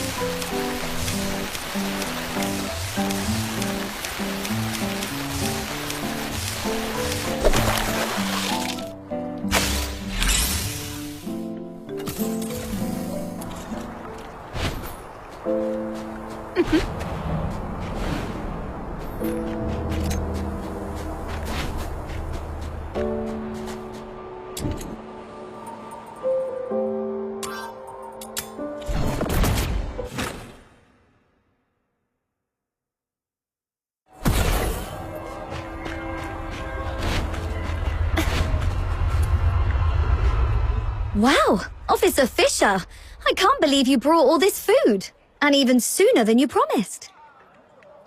Let me see. Bread, beans, boreal berries, and fresh fish.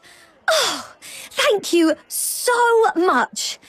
We've been scavenging through empty rubbish bins these last few days. If it weren't for you, I don't know how we'd manage. You're a lifesaver.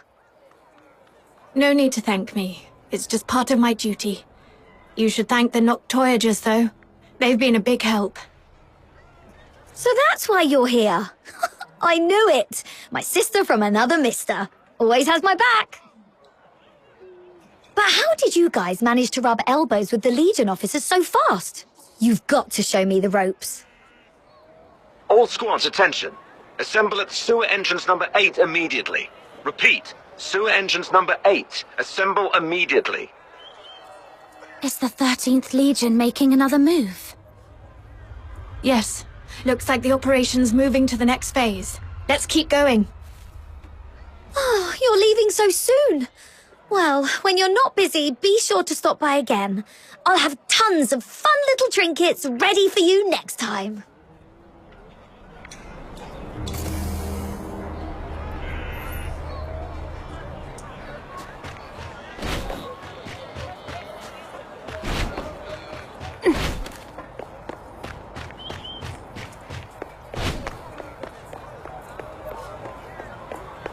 Damn it. These fresh...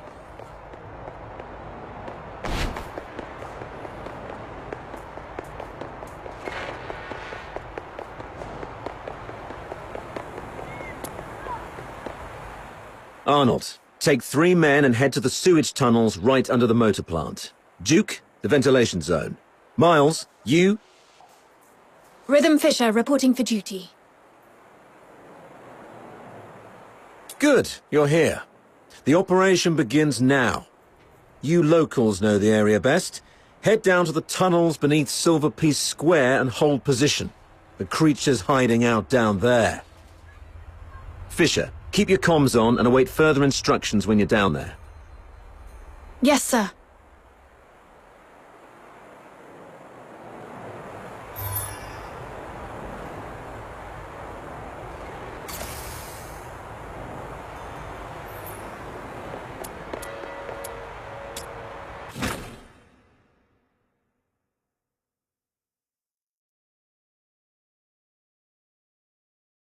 Soldiers everywhere. Does that mean the lockdown's complete? It appears so. We could run into the enemy at any moment. We've seen how dangerous they can be, so stay sharp.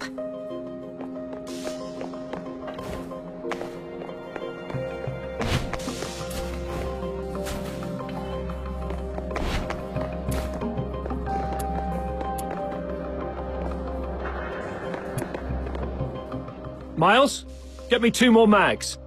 Do you copy? Is this comms on the blink again? Oh, it's you. Isn't your AO up front? Move on, this mission allows for 0 slip-ups.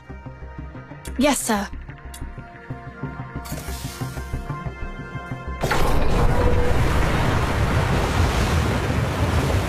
We should be close.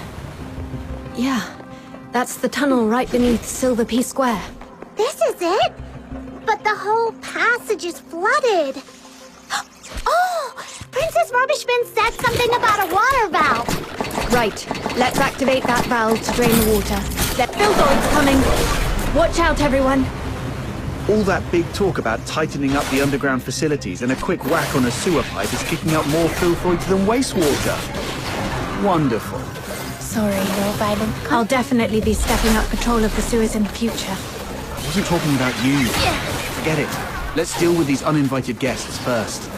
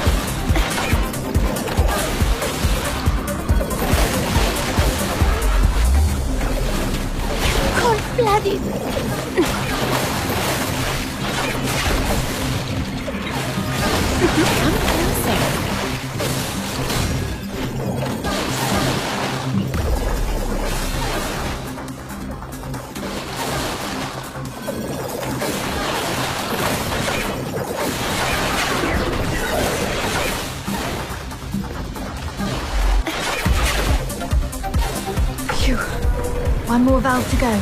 It's over there.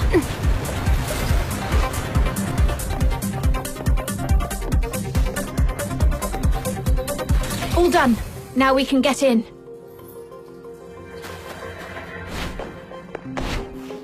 Ghost! Don't come any closer. The mighty Demon King shall punish you with holy light magic. It's okay. Just a mannequin from some fashion boutique. Really? But that flower crown design, it feels familiar somehow. Could Clive have got it wrong? This place doesn't seem like a villain's base at all. More like a makeshift refuge cobbled together by a homeless guy. I don't think so. Look closer. There are claw marks all over the walls. This has to be the creature's hideout. Right. But this isn't quite what I expected. It even feels kind of like a cozy little home. When we were kids, Barry would hang colourful strips of cloth all around our home. She said it would make the place feel warmer and less lonely. Upon a closer look, they've set this place up pretty majestically. Maybe they're the real Dukes of the Sewers.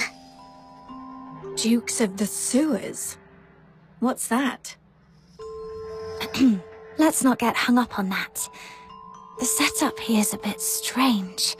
Let's split up and check for anything off. Okay.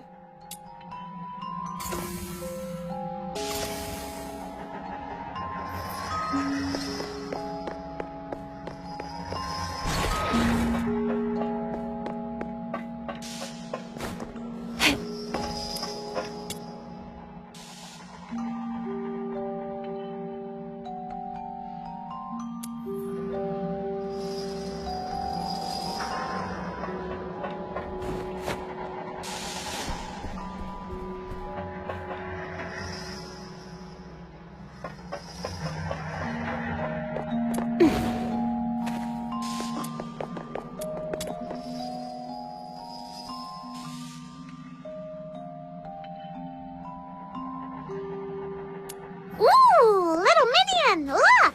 There's a weird-looking switch here. No, butter mushroom, don't touch that. Could be a trap. Huh. Looks like it's just a... Whoa! A new path just opened up. Like magic.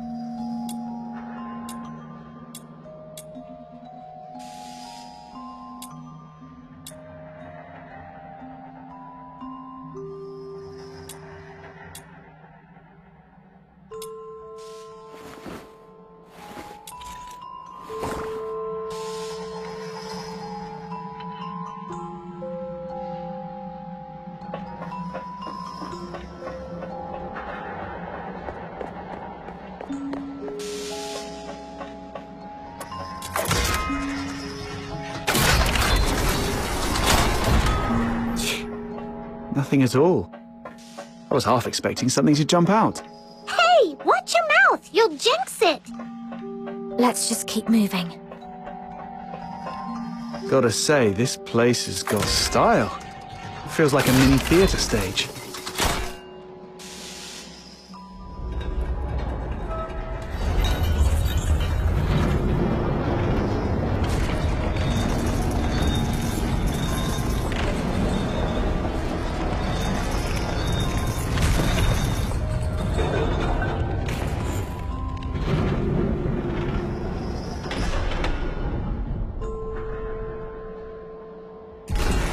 I've checked the lower area. No signs of anything unusual. What about your side? I found something. This fabric matches the piece of curtain cloth from the crime scene. But now that we've already found this spot, it doesn't seem to matter much anymore. The curtain... Wait, I remember something. That mannequin's pose and look. I've seen it before on an opera poster Blues once sketched. Now that you mention it, the whole room's staged like a theater. Could the perpetrator be an opera enthusiast? Then again, since the Legion has already tracked down the perp, this clue probably doesn't matter much either. Right. Not like we can belt out a duet and hope they turn themselves in out of mutual admiration. Let's report back to Clive and see if he has any new instructions. Rhythm Fisher reporting in. We've reached the area beneath Silverpiece Square. Search complete, no irregularities found. Awaiting further instructions. What? Hurry! Huh? What's wrong? The signal is breaking up. I'm not sure if it's the comp device or... I can fix it! Just give it a good smack! Whoa! Whoa! If you break it, even selling yourself wouldn't cover the damages. Let's check the device together.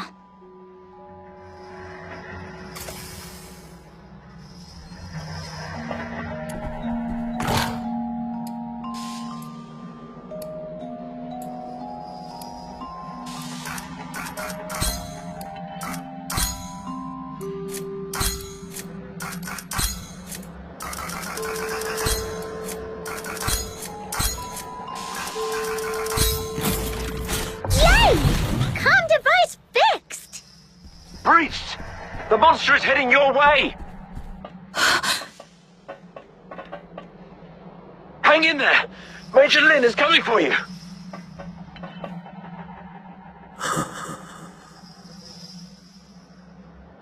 The lies remain hidden in the shadows. Huh, we've really got it cornered. Didn't expect Randy to be so spot on. I don't know why your accomplice isn't here, but 10 more of you wouldn't make a difference.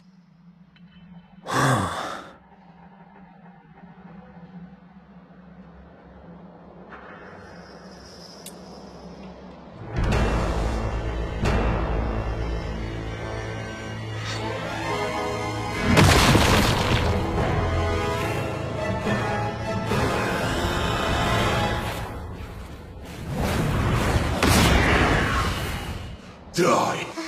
It's coming at us! Second-rate excuse for a fight. Officer Lynn, I'll assist you. Good teamwork. You've proven your worth. Now, let me teach you a new rule of thumb on the battlefield. When faced with absolute power, all tactics are meaningless. Cold blooded!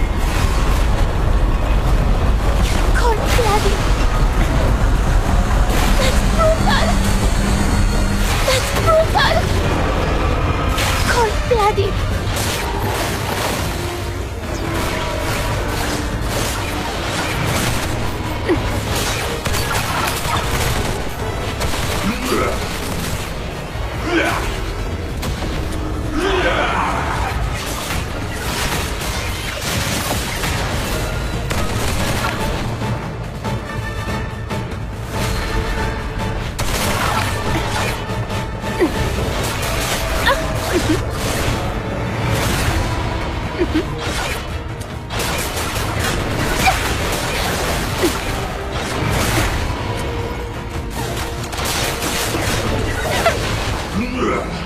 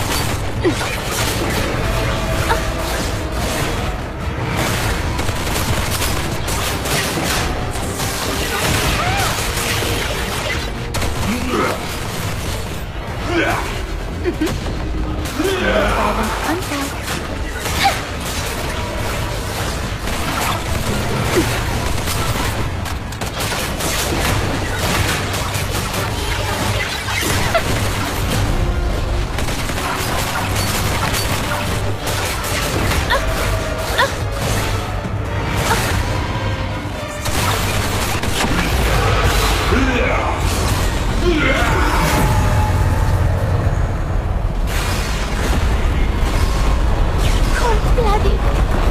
That's brutal. Cold blooded.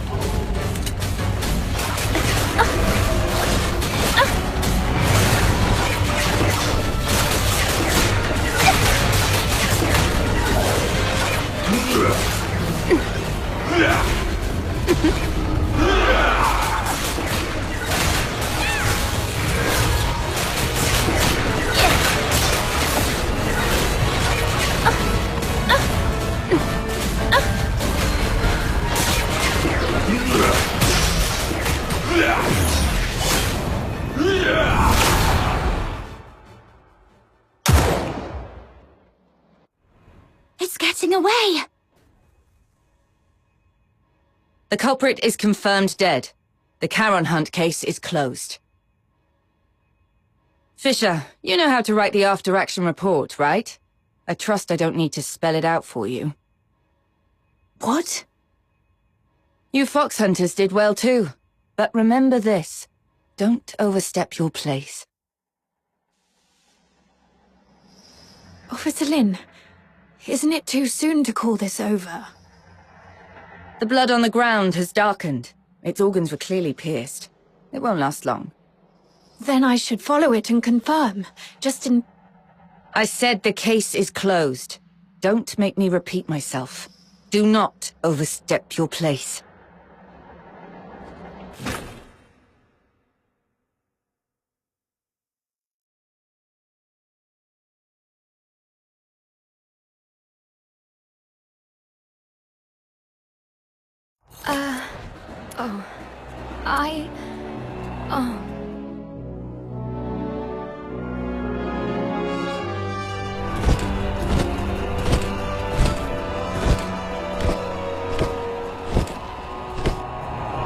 Wow, look at this! Such a grand display. It's like a royal procession. All that talk, and in the end, it's just a show to make it look like they did something. Aren't you going to join the send-off ceremony? You think our stubbornly upright Officer Fisher could stand up there and call the Charon Hunt case perfectly solved with a straight face? Snow would start to poop gold before that happens. Move along! Don't block the path!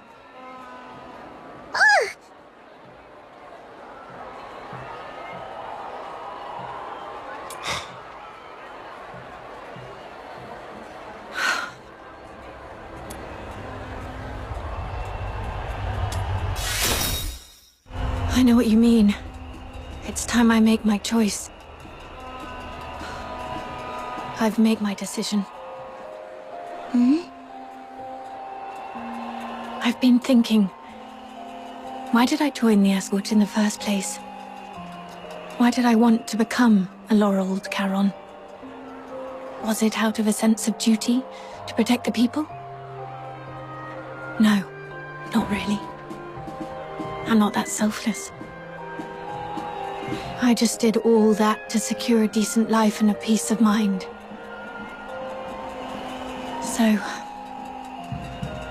I've made up my mind. Well, fair enough, we get it. You've done your best. If the Legion won't act, we'll take care of it ourselves. Fox hunters don't answer to their nonsense rules anyway. Let's go, Captain. Wait, I think rhythm means... My decision is... I will continue with the investigation, even if it means defying Officer Lynn's orders. Huh? Yes, I joined the Legion only for peace of mind. But that's exactly why I can't sit back, warming my hands by a fire, while others freeze to death out there in the cold. Do you remember what I told you about my parents? They were killed by a filthoid because they took in a deteriorator who hid his symptoms.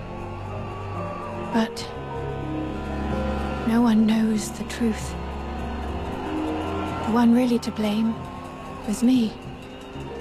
When the filthoid came, my parents hid me in the closet. My mother's last words to me were, "It's not your fault. Don't beat yourself up for it. And don't tell anyone. Take care of Blues and yourself." My mother didn't hate me. Even as the filthoid's claws pierced her, she never once blamed me. But I wish she had. I wish she'd hit me, yelled at me, anything but forgive me. But I can't forgive myself. Her last words haunt me like a nightmare. I haven't known peace of mind, not even for a single night. If it weren't for Blues comforting me, I might have gone mad. It's the same this time. If I just sit by and let the Charon Hunt case end like this, I'll never forgive myself. Sorry for unloading all these old memories on you. I should get going while there's still daylight.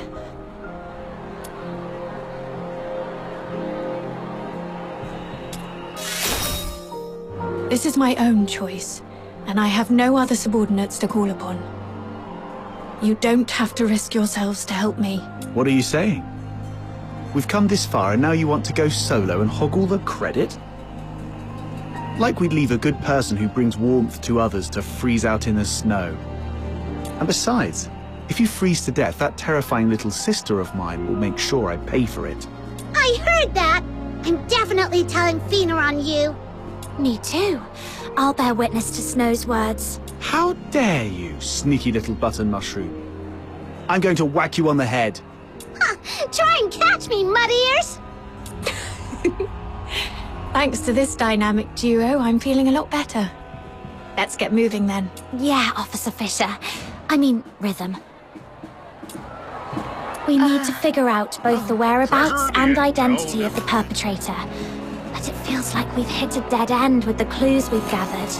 Let's go over what we've found so far. Maybe we missed something important.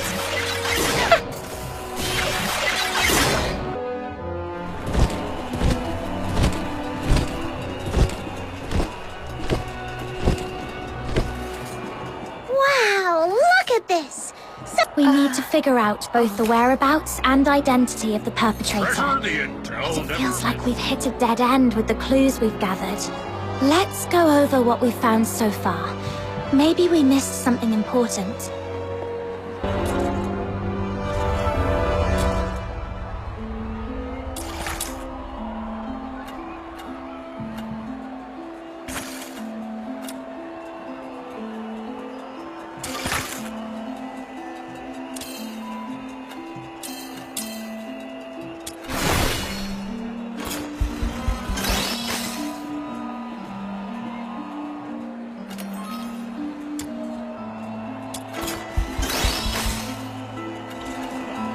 Earlier, we suspected the perpetrator might have a connection to the Opera House, based on the curtain clue, but we quickly ruled out the staff.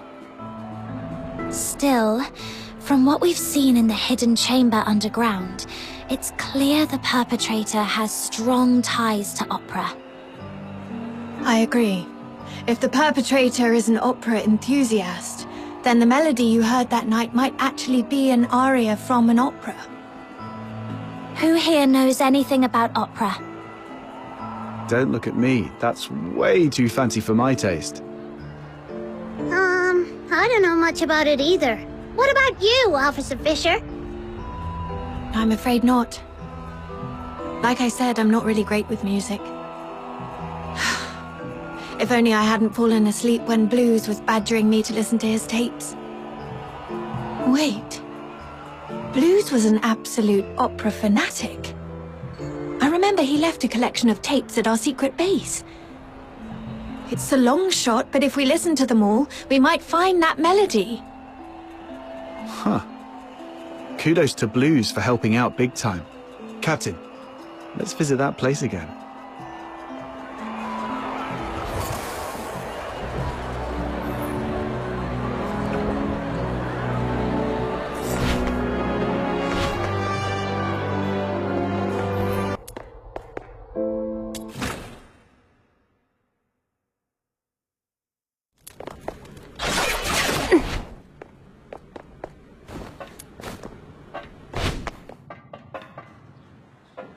Why would your brother have a huge collection of tapes? Was he secretly loaded or something? Not at all. Most of them were copies he made from friends.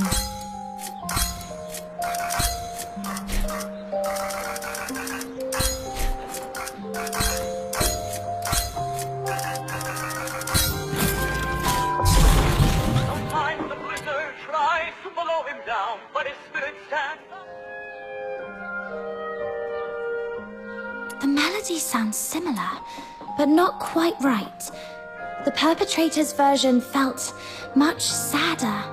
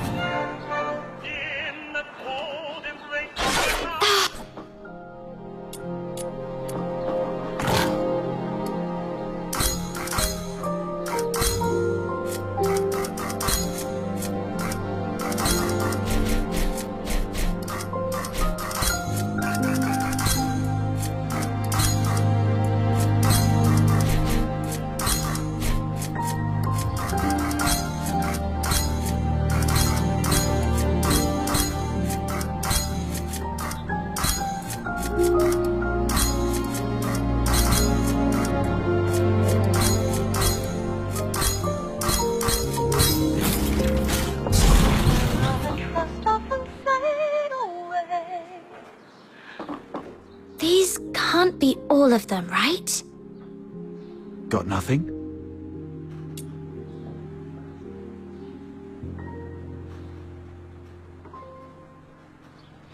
Where's Rhythm? She went out for some air.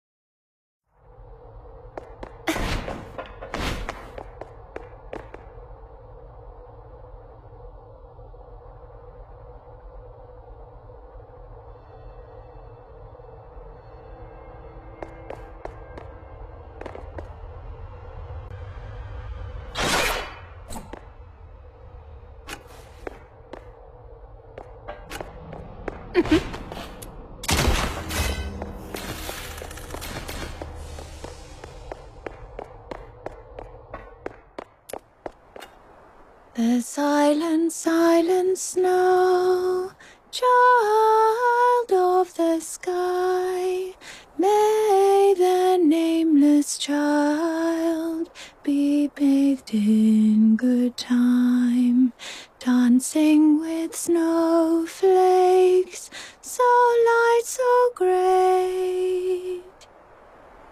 That's it! That's the melody! What's the name of this song? What's it about? The one I just hummed, I wasn't even thinking about it. It just slipped out. Let me try to remember. Oh, Blues taught me this one. It's called Requiem for the Nameless. It's the song from the opera Children from the Snowfield, but the lyrics I sang weren't the original ones. The actual song is much sadder. It tells the story of a nameless fairy who sacrifices everything to save their friends. But in the end, their friends never learn the truth. Only the snow remembers. Blues didn't like that ending, though, so he rewrote the lyrics into something happier. He knew the song so well that he could even play it backwards, which is why he never recorded it. Are you saying this is the melody you heard that night? Yes, I heard it just before I was attacked. It's a new clue, but unfortunately it doesn't narrow things down much. Children from the Snowfield has been performed at the Gallia Theatre for decades. It was incredibly popular, so a lot of the locals know it. Once, Blues and I saved up for half a year to buy 2 tickets to see the play. We were so excited. But on that day, someone in the theatre accused us of stealing their tickets. We were kicked out before the play even started. That night, I sat against the theatre wall for hours, feeling absolutely miserable. But Blues, he pulled out his harmonica like a magician and started playing that song. Turns out, he'd already learnt it on his own. As he played, a voice rose from the other side of the wall. A boy singing along. His voice was so beautiful, just like a lark. With Blues' harmonica and that stranger's singing, I felt so happy I'd almost forgot we'd been thrown out that night. Sorry. I didn't mean to get carried away and bore you with these old stories. My point is, this song is too common. It's not specific enough to serve as evidence. Any chance this play's being performed again soon? Maybe we could stake out the theatre and see what happens. I don't know much about recent performances. From what I know, the play's been off the schedule for a while due to an accident. An accident? Yeah. I came across a note about it while sorting through case files some time ago. It wasn't anything major, just a brawl at the theatre during a performance 2 years ago. According to Pysche, the troupe's director, their lead performer was injured during the fight. That's why the Magic Flute troupe decided to halt future performances of Children from the Snowfield. Let me check my notes. Here it is.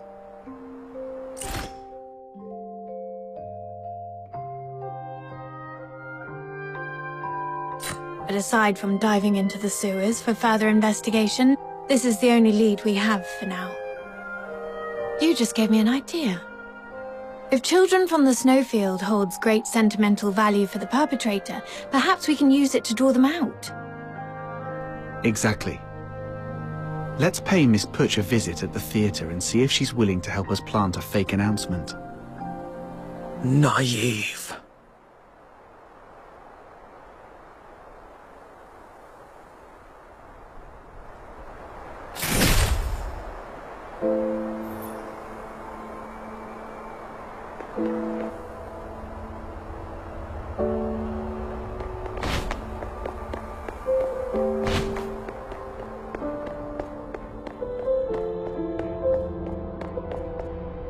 The perpetrator is still alive. Came straight to us this time. Perpetrator. Perpetrator. Even now, they haven't told you the truth. Dirty liars. Even the 13th Legion is no exception. Truth? What do you mean? It's stalling. Take it down first. No violent contact.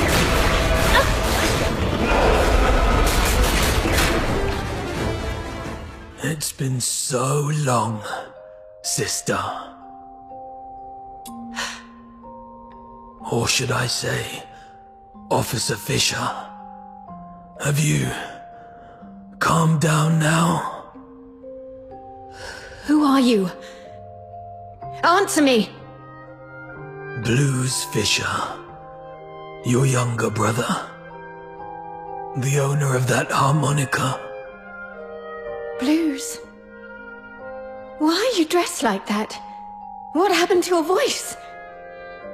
I thought you were training in the inner city. Why are you... No. You're lying. My Blues has a heart of gold. He shares other people's suffering as if it were his own, and treats every Charon like family. He'd never have committed atrocities like the Charon Hunt.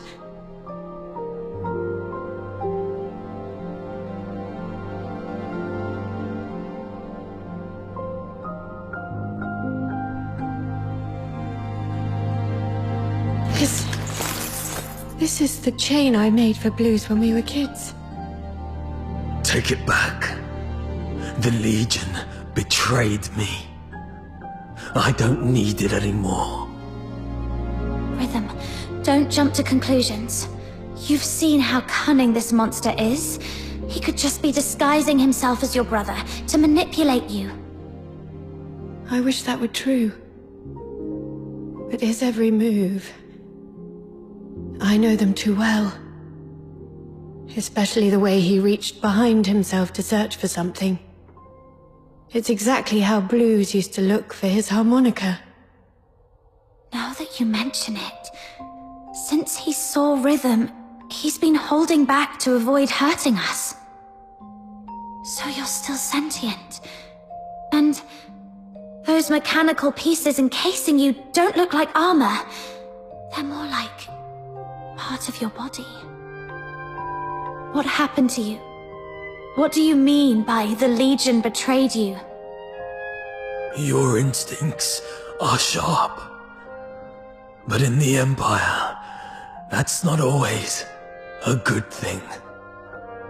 Rhythm, my sister, let me tell you the cruel truth behind the title of Laureled Charon.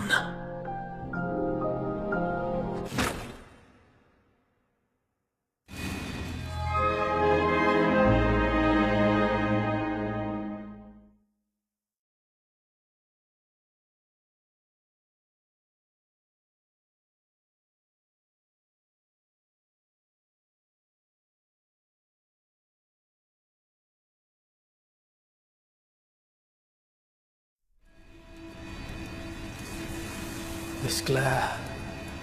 Where am I? I remember passing the tests, being assigned to the 6th Legion's Alchemy Academy. Then... Professor, the test subject's consciousness seems to have awakened earlier than scheduled. It seems to be in great pain. Should I administer another dose of anesthetic? No need. Let it stay awake. Begin resistance data extraction in 2 minutes.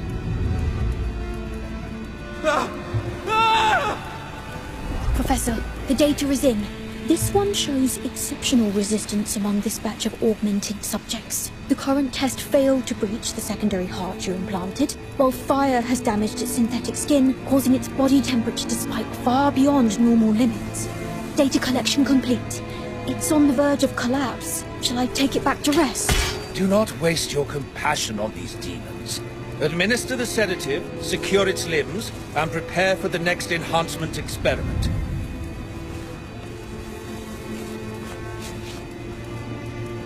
Such vivid expressions.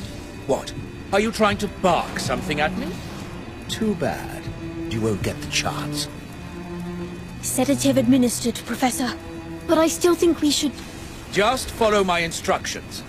Begin with the horns. They are its most sensitive parts. This way, we'll get the most precise data. Understood, Professor.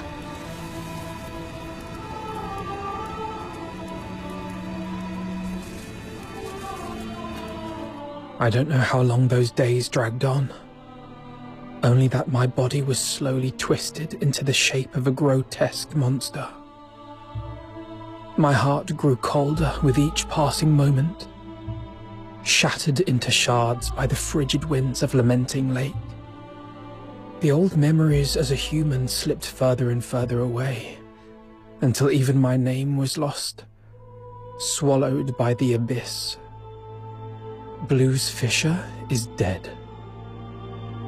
In his place remains a hollow shell, his name erased, now known only as Subject 47.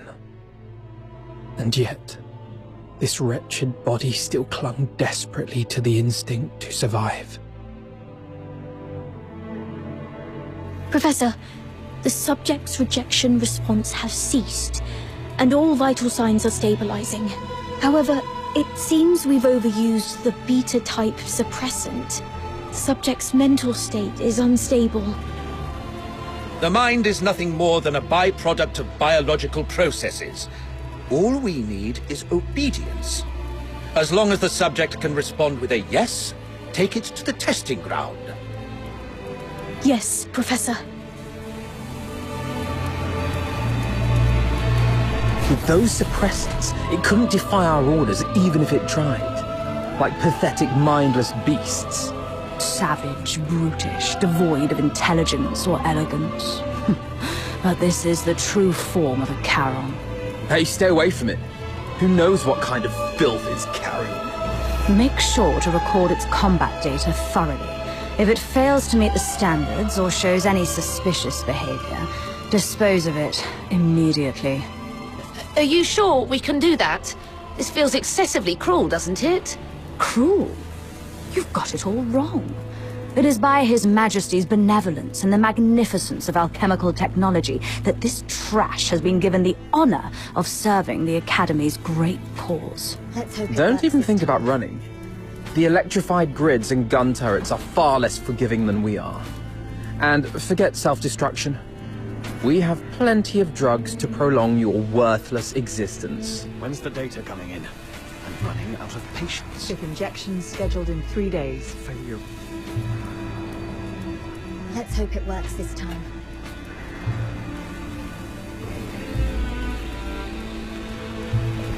Fifth injection scheduled in 3 days. Let's hope it works this time.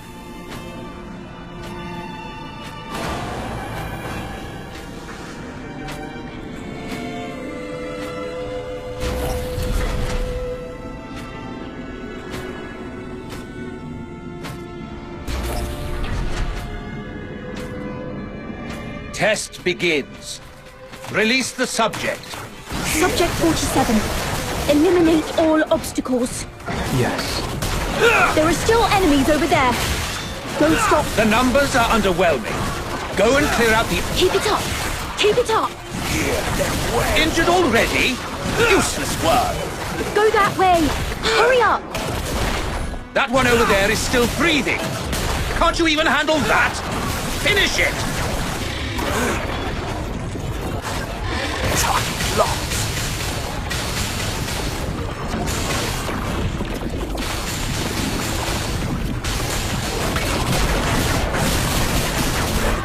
Them to pieces!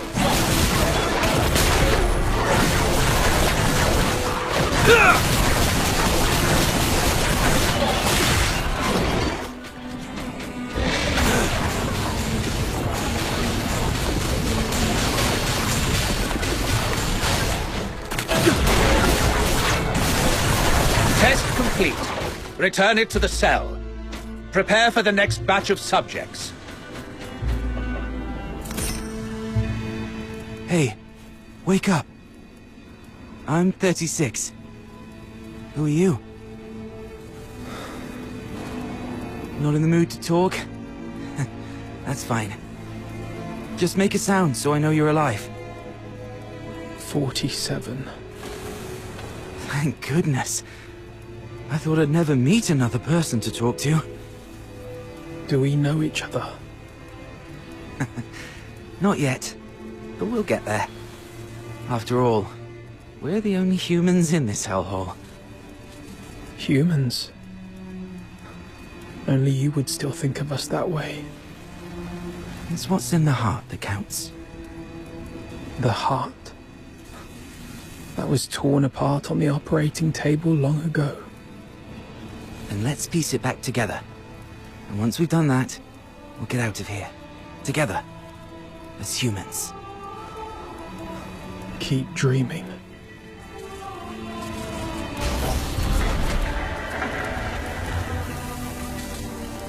Might need to enhance close quarters combat performance. Time to raise the dosage.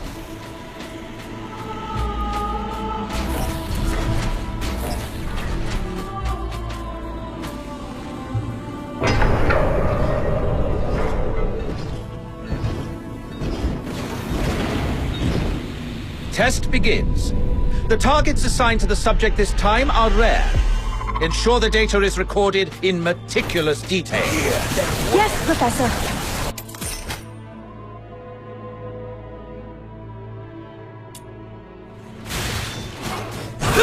We may be prisoners, but now we've been given weapons, we can still show you the wrath of the gods. Hyperboreans, you vile degenerates. How dare you create such a blasphemous monster? Let's kill this abomination!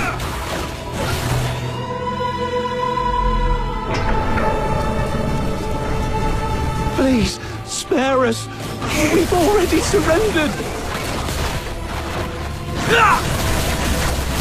Great Knight, hear me.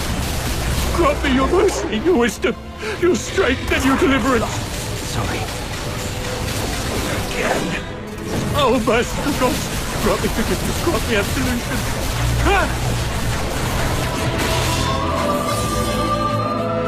Gate is all locked. You can head back on your own. I've got to prepare the report for the Professor.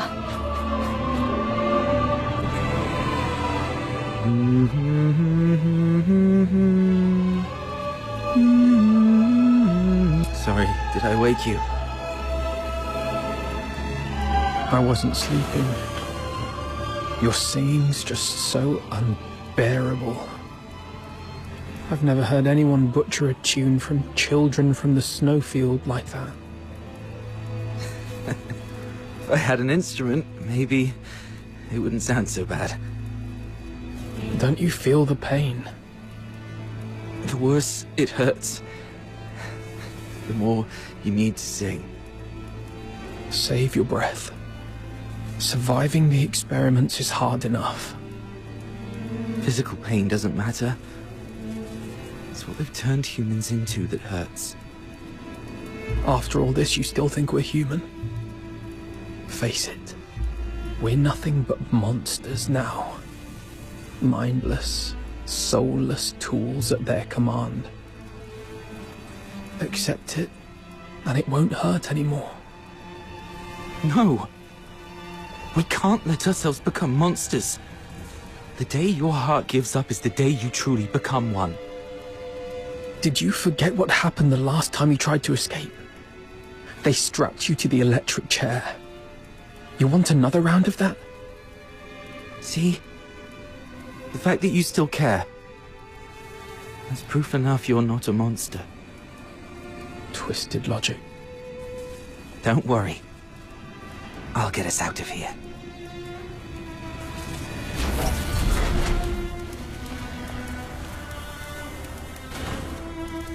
Phew. All cleaned up.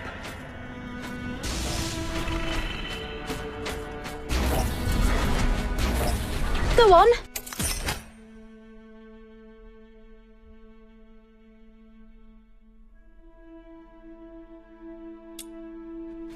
Let's see which of you truly deserves to be called a demon. Impressive. The suppressants we've been injecting are finally showing results. Stability's never been this high. At this rate, it won't be long before we can roll out these augmentation experiments across the other legions.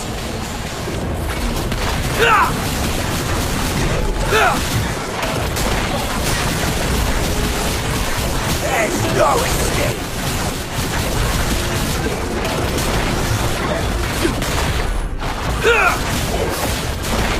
Hear the wail.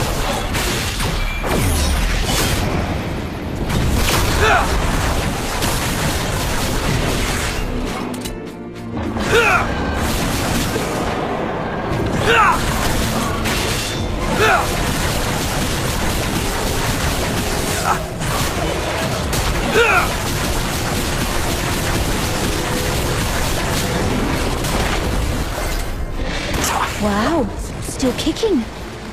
Looks like the regeneration ability is adapting better than expected.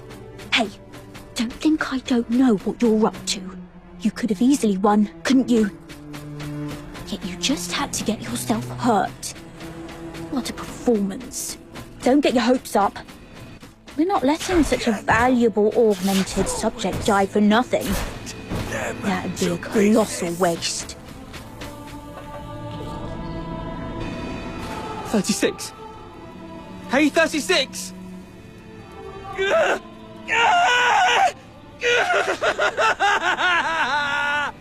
Hey!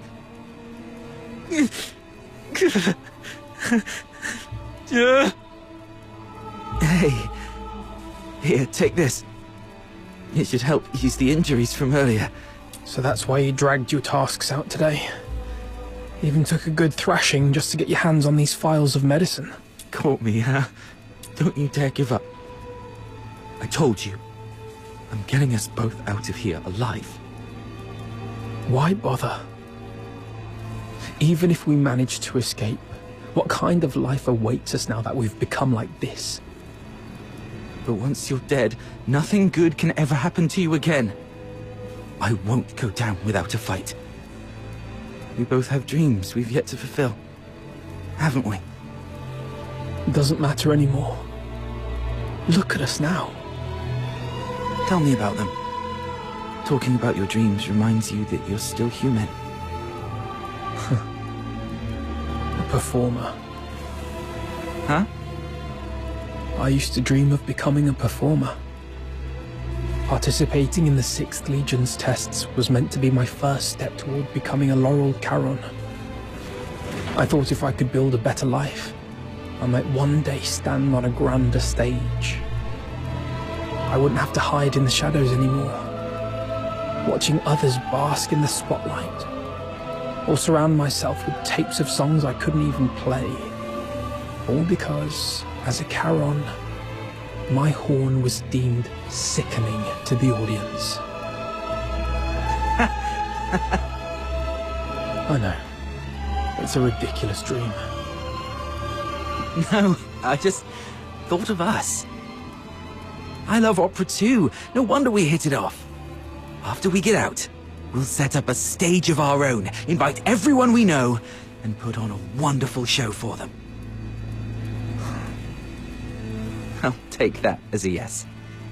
And a promise is a promise. I'll hold you to it.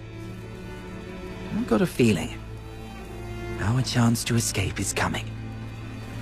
It might just be a delusion. It's not. Haven't you noticed? The suppressants have been growing less effective on us over the years. That's proof we're still human. Even our bodies are telling us it's time to fight for ourselves. Or maybe it's just this cursed, monstrous body mutating for its own survival. But the alchemists haven't even noticed it yet. Their negligence is our chance. Let me think. We should come up with a secret signal for when the time comes.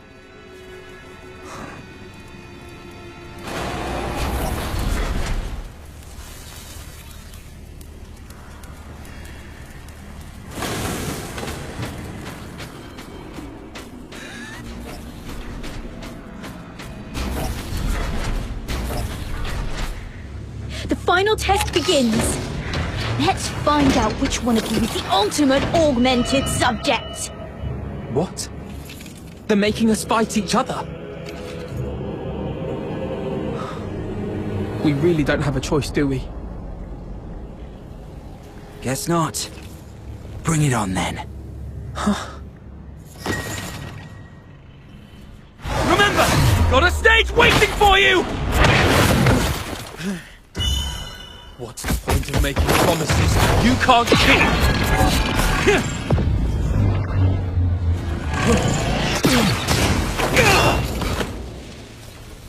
Because someday, they might just be fulfilled! 36, what the hell are you doing? Subject exhibiting extreme instability! Requesting backup! What? You never said anything about making it out like this!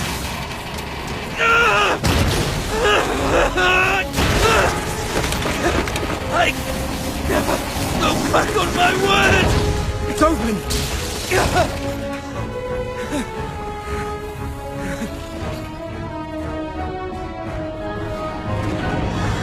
Professor, I'm sorry. I didn't expect the subjects to resist the suppressant's effect. This kind of mutation is unprecedented in any of our test subjects. Fascinating. Perhaps they're our greatest masterpiece yet. Lock down all information. Deploy the latest gamma-type suppressant. Bring the subject in alive, no matter the cost.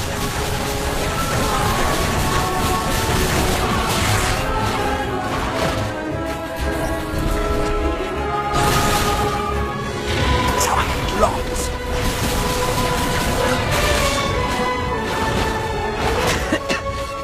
Did I make it? Yes. You made it. Great.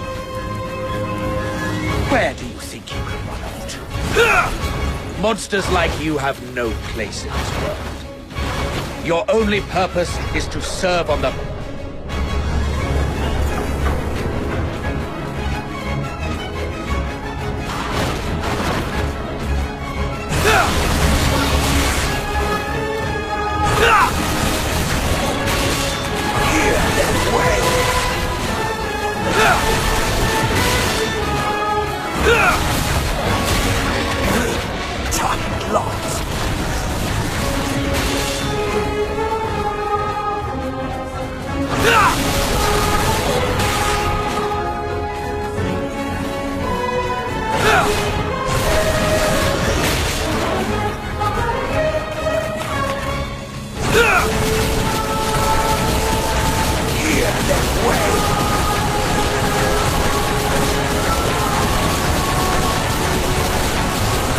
This way. Is this? I hear water. There must be an outlet leading outside. Thank God.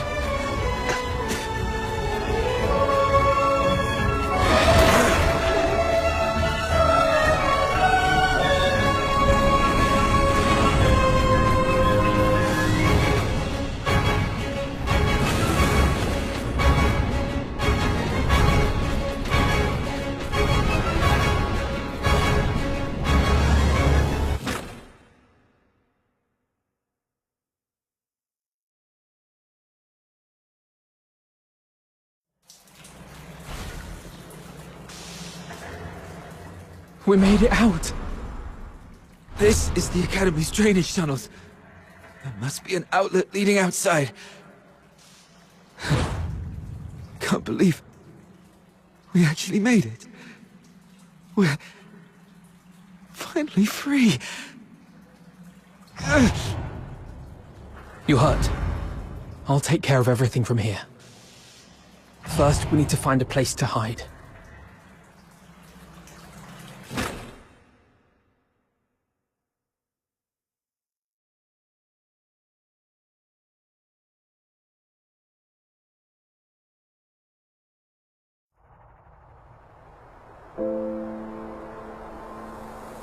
So you were the ones who built that strange stage in the sewers? How? Why? How could this happen to you? Blues. Does it still hurt? I'm fine. But fate only gave us a fleeting moment of mercy. Escaping the Academy wasn't the start of a new life, but the beginning of the end. During our escape, the alchemists, the new suppressant, ruined my voice and messed up our minds. We couldn't control ourselves. We'd go berserk from time to time. And my friend, 36, has already left this world before me. I always knew those alchemists were wicked scum. But this is cruelty on an entirely different level. And to think that they had the gall to go in cahoots with the 6th Legion, luring Charons with strong magical aptitude just to turn them into test subjects. Listen, sister. The 6th Legion. They used the title of Laurel Charon as a lure to deceive us. Leave the Legion. Find a quiet, safe place and take care of yourself. What about you?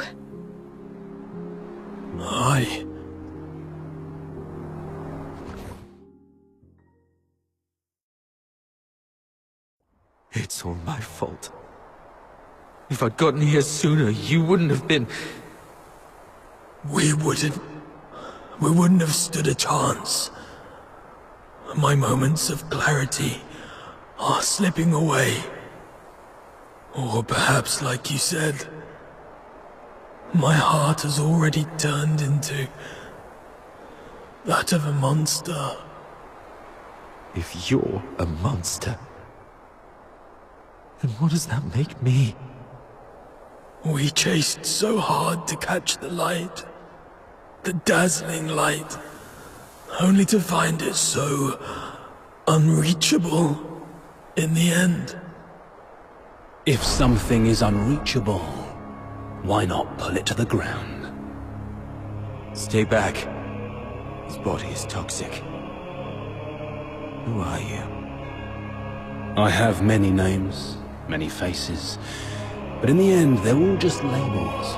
No matter how those labels shift or change, one truth remains. We have been forsaken by the gods. Now, someone as sharp as you should already know who I am. I'm here to extend an invitation. Join us. Drag the untouchable solars down to the ground and let them feel the wrath of Charons. Don't rush to reject me. Reflect on what the Empire has done to you. They lured you in with sweet lies, broke you with merciless torture, and buried you under an ocean of despair. And what lies at the end of this path? Becoming a laureled Charon? A better life? Greater dreams fulfilled? Absolutely not. What awaits is a slow death. Your bones picked clean by the solar elites, hunted by traitors among our own kind, until you're discarded like trash in some forgotten corner. With a single empty promise, they lure aspiring Charons like you and me straight into the abyss. As long as the 6th Legion and the Alchemy Academy's web of lies remains intact, Charons of Icelake will continue walking this path to ruin, marching straight into the same tragedy as you, again and again. The Empire stripped us of what we once had, and left us trapped in this miserable present. Are we really gonna let them crush everything we hold dear without putting up a fight? Look at us. The Empire coveted our strength, shackled us like animals, and twisted us into grotesque monsters, into real demons. But now, we've broken free of those chains. Isn't it time to turn their own weapons against them? Time we made them pay? Let them tremble at the mere thought of us. Let them feel the pain we've endured. Make them never dare to cover what we hold dear again. Let them repent with their blood and remember us for eternity. Let the entire Empire scream our names in terror. The Forsakens. You may call it vengeance, but I call it protection. We demons bear a duty to protect our kind. We'll rid the inner city of its filth and give your loved ones the cleaner, brighter future they deserve. The Forsakens. I still have unfinished business. Blues!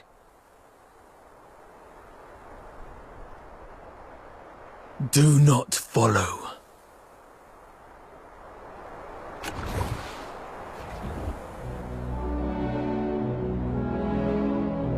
Gallia Theatre. Check him out! I'm back. Shame. Hey, handsome. Care for a dance later?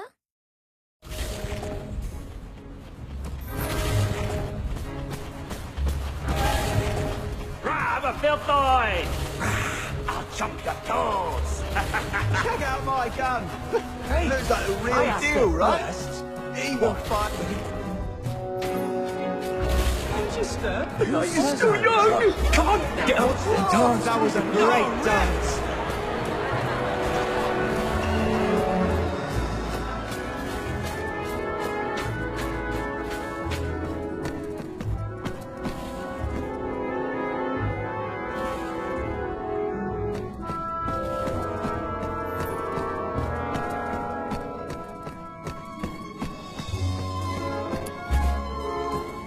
Can't believe you chose to meet in a place like this.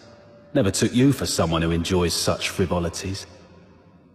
And didn't I tell you to minimize contact until absolutely necessary? The 13th Legion is gone. We've got to finish our deal ASAP. Yes, it can be finished now, as we agreed.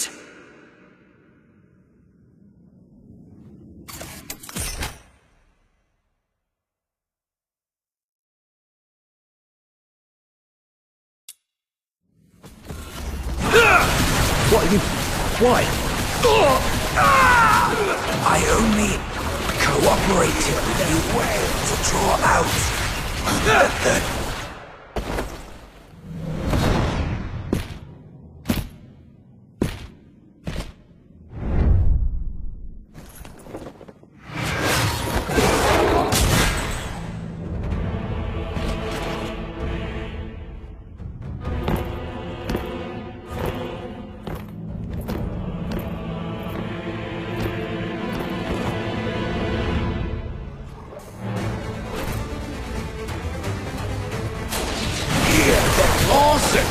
This year's show is on a whole new level! It looks so real! Check that out! Someone's really gone all in with that soldier costume. That gear, it looks legit. Is this a war-themed play, or what? Come on, let's see some action already. Holy shit! Did you hear that? Man, the sound effects are spot on! Bravo! Let's hear it again! The 13th Legion is on official business. Live ammunition. Move it or you'll die. Wait, what? Are those real guns? It's the Legion. It's actually the Legion. Arnold, Thomas, evacuate the civilians. The rest of you, hold suppression.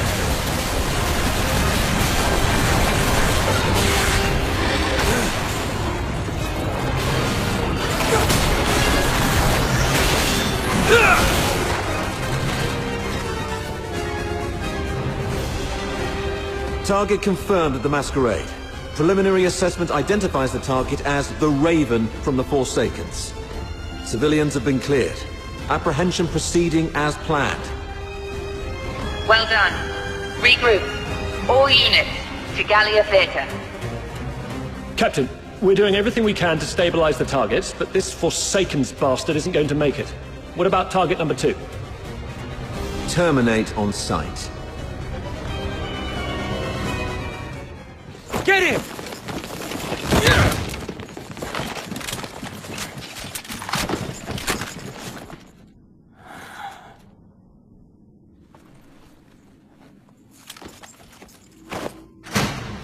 Who is it?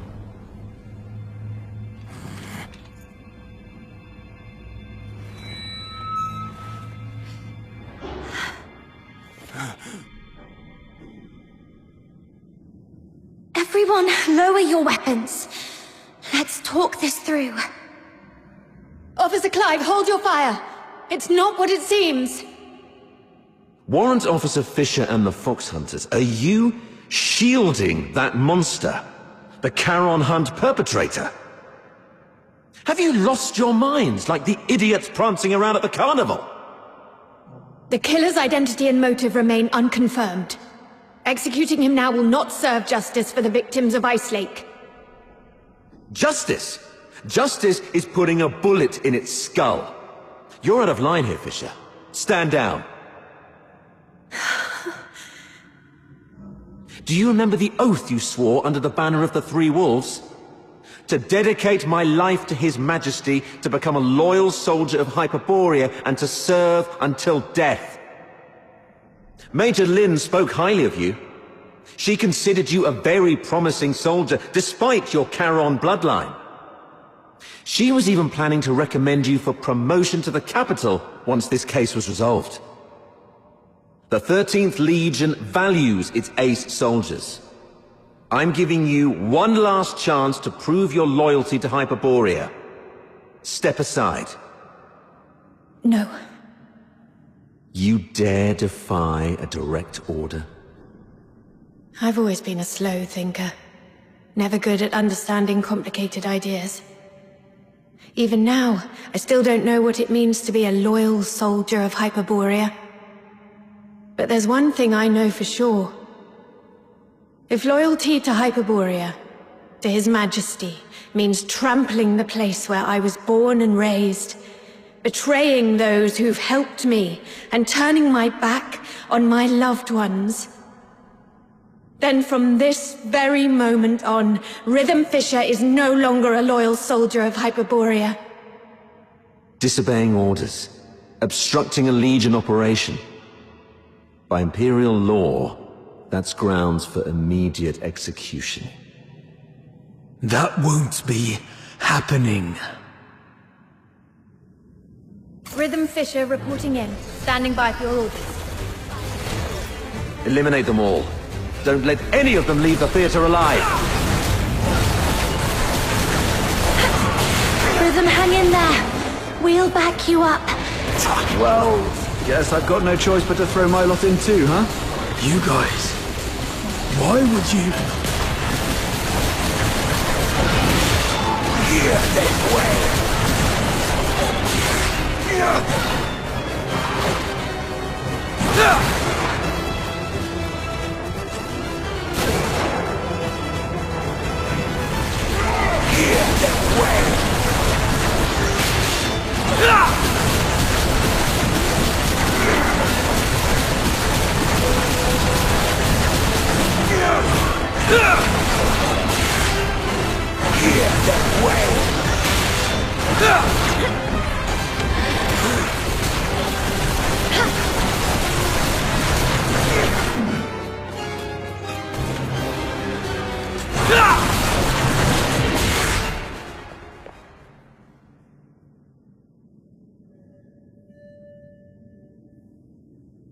Guess this is it.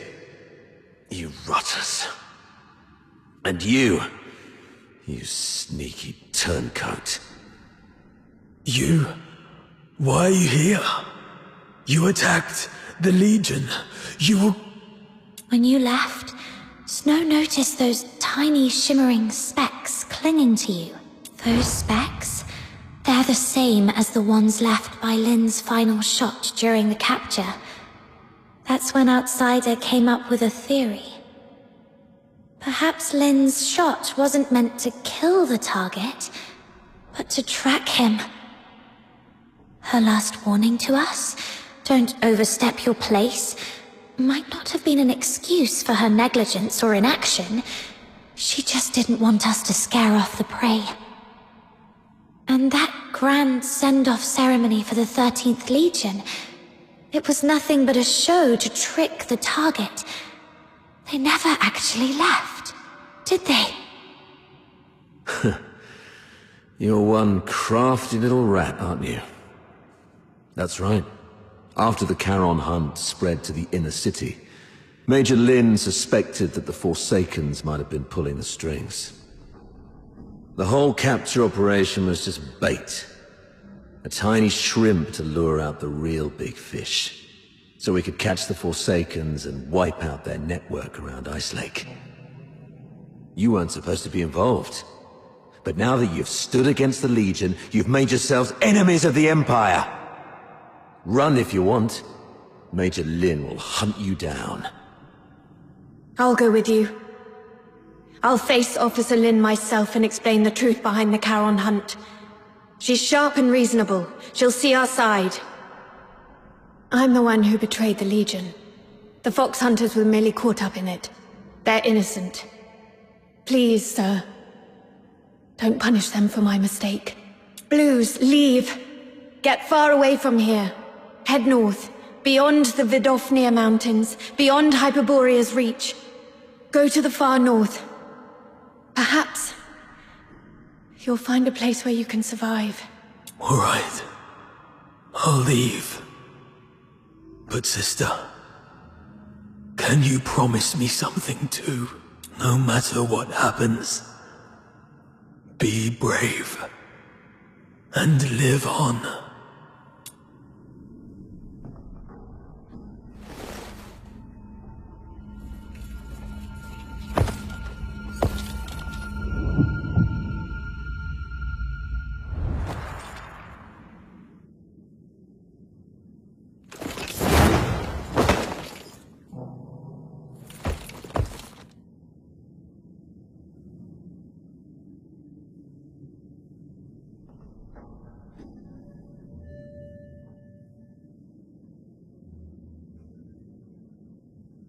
You've attacked the Legion.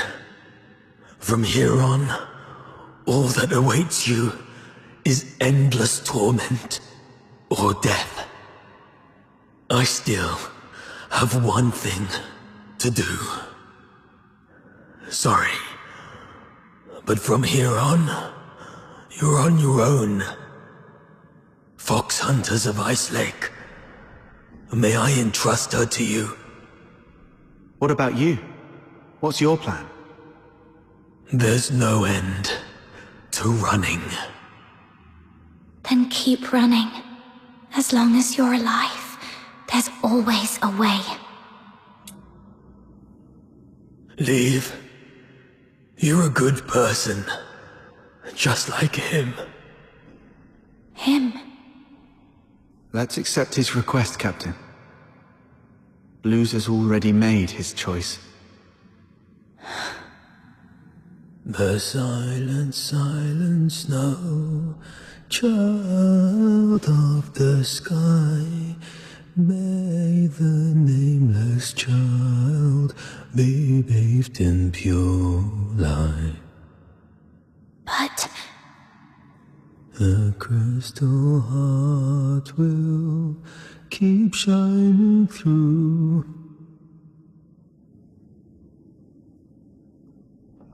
we accept your request, but on one condition.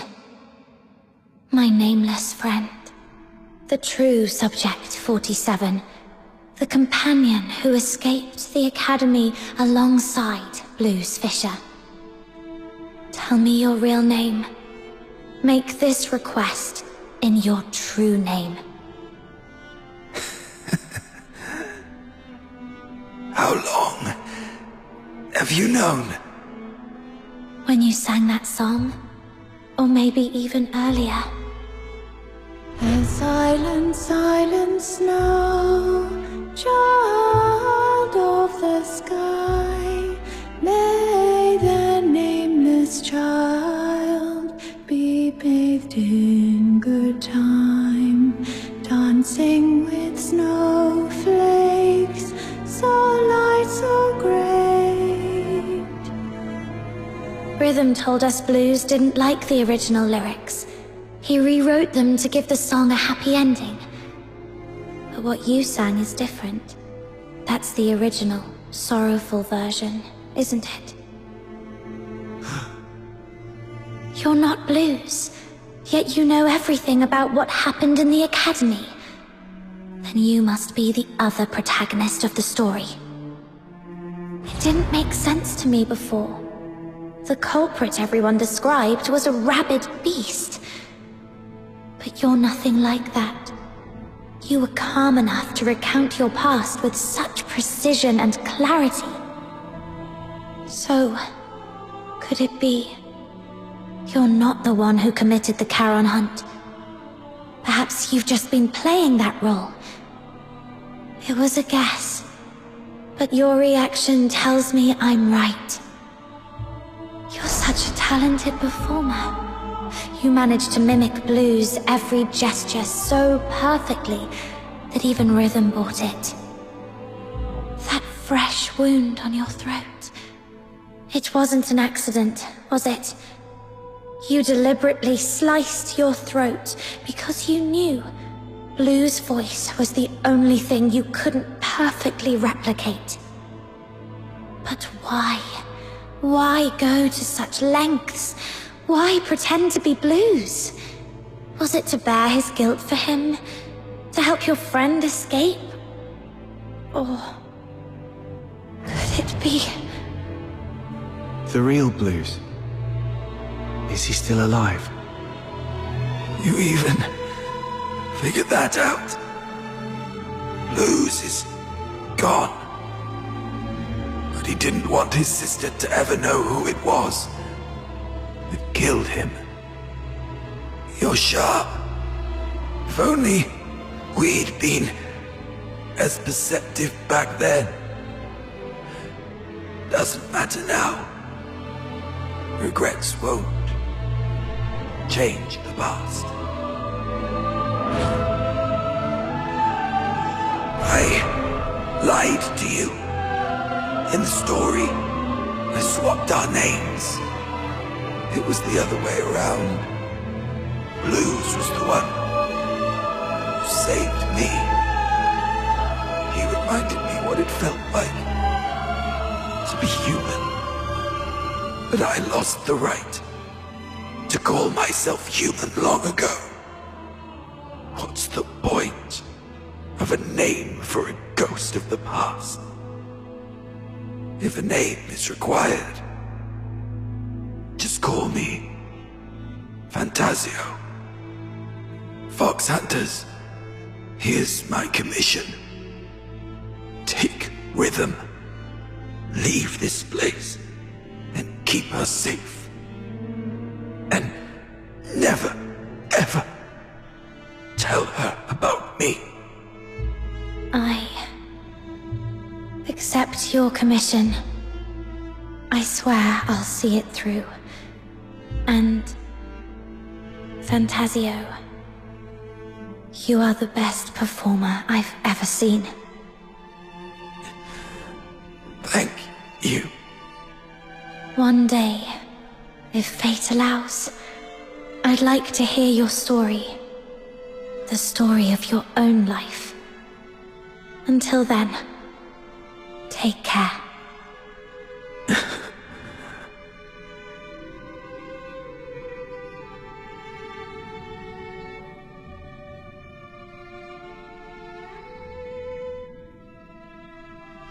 Now, there's one last thing to do.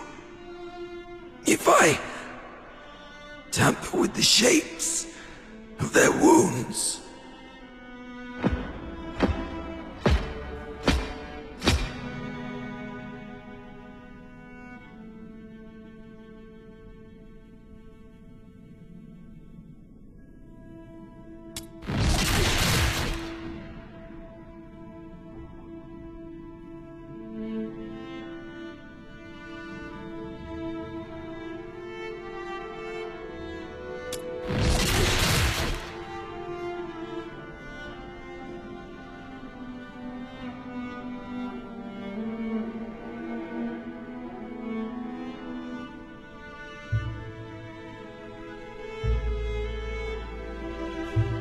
this way, no one will ever know you were here and attacked the Legion. I'm taking this secret to the grave, Blues. I fulfilled my promise. Forsaken's guy is gone now. How are you feeling? Blues? Blues?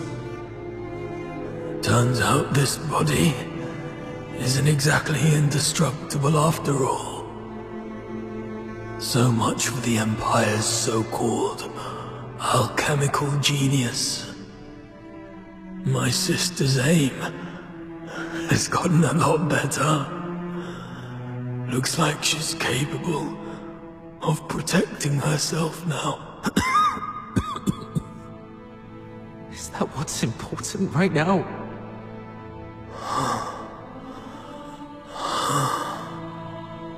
Hang in there. I'll take you to a doctor as long as we use force to coerce them. Even monsters like us can...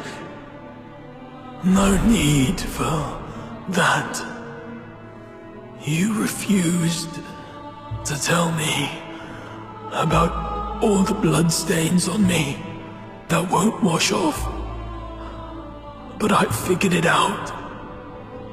It's a good thing to let me die here. At least it'll bring peace to everyone. Peace to everyone?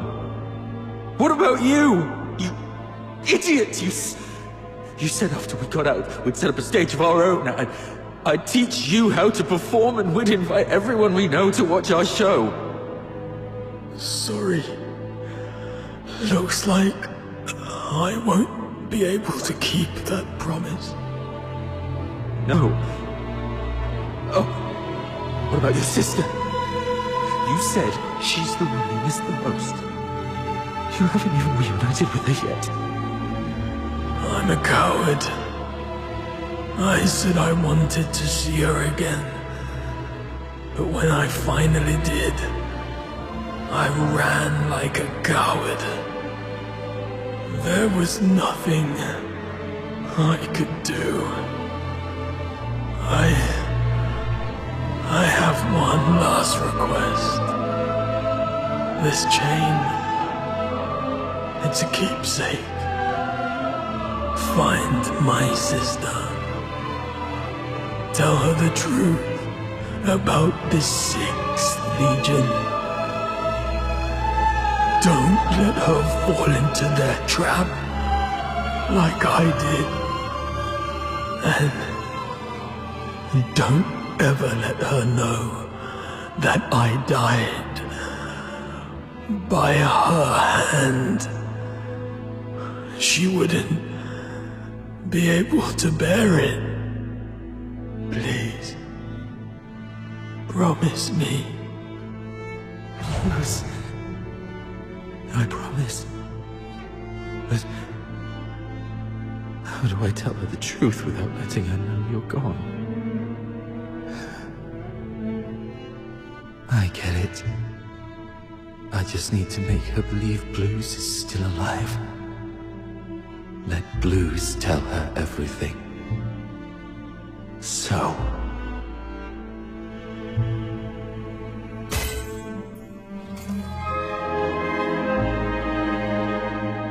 Blues. I did it. The 6th Legion's lies are finally exposed. Rhythm, you'll never know the truth about your death.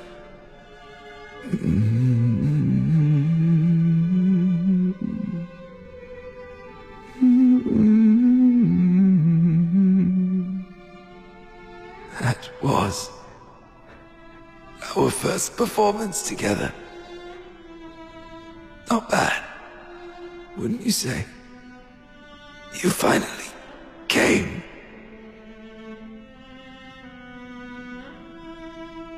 You purposely let me loose so that you could catch this guy. That's quite brilliant. And if you're that brilliant, surely you've already noticed the clues I left behind. Why, then, why haven't you said anything? Why didn't you reveal the truth about the 6th Legion? Our target has always been the Forsakens, nothing else. That is the order we received. Everyone has something they must fulfill. I'll make it quick. Something you must fulfill. I see.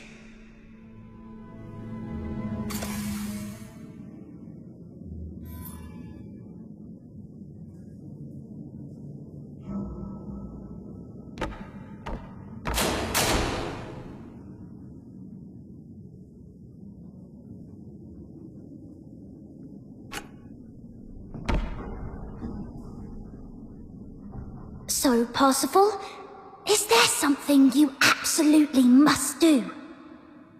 Something I must do. Something you do anything to fulfill? We usually call it a dream. My dream was to become a performer. To stand in the spotlights, at the very center of the stage. To feel the thunder of applause. Just for me.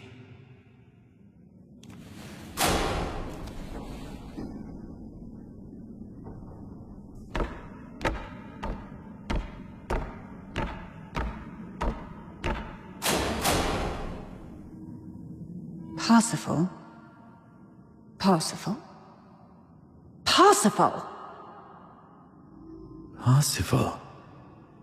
That seems to have been my name. It feels distant, though. So distant. Why are you just standing there? It's your turn to take the stage. My turn to take the stage? Yes. The final act of Children from the Snowfield. You've been preparing for this moment for so long, haven't you? Yes. Yes, I have. I remember now, Miss Violetta. This is what I must do to complete this performance.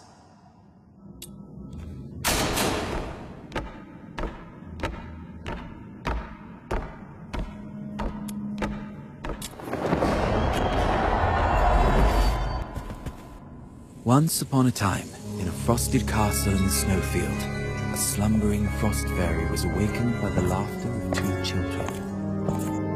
Though the children lit a fire, its flames could not thaw the icy core of the fairy's heart.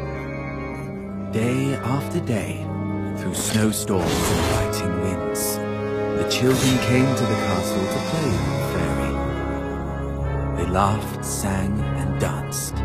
Slowly, the fairy grew accustomed to their company.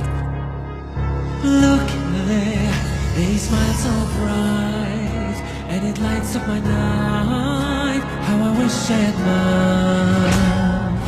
Oh, my heart, been cold for a lifetime. How I wish I could feel the warmth. One day, the claws of savage beasts reached into the snowfield. The once pristine land and sky were drowned in crimson. Bound by a promise made to the boy, the fairy left his confine. I promised I would find your family in the valley below and keep her safe. Little day by day,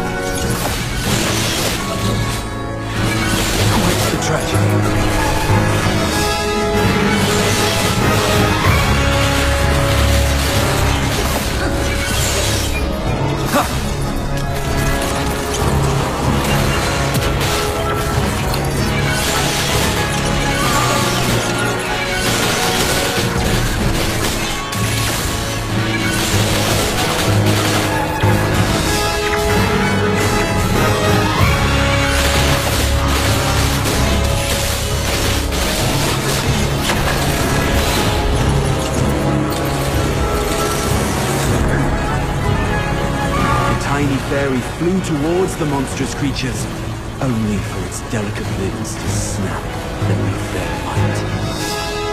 The fairy's frozen heart pulsed for the first time, beating, screaming its own destiny.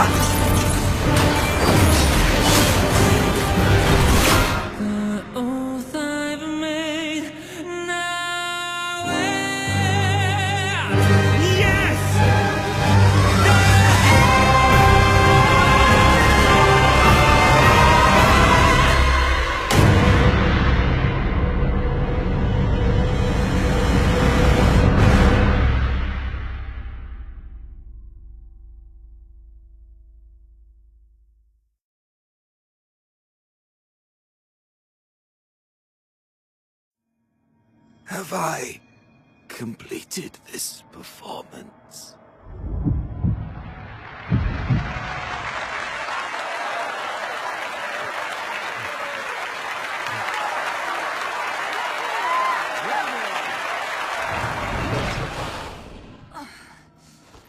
All units, ready your arms! Fire! I am the finest performer.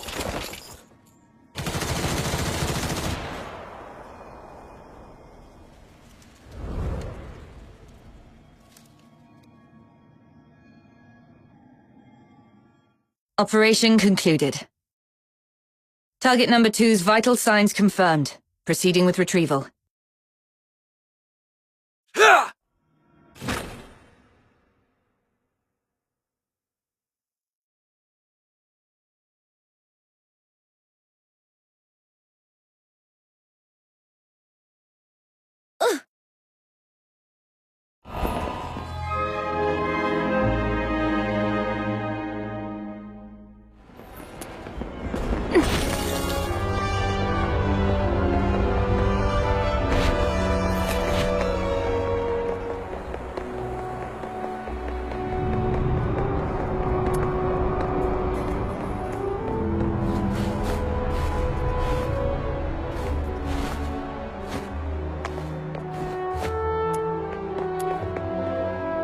The light on the watchtower. It's gone out. Oh, it's you. Good morning. How are your injuries? Are you feeling okay? I'm fine. It's been several days already. Are you sure? Back then, little Minion said it was too dangerous and wouldn't let me tag along. But after hearing what happened, I feel calling the situation dangerous was an understatement. Rhythm. It's fine. There's nothing we could have done about it anyway. This world is filled with countless things beyond our control. That's just how it is. I see. By the way, is this medal... Yes. The Laureled Charon Medal. Officer Lynn awarded it to me. for my outstanding contributions to the case. Congratulations. Congratulations. If it were the old me, I'd probably be thrilled. But now, this medal's only purpose is to smooth the way for my resignation, sparing me from unnecessary questioning or resistance. It's stained with the blood and tears of too many innocent people, and holds no meaning to me anymore. I still haven't found any concrete information about Berenica. I tried looking into what you told me about Number Zero, but my contact said that even mentioning the name to anyone in the 13th Legion was met with immediate silence. They refused to disclose anything about her. But we can be sure of two things. First, she's definitely been taken by the 13th Legion. Second, she's very important to them. They wouldn't treat her as carelessly as they did Blues. Thank you. That does ease my mind a little. Oh, and I heard something else. Though I'm not sure if it's useful intel to you. 1 month from now, the 13th Legion will be relocating a high-value prisoner by train from Ice Lake to Dismania, the Imperial capital. The 6th Legion's been ordered to assist with the transport. The prisoner's identity is classified as top secret. All I know is that she's currently receiving treatment in the inner city under maximum security. But someone caught a glimpse of her back. A young woman in her early 20s, dressed in black. That matches what you've told me about Berenica. If it really is her, then the train departing in a month might be your only chance. Could it be Barry? Has she been taken to Ice Lake just like me? Thank you for the intel. This is the only lead I have, so I'll give it a try, no matter what. What about you? What are you planning to do next? Honestly, I don't know. Other than helping you look for Berenica, I have no idea what I can do. But I made a promise to Blues that I'll live on. As long as I'm alive, I'll eventually find a reason to keep going. Isn't that how it works? I guess I'll see you around.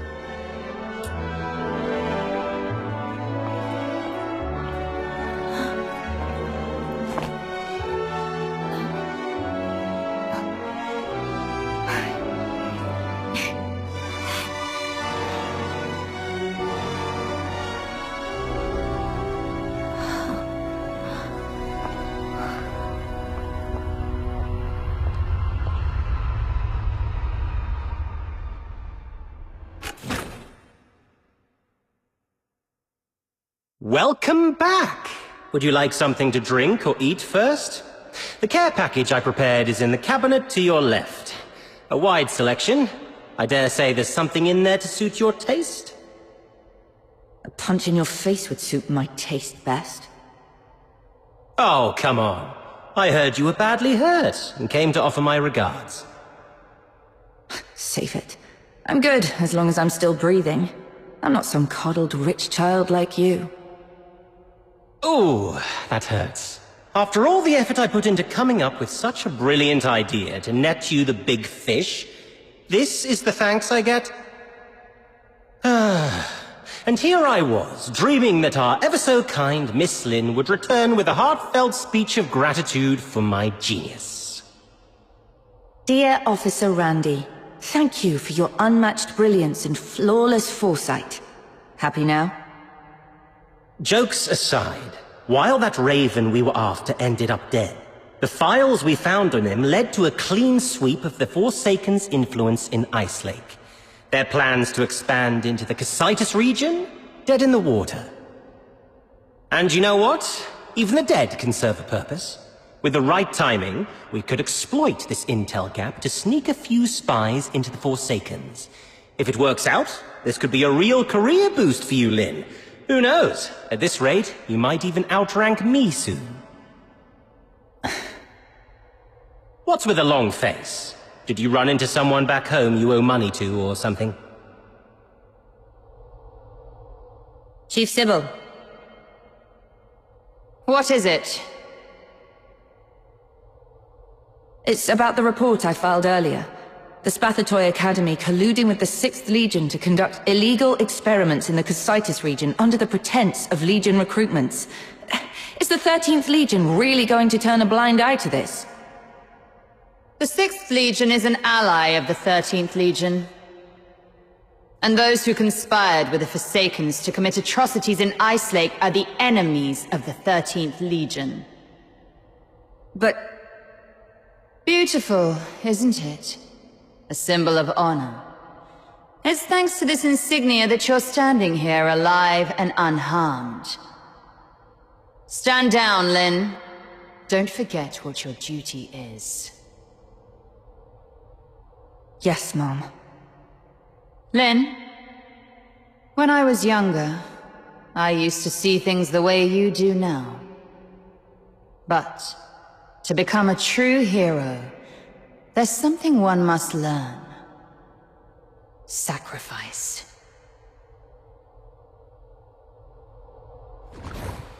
Nothing, just tired. My head's killing me. I'm going back to get some sleep. Later. Haha, finally! Been waiting for you to embrace the art of rest. Life lies in relaxation, you know. It's heartwarming to see my wisdom finally passed on to you. I'm so glad. Wait. There's one more thing. There's more? But I'm taking a vacation in... Shut it. No vacation for you. We found this slip of paper on target number 2. It's all wrinkled, covered in rambling nonsense. These flowery words don't make sense to me. You look into it. Could be a hidden message we've missed. Fine, let me see. The silent, silent snow, child of the sky. Huh. Sounds like poetry. Or maybe lyrics to some old song?